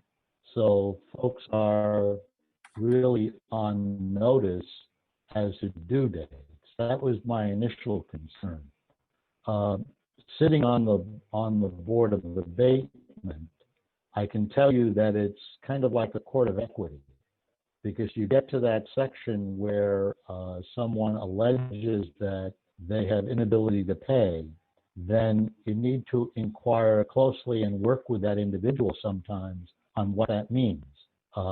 We had a recent case, not mentioning names, but one of the board members even reached out to that individual with his own expertise to figure stuff out for that person.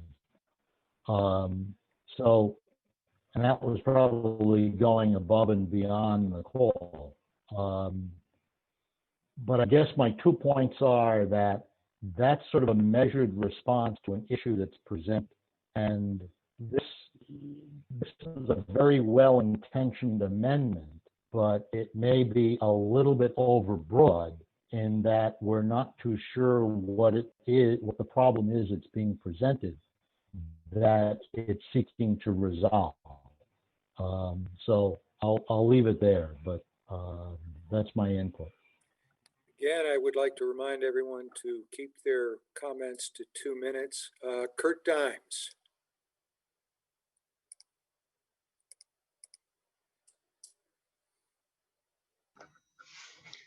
I'm sleepy and I'm worried that although this is a very serious debate, I'm interested in both sides. I don't know which way to go. But when people get tired, they tend to call the motion because they're tired and not because they feel that all of the sides, all of the issues, all the aspects of the issue have been heard. So I move to recess. A little while ago, Mr. Moderator, you suggested there were only 4 articles left. There were 5. That's true. Article 20 includes all of the ideas, proposals, and commentary and guidance of the RTM. Okay. All of that will be, just gone to sleepy-headed muddles like me if we don't recess. So I just move that we recess till tomorrow when clear heads can debate these important issues with respect to the issues. A motion to recess until a time certain. I would assume 8:30, Mr. Dimes, correct? Yes, we've been at it for 10.5 hours already. Okay. Motion for recess is a privileged motion, takes priority here, and it does require a second. So I'm going to clear the queue. Is there a second to recess until tomorrow morning at 8:30?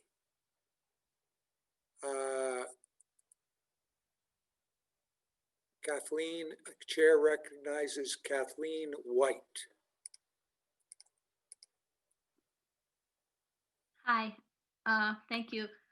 I would like to second Kurt Dimes's amendment to recess until tomorrow morning. His motion. His motion. Motion to recess until 8:30. Is there, it is debatable. Is there anyone who wishes to be heard on that, or can we just submit it immediately to a vote of the group? It does take precedent, and it does suspend debate on the current article. So the question is there any debate on the Dimes motion to recess? I don't see any hands up. Up, Lissa Weinman, yes.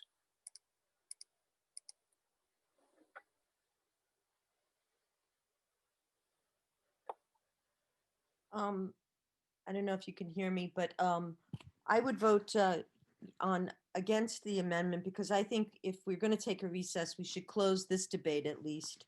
I think that the whole discussion of the abatement has made it clear that there is an avenue available for people should they not be able to handle their taxes, and the town, maybe we would want to pass a sense of the town meeting motion or something that says the town should be more generous, or there should be more abatements available in the COVID era. So I would support that, but I think that I cannot support Ricky's motion just because it would lead to very bad behavior on many people's part. And there is the mechanism to relieve people who need it from having to pay those interests and penalties already. So I would move to call the question. I know that's not up and I can't do that, but that's, I think we should, if we're going to take a recess, that we should at least finish this debate on this article. Thank you. Right now, we have one question before us, and that is the Dimes motion to recess until tomorrow morning at 8:30. That's the question for decision. Tom Franks.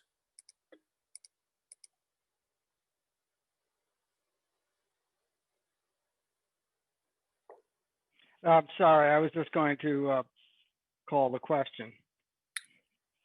Too late. Yeah. Call the question on the motion to recess. Now, oh, well, we've only It's got not too one. late. Well, we've only got one more, I think. Chris Chapman on the question of recess. well, I'm calling the question. You're calling the question. Okay. So the calling of the question on the recess, is there a second to Mr. Frank's motion to cease debate on the question of the recess?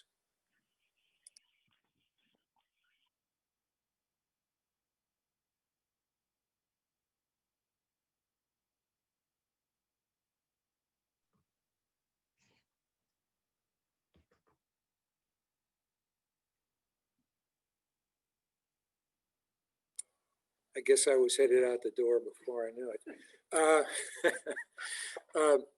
The question is on the motion to cease debate on the Dimes motion to recess until 8:30 tomorrow morning. The chair recognizes Mary Casey. Do you intend to second that motion to cease? Yes, I intend to second the motion to cease debate on the Dimes motion to, to end debate on it. I'm sorry. Thank you. Okay, so the motion is, do we cease debate? And the ceasing debate will be ceasing debate on whether to continue tomorrow morning at 8:30, recess until 8:30 tomorrow morning. So first question, do we cease debate? All those in favor of ceasing debate, please mark your ballot aye. Those opposed to ceasing debate, mark your ballot no or nay.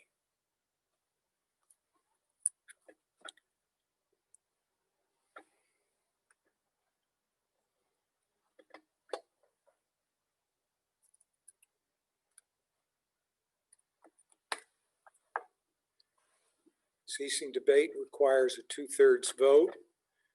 We're getting a good return here on votes. I'm going to allow 15 more seconds.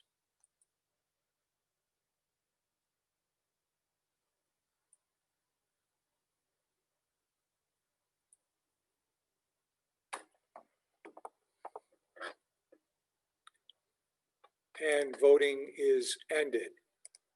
Listen to the results of your vote on ceasing debate.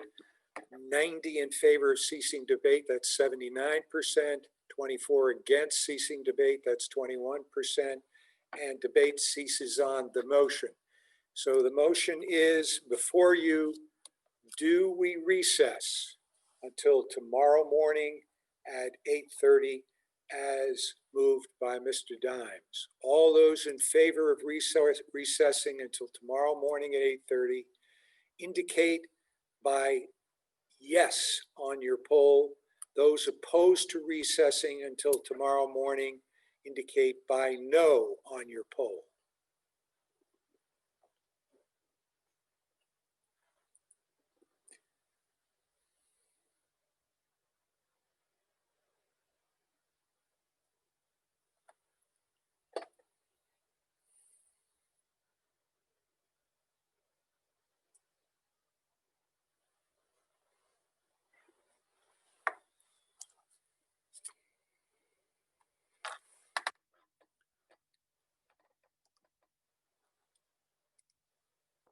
We're going to allow 15 more seconds.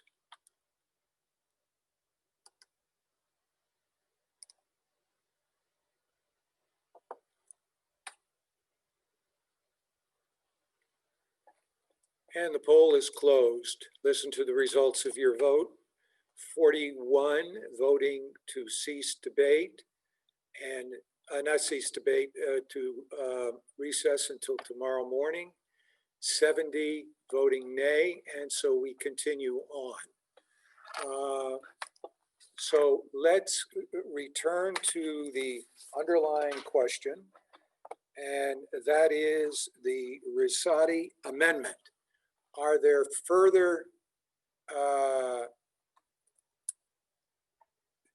discussion with regard to the Rosati amendment? And I see quite a few. Richard Cook is a new one.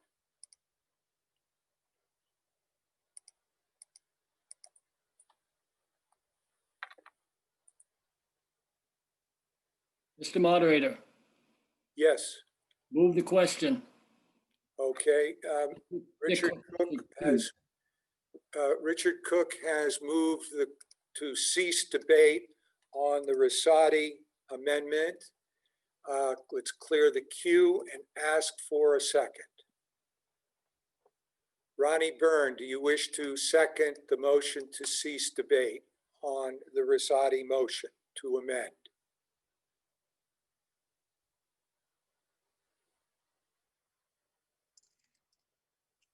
Yes. Okay. I second the motion to cease debate and call the question on the Rosati amendment. Okay. So it requires 2/3 vote to cease debate. All those in favor of ceasing debate signify by marking aye. Those opposed signify by marking nay. And we will launch the poll now.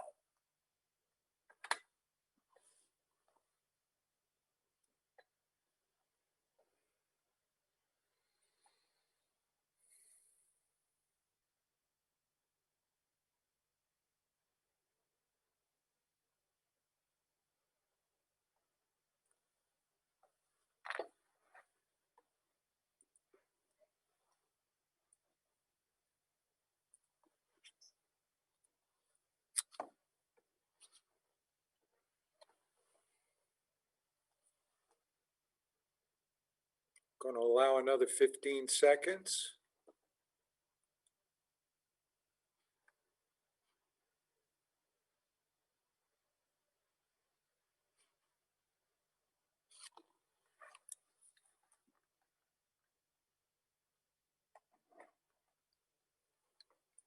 And we will close the poll. Listen to the results of your vote. 97 voting to cease debate, that's 87%. 14% or 14 or voting nay, that's 13%. The 2/3 being obtained. The debate on the Rosati motion is ceased.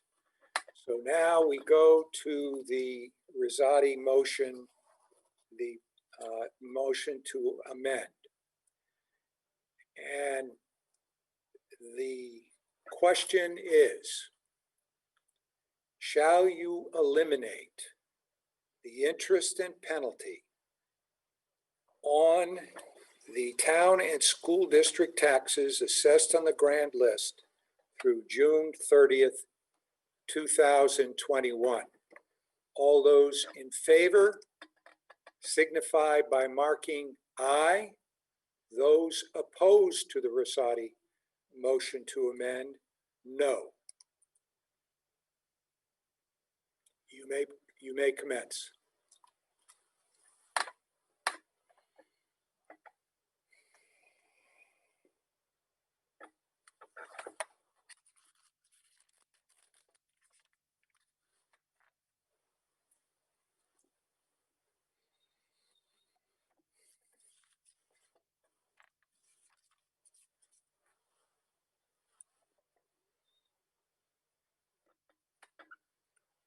Okay, we're going to give another 15 seconds.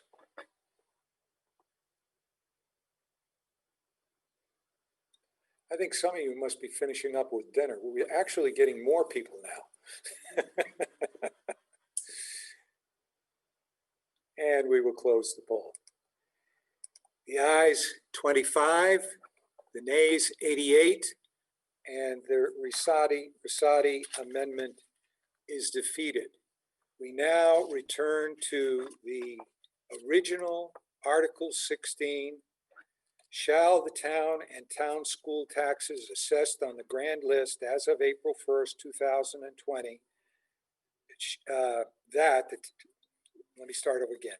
That the town and town school taxes assessed on the grand list as of April 1st, 2020 shall be due and payable in 4 equal installments, payable to the town treasurer until overdue, then to the collector of taxes.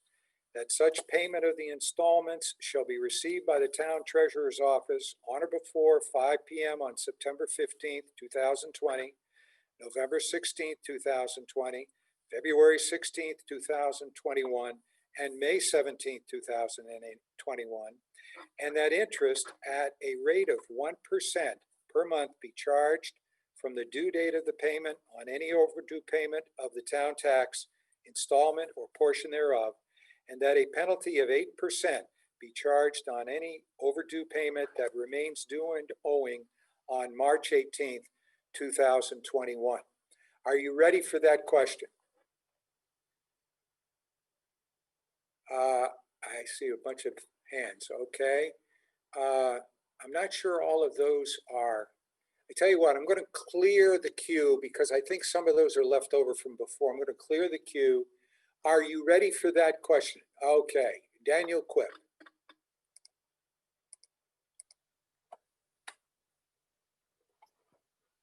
Thank you, Mr. Moderator. So I just want to kind of give some of my professional experience through dealing with folks through my work at SevCare.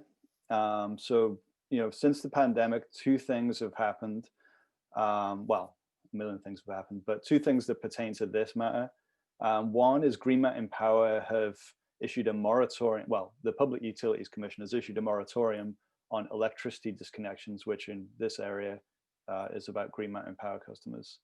And that is in effect until September 30th. And the impact of that has largely been that folks who, you know, might have been struggling to pay or, you know, were on the edge, have chosen to prioritize other things, which makes total sense, and now find themselves with back balances, and that agencies like ours are coming for assistance. And the COVID relief programming that has been enacted through federal funding and then through the state doesn't often actually help with that kind of thing. And how this pertains to this matter is that there is actually a program through the Vermont Housing Finance Agency that is largely designed to help people with mortgage arrears as a result of COVID impacts, but it does also speak to property tax arrears. And so I just wanted people to know that this program exists. And if you go to vhfa.org/MAP, it's called the Mortgage Assistance Program, you will find information on how to apply. So in addition to the Board of Abatement, there are other avenues to go to for relief on COVID-related impacts pertaining to property taxes. And I would be happy to talk to people in my SevCare role about that. Chair recognizes Joshua.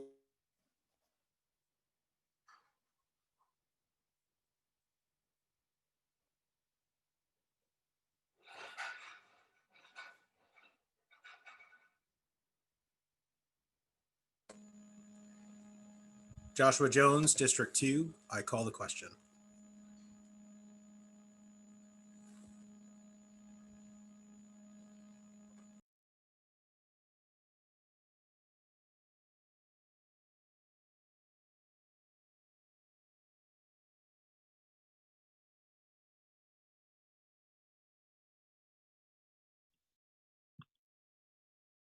Mr. Monitor, you're muted, but I'm hoping that you asked for a second, and I'm here to supply said second. I didn't know I was muted. I don't know. Maybe I think I'm going home.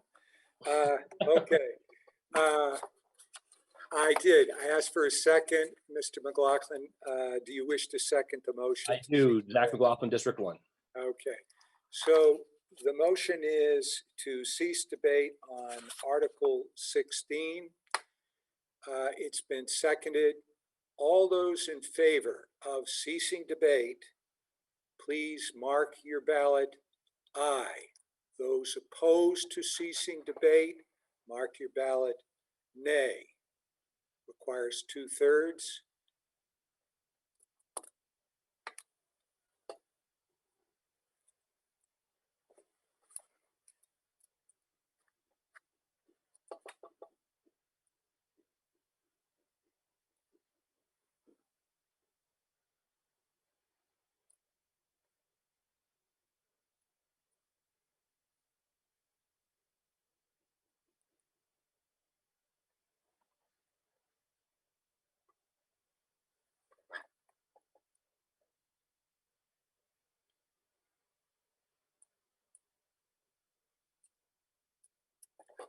We're going to allow 15 more seconds to get your vote in.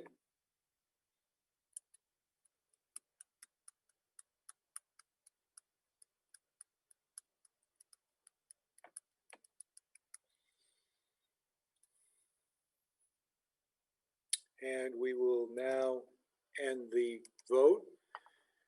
Ayes 100, 91%.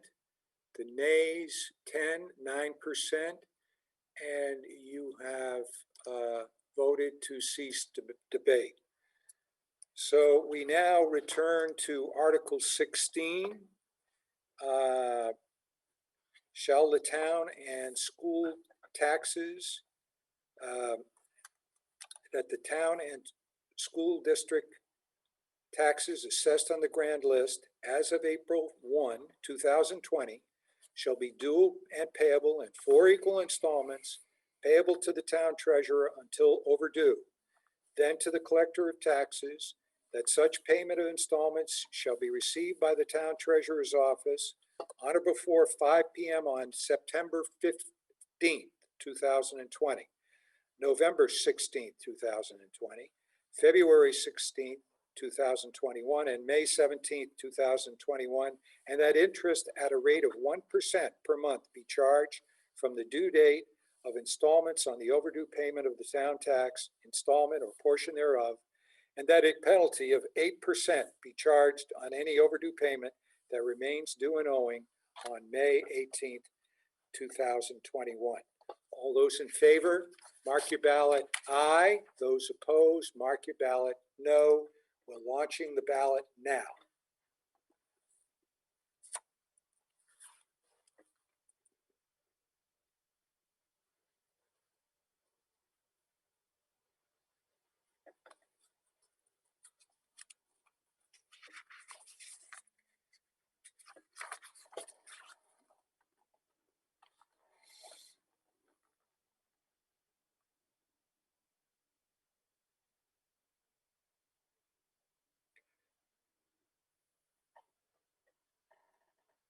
We'll allow another 15 seconds to conclude the vote.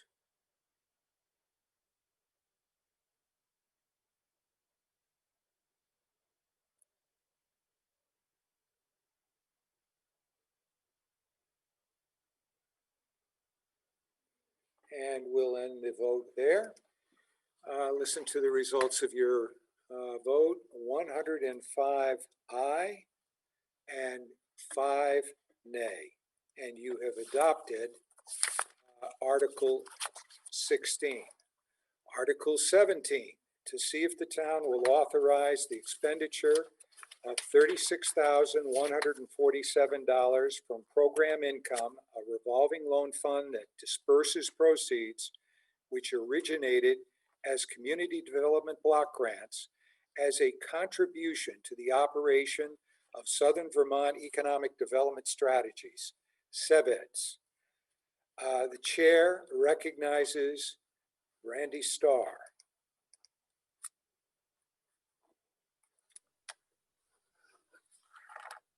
Thank you, Mr. Moderator. I move to see if the town will authorize the expenditure of $36,147 from program income, which is a revolving loan fund that disperses proceeds which originate as community development block grants as a contribution to the operation of Southeastern Vermont Economic Development Strategies, known as SEVEDS. And I'll need to speak to this when it comes back after a second, please. Thank you. Is there a second?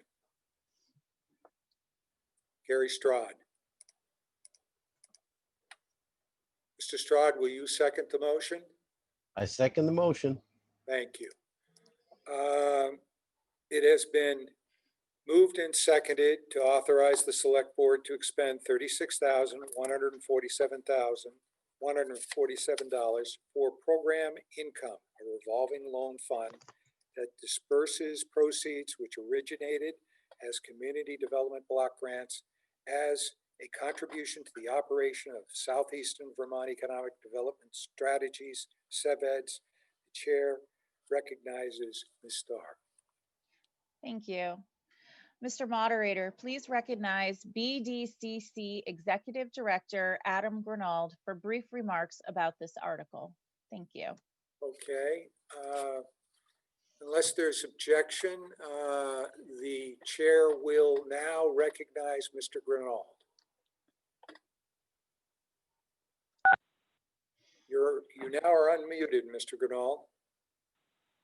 Good evening. Can you hear me? Yes. Thank you for being with us. Great. Thank you, Mr. Moderator. Thank you, Brandy, and thank you for the opportunity to speak here tonight with you. Given the time of day and in this format, I would like to simply thank the Select Board, the town meeting representatives, and the residents of Brattleboro for their long-standing support of the SEVEDS programming. On the line with me today is our Director of Programs, Jennifer Stromston, and should there be any questions from the body, both Jennifer and I are available to address those. Thank you. Is there any debate on this motion? Seeing none, all those in favor of Article 17 as read, please mark your ballot yay. All those opposed, please mark your ballot nay.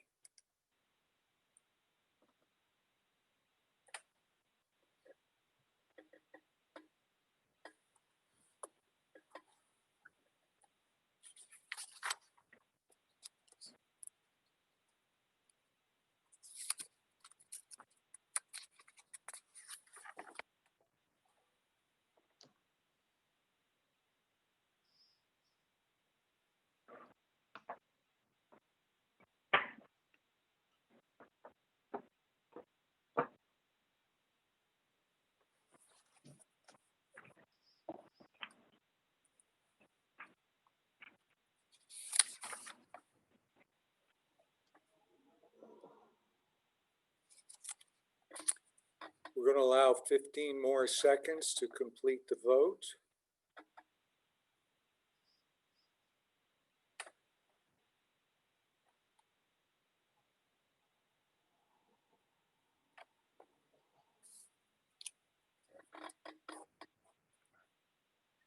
And voting is now closed. Polls are closed. Listen to the results of your vote.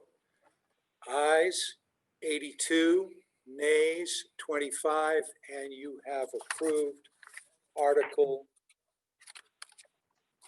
17. Article 18, to see if the town will raise and appropriate the sum of $223,276.47 through special assessments on property within the Mountain Home Park Special Benefit Assessment Tax District as approved by town meeting March 24th, 2007, and as delineated in the town ordinance entitled Municipal Act to establish and regulate the Mountain Home Park Special Benefit Assessment Tax District for the purpose of paying debt service on the capital improvements to the water and sewer lines servicing the Mountain Home and Deepwood Mobile Home Park. The chair recognizes Mr. Wessel.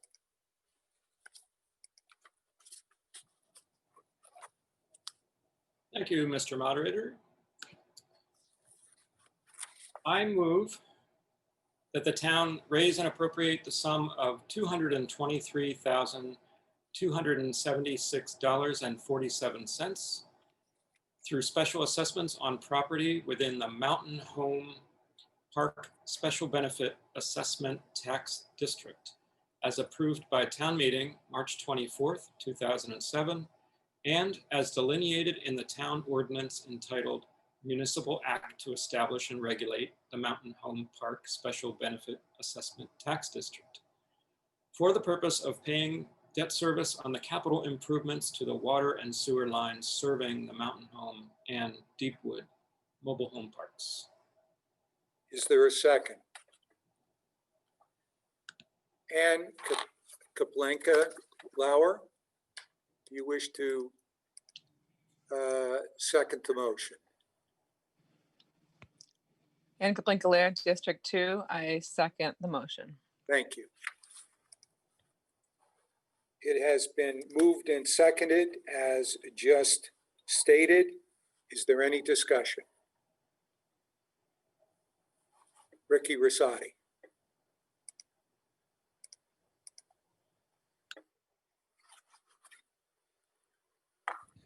My question is if the water treatment includes a service to test the water quality at the residents' taps, because the water quality from the treatment center through the plumbing can be significantly different from house to house. Actually, that's not germane to this particular article. However, perhaps there is somebody who could answer that for you. It should be a fairly quick question to answer. Is there anyone from the administration that could answer that? Mr. Elwell?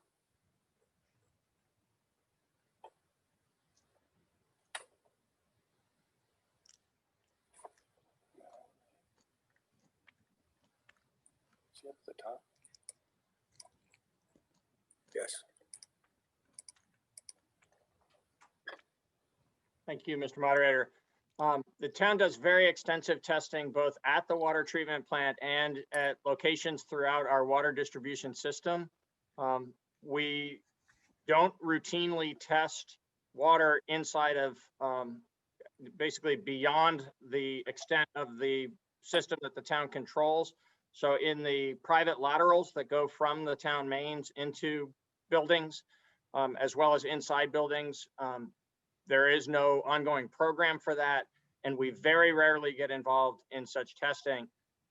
There are unique circumstances under which we have been involved in testing like that, and there has been some pretty extensive communication between Ms. Rosati and the town utility staff around this, so we'll be happy to follow up individually about that if there's further action needed. Further discussion? I would like to move to make an amendment that the budget appropriate an amount so that people who are low income can receive the financial resources to access water quality testing from their taps. I'm sorry, Ricky Rosati, that the chair has to overrule. That is out of order. It's beyond the scope of this article. This is simply a pass-through financing article. And so it goes, I have to rule your motion to amend out of order. Other questions? Christopher Kane.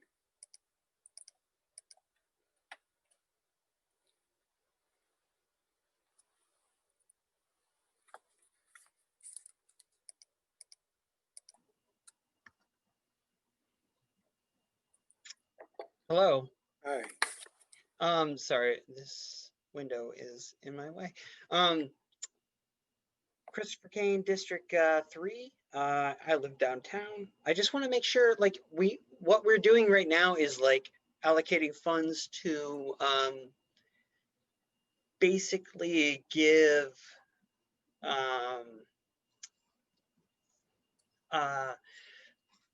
people that live in homes in the Mountain Home Trailer Park clean water. Is that correct? Or am I wrong? That's my question. This is land back. This is a long-standing debt vehicle that was used, if I'm, correct me,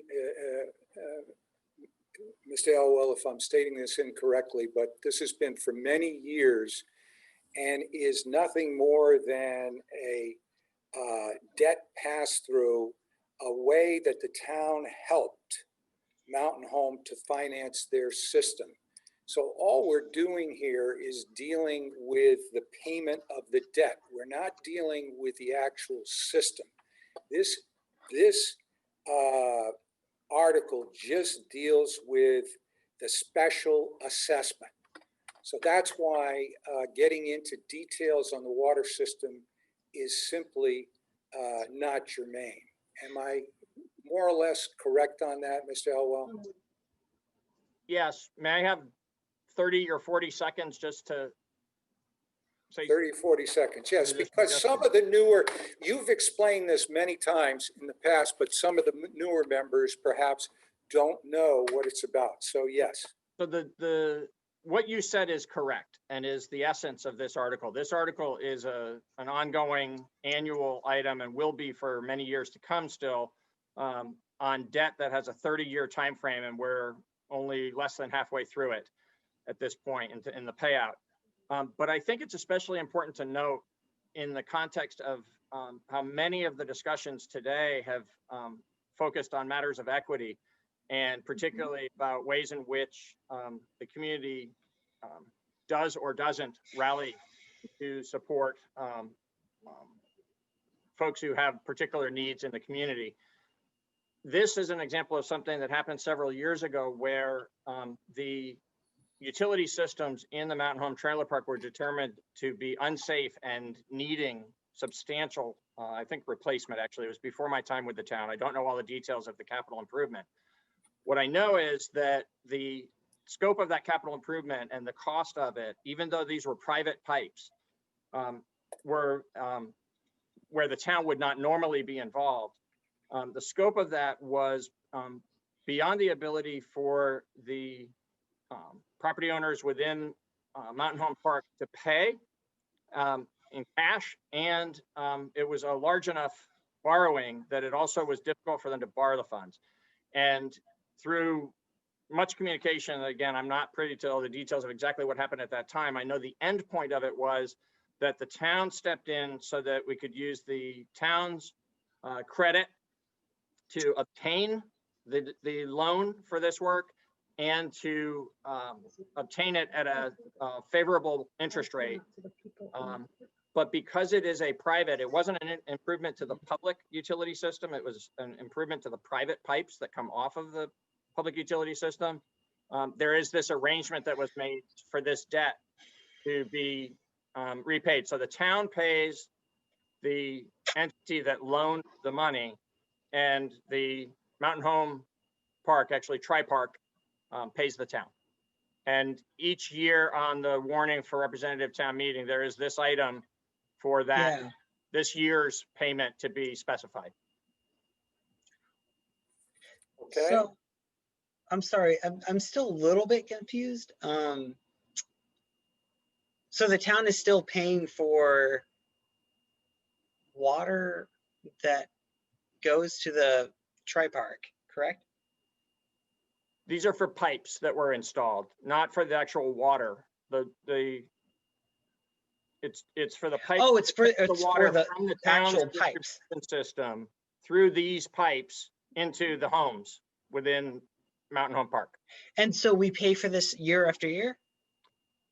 We're paying off the debt, just like when the town takes out a bond to pay for a major capital improvement that's part of the public system. In this case, it was borrowing to pay for private improvements using the town's credit. The town pays the creditor and the owners in Mountain Home Park pay the town. So just to cut you off, and obviously you finished, I'm not cutting you off, but we are allocating tax funds to private entities. Is that correct? No, so that's why it's a pass-through. So what you're doing here actually is authorizing the collection from the benefiting private properties so that the town collects those funds and then pays that exact amount to the folks who loaned the money to the town in order to make these improvements.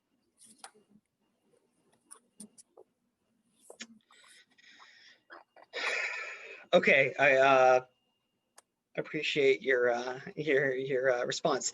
I will have to think about that more. Yeah, land back. Okay. Chair would recognize Joshua Jones.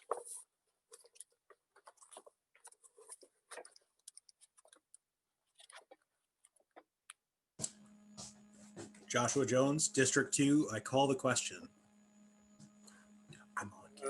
Okay, thank you. There is, we need to clear the participant list here and ask for a second. Richard Rash, do you wish to second the motion to call the question? Yes, I second the motion and also hope that we can stay to 2 minutes and 30 to 40 seconds when we say that. Again, it's one of the shortcomings that we have, unfortunately, but it's been made and seconded to cease debate. All those in favor of ceasing debate, please indicate by saying aye. Those opposed, say no. We'll launch the poll, is in process.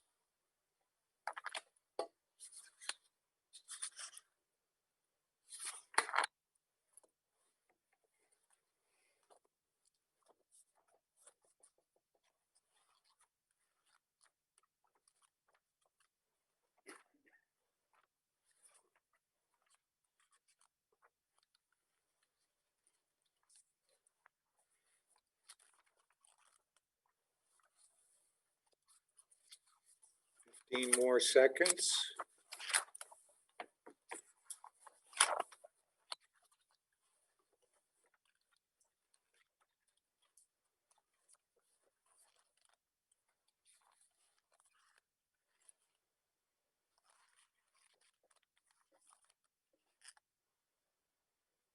And we will conclude the poll.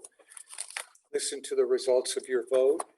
94 in favor of ceasing debate, that's 90%. 10 opposed to ceasing debate, that's 10%, and you have ceased the debate on Article 18. The question for your next consideration is the principal motion that the town raise and appropriate the sum of $223,276.47 through special assessments on property within the Mountain Home Park Special Benefit Assessment Tax District as approved by town meeting March 24th, 2007, and as delineated in the town ordinance entitled Municipal Act to establish and regulate the Mountain Home Park Special Benefit Assessment Tax District for the purpose of paying debt service on the capital improvements to the water and sewer lines serving the Mountain Home and Deepwood Mobile Home Parks. All those in favor signify by marking your ballot aye.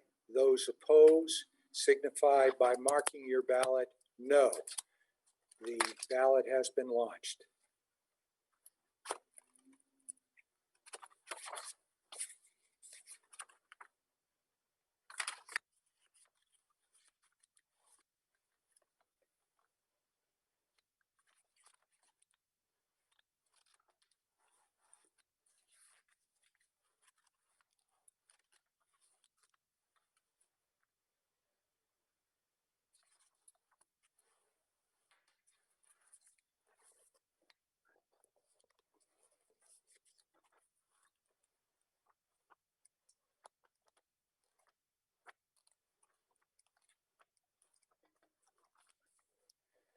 Okay, we're going to allow another 15 seconds.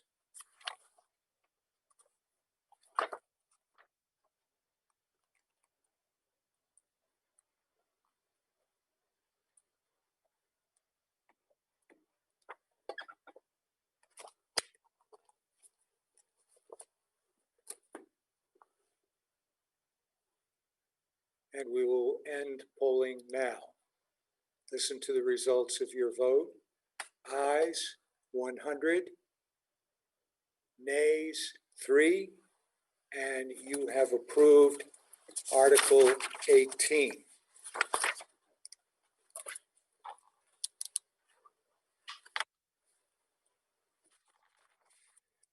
Article 19.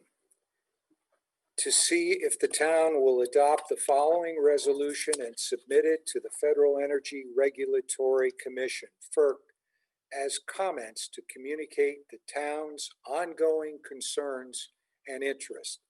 It's a lengthy resolution, and it's in your booklet. I'm sure everyone has read it. So what the chair will do, with your permission, is call on Elizabeth McLaughlin for the motion. We'll hear her read it.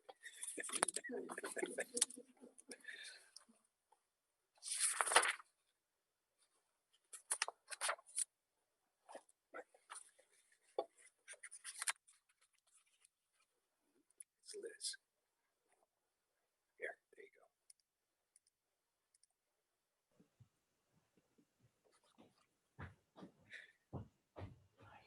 Hi, I'm the wrong Liz.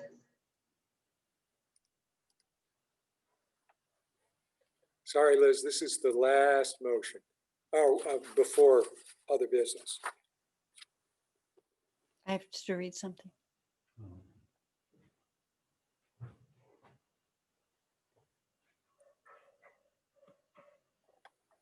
What you got? Okay, Yes. wonderful. All right, here's our bedtime story. Okay. I move that the town adopt the following resolution and submit it to the Federal Energy Regulatory Commission, FERC, as comments to communicate the town's ongoing concerns and wishes. Whereas the peaking operations of Wilder, Bellows Falls, and Vernon dams have been causing daily surface water elevation fluctuations of, on average, 2 to 3 feet every day in the impoundments behind the dams for at least 70 years, resulting in a loss of land for landowners in Vermont and New Hampshire and degradation of water quality and habitat of the rivers for decades. Whereas in the late 70s, during the last relicensing process, the Army Corps of Engineers conducted an erosion study on the project area, and FERC issued the last licenses in early 1979, just months before the Army Corps completed their study in November of that year. And the Army Corps study clearly states that pool fluctuation levels are the second most important causative factor for erosion in the project areas.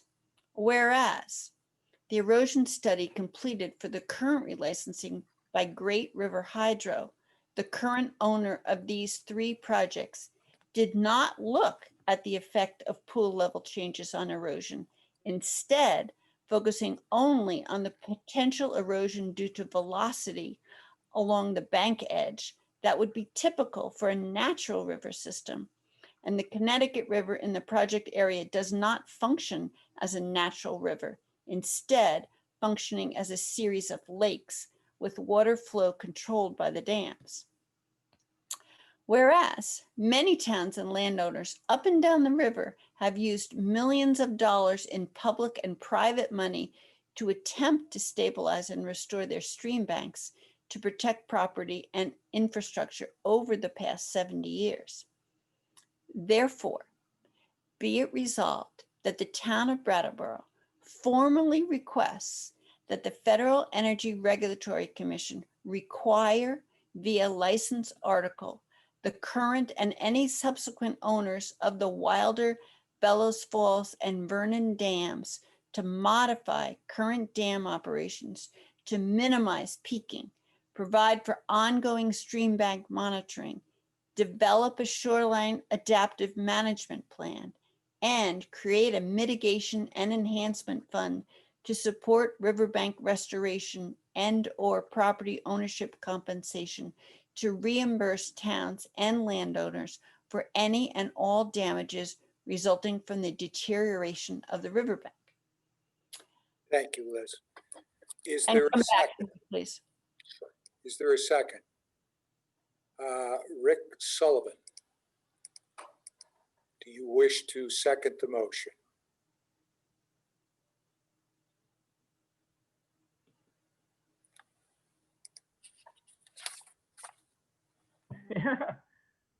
I wish to second that motion. Thank you. All right, then the chair would go back to Liz McLaughlin. I also ask, Mr. Moderator, that you recognize Connecticut River Steward Kathy Erfer to provide further information about this article. Ms. McLaughlin yields to Kathy Erfer.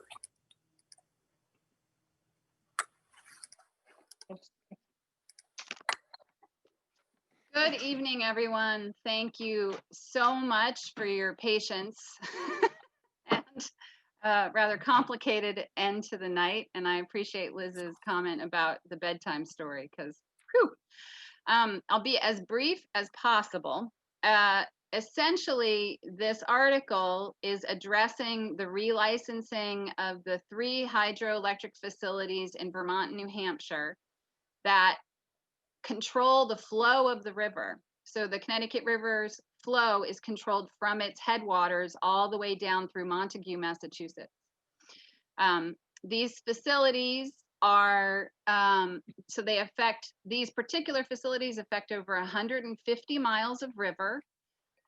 They only are able to apply for a new license once in every 40 years. So the decisions that are made at this moment in time essentially are going to be in place for several decades. The river is a public resource owned in common by the people. It is not owned by either state or the company. And so the license serves as a contract between the people of our state and the company, with the assumption that the company will maintain the habitat and quality of the river and will be a good steward for the river. The license process through the Federal Energy Regulatory Commission requires equal consideration of electrical generation, ecological considerations, and public use, meaning recreational access and our ability to access and use our river. The relicensing through this process is a public process. It's a very complicated process, and Connecticut River Conservancy decided to bring this resolution to the 30 towns affected in Vermont and New Hampshire as a way to educate the public and also provide for the public to have an opportunity to comment on this complicated relicensing process. And I should have said, I took my town meeting member hat off and put my river steward hat on. And so I will not be voting on this. I will be abstaining from this and maintaining my role as river steward in this moment. I'm glad to answer questions. And we also tried to provide a short video, and I hope that helped to illustrate this in a kind of more comprehensive way. Questions or comments? Questions or comments getting some feedback. Questions or comments relating to the resolution? Start with Andrew Davis.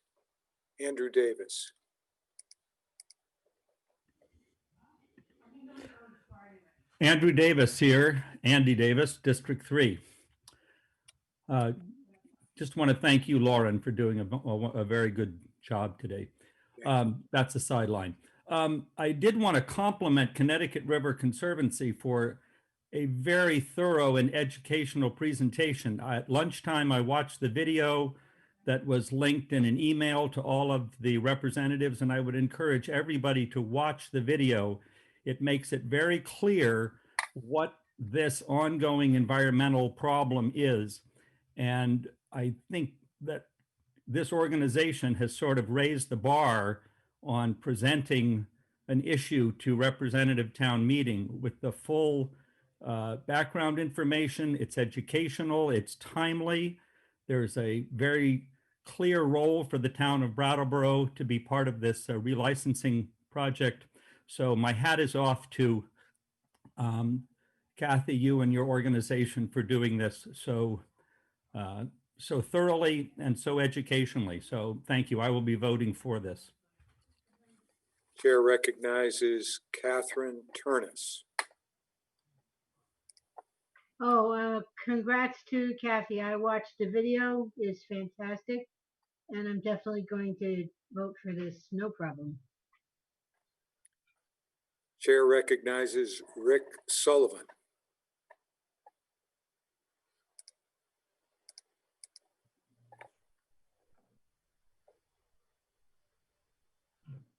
Am I on? Yes, you're on. I watched, am I on there? Yes. I watched the video. I thought it was awesome. I think this is a slam dunk on this one. Really, and I support it wholeheartedly, and I think everybody else should. Thank you. Chair recognizes Ann Kablinka Lauer.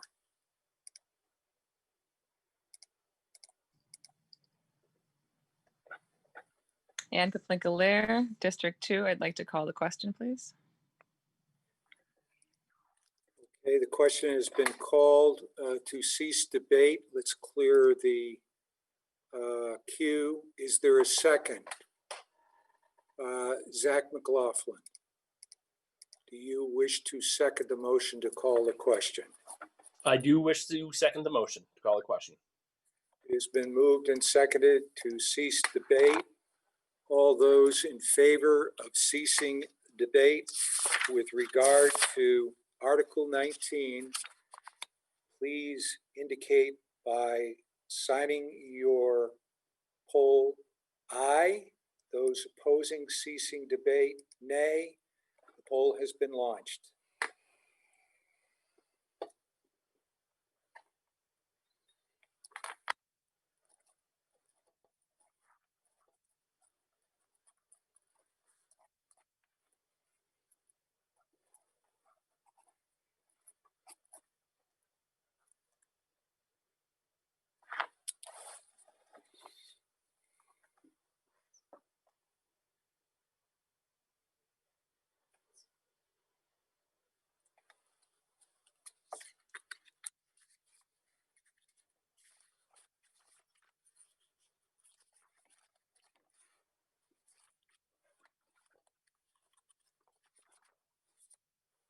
We're going to allow another 15 seconds, although I can see that we're starting to lose members.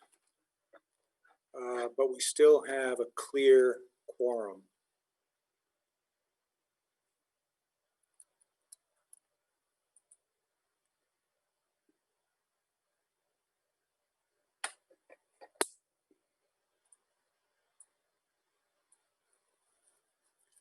And we will end polling on the motion to cease debate.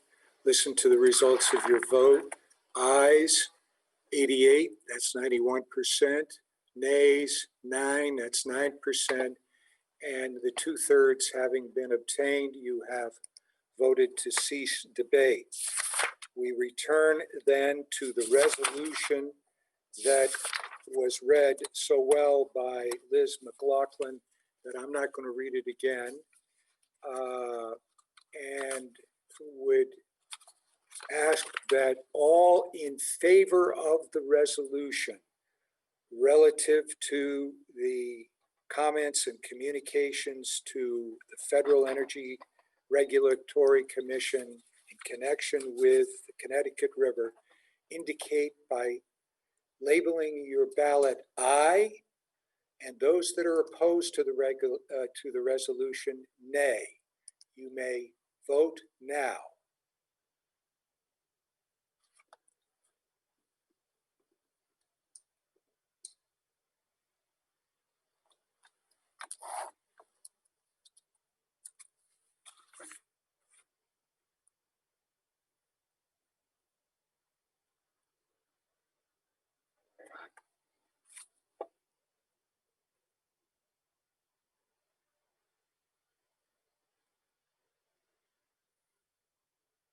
I'll give it 15 more seconds.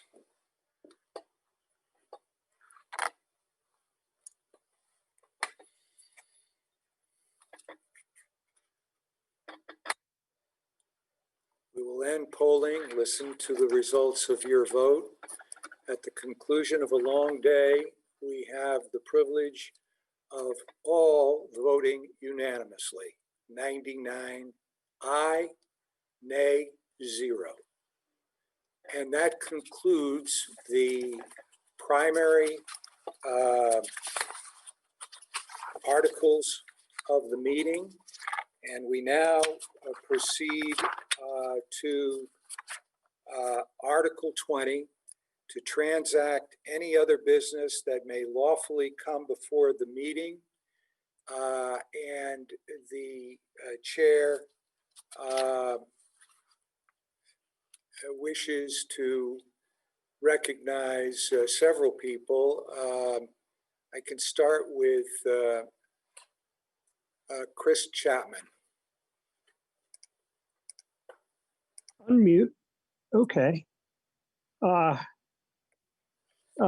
So I just wanted to say, I want to express my gratitude and astonished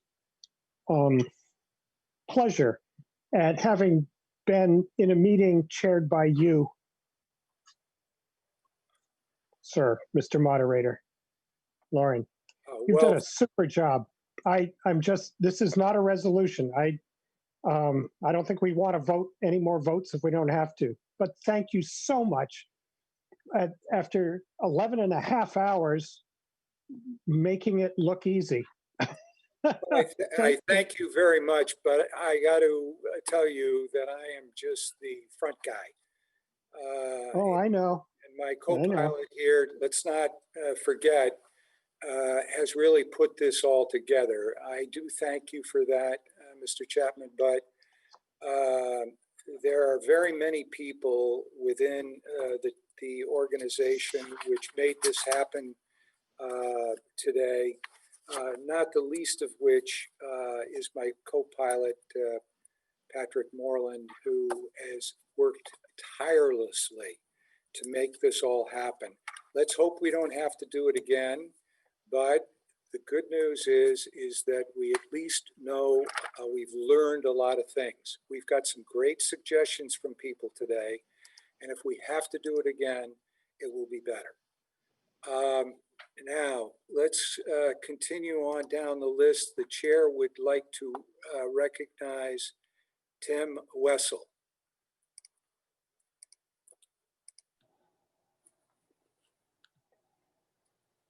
Hi, folks. Thanks for sticking in there. Really quickly, and thank you, Mr. Moderator. I wanted to just give a little informal shout out. Unfortunately, we'll be putting something together a little more formal later around this, but I wanted to give a verbal recognition and kudos to David Scholes, who served on the select board many years. I think it was 6 years, but I could be wrong about that. We like to give recognition when someone has given so much of their time to the town. And this was a very strange year, of course.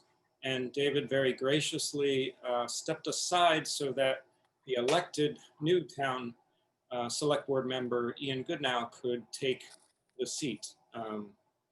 And that's why we have the pleasure of being able to serve with Ian Goodnow. And so thank you to David for that and for all of the excellent service that he's given the town of Brattleboro for so many years. I just wanted to give that shout out because we'll be putting something together more formal, as I said, but we haven't been able to do that quite yet. Thank you. Here, here. Thank you very much. Chair would recognize Marta Gossage.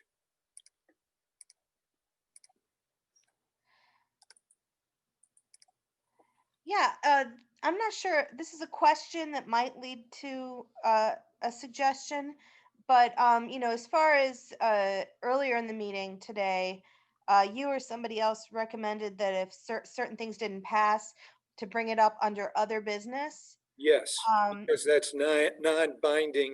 And if you have a resolution or anything, you can send it to the email address that we gave at the beginning of the meeting, and we could consider it if it's appropriate.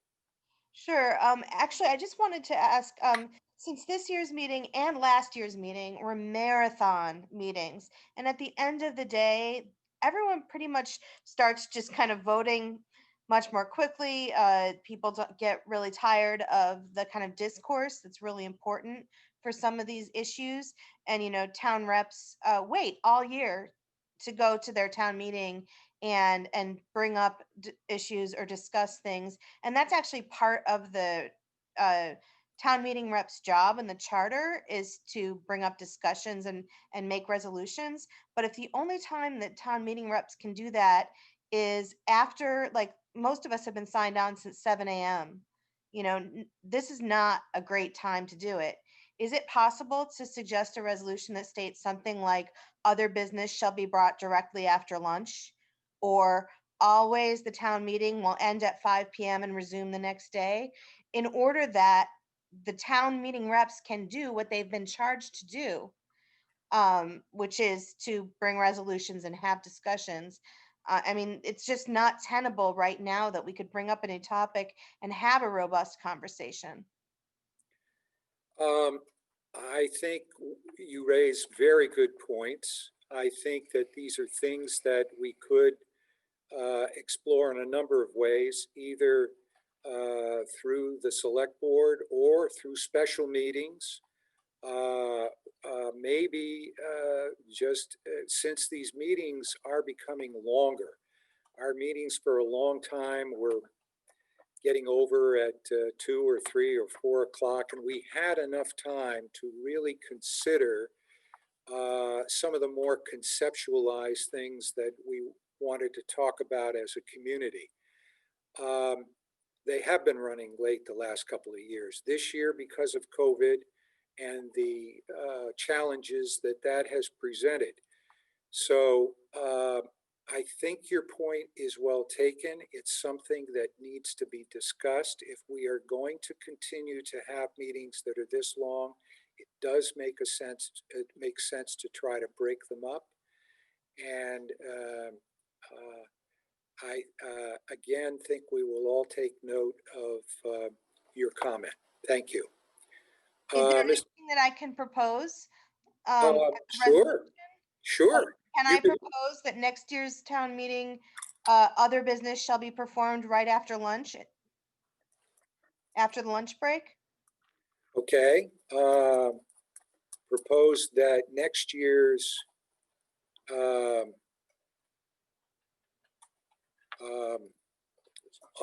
other business be directly after lunch, correct? Yes. Okay. And you recognize this is only advisory, but let's see what everybody thinks, okay? So the resolution is that next year, other business be moved to a position where it will be considered directly after lunch. All those in favor, I'm going to launch a poll. Yeah, oh yeah, we do need a seconder. Let's clear the, I'm sorry, let's clear the queue here for a moment. Do we have anybody that will second this? Tim Maciel, will you second the motion?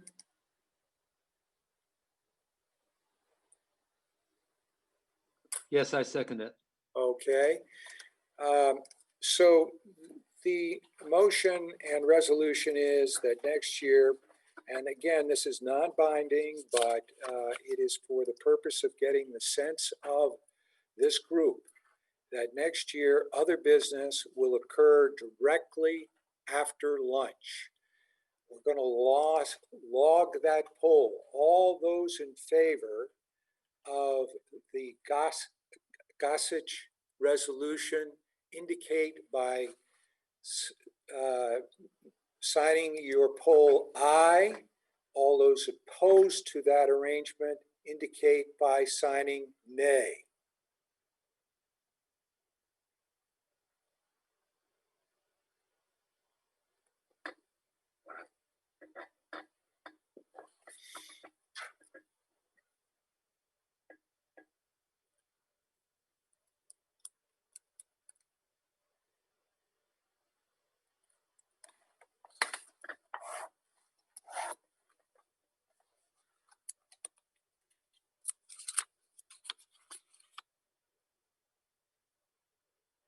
Going to allow another 15 seconds to get as many votes on this resolution as possible.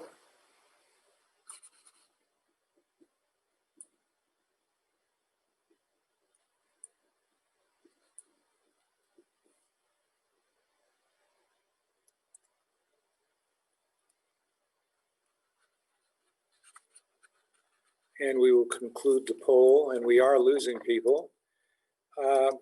Listen to the results of your resolution. Ayes 35, that's 35%. Nays 64, that's 65%. We had 99 voting on that one. So the overwhelming majority of the sentiment is no, but that's a worthwhile test. And we should continue to discuss and debate that. Jim Maxwell is someone we have not heard from today. Okay, hi. Hi. So, Lauren, you can hear me? Yes, I can. Oh, very good, very good. I just want to echo Chris Chapman. You've done a wonderful job. I want you to know how particularly pleased I am that given the opportunities to launch, you've confined yourself to launching polls.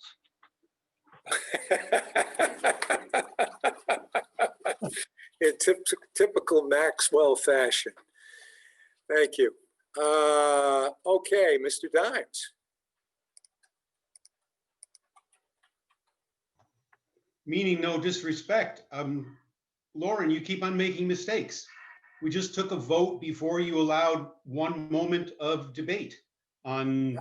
I apologize for that. We should have asked for discussion. You're right. Yeah, so errors keep on happening like that, and it proves what I and the right honorable representative from District 2, Marta Gossage, have been saying. We need to slow down at the end of the evening and quit early before people make mistakes. Now that's like the 3rd or 4th one. Well, I don't. Okay. Do you have anything other than that to say at this point, Mr. Dimes? Yeah, we should reconsider. We reconsider that. I move to reconsider. Have a proper debate on what she said. All right. If you wish to reconsider, let's clear the odds. Perfectly fine with me. Is there anyone who wishes to be heard on the Gossage motion to before I go to bed, as to whether or not we should conduct other business after the lunch break? Yes, we have several people on this. Spoon Agavi. Spoon, what's your feel? This is all non-binding, and so we can talk very informally. That's what this part of the meeting should be.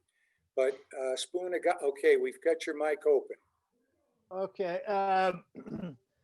As a person that has spent a good deal of time studying democratic process or process that is most attuned to the philosophy of democracy. There is a reason that that new business is last, and it's a very important reason. One of the fundamentals of any democratic process is that everybody has access to the agenda. That means that when somebody requests to be on an agenda, their name is put on and their item is gets onto the agenda in order. Unfortunately, throughout history, when this has not been done, people in power have been able to